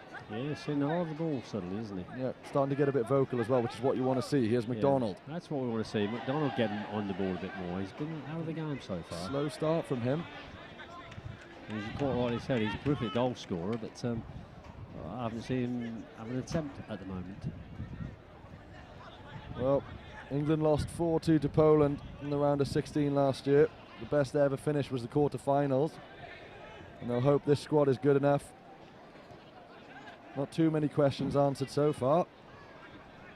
Francis Shepardin is a great save. Carl Dennison down to his right.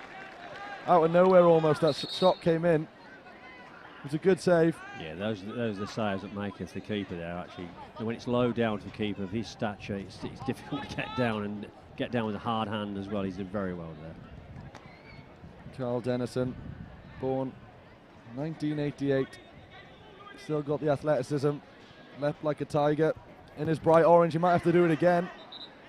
I think Samuel's face saved him from having to make another save. The keepers have been impressive. Yes. I think Sippel set the tone in the first game.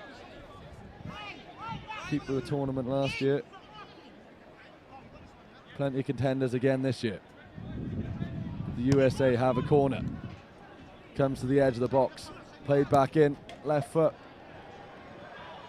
You see again from the corner kick, what the Americans were looking for there was to pick a man out rather than just send it straight into the penalty area. They was looking to pick a man out to have that advantage, and yeah, the guy on the edge of the area, and something again England should be aware of, because in order to shut him down and in order to close that opportunity out. Absolutely, unlike that last shot from Kevin Lopez. Everything so far from the USA has been very measured. They're not taking too many risks.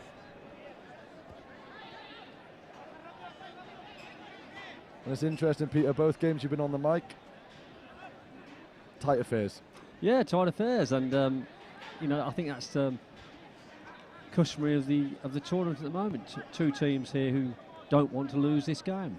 I said to you in the last commentary, it was the first game of the two teams, and both of them wanted something out of that game, and clearly both teams want something out of this game, because as I said yesterday, if you lose the first game, you're playing catch-up then throughout your group stages, and it's important, both these teams, not to actually lose.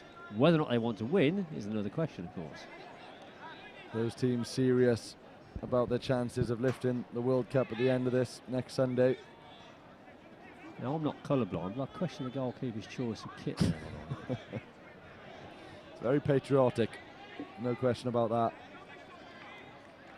Carl Dennison at the other end taking no risks with colour blindness in the crowd. You can see him from a mile away.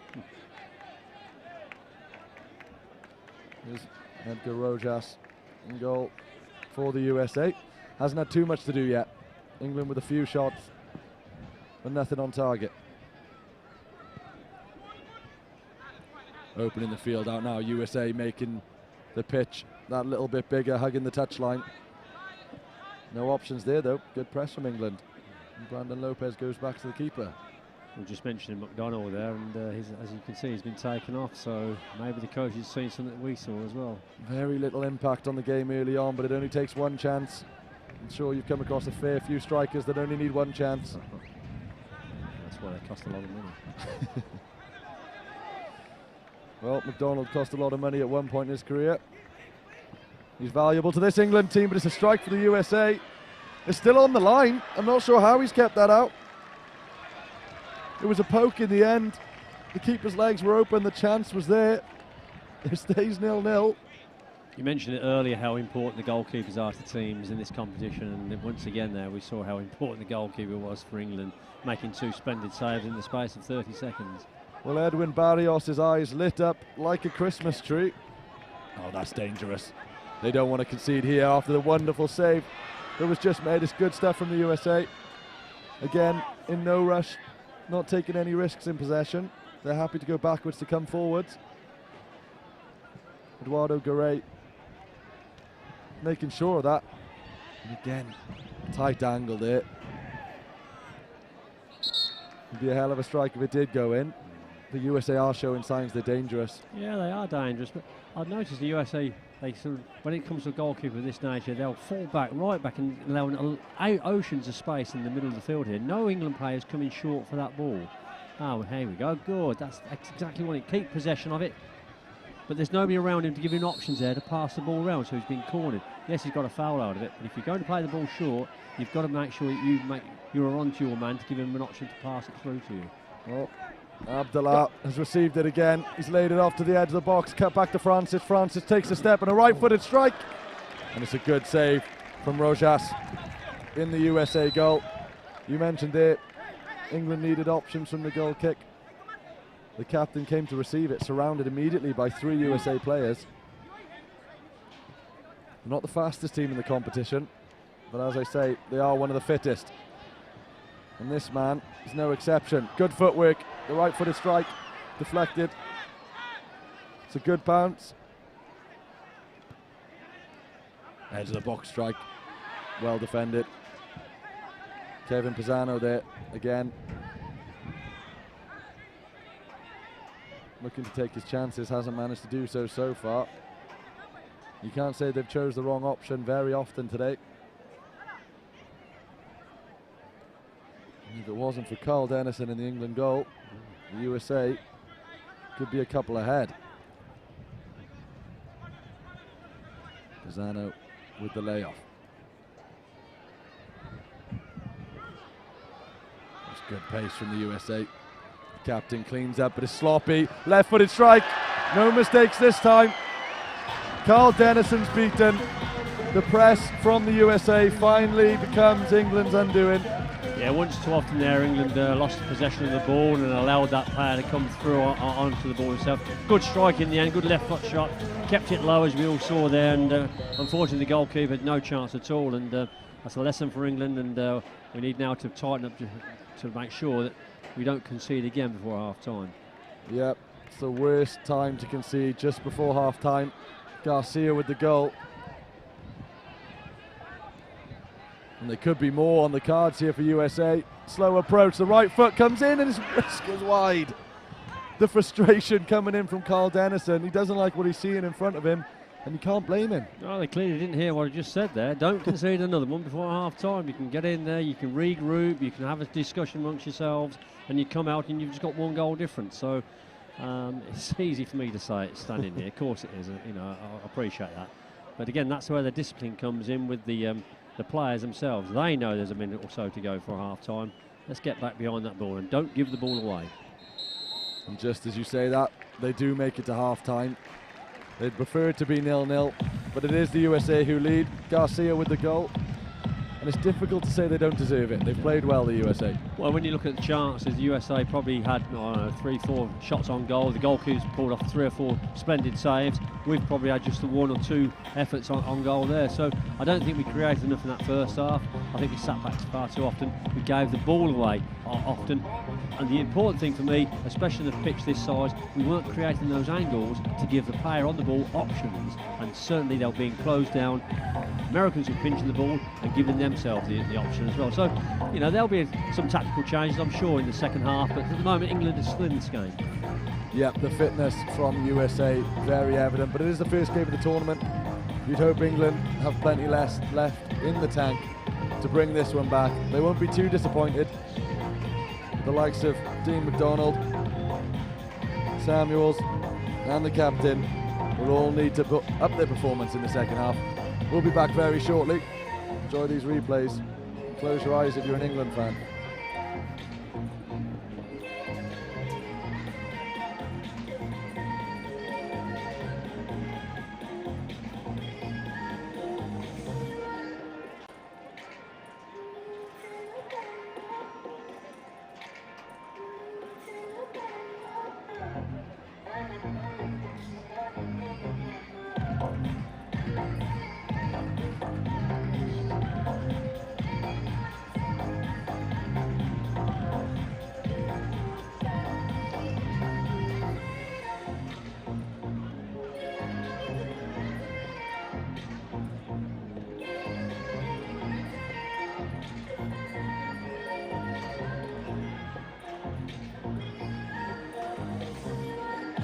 So,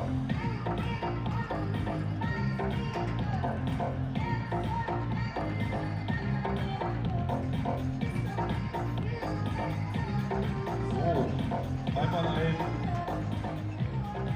ein kurzer Hinweis. Schönen guten Abend erstmal. Schön, dass es wieder so voll geworden ist hier.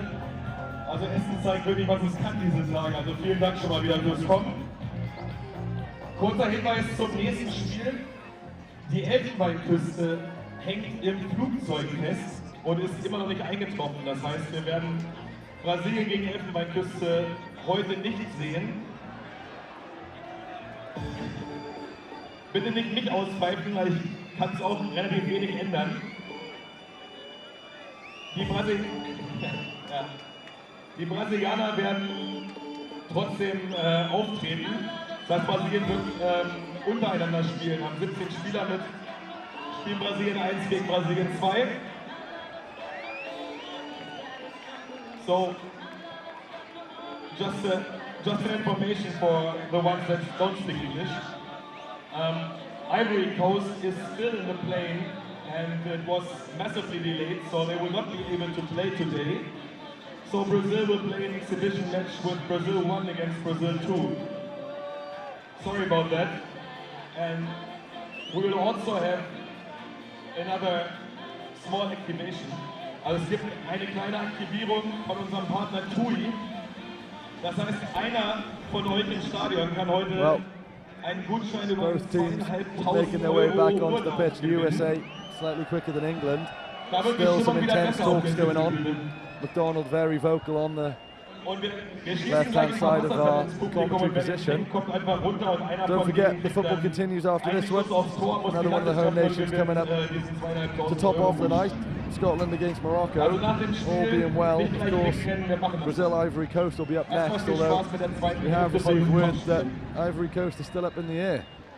And not sure you can play from an aeroplane, so we'll see how that one goes. But all being well, it'll be Brazil, Ivory Coast next.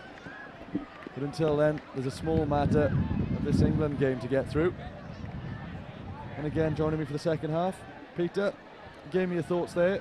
Yeah, no. Let's hope that England finish up in the air as well, because we could do with McDonald, who's back on the field now, just getting onto the ball a little bit more and giving him the opportunities. I think England will, A, have to up the tempo, but B, don't give that ball away. You're absolutely right. We said it yesterday, when you put the number 10 on your back, it comes with an air of expectation. He certainly looks more lively. I think that's the first time I've seen him sprint. Yeah. But he did give away possession. Oh, in USA, they are calm. They don't panic in those situations. Edwin Barrios there, calm under pressure. Almost surprisingly calm from the USA. I've been impressed with them on the ball. We knew they'd be fit. The question was, did they have the skill? And the answer so far is yes. Yeah, and England haven't got the key to unlock them at the moment, I'm afraid. They're huffing and puffing, but the wall won't go down. It was a tough time to concede the goal just before half-time. Doesn't do anything for your confidence, that's for sure. You see the frustrations on the bench at half-time. USA, the much happier of the teams. Jorge Rodriguez laying it back to the keeper. A little bit of a rush then. Yeah, and you see that pressurise the ball, they'll give the ball away. away. The left-footed shot comes in.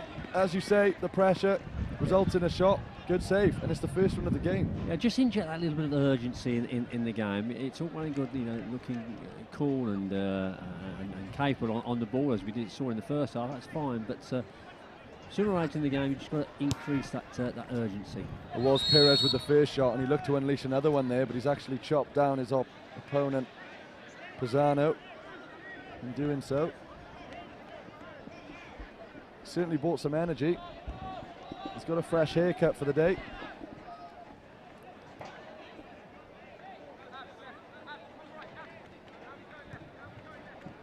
In terms of odd football kits, the goalkeeper kit is up there, followed closely by Belgium. I'm not sure if you were around for the Belgium game, but that's an interesting one. Sat next to a Belgium supporter in that game. Got one of these vuvuzela things, Oh, I bet you loved it. Oh. You've heard worse things at a football ground, though. Great. Calm, cool, and collective. 3 words, great. Oh, that was too good. That Beautiful footwork, nicely rolled. The shot comes away, buried into the top corner. Jorge Rodriguez, wonderful footwork. The finish to match it. You said it yourself there, Peter. That was lovely. Sometimes you just have to hold your hat off because he took 3 England players out the game there with a lovely turn on the ball in the midfield. Not only did he turn very well, he kept possession of the ball, and then he had the foresight to look up, have his head, pick his spot, and just wrapped his foot round it. And sometimes when the goal's scored of that nature, you just have to hold your hat off. And unfortunately for England, they couldn't do much about that.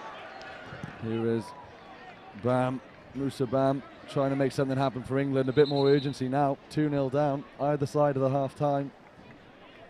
As you say, what a goal it was for the USA. He was still a fair few yards outside the box. It was a long-range effort. Plenty of power, plenty of accuracy. And England are 2-0 down. But they do have a corner. Samuels on the edge of the box. Nice step from him. Unleashes a shot. Could have put himself in a spot of danger here. Fortunately, it does cross the line.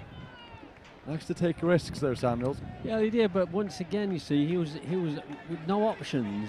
Everyone was inside the area. No one was coming short for him. No one was giving him the angle again for just to keep possession of the ball and load it. So yes, he had to take a shot on, and it was a shot to nothing. But unfortunately for us, it was closed down again. But England just want to be a little bit more dynamic in their approach.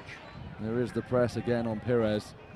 England receiving it with their backs to goal, immediately followed by the impact of a USA player hot on their heels. They're getting the better of them so far, but England won't give up. And I know all the viewers watched this from the start, but it was Manchester City 2, Man United 1 back home. Done many Manchester derbies in your time? Yeah, 1 or 2. 1 or 2. Slightly more evenly matched then, or? Yes, really, yeah. More towards the Reds than the Blues in those days. It was an interesting decision given on the Manchester United penalty for those who have seen it and those who have yet to see it. So make your own mind up. Did Grealish handle the ball? Did VAR overcomplicate it? Maybe a bigger question. The goal scorer takes another shot. VAR cleaned it up. There's no VAR here. Maybe you'll implement it in the future. We'll get you on a laptop. Steal you away from BT Sport for 1 more season. It's a good header away. Both ends of the field there. Garcia. A goal at one end. Tight at the back. And here's McDonald. Lays it off. And a slip from Pires. Recovers well. McDonald's on the edge of the box. Ignores him. It does fall to him in the end. That was the ball, wasn't it, to McDonald? That yard of space there on the edge of the area could have unleashed the shot. Ball roll there from James Breeden. Ends up in USA possession. We've said that before. It's a nice flick off the outside of the boot. Cleaned up by the keeper, but a bit of invention there from the USA. A bit of flair. They've been pretty routine so far. They do have it in their locker. And McDonald has goals in his, but nothing so far today. No, a little bit more encouragement of England. They're beginning to push now, and the US are beginning to counter-attack and rely on counter-attack. So England are having the lion's share of possession. Let's just hope we can carve out some chances. We mentioned it at half-time. USA not the fastest team in the tournament by any means. And the England back line do have a bit of pace about them. So if it comes to it, my money's on Musa Bam to get there. That's what he does after he gets there. That seems to be the problem so far. No challenge in behind there from Pires. Referee's let it go.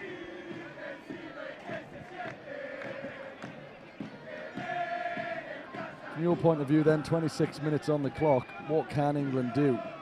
Well, they can look to probably create more chances, probably shutting them down as they are now. They're beginning to close the ball down, and the US are giving the ball away. This is the chance here. This is England in the box. One of the best chances they've had. They might get another bite of the cherry. They do. Pires lays it off.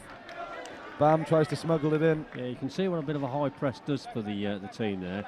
The US don't feel as comfortable in possession as they did in the first half. Chance Here's again. England again. Perez sneaks it in. He looked dangerous as soon as he came on. And just like that, they're back in the game. He's had a few strikes to number 11. Sneaks it in this time. We need to keep that pressure on. It's no good just scoring the goal and thinking, okay, we'll settle back again. They scored the goal because they increased the tempo, they increased the high press. The Americans got a bit fussy with the ball. They gave the ball away 2 or 3 times. It accumulates in the goal there. Exactly what England want. Domingos Perez with the goal, 24 years of age. One of the younger members of the team, relying on the youth at the moment and their pace. McDonald is still on the pitch, and while he's on the pitch, there's always a chance. 28 minutes on the clock. USA, they want to get control of this game once again. Player goes down holding his face. I think you realise how close the referee was to him there, and elected to get straight back up. It's a poor ball, cleared away by Carl Dennison. Credit to him though. He's part of the reason why England's still in the game.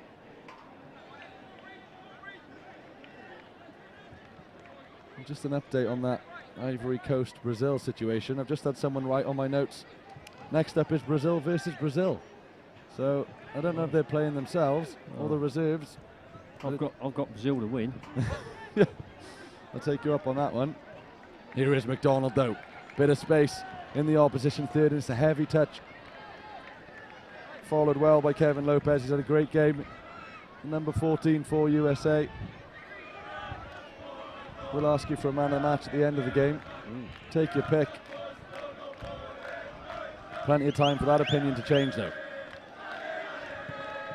Rojas with a ball upfield. Beautiful touch actually from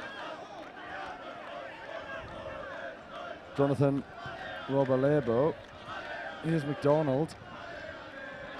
Just trying to see there if there's any activity on the England bench. Looks pretty still. Some of the players just sat back down. Maybe encouraged by what they've seen. Here is a new man though, Callum Charlton. A little bit more experience under his belt. Decent ball. Pocket picked, here's Perez. Make sure they keep possession. Shot comes in there, and again, stop to the boots of Rojas. The substitutes are looking lively. Here's Callum's first chance to show what he's got at the back, Callum Charlton. Encouraging signs from England though. They are encouraging signs here. The US have realised that, and again, just taking the game to England rather than sitting back, and that's paying dividends to them. But England are still in this game. The USA will want to make sure they're not in the game anymore. Ball roll after ball roll. Comes to nothing in the end. He's a tall man, but he certainly has the skill. Eduardo Garay. Big last 10 minutes now.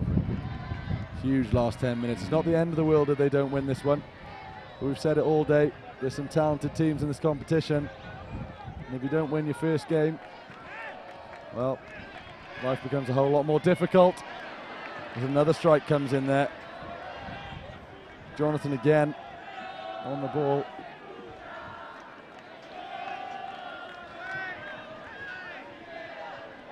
England just looking to calm things down now. They found a winning formula. They got the goal. That's a nice touch from the goal scorer. Laid off out wide. Perez is in the box. Can he be found? Not quite. Ball's done well to stay in there. Intentional or not, England still have it. Played to the touchline. Can they find the man in the box? Faiz Youssef. Another fresh legs. Another set of fresh legs for England. They've brought the energy on, that's for sure. Much more lively in the second half, England. It is, yeah, and it's pleasing on the eye as well. We just want to give silly free kicks away because that'll slow the game down. We want this game to be played at a high tempo in the last 7 or 8 minutes or so what's left on it. In order to give us opportunities and chances. This is good, by the way, for England. They're closing them down. They're not giving them time to win the ball. Much more. The Americans get a bit frustrated with this. Henry Mugridge, another one, bringing the energy. certainly decided to press, but that's how you beat it. Chip it over the top. USA now 3-on-2, really. Skips past one, pokes it through. What a save! Oh, and it's come off the post as well. He saved it. How's it saved? 2-1. Initially there was a save, looked painful. The follow-up bounced off the post. By all accounts, he used his face, but that won't matter. Stays 2-1. They beat the press very well there. Chip over the top. Yeah, they did. Well, you see, sometimes when you are pushing forward, you can leave yourself exposed, and that's the chance you take. But it's a risk and reward.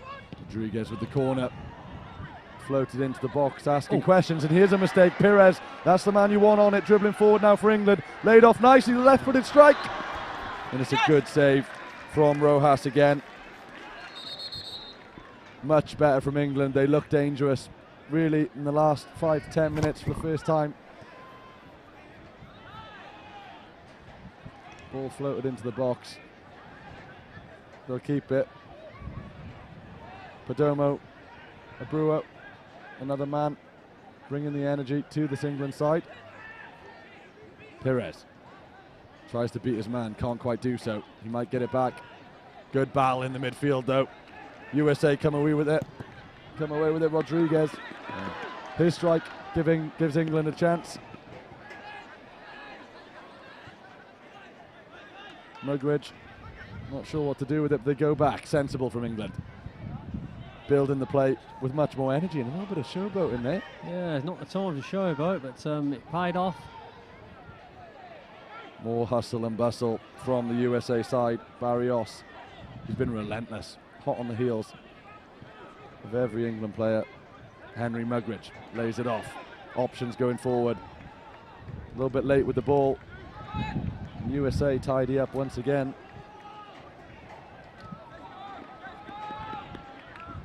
Jorge Rodriguez, a man we've mentioned a few times. Here's another one, Garay. Really dictated the pace of this game, and every time England looked to be getting into it, they go, hang on, calm it down, we'll go again. Here is the goal scorer, Garcia. Good defending though. 34 minutes gone. USA lead England 2-1. In their first game of the tournament here in Essen. They'll want to win it. Goalkeeping pays off. Unorthodox is at the back post. That might seal the deal. The goalkeeper couldn't get back in time. He had to rush out. Wasn't sure whether to leave his box or not. He opted not to. And Brandon Lopez makes it 3. Yeah, unfortunately, it came about from another mistake from England there when they gave the ball away in midfield, and instead of just trying the easy pass, the short pass, keep possession and try and pass themselves out of defence, they tried that long ball, which intercepted, gave the Americans an opportunity. Well taken goal, by the way, at the far post. There was a collision on the line for the last goal. No sooner does he concede that, Carl Dennison called back into action.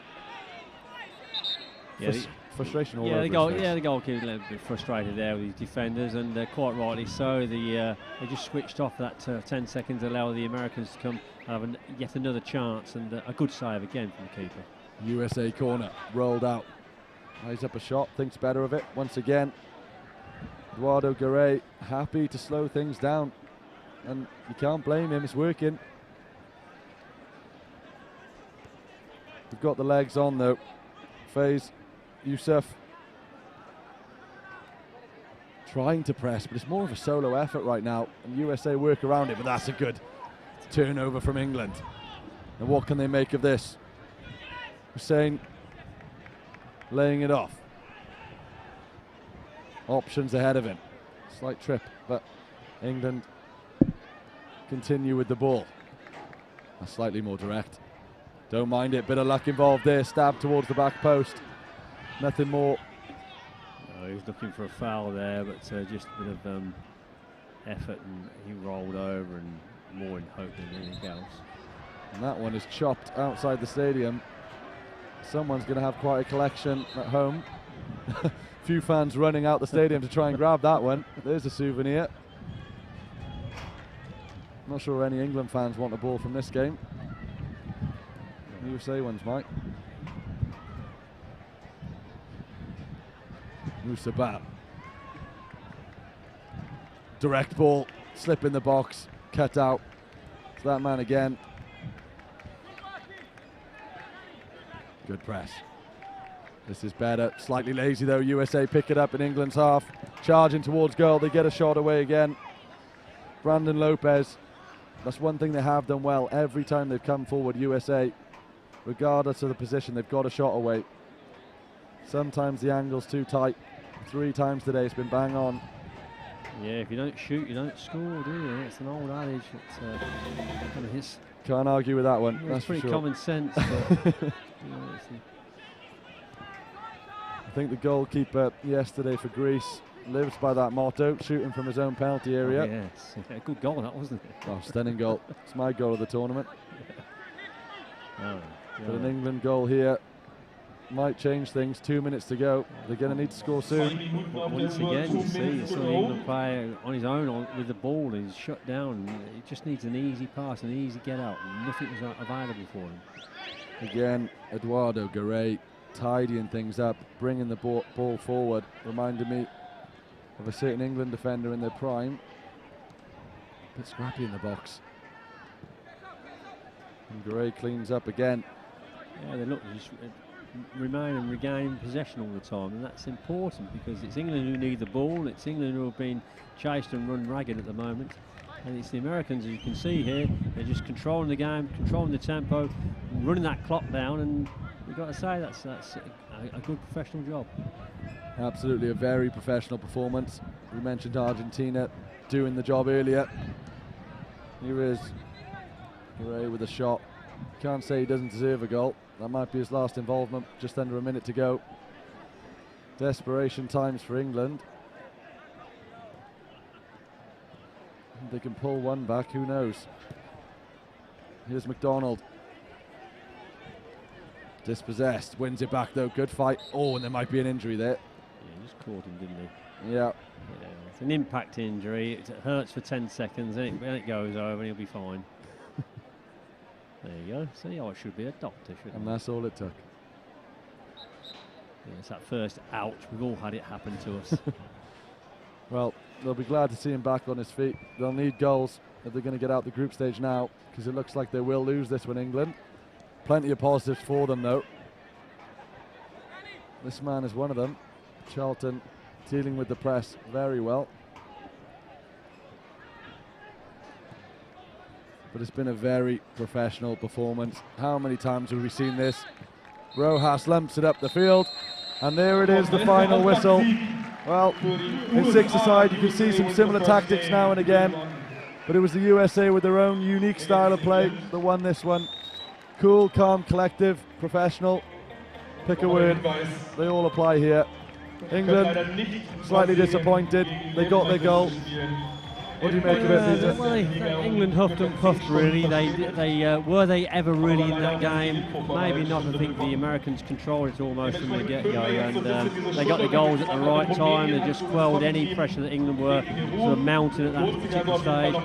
We had some good performances from England in terms of individuals. Charlton, I thought, put a good performance in. Perez put a good performance in. I was disappointed with McDonald. I thought McDonald was far too deep for a goal scorer of his ability. He wasn't there poaching, he wasn't there sniffing around. And I thought that England just gave the ball away too often at times, which enabled the Americans to gain possession and gain that confidence. And I've got to say, the Americans probably deserved it in the end. I will admit, though, I think they had the best player on the field in Rodriguez. I thought he cut players down, he cut passes out, he created a goal, took a goal, and again, I'd like to see him in a white shirt, but unfortunately he's wearing a blue shirt tonight, and they come out winners. You got a man of the match for me? Yeah, Rodriguez for me, I'm afraid. I'd like to pick an English guy, but I've got to be honest to myself as well. I just thought that he put enough there to warrant a man of the match, and he'll know it as well. He had a good game. England will go there, as you quite rightly said. They'll take some positives from this game. I think we need to build on it for the next game, because obviously the next game is so important. And when they come up against Argentina, they just need a little bit more about them, because I think Argentina will pass the ball around them. You touched on the next game there, Argentina. Not in the not too distant future, but it is Qatar up next. Do you think they've got enough? You saw Qatar play earlier. Yeah. You see England now. Yeah, I think England will learn a lot from this tonight. You know, they'll realise the errors of their ways. They'll sit down, they'll analyse it, they'll look at it, and they'll go again against Qatar. And I expect them to beat Qatar, to be honest with you. I mean, I've seen both sides now. And with England's performance as it is, they will perform better for sure next time around. They'll know that they'll individually as well as collectively, which will set a nice little tie up against Argentina, and that'll be the big game, of course, because England will need to go on and win it. Absolutely, a big tournament ahead then for England, and potentially an even bigger one for the USA. You can see them there, smiles all over their faces. They were victorious in the end, 3-1. And you're seeing confirmation on your screens now. It is Brazil versus Brazil. You'd have to assume that Ivory Coast are still in the air. And like you say, our money's on Brazil. Stay tuned. We'll see how that one goes. Plenty of football on after that, though. We still have Scotland to play, Romania, Peru, Turkey, Hungary, and Morocco, all still to make their debut here in Essen. The sun's still shining. Come on down if you can. If not, stay tuned on the YouTube. We'll be back very shortly. Ja, konzentriert sich auch. Das nächste Spiel ist immer das schwerste. Ich zahle die 5 Euro ins Phrasenschwein auf jeden Fall. Thank you, Brandon. Thank you very much. So where there's a winner, there's always a loser, but it was only the first game. I'm here with Arjun. Actually, clear your position. You're a playing coach, isn't it? So you have 2 positions today. Yeah, I'm a player manager. Obviously today wasn't the result we wanted, but it was against a very strong USA side. And sometimes, you know, you're on the other end of these games. We have to give credit to USA. I thought they were fantastic today. They broke through our press when we pressed. They played the cat and mouse game with the keeper very well. And yeah, sometimes we get taught learning lessons. So when we don't win, we have to learn.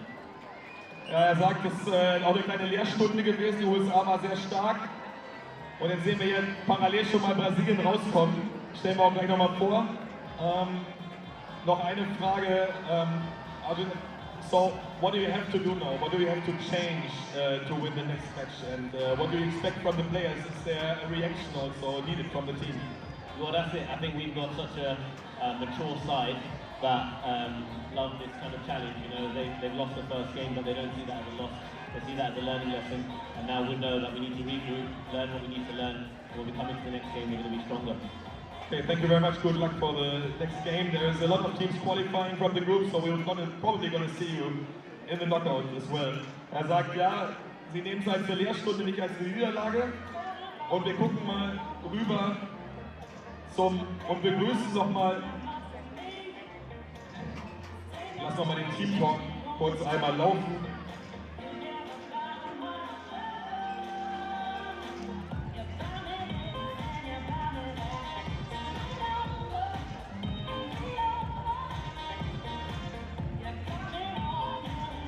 Keine so ganz dankbare Situation, denn Brasilien wusste ja auch bis vor einer Stunde nicht, was passiert. Du kommst dann an, baust natürlich auch Spannung auf, möchtest unbedingt hier aufs Grün und da gegen die Elfenbeinküste loslegen und dann kommt so eine Absage, tut immer ein bisschen weh, vor allem wenn man so gerne Fußball spielt und so gerne Kleinfeldfußball spielt, wie es Brasilien tut. Wir haben oft gesagt, dieses Spiel, es gehört eigentlich uns, es gehört denen und wir haben es manchmal geliehen. So sieht es auch meistens aus auf dem Spielfeld.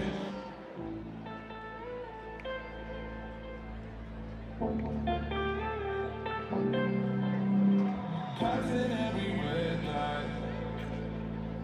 I know I'm in over my head, a rebel and I don't hide. Remember all the words that you said.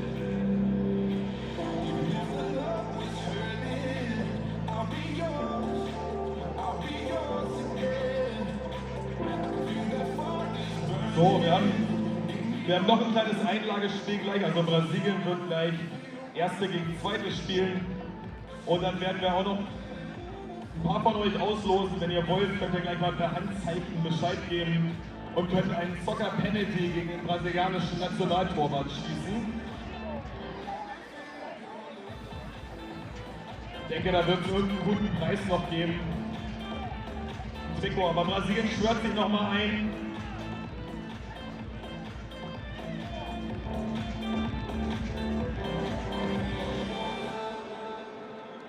You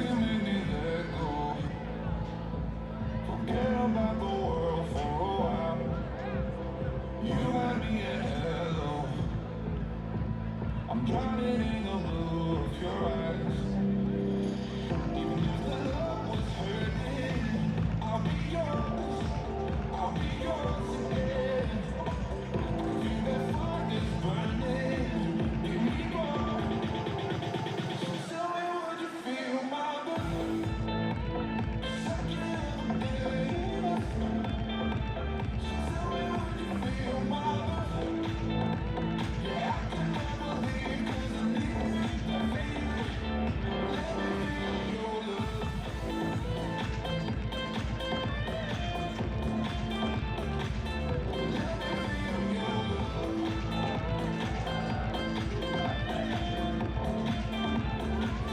So, wir sehen erstmal zu den Fans. So muss das sein, der Weltmeister ist da.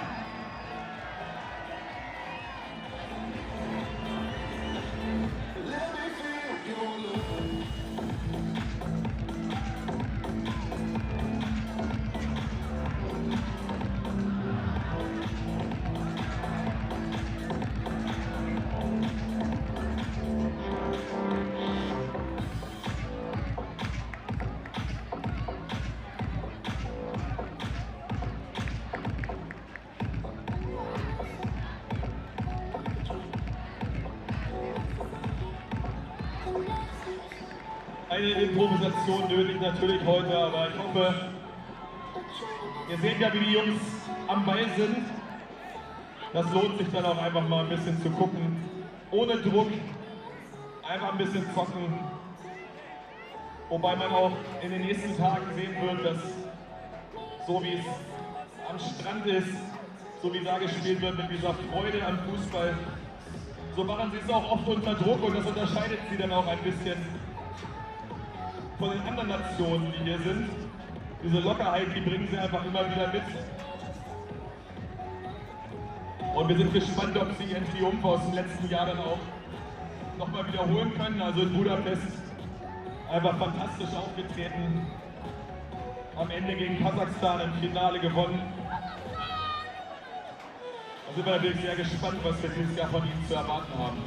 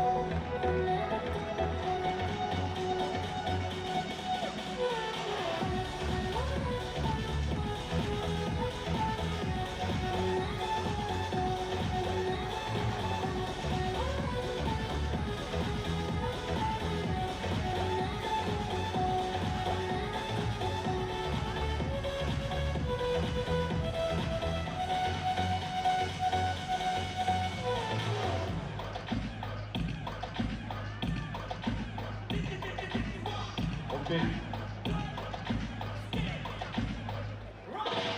¿Cómo te llamas, baby? Desde que te vi supe que eras pa' mí. Dile a tus amigas que andamos ready. Esto lo seguimos en el after party. ¿Cómo te llamas, baby? Desde que te vi supe que eras pa' mí. Dile a tus amigas que andamos ready. Esto lo seguimos en el after party. Yo quiero ver cómo ella lo menea.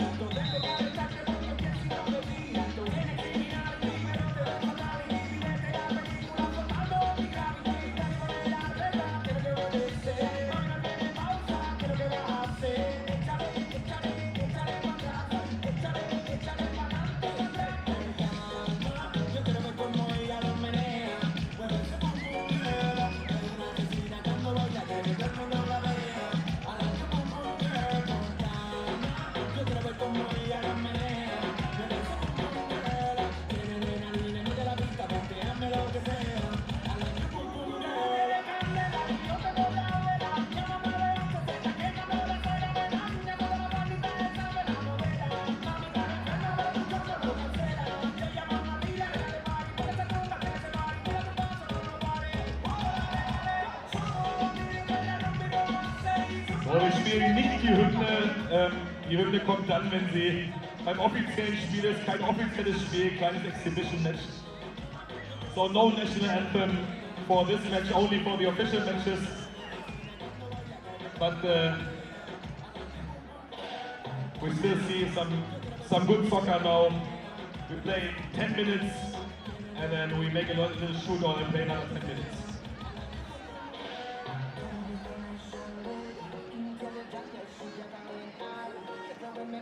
Ich habe eben auf der Südtribüne,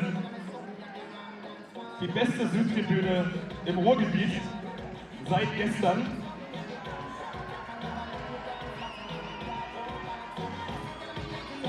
Ich habe auf der Süd eben schon mal so eine Laola gesehen. Können wir es nochmal probieren mit dem brasilianischen Block da oben? Hello, ladies and gentlemen, and welcome back to Essen for the Soccer World Cup 2023. We're bringing you a bit of a strange one for our next game, as Brazil A is taking on Brazil B. So we've got Brazil in yellow and Brazil in blue. That is due to the unfortunate circumstance that Ivory Coast had a delayed flight and will not be able to make it for tonight's proceedings. Not to worry though, as we have found an answer in order to bring you some high quality football, as six-a-side giant and world champions Brazil will be playing within themselves. I'm joined for this exhibition match by Ben Murphy, as we both come towards the end of an excellent experience on our first day, our debut of commentary. How have you found the first day of the tournament and first day of commentary, Ben? Yeah, hey Jack, it's been great. Excited to see who will come out on top out of Brazil or Brazil. Yeah, certainly see a lot of flair, I'm sure, a lot of skill. Yeah, we're expecting a very high quality game here, even though it is an exhibition match.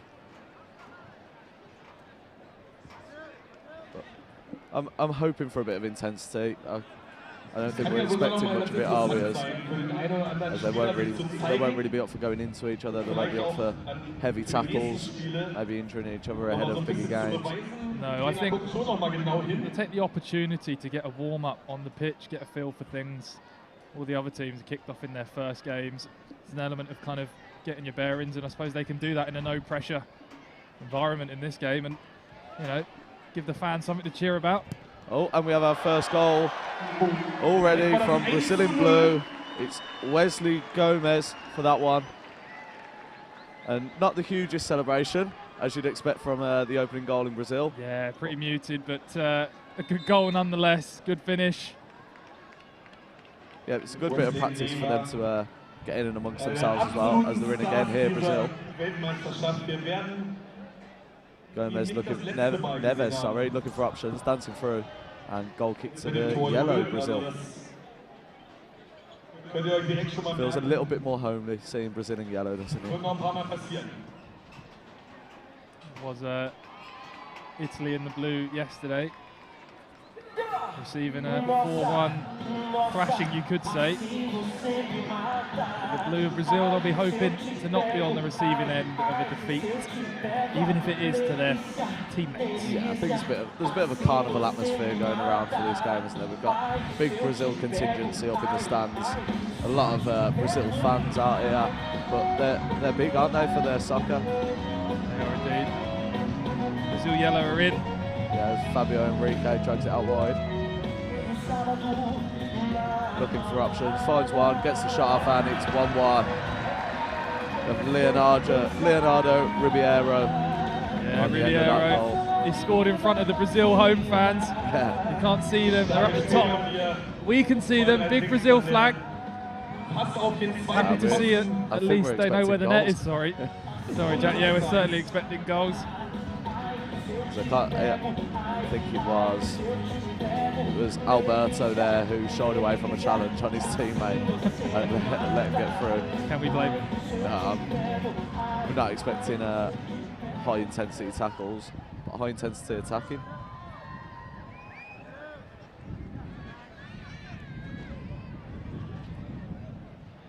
As the blue Brazil tried to build a bit of attack down the right hand side.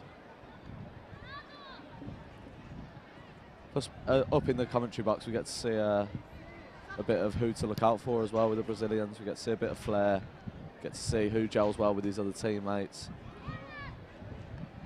Yeah, for sure.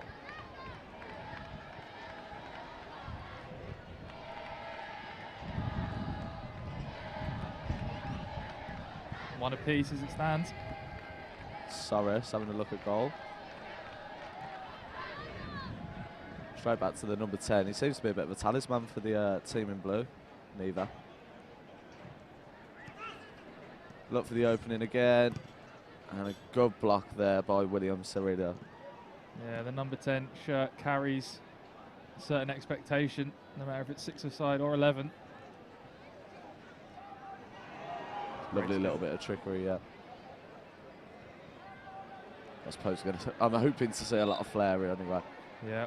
So I'm having their little game of one touch, keeping it up, and all the fans are cheering them on. Maybe Proper Brazilian. a few olays later on, maybe. Yeah.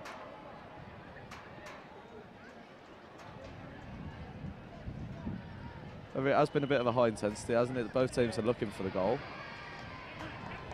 Yeah. They're not shying away from a chance. Bit of bragging rights within the camp early doors as well. Healthy competition for places. Yeah, exactly that. They are kind of fighting a bit of a, with such a big squad, you are fighting for a place every day.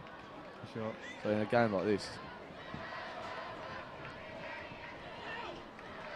do benefit from the roll-on, roll-off subs, but yeah, you know, get your name heard by the crowd, show them what you can do.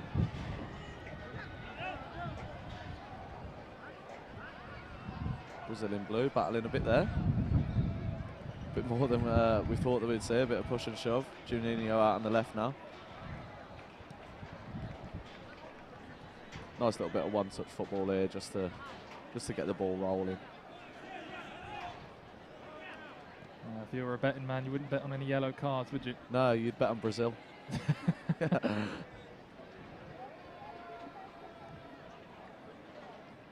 It's nice to see though. It'll be good for the atmosphere as well. Just keep people in ahead of the games later on tonight. Yeah, plenty of games. They come thick and fast in this tournament. Yeah, we've seen we've plenty today. 3 more tonight, including the Scots. Scots will make their tournament debut later on. Yeah. What did you think of that England result, Jack? It's obviously heartbreaking being English, but I thought the American team were very solid, played very good football, and the English they didn't seem to click as well as you'd hope, and there was a bit of argument within the camp on the pitch, which obviously it's going to happen. But they're in. Here come the yellow Brazil. Lovely save with the face there by Victor Silva, trying to get that number 2 out of the way of the 1 on the back of his shirt there. Try and get himself that one. Another great save. Tips it over. Called into action there twice in quick succession. Yeah, make a name for himself. He hasn't been given the number 1 shirt, which could speak volumes within the Brazilian camp. But Ihr könnt euch auch schon mal vorbereiten, wer so ein Ding mal schießen will. Vielleicht gestern auch gesehen. Takes on 1 then 2. Die meisten werden vielleicht schon da gewesen sein, als Benedikt Chandra für Deutschland den Deckel hätte drauf machen können. We do have a veteran holding the number 1 shirt in goal, 36-year-old Marcelo. There's the goal. Another easy goal for Brazil in yellow, making it 2-1. I think he's hurt himself here when he saved with his face. It's number 12. Victor Silva there, yeah. Victor Silva, yeah. They're having a bit of a party up there, aren't they, in the stands? Behind the goal. Clearly, they're all in yellow. They're clearly supporting the yellow Brazilians.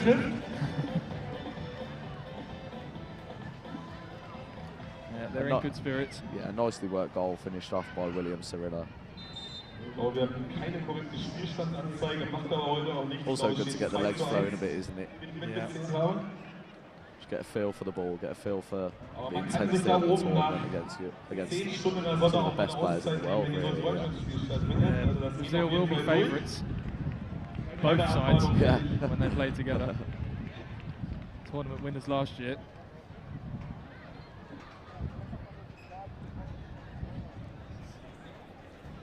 Neva now coming down the left-hand side, drops back.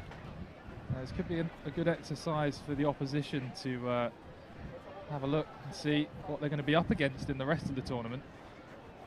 I don't think they'll be too happy about it. I haven't seen one misplaced pass yet, touch wood. Well, at least they'll know that Brazil can't keep a clean sheet.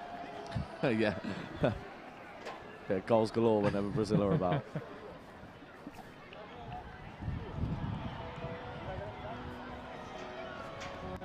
Nera looking for the shot. Good save by Marcelo there. He gets down quick, saves with his feet. For an old boy, yeah. Experience is the word, Jack. Juninho again cuts it on his right. A lovely save. Fighting each other on, hey, the keepers today putting off some brilliant saves. They are. From oldest to youngest, Alberto with a shot, a lot of power.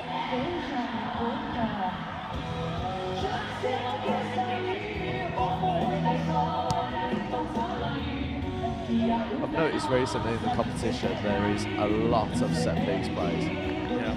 They are heavy on set pieces, yeah. And it's probably a perfect opportunity to try a few. Obviously the other Brazil will know exactly what they're going to do.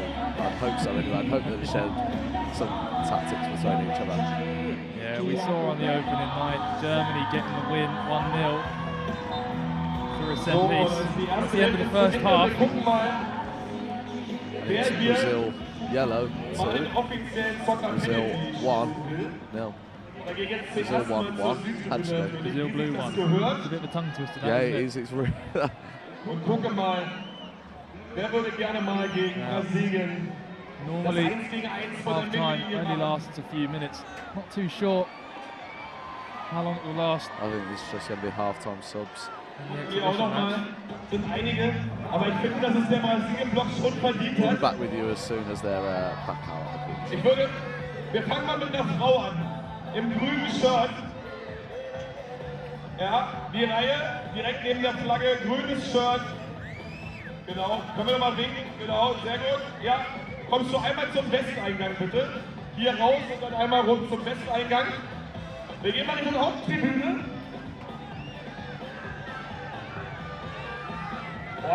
Oh, hier wird sich auch ins Zeug gelegt.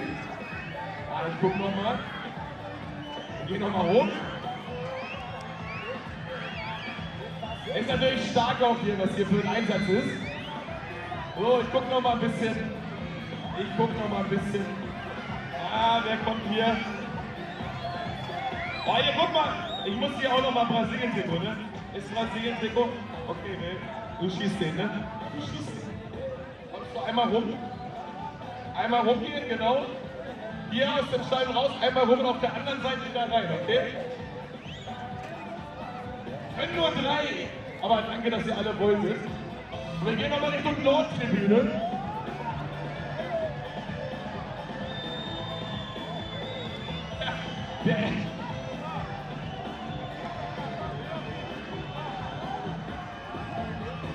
Der FC Porto und Versand hat eigentlich auf der Haupttribüne gesessen, ist jetzt ominöserweise auf der Nordtribüne angekommen. Aber die Jungs schießen das jede Woche in Göttingen bei der Uniliga. Das heißt, wir übergehen die jetzt einfach mal. Ja. Auch stark. So, ich guck noch mal. Ja, wir wollen mal gucken. Um so ein bisschen Derby-Charakter einzubringen, nehmen wir hier nochmal einen Argentinien-Fan, okay? Kommst du einmal rum zum Westeingang, bitte?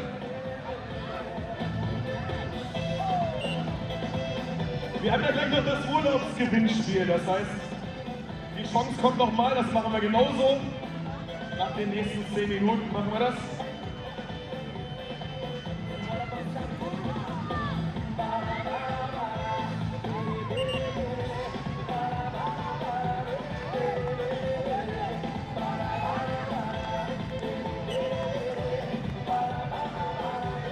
So, einen Preis haben wir auch. Wer den Torwart überwindet, gewinnt ein Original Deutschland-Trikot. Gerade neu gelauncht. Gestern zum ersten Mal getragen. Design übrigens die topografische Karte von Deutschland, die drauf hinterlegt ist. Also auch nochmal was ganz Besonderes. Gibt es so nicht im Handel zu kaufen. Gibt es nur heute hier zu gewinnen. Wir haben schon den ersten, da ist er. Hervorragend.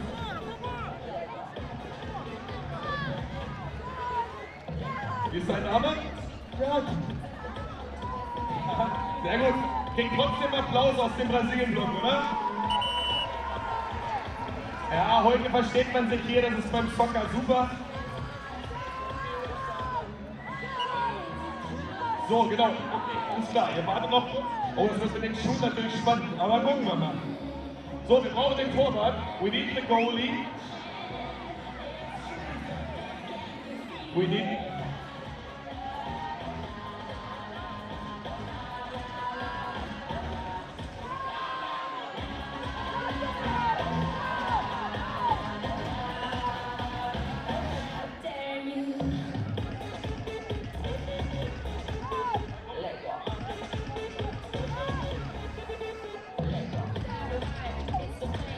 Okay, ich wollte es auf die Süd machen, aber Nord ist auch okay.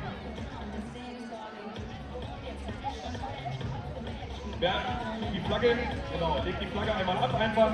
Du hast 10 Sekunden Zeit, um zu treffen. Du musst einfach das 1 gegen 1. Spielst du Fußball auch? Ja, ich spiele. Wo, bei welchem Verein? In Preußen.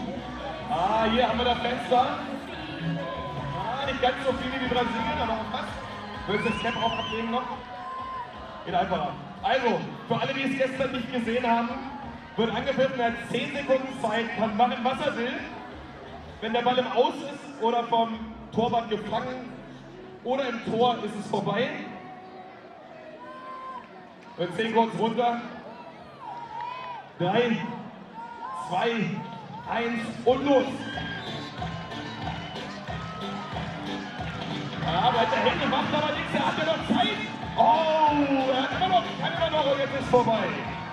Ja, guter Versuch, aber einmal Applaus. So, jetzt bringen wir hier so ein bisschen brasilianisches Flair aufs Feld.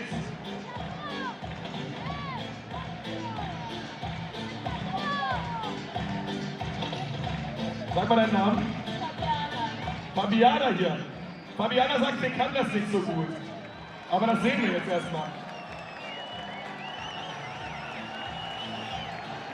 Es liegt nur an dem einen Bier, das Fabiana getrunken hat. Also wenn es schief geht, es war das eine Bier. Du hast 10 Sekunden Zeit, hast du eben mitgekriegt. Du musst das Tor machen. Wir schauen mal, ob es geht. 3, 2, 1 und los. Ja, das sieht professionell aus, das Ding. Oh, da ist der Schuss. Und er geht durch. Und er ist ein Tor. Überragend. Das ist diese brasilianische Herzlichkeit untereinander. Unhaltbares Ding. Und jetzt muss sich Fabiana natürlich schon fast entscheiden. Jetzt, Fabiana, ich weiß nicht, ob du nach 2014 auch noch dieses Trikot nehmen darfst, aber beim Soccer war es ja eher andersrum. Wir sprechen nicht mehr über 2014, oder? So, da haben wir noch einen.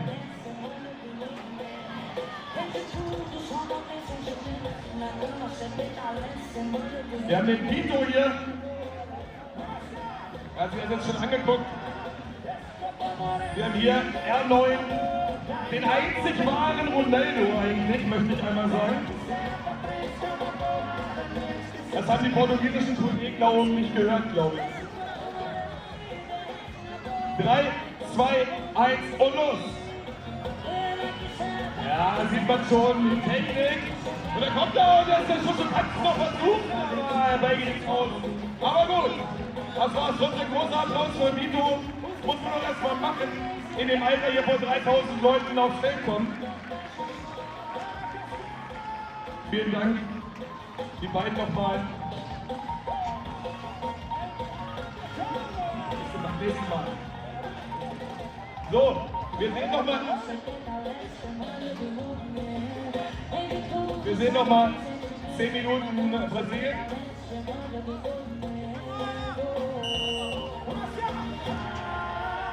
Okay, wir wollen noch mal zeigen, wie es geht. Alles klar, ist kein Problem.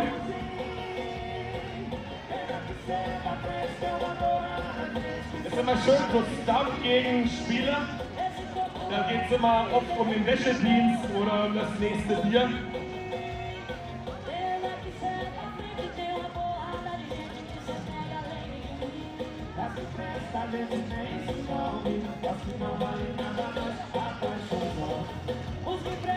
So, jetzt zählen wir runter. 3, 2, 1, go! Ja, die Ballrolle. Die Ballrolle. Oh! Da kommt er durch! Er kommt durch! Und das ist natürlich bitter. Ja, und so wird gejubelt. So wird gejubelt.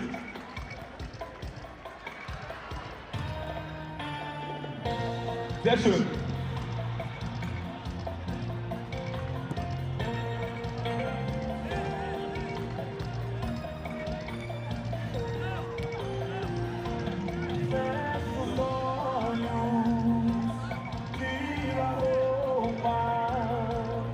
Wir spielen nochmal 10 Minuten jetzt. Zweite Halbzeit praktisch.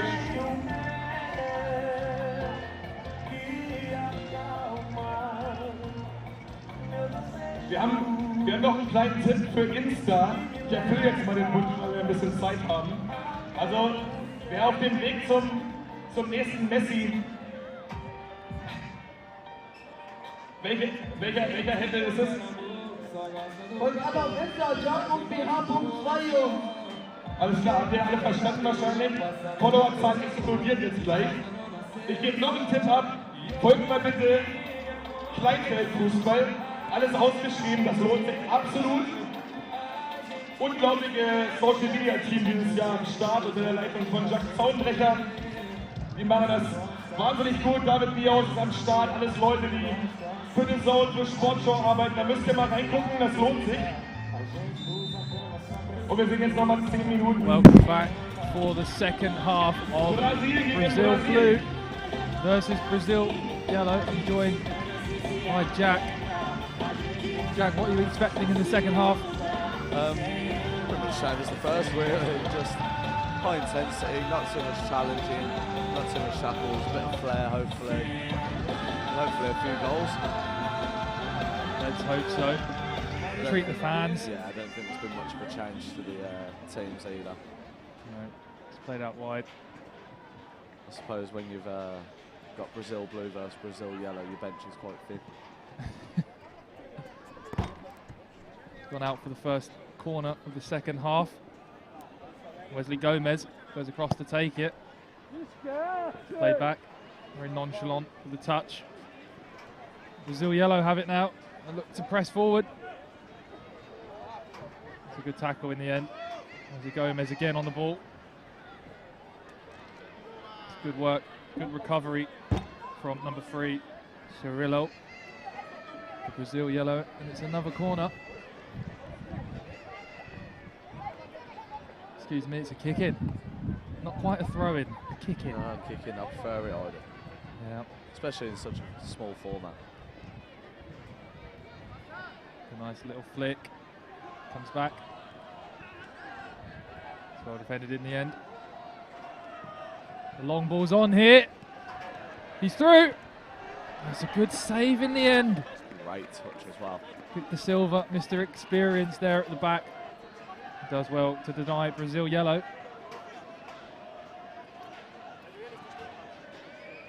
Again, interesting corner tactic. Comes out here on the left-hand side. Brazil Yellow, another chance. Oh, off the woodwork. Unlucky. Brazil Blue got their chance to go forward now. Gomez is free.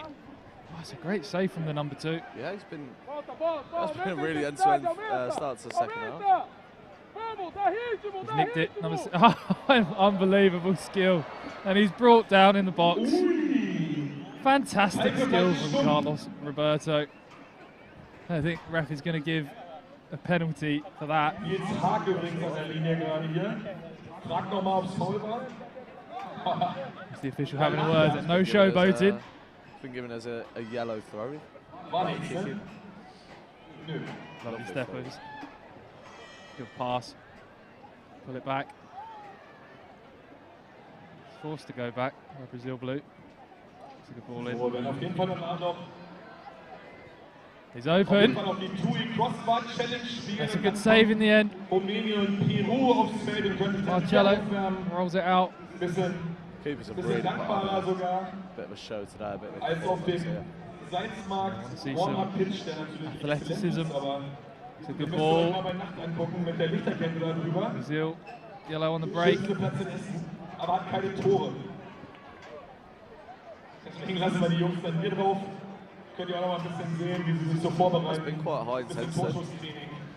Has been For an very, exhibition match. Und dann geht es um 20 Uhr weiter. very end to end. Vorher machen wir noch ein bisschen Spaß. We saw in the break. We saw the Brazil warm up, Das keeping Wetter ja themselves auch fit, gut keeping angesagt themselves für die kommende Woche. Das heißt, wir können so eine ready. Kulisse hier Places, weren't they? jeden Abend wieder haben. Leo Brom coming on for the Blues. Morgen übrigens. Little touch from 20 home. Uhr. Gomez is free here. Skips past one. It's laid off. Deflected wide in the Oman end. bereits siegreich gewesen heute Morgen gegen Chile. Also Another corner Deutschland for 3 Punkte. Brazil Blue. Oman 3 Punkte, damit auch, glaube 2-1, also Tabellenführer. 2-1 as we approach the Da 5-minute geht's mark. dann im Grunde genommen schon Even um shorter den halves in this Also, sehr exhibition match. spannendes Spiel dann morgen Abend. 10 Ihr habt minutes das per half. 20 wahrscheinlich minutes gestern mitbekommen. for the game. Standen noch ein paar tausend Leute draußen, das heißt morgen How do you wird think auch Brazil will fare then? fürs Kommen die besten Plätze sichern. I thought even in this game, one of them's got to win. Well, they're favourites in the Und da den tournament. ganzen Tag Winners gespielt from wird, last sind die year. We're Stadionkurven seeing in this natürlich auch exhibition match plenty of circa quality. 8:30 Personally, I think auf. Gomez for Brazil Blue, Man muss jetzt nicht player unbedingt to watch. kommen, I think aber ich würde sagen, they'll top their für das group. Deutschlandspiel empfiehlt es sich am frühen Abend da zu sein. Ist ja auch nicht langweilig, sind ja durchgehend Spiele vorher. 19 Uhr, aber noch eine kleine Show. Und morgen noch ein Playoff, not quite enough on it. Einlagespiel von dem SGS. Brazil yellow can mop up, comes out on his left hand side. Erfolgreichster Carvalho, Club, the captain, nicht ended nur in up back. Essen, sondern auch im Ruhrgebiet. Marcello Absolut top Play through the middle. Jugendarbeit auch. Unglaublich viele starke Mädchenmannschaften. Und die werden morgen hier That's been a bit of a auch nochmal ihren competitive game großen as well, Auftritt hasn't it? haben Hasn't vor den it? Hasn't been silly Deutschlandspielen where they're trying to vor fit that into 3000 his head. begeisterten Menschen. Yeah, maybe a bit of expectation that we'd see all flair, no real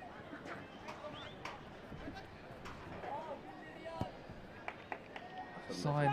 Yeah, no real sign that they're going to be showboating apart from that chance earlier on. They're through here, 1-on-1. Oh, fake shot. Plays it in. Great finish. It's well played. It's well worked. The lovely dummy on that left hand side. The runner coming in to support. He finds him. He finds the net. Yeah, it's lovely. Little Megs on his teammate there as he was running through on goal. Maybe you'll have a word about We'll be that. holding that one over him tonight. Lovely ball. Brazil Blue are going to answer straight away. There we go. There's the flare. Not quite pulled off this time. I think that was Fabio Enrique there, trying the rainbow flick. Not quite. You do hope they would come off every now and then, wouldn't you? Yeah, at least once for the fans.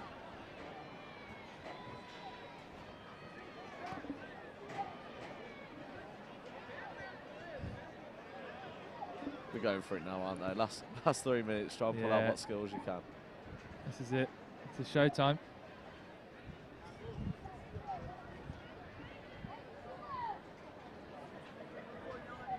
I'm sure they see it a lot in training. Yeah.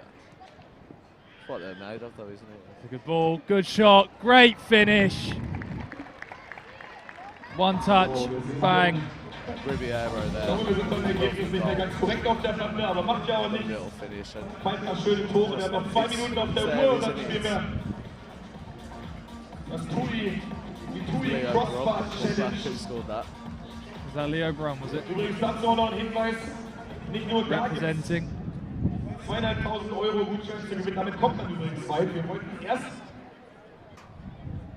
Carlos weniger Kreise lays it ausloben und off. dann noch höher. Dann haben wir mal auf die Right Website hand geguckt und side, dachten wir so, played nee, in field. mit 2.500 Euro, da kommst du zu zweit schon ganz schön weit.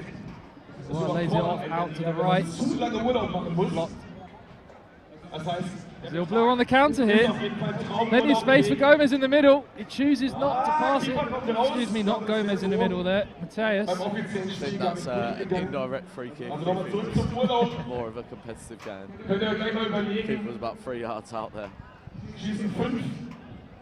Tui, Wasserbälle ins Publikum. He's through. He's beat 1, he's beat 2, but Keine Bodychecks. shots wide in the end. Bleibt da fair. Keiner fällt von der Tribüne. It's nice to see the crowd still invested in the game, still here.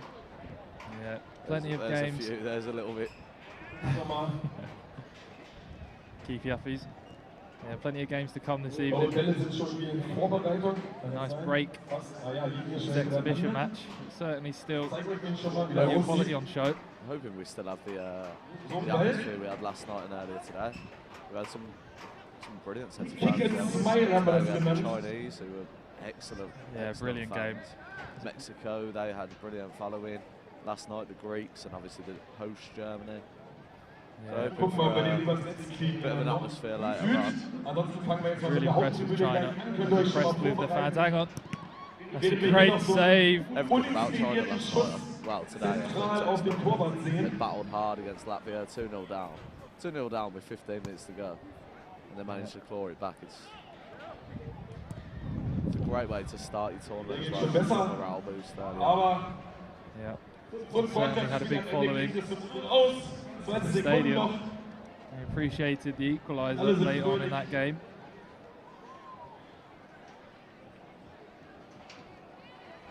Now the skills coming out from Enrique. He lays it off, gets it back. And that's time. It finishes. Brazil 3, Brazil 2. Lovely. Do you remember which way round? I think yellow Brazil have won. Congratulations. I want to say yellow Brazil have won. Congratulations, yellow Brazil. Commiserations. Brazil blue. The fans enjoyed that. Through the whole game, the Brazil support up on our right. You can't quite see them on camera, but on their feet the entire time. Good fan base. I'm sure there'll be a carnival party atmosphere to the whole tournament. But I hope everyone will join us at 8 PM German time for Romania versus Peru. I'll be with Dan Shaw for that one. How did you find Brazil? Yeah, it's a good game. Good game. Some nice tricks towards the end. But yeah, I think they'll have appreciated the chance to get on the pitch and, you know, get a feel for the game in a non-competitive sense. But Jack, it's been a pleasure, as you said. Plenty more games to come tonight. Thank you. Einsamer Crosswatch. Hört auf, euch jetzt das zu prügeln, Jungs. Stopp. Kann da mal einer eingreifen? Wir brauchen bei dem Urlaub leider über 18. Wir hatten den eben erst gepackt gerade. Du kannst den Urlaub noch nicht einlösen. Wir hatten den eben gepackt. Hast du deinen Vater dabei? Oder so. Du nimmst ihn ab. Du kommst rum einmal. Sehr gut. So kann man es auch machen. Wir schießen noch mal einen in die Süd. Nicht ganz so einfach da über. Jetzt müssen wir alles machen, ne?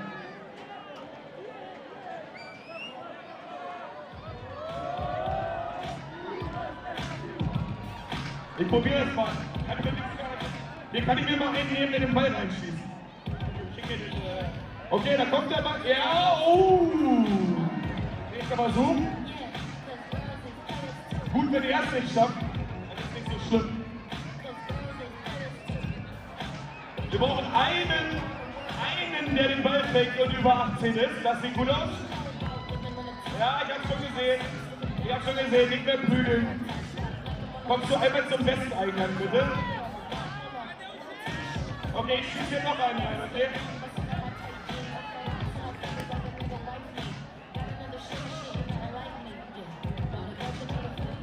Ja, ich sehe, glaube ich, nicht über 18, wenn ich so gucke. Einmal weiterreichen in der Familie. Sehr gut, einmal rumkommen, wir gehen mal in die Nord.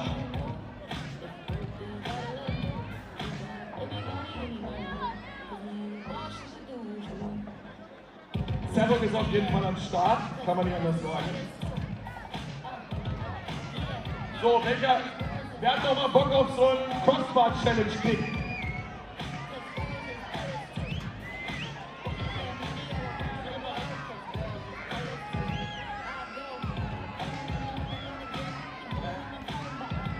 Oh, das gescheitert hier. Wollen wir? Probieren wir nochmal, da kommt er. Oh, die Lücke. Der hat ihn. Kommst du einmal runter zum Westeneingang. Der ist da hinter dem Mediatower. Bitte einmal durchkommen, den Ball mitbringen.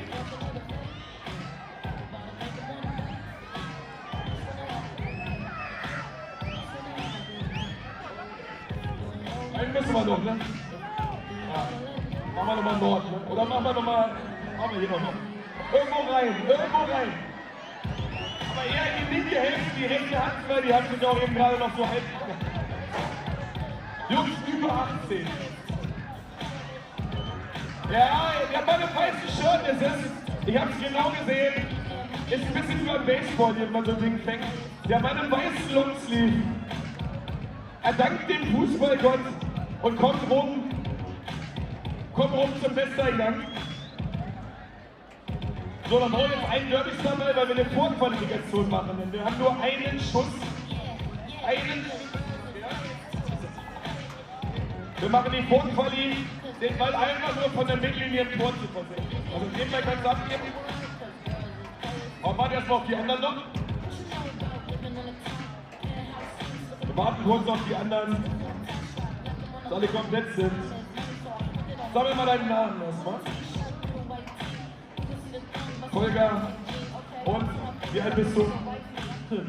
Volker ist 18, natürlich, wenn das erst ab 18 geht. Wo würde es hingehen, wenn du so in Urlaub bist, so ein Urlaubsgutschein? Spanien. Aber noch ein genaueres Ziel? Ich weiß das nicht. Okay, Spanien kann ja vieles sein. Im Zweifel wird es Mallorca. So, nicht so einfach der Westeingang. Volker zeigt uns noch mal so ein bisschen Siblings. Aber meinst du, du könntest mit den ohne Schuhe besser schießen? Bei dem Passspiel. Also erklär doch mal die Regeln. 5 Schützen, die von der Mittellinie versuchen ins Tor zu passen, das ist die Vorauswahl. So lange bis einer überbleibt und der schießt von seinem eigenen Strafraum an die gegenüberliegende Latte. Für 2.500 €. So, wir haben den zweiten Gewinner. Dritte. So. Kann sich nur noch um Stunden handeln.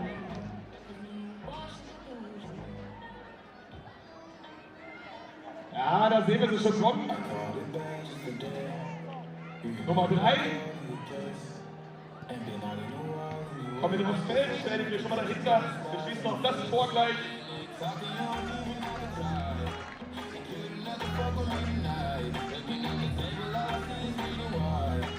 Wie ist dein Name? Mustafa? Aus Essen? Ja, aus Düsseldorf. Ja, aus Düsseldorf extra angereist. Das sehen wir besonders gerne. Du hast dich noch reingeschummelt hier. Du hast dich...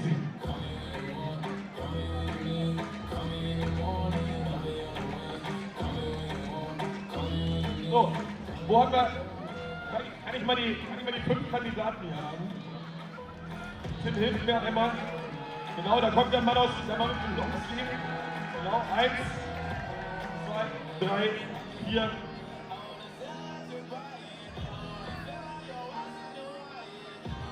Und das war ein schädiger Versuch auf jeden Fall. So. Aber so kennt man das von den Studenten. Da wird immer mal versucht, was abzugreifen. Volker startet. Ihr geht mal alle aus dem Mittelkreis raus in die Richtung, bitte. Aus dem Mittelkreis in die Richtung. Genau. Du startest. Du musst den Ball reinmachen einfach nur. Aber so irgendwie über die Linie, egal wie schnell. Er muss nicht hoch, er muss einfach nur ins Tor. Okay, können wir den einmal, muss nicht hoch, einfach nur ins Tor. Können wir den ein bisschen anfeuern, den Tolga? Ein bisschen einklatschen? Ja? Guck mal.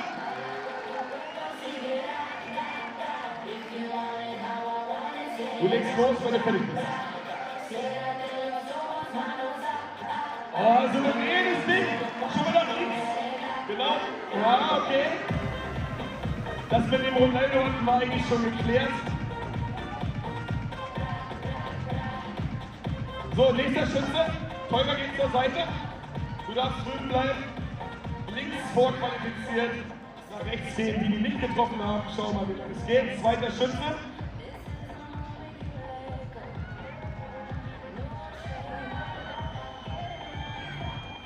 Oh, der geht knapp vorbei. Damit müssen wir uns von dir schon mal verabschieden. Bitte nach rechts weg.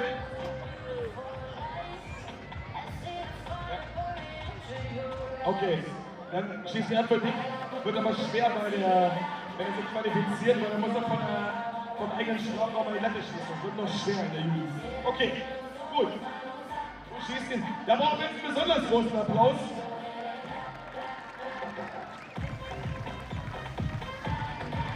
Oh, hey, und der kommt, der geht knapp vorbei. So ist es. So, haben wir den nächsten. Wie ist dein Name? Und der Adam. Herzlich willkommen. Deine Bühne. Egal wie, Ball muss rein. Den passt du da souverän rein und irgendwie habe ich auch das Gefühl, du darfst da zum Tolga gehen. Den durft dann gleich nochmal. Und hier haben wir nochmal den 5. Macht er das Ding rein. Oh, der wird auch die Schuhe, du hast Sneaker an. Das ist ja Wahnsinn. Ja, der macht er auch gut. Jungs, wir erhöhen die Schwierigkeitsstufe. Wir gehen einen zurück. Wir gehen einen zurück. Hier, den Holger. Nächster Ball. Jetzt. Von hier wieder ins Tor, müssen wir noch einen über. Auf geht's. Oh. Oh, jo.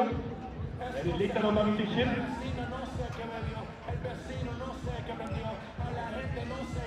Das ist ein bisschen hoch, glaube ich. Ja, das ist ein bisschen hoch. Und damit, mal gucken, wenn die anderen nicht können, da hast du ja noch eine Chance. Schau mal hier rüber. Genau, zweite. Der Mann, der eben souverän versenkt hat.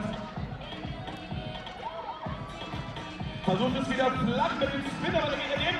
Wenn du ihn triffst, kriegst du den Schuss um die 2.500. Mal sehen. Da ist er nicht zu schwer gemacht schon. Aber der Mann macht es wieder mit der Socke.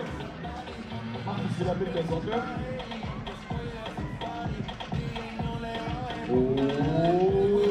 Oh, der sieht gut aus. Der sieht gut aus und der ist drin. Da haben wir erstmal den Gewinner. Und jetzt kickt er den Schuss auf die Süd von dem Strafraum. Mal gucken, ob er den auch macht. Jetzt geht es nicht mehr flach. Du musst die Latte treffen. Das ist echt nicht einfach. Echt nicht einfach. Du musst unten, also leg alles rein. Ist so ein bisschen wie so eine ganz lange Flanke. Wir brauchen ein bisschen Support, glaube ich, vom Publikum. Können wir noch mal einmal einklatschen, bevor wir starten? Genau. Geht um 2.500 € Reisegutschein, wenn du das Ding ran aus an die Latte. Versuch's! Der Wort gut, eigentlich aber knapp daneben, aber fantastisches Ding. Großer Applaus nochmal. Vielen Dank fürs Mitmachen. Genau das machen wir jetzt jeden Abend, nicht mit der Vorqualifikation, sondern einfach nur mit dem einen Schuss. Heute hatten wir ein bisschen mehr Zeit, deswegen konnten wir es ein bisschen aufbauschen. Vielen Dank fürs Mitmachen. Danke an die TUI für die zur Verfügungstellung des Preises, den wir hoffentlich diese Woche noch vergeben. Cousin muss noch gegrüßt werden. Ich grüße dich doch mal noch. Sehr gut. Cousin, bester Mann.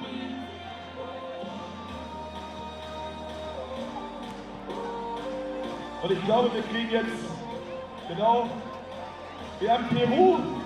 Großen Applaus für Peru. Clap your hands up. For Peru.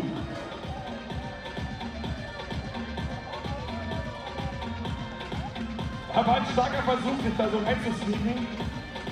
Das klappt im Savoy in Göttingen jeden Mittwoch bei den Jungs. Aber nicht hier, bei der härtesten Tür von Essen. In eurem neuen Wohnzimmer auf dem Kennedyplatz.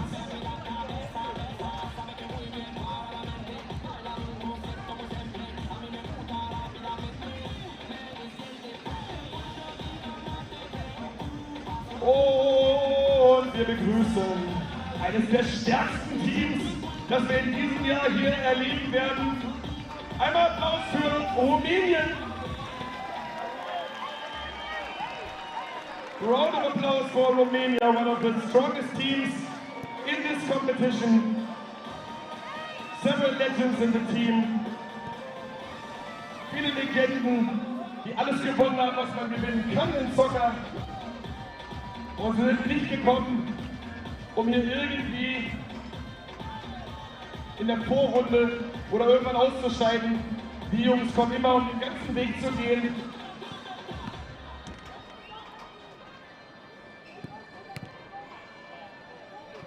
Vermutlich mit Polen, Brasilien, USA, Rumänien, das sind die großen Namen.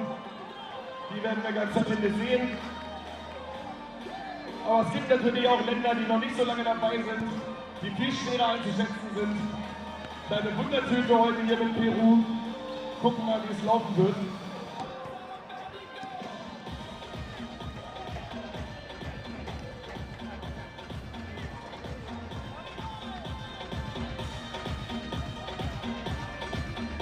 So, ein paar Minuten warm machen.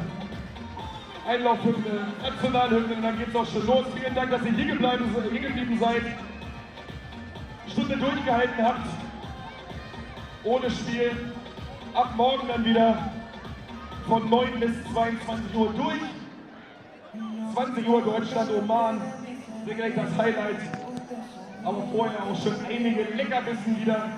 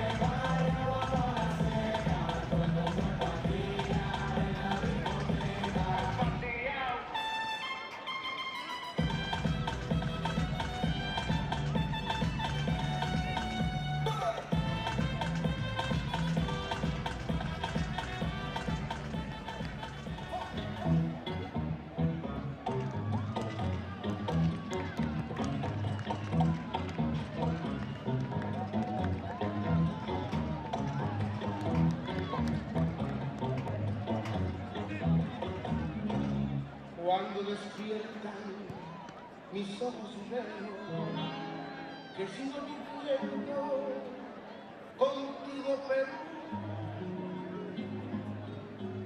Emocionado, doy gracias al cielo por darme la vida contigo, Perú. Eres muy grande, lo seguiré haciendo, pues todos estamos contigo, Perú. Sobre mi pecho llevo 10 Minuten noch. Jetzt gleich contigo, Perú. Die Einlaufhymnen. Somos tus hijos y nos uniremos y así triunfaremos contigo, Perú. Unida la costa, unida la costa, unida la sierra, unida la selva contigo, Perú. Unido el trabajo, unido el deporte, unimos el norte, el centro y el sur. A triunfar, peruanos, somos hermanos, que sea la victoria nuestra gratitud. Te daré la vida y cuando yo muera, me uniré en la tierra contigo, Perú. Te daré la vida y cuando yo muera, me uniré en la tierra contigo, Perú.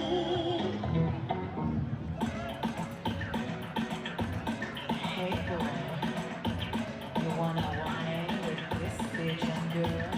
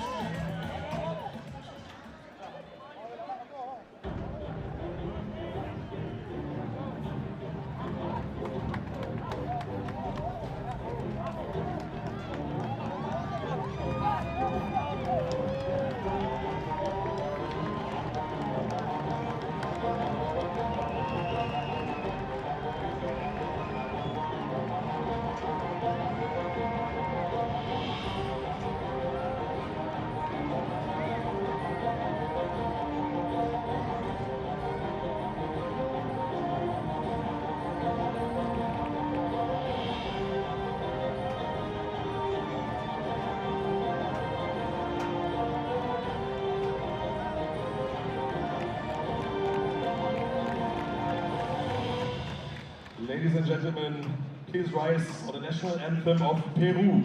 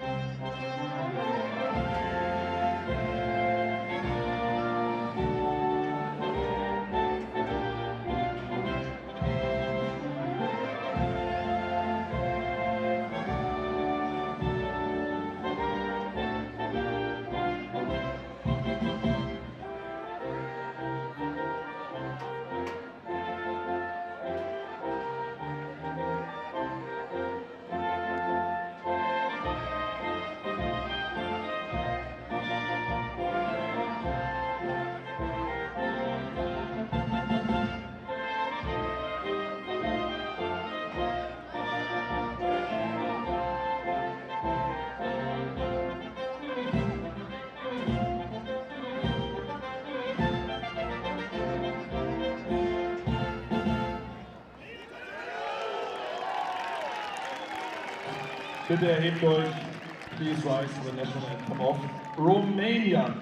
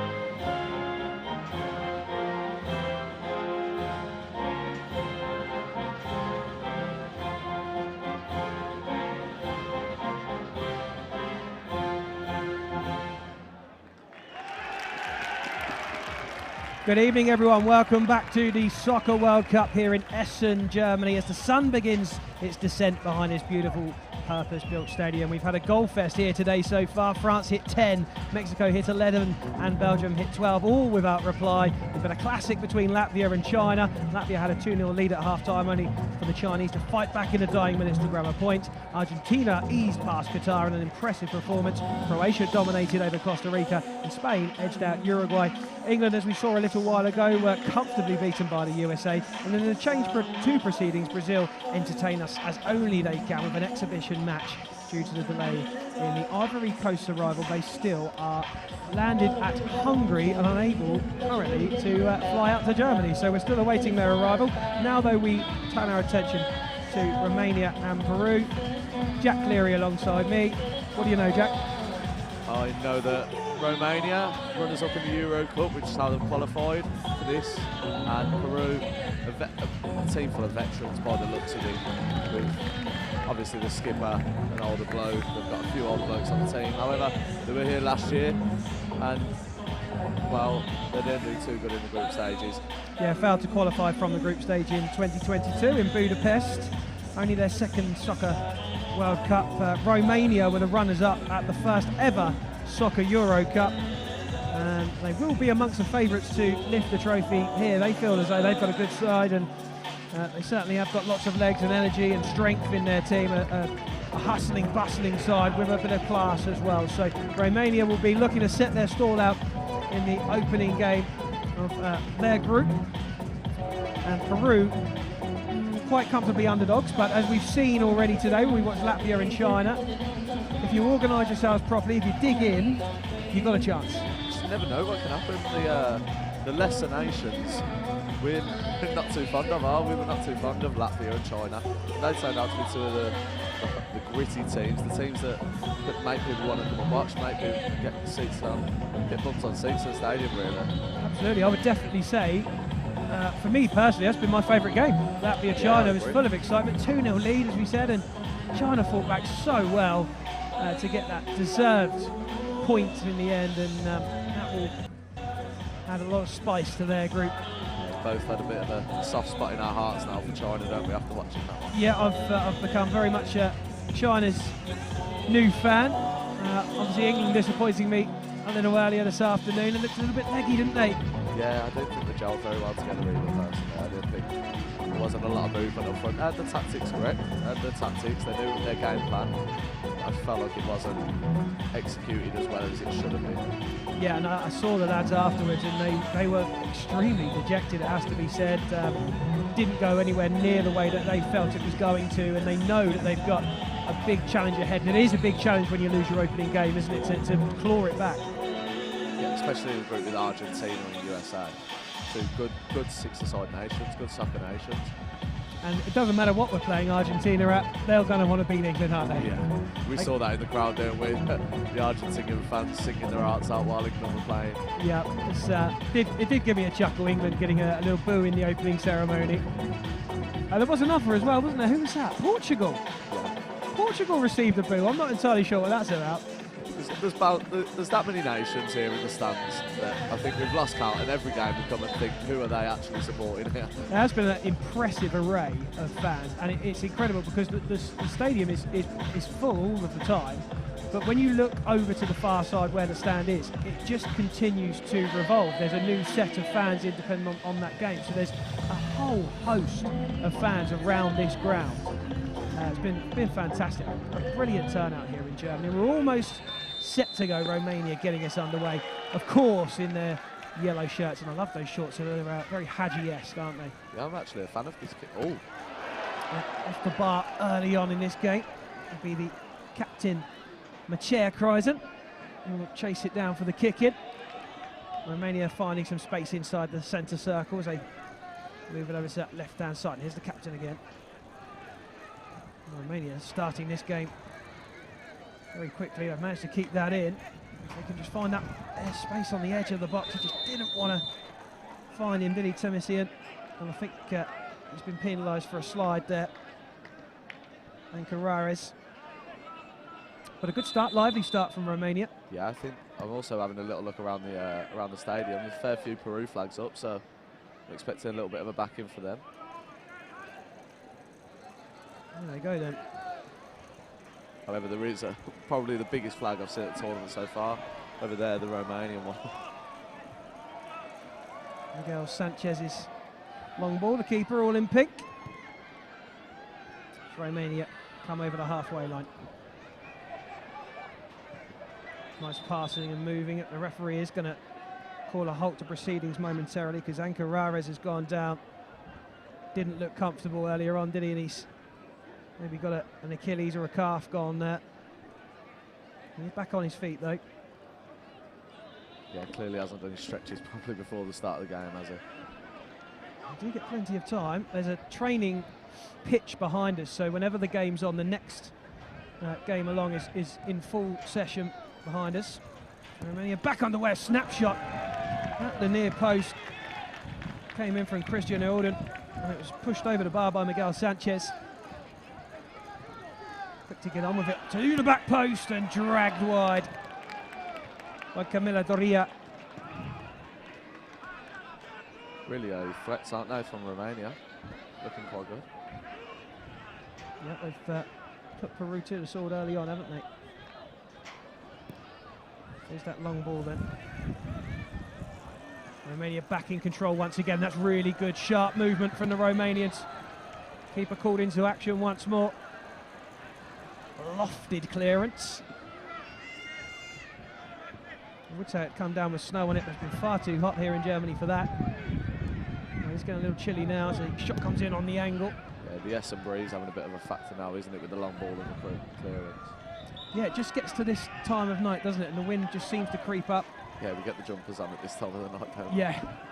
Yeah, it's definitely t-shirts and shorts in the day, and then once that sun goes down, the hoodies are on pretty rapidly.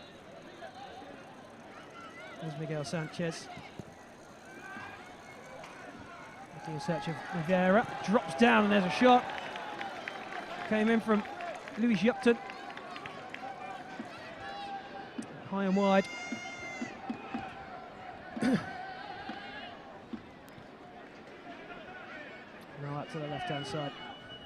Seems to be Romania's favoured side at the moment.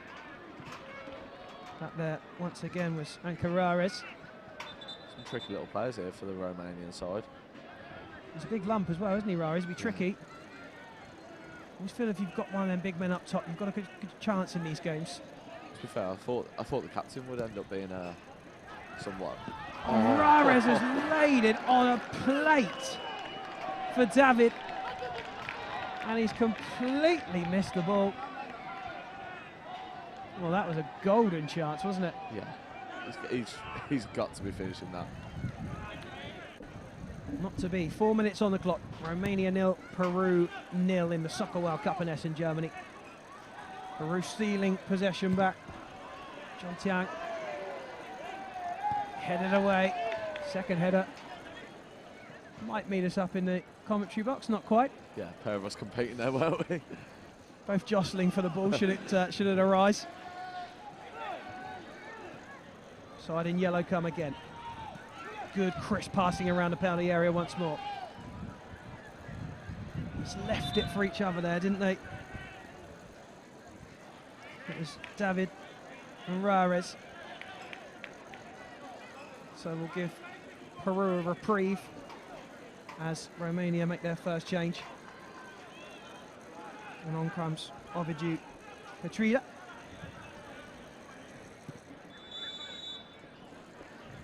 And the assistant has informed the Peruvian that the ball is, anything just over that line, and they will call you up on it.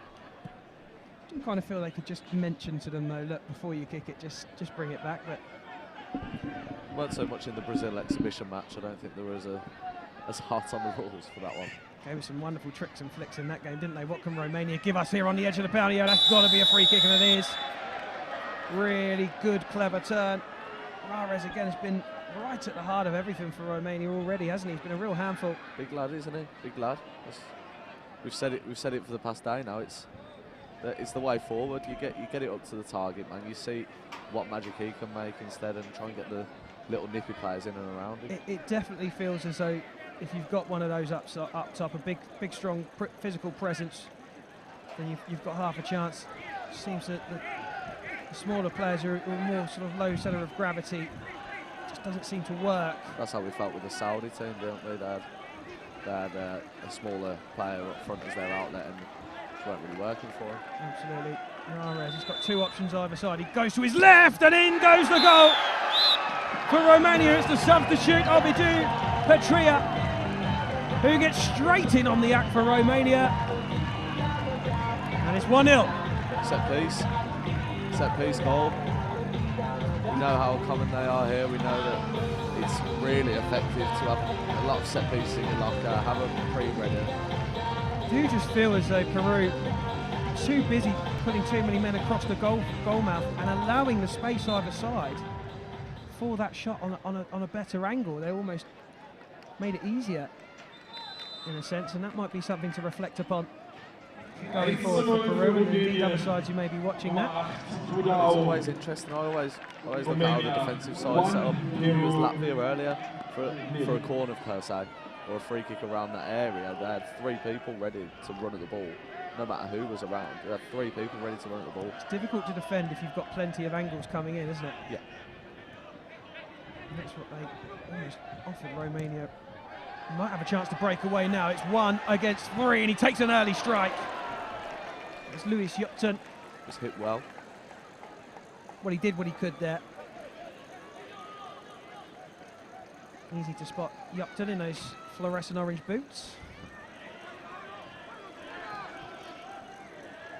Yeah, as the night goes on, we ain't going to lose him, are we? Certainly not.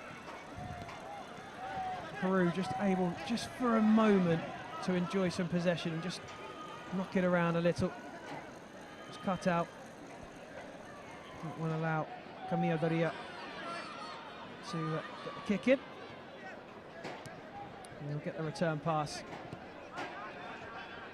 Peru being squeezed by the Romanians, and they put them under big pressure, and it was the right pass. It just wasn't read by Vitan Raoult. Just a bit of miscommunication really there, when it was the right idea. They've allowed Peru to chest that down there, the Romanians. Quite comfortable with that. There's a good searching ball, just a little bit too much swaz on it. Romania comfortable at the moment. There's Jordan. To the feet of Lazar. I feel like they could take the sting out of the game here. Peru aren't really pressing with much intensity, are they? No, they've been mainly behind the ball and in their own half at the moment, haven't they? Here's some good play again from the Romanians. Back into the box and over the bar this time from Petria, who got that opening goal. How are Peru going to get out of this? How are they going to find a way through and up into that final third? It's got to be long ball, hasn't it? Well, you're guaranteed it's going to get up there if you kick it up there. And maybe that is what they need. Jesus Roy. Pride, the centre forward. Oh, miscontrol, and now Romania are in here. Big chance, and a wonderful save to push the ball onto the post. Really cleanly struck by Chirac. And it will be a kick in for Romania. And the keeper, Miguel Sanchez. I feel very proud of that one. Over on the right hand side now for Romania. Into that angle. Just seem to be finding space still, don't they, in that final third. And here's another one. Just towed it away from his striking foot, but he's got a chance, and then the rebound's in. And it's goal number 2 for Romania. It's Dobrev Fernando who nets for the Yellows. And after 10 minutes, it's looking comfortable for Romania. Yeah. Could be running away with it here now. The Peru side are a little bit agitated with each other. A lot of hands on hips. Yeah. But you could tell before the game that the fitness levels were a vast difference between the Romanian side and the Peruvian side. They do look ready, don't they, Romania? They look like they've been in the gym and working towards this tournament. Ball given away sloppily again, and Romania can come forward again. Straight down the middle he surges, still he goes. Lovely tackle that. Well out. Romanian kicking down by the corner. Into the near post, and how's he missed that? Another opportunity for Romania. They have been well on top thus far in this game. And a sloppy bit of defending again, and they will get punished on this occasion. And it's Maradona Chiriac who nets for Romania. You can't do that, Jack. No, not when Maradona's about, no. Anyone called Maradona's got half a chance. You can't do that when Maradona's flying around, yeah. Especially after it's the same as the Saudis, it's the same as Syria earlier. It's just a product of your own demise. It's just keep falling, you're giving the ball away in cheap areas. Well, that's what we said earlier. Don't give it to them, make it hard. And it's Jesus Uribe, by the way. My apologies for the mispronunciation earlier on. He was the man caught in possession. And Romania took full advantage. What they won't want, Peru, is something similar to what we've seen today, the 10, 11 and 12 nils.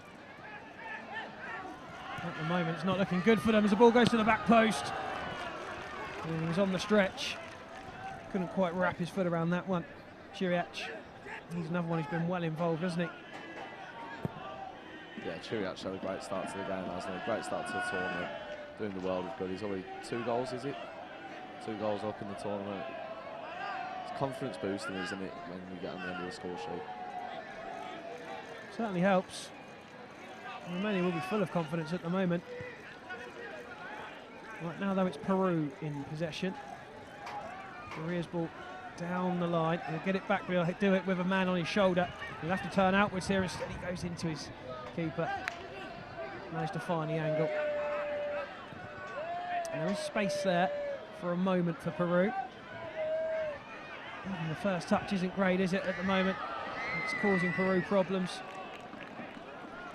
That's the thing, isn't it? If you don't have an effective first touch, then you put yourself in trouble because there's no time. No, not on such a small pitch.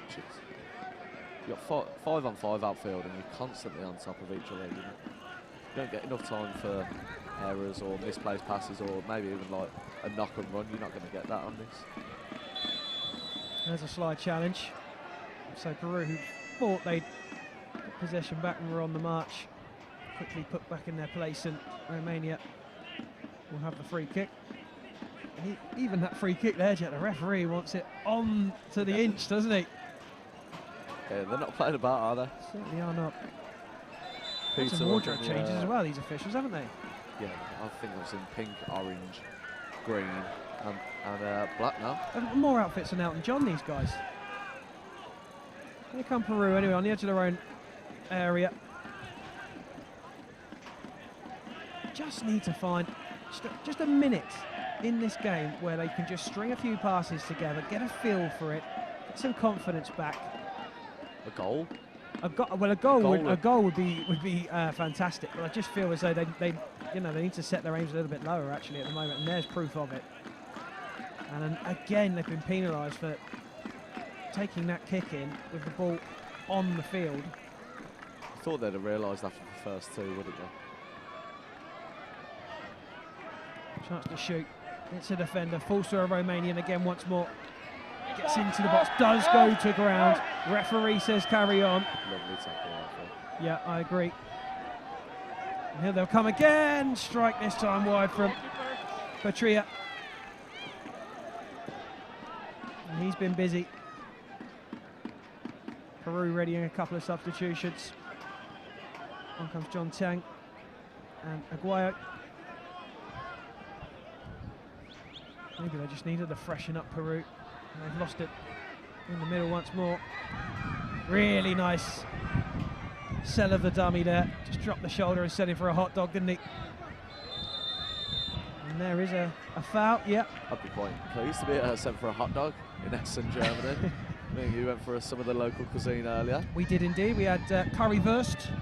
Very nice, wasn't it? Very nice indeed, after you appalled me yesterday going for a Subway. Couldn't help myself, it was on the touchscreen. When in Rome, Jack, when in Rome. Oh, they had a Subway, a Dunkin' Donuts and a McDonald's. They really made me feel at home. I went for a nice German kebab yesterday and currywurst today, so I'm feeling very healthy. You could get one of them bones at centre. Well, true. Maybe not the same. Chances, just couldn't quite get his feet under that one. Blabbed it out. Crew want to get on with this quickly. Another double substitution. Tang and Robles comes on. Two Tangs in this side. John Tang and David Tang, the captain, number 10, the captain. Long ball, which they were looking for, but the touch was extremely heavy, and there's some wonderful footwork. Couldn't quite just thread the eye of a needle for Dudal, who was waiting at the back stick.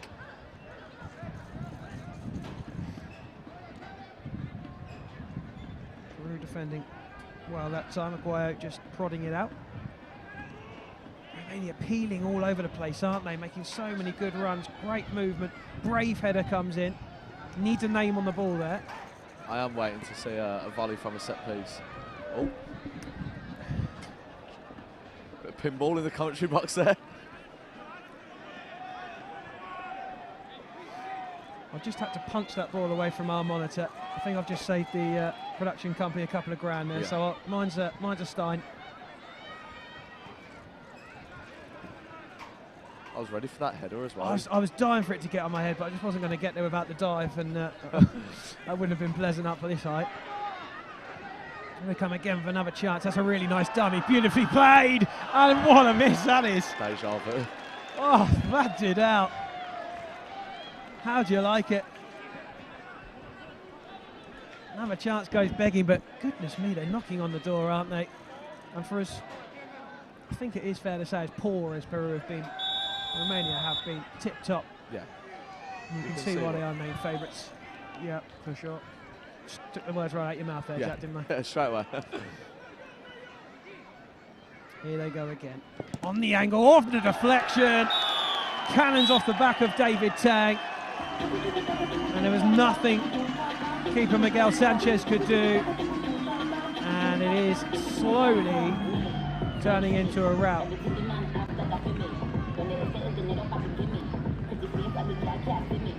Excellent little finish there. I think keeper's got his hands on his hips. He's so deflated now. Pulled off two lovely saves earlier in the first half as well, the keeper. I would say he's done anything wrong personally. No, well, we've seen plenty of that, haven't we? Most of the keepers who have taken a bit of a lashing in these games have really not played poorly. They've just been let down with the five in front of them. However, I do think those teams that have played poorly, they're gonna build a bit more chemistry and a bit more togetherness as the tournament goes on. If you lose 11-0, you're losing 11-0 with people that you're going to end up being close with. You're losing 11-0 together as a team. It gets a bit of camaraderie if you can maybe pinch a goal, show that you can actually play some good football. Yeah, I think you're right. A goal at least, even if you're falling far behind, is crucial.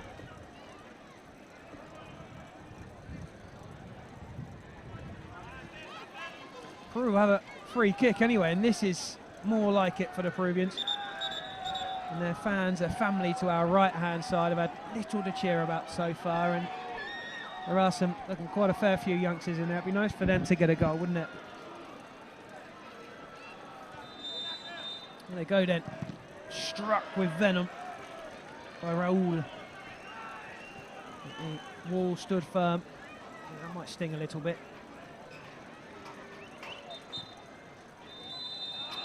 Well, there's a half-time whistle. It's been one-way traffic for 99% of this game. Romania, who we felt would come in and dominate, have done exactly that. Peru have found it hard, and well, the qualities there is showing, the fitness levels are showing as well, in my view. Yeah, completely agree. It's just they've blown away Peru really in the first half. We all maybe bring on a few string players now for Romania, get them some minutes, maybe get them a goal or get some confidence going. It's just for Peru, I think they've just got to try and save the embarrassment, try and keep it as low as they can, stay compact, get through to the final whistle and hope that tomorrow and Wednesday bring new days. We'll have a little butcher's hook at the highlights while we take a break.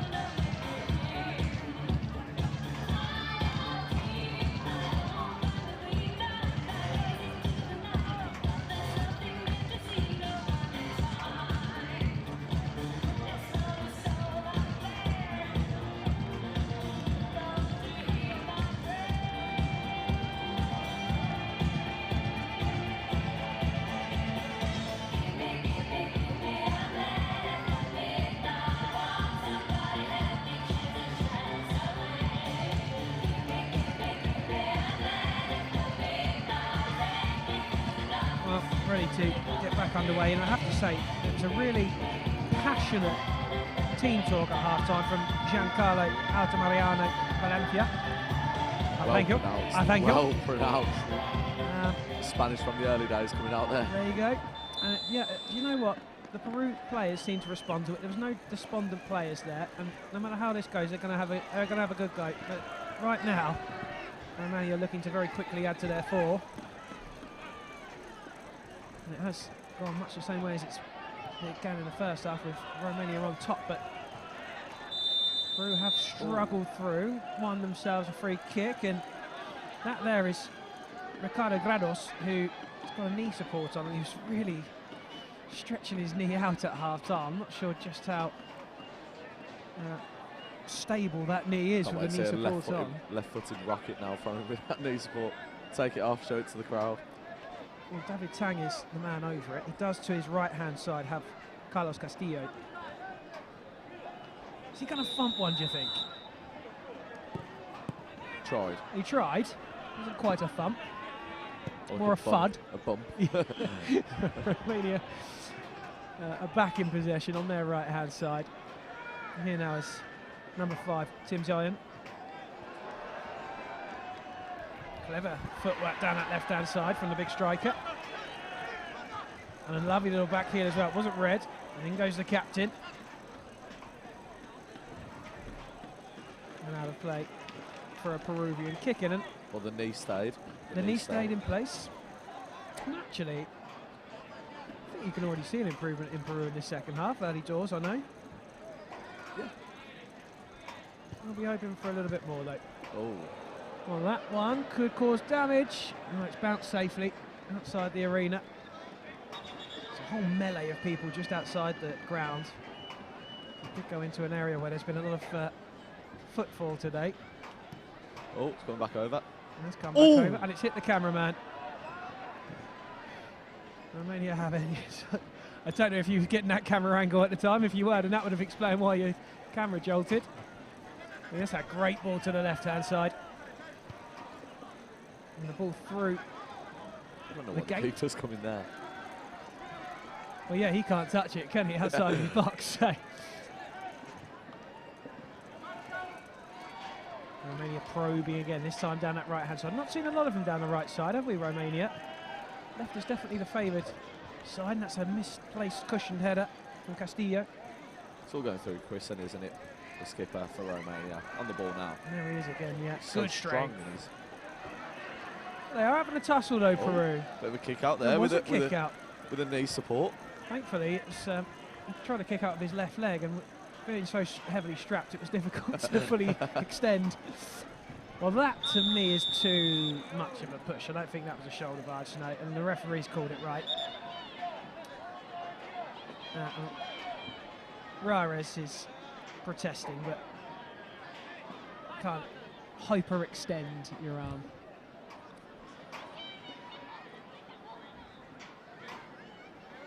I've already, yeah. Well, one of the Peru players has been told off because he didn't go off at the halfway line. He ran straight to the dugout, and he was told to get back and do it right. And as we know, these officials will not let anything slide. So that's a really good ball on the edge of the area. That's possibly going to be viewed upon as a slide, and it is. Better from Peru. Yeah, a bit more life in them, isn't there? A bit of a spark about the game. They're looking a little bit more threatening going forward. Like we've been saying, they just need a goal, don't they? Just even if it makes it 4-1 and leaves the scoreline 4-1, helps your goal difference. If you can win the second half, then that's a real achievement. To be fair, isn't it? Yeah, 100%. I think they'd settle for that. I think they'd come off that pitch feeling pretty proud and feeling a little optimistic. Should they would do that? It's a big ask. There's a long, long way to go. But who knows? Let's find out. Down goes the keeper. He's alert.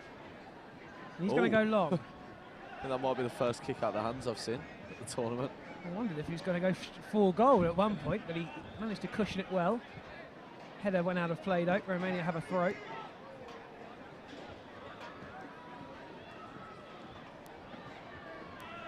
That's a good bursting run, and what a strike! And the keeper wasn't ready for that one, Miguel Sanchez. And in it goes. And it's on the Petrilia again. And he has been a nuisance, and actually holding his arm now is Miguel Sanchez, the keeper. And that may well mean that his evening might be over. He does look in some discomfort, the keeper. Well, we've got number 43 for Peru coming on here, haven't we? Miguel Segura. He's ready to come on. There you go. I'm sure he was. Oh, he's probably been chomping at the bit. I mean, that's the best feeling in the world as a keeper on the bench. You won't admit it.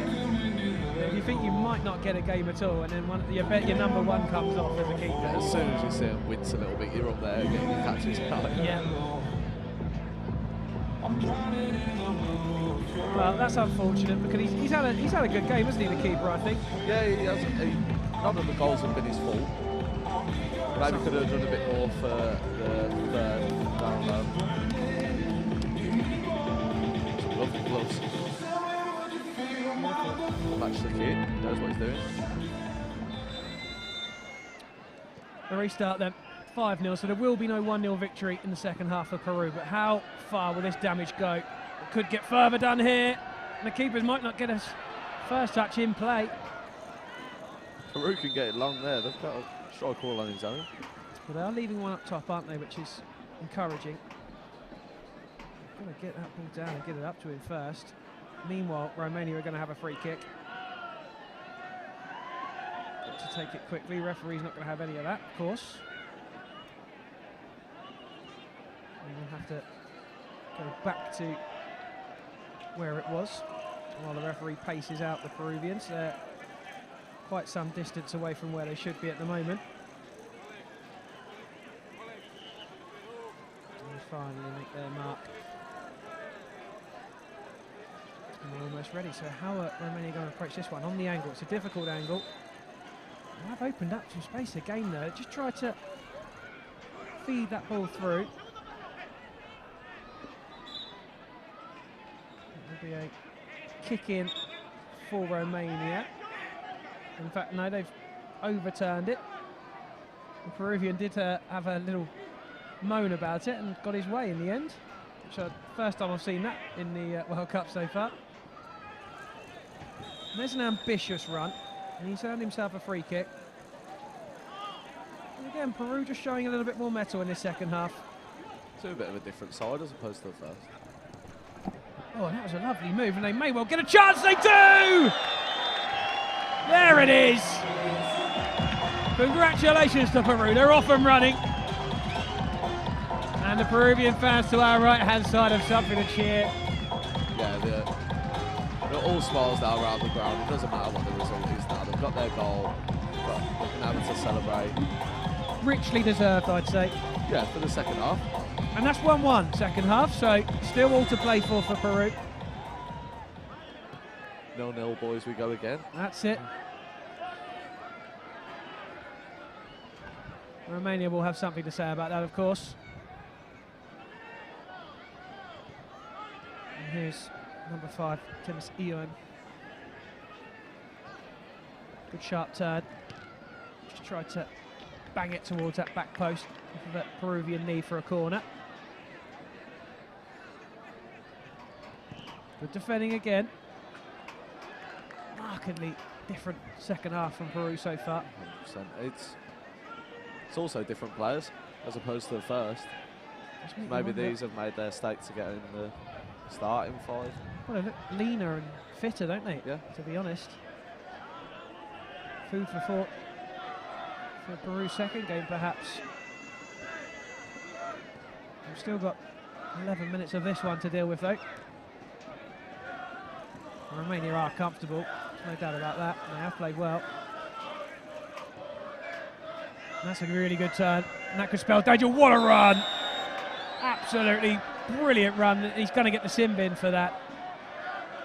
And it was just too good of a bit of skill, wasn't it? And it's so unfortunate. They've just got themselves a goal. Yeah. But no complaints, I guess. No, it was a lovely little jinky run. Well, they think they're making a sub. Yeah. That's not going to be the case.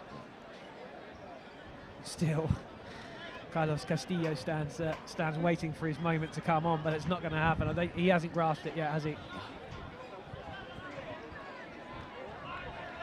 Well, this again is going to be another opportunity, and again Peru have kind of put 4 in the wall. I mean, they're obviously a man short now, but look how many different angles there are just to tee that ball off. Yeah, I'm looking at David on the post there. All it is a little just a touch in, isn't it? Oh, and they've. Oh, wow. Well, you thought they'd overdone it for a second, but lashed home. That was some strike. Vitan Raoul, who thumped it home. Pulled all of Essen there, didn't they? They did. Pick that one out. Not in a million years with the keeper saving that. Best keeper in the world would have saved that one. And we're back to the long-range halfway line shots. Yes. I can feel a little hard. They've gone down on the sin bin, haven't they? And it's just so crucial. And again, I like the manager down on the touchline there. Still talking, interacting. Romania get a free kick. Arguable, that one. They are going to prepare a whole team change once they're allowed. Peru.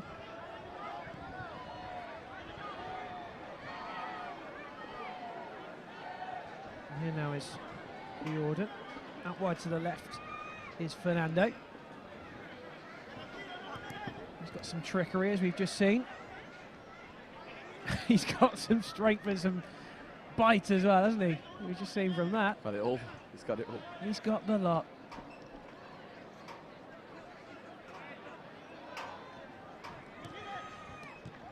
Off we go again. Just feel like they've taken a foot off the gas a little, Romania. Yeah, taking the sting out of the game now, aren't they? They saw that Peru had a goal, maybe a little bit of momentum, not a lot, not enough to get them back in the game, but they had enough to cause another issue or maybe even just stretch the legs of Romania. Much nicer time to play, isn't it? Now it's nice and cool down there. Oh yeah, I think we can get involved at this point now. I wouldn't have got involved earlier. But. Absolutely. Oh, here's a chance then for Peru. What can they do here? Oh, that's unlucky. Delicate dink. They might have another chance if they get up with each other's way.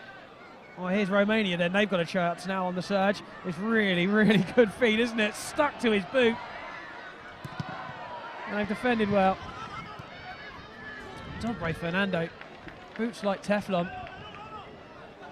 Showing off a bit there, weren't he, with the ball rolls? Well, may he well, because he's certainly got the ability. And there are all those Peru changes. So how will they adapt their style of play to suit that? Gone long, no one coming for the short ball, so that is obviously the option now. They're going to thump it up a little bit. It was a good touch. Probing down the left-hand side, can they keep it in? Yes. And there is a run to the back stick. It's not going to get there though. Saw number 6 there for Romania having a little push in the back of the... No, sorry, number 6 for Peru. Having a little push in the back of the Romanian defender. Weren't happy with the challenge. Well, he's the same one who had the kick out earlier. Feisty bloke. He's obviously a feisty guy. Good ball out to the right-hand side. Good step away down the touchline. And a decent ball over and really well defended, actually, in the end. From Carlos Castillo. And he'll get it now, Castillo.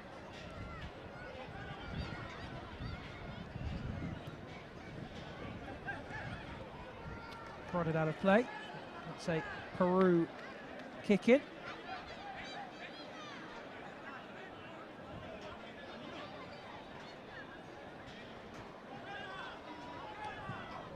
Long range effort.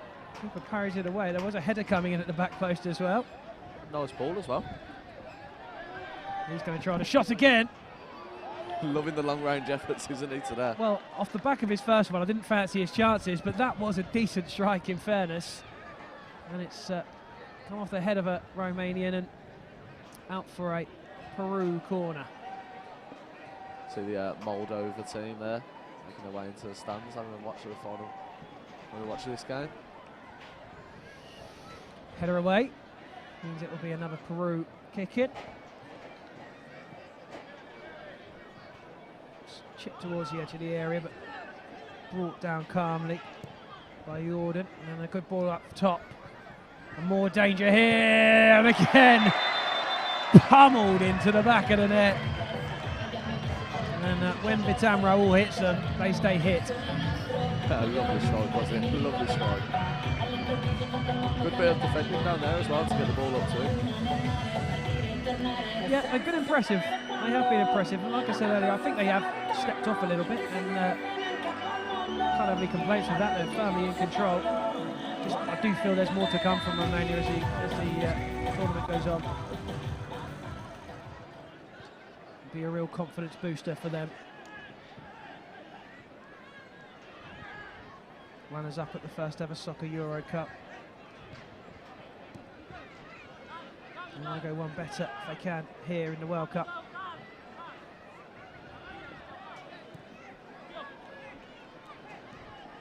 Time and space again for Romania, and he's going to fancy his chances there, and that's another good strike, wasn't it? Dobre Fernando's not a bad player from what we've seen. A very good game, as he's had it. Venezuela's are out now. Brilliant. Still have nightmares about those in South Africa. Here come the Romanians again, down the middle. Great ball through. What a dink! Cheeky as you like. And it is that man again, Dobre Fernando, who I think is approaching man of the match territory. 100%, quite easily as well. Coming off that after scoring. Lovely little finish. Just looks too easy for him, doesn't it? Yeah. Real close control. We've seen good control in this tournament, but that is real close technique. Messi-esque is the greatest compliment I can give him. Peru have got themselves out of a jam there. That's not the kind of control that we come to expect. Lovely little Maradona walk. Not from Maradona before you look, Jack. Yeah, I was just having a little look. And it will be out for a goal kick. Your pun would have went down really well then if that was actually Maradona. Well, we both looked down very quickly at the team sheet, didn't we? Not to me. Sometimes they fall into place. Oh, a little scoop. Beautiful from the keeper. And a kick in for Peru. 7-1 the score. I just think it's 1 or 2 goals more than Peru probably deserve on reflection. Romania have been very comfortable. Still time for more, of course. That's a slide. He knows it. Chucks away.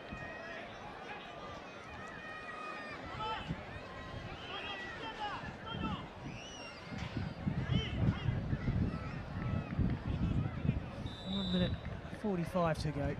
Down the left-hand side.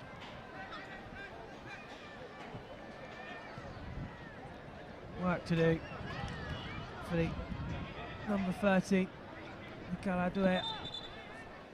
Hasn't really seen too much of the ball, number 13.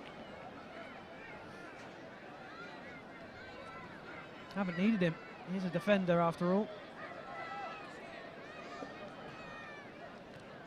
And Romania might just overturn it, and there's Peter K. John Smith's have it. Yeah, I feel like every time the ball goes a little bit in the air towards us, who's getting their head on it first? We rise, don't we?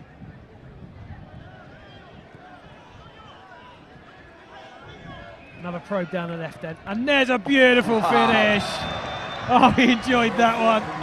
And Carrares, he really did. Turns to his bench, points and smiles, and he knows when he looks back on that later on the highlights, he's going to enjoy it. Let's enjoy it now. See ya. Stuck right in the top corner as well. Stanch. Nothing better than a stanch as a Time to make the goalkeeper book it out of the stanch. I'm not going to be too pleased with that one, but lovely finish. definitely want to beat, aren't they, Romania? That will go down as a slide. He's protesting Carlos Robles, but yeah, that's going to have to be. Yeah, one to watch Romania for sure.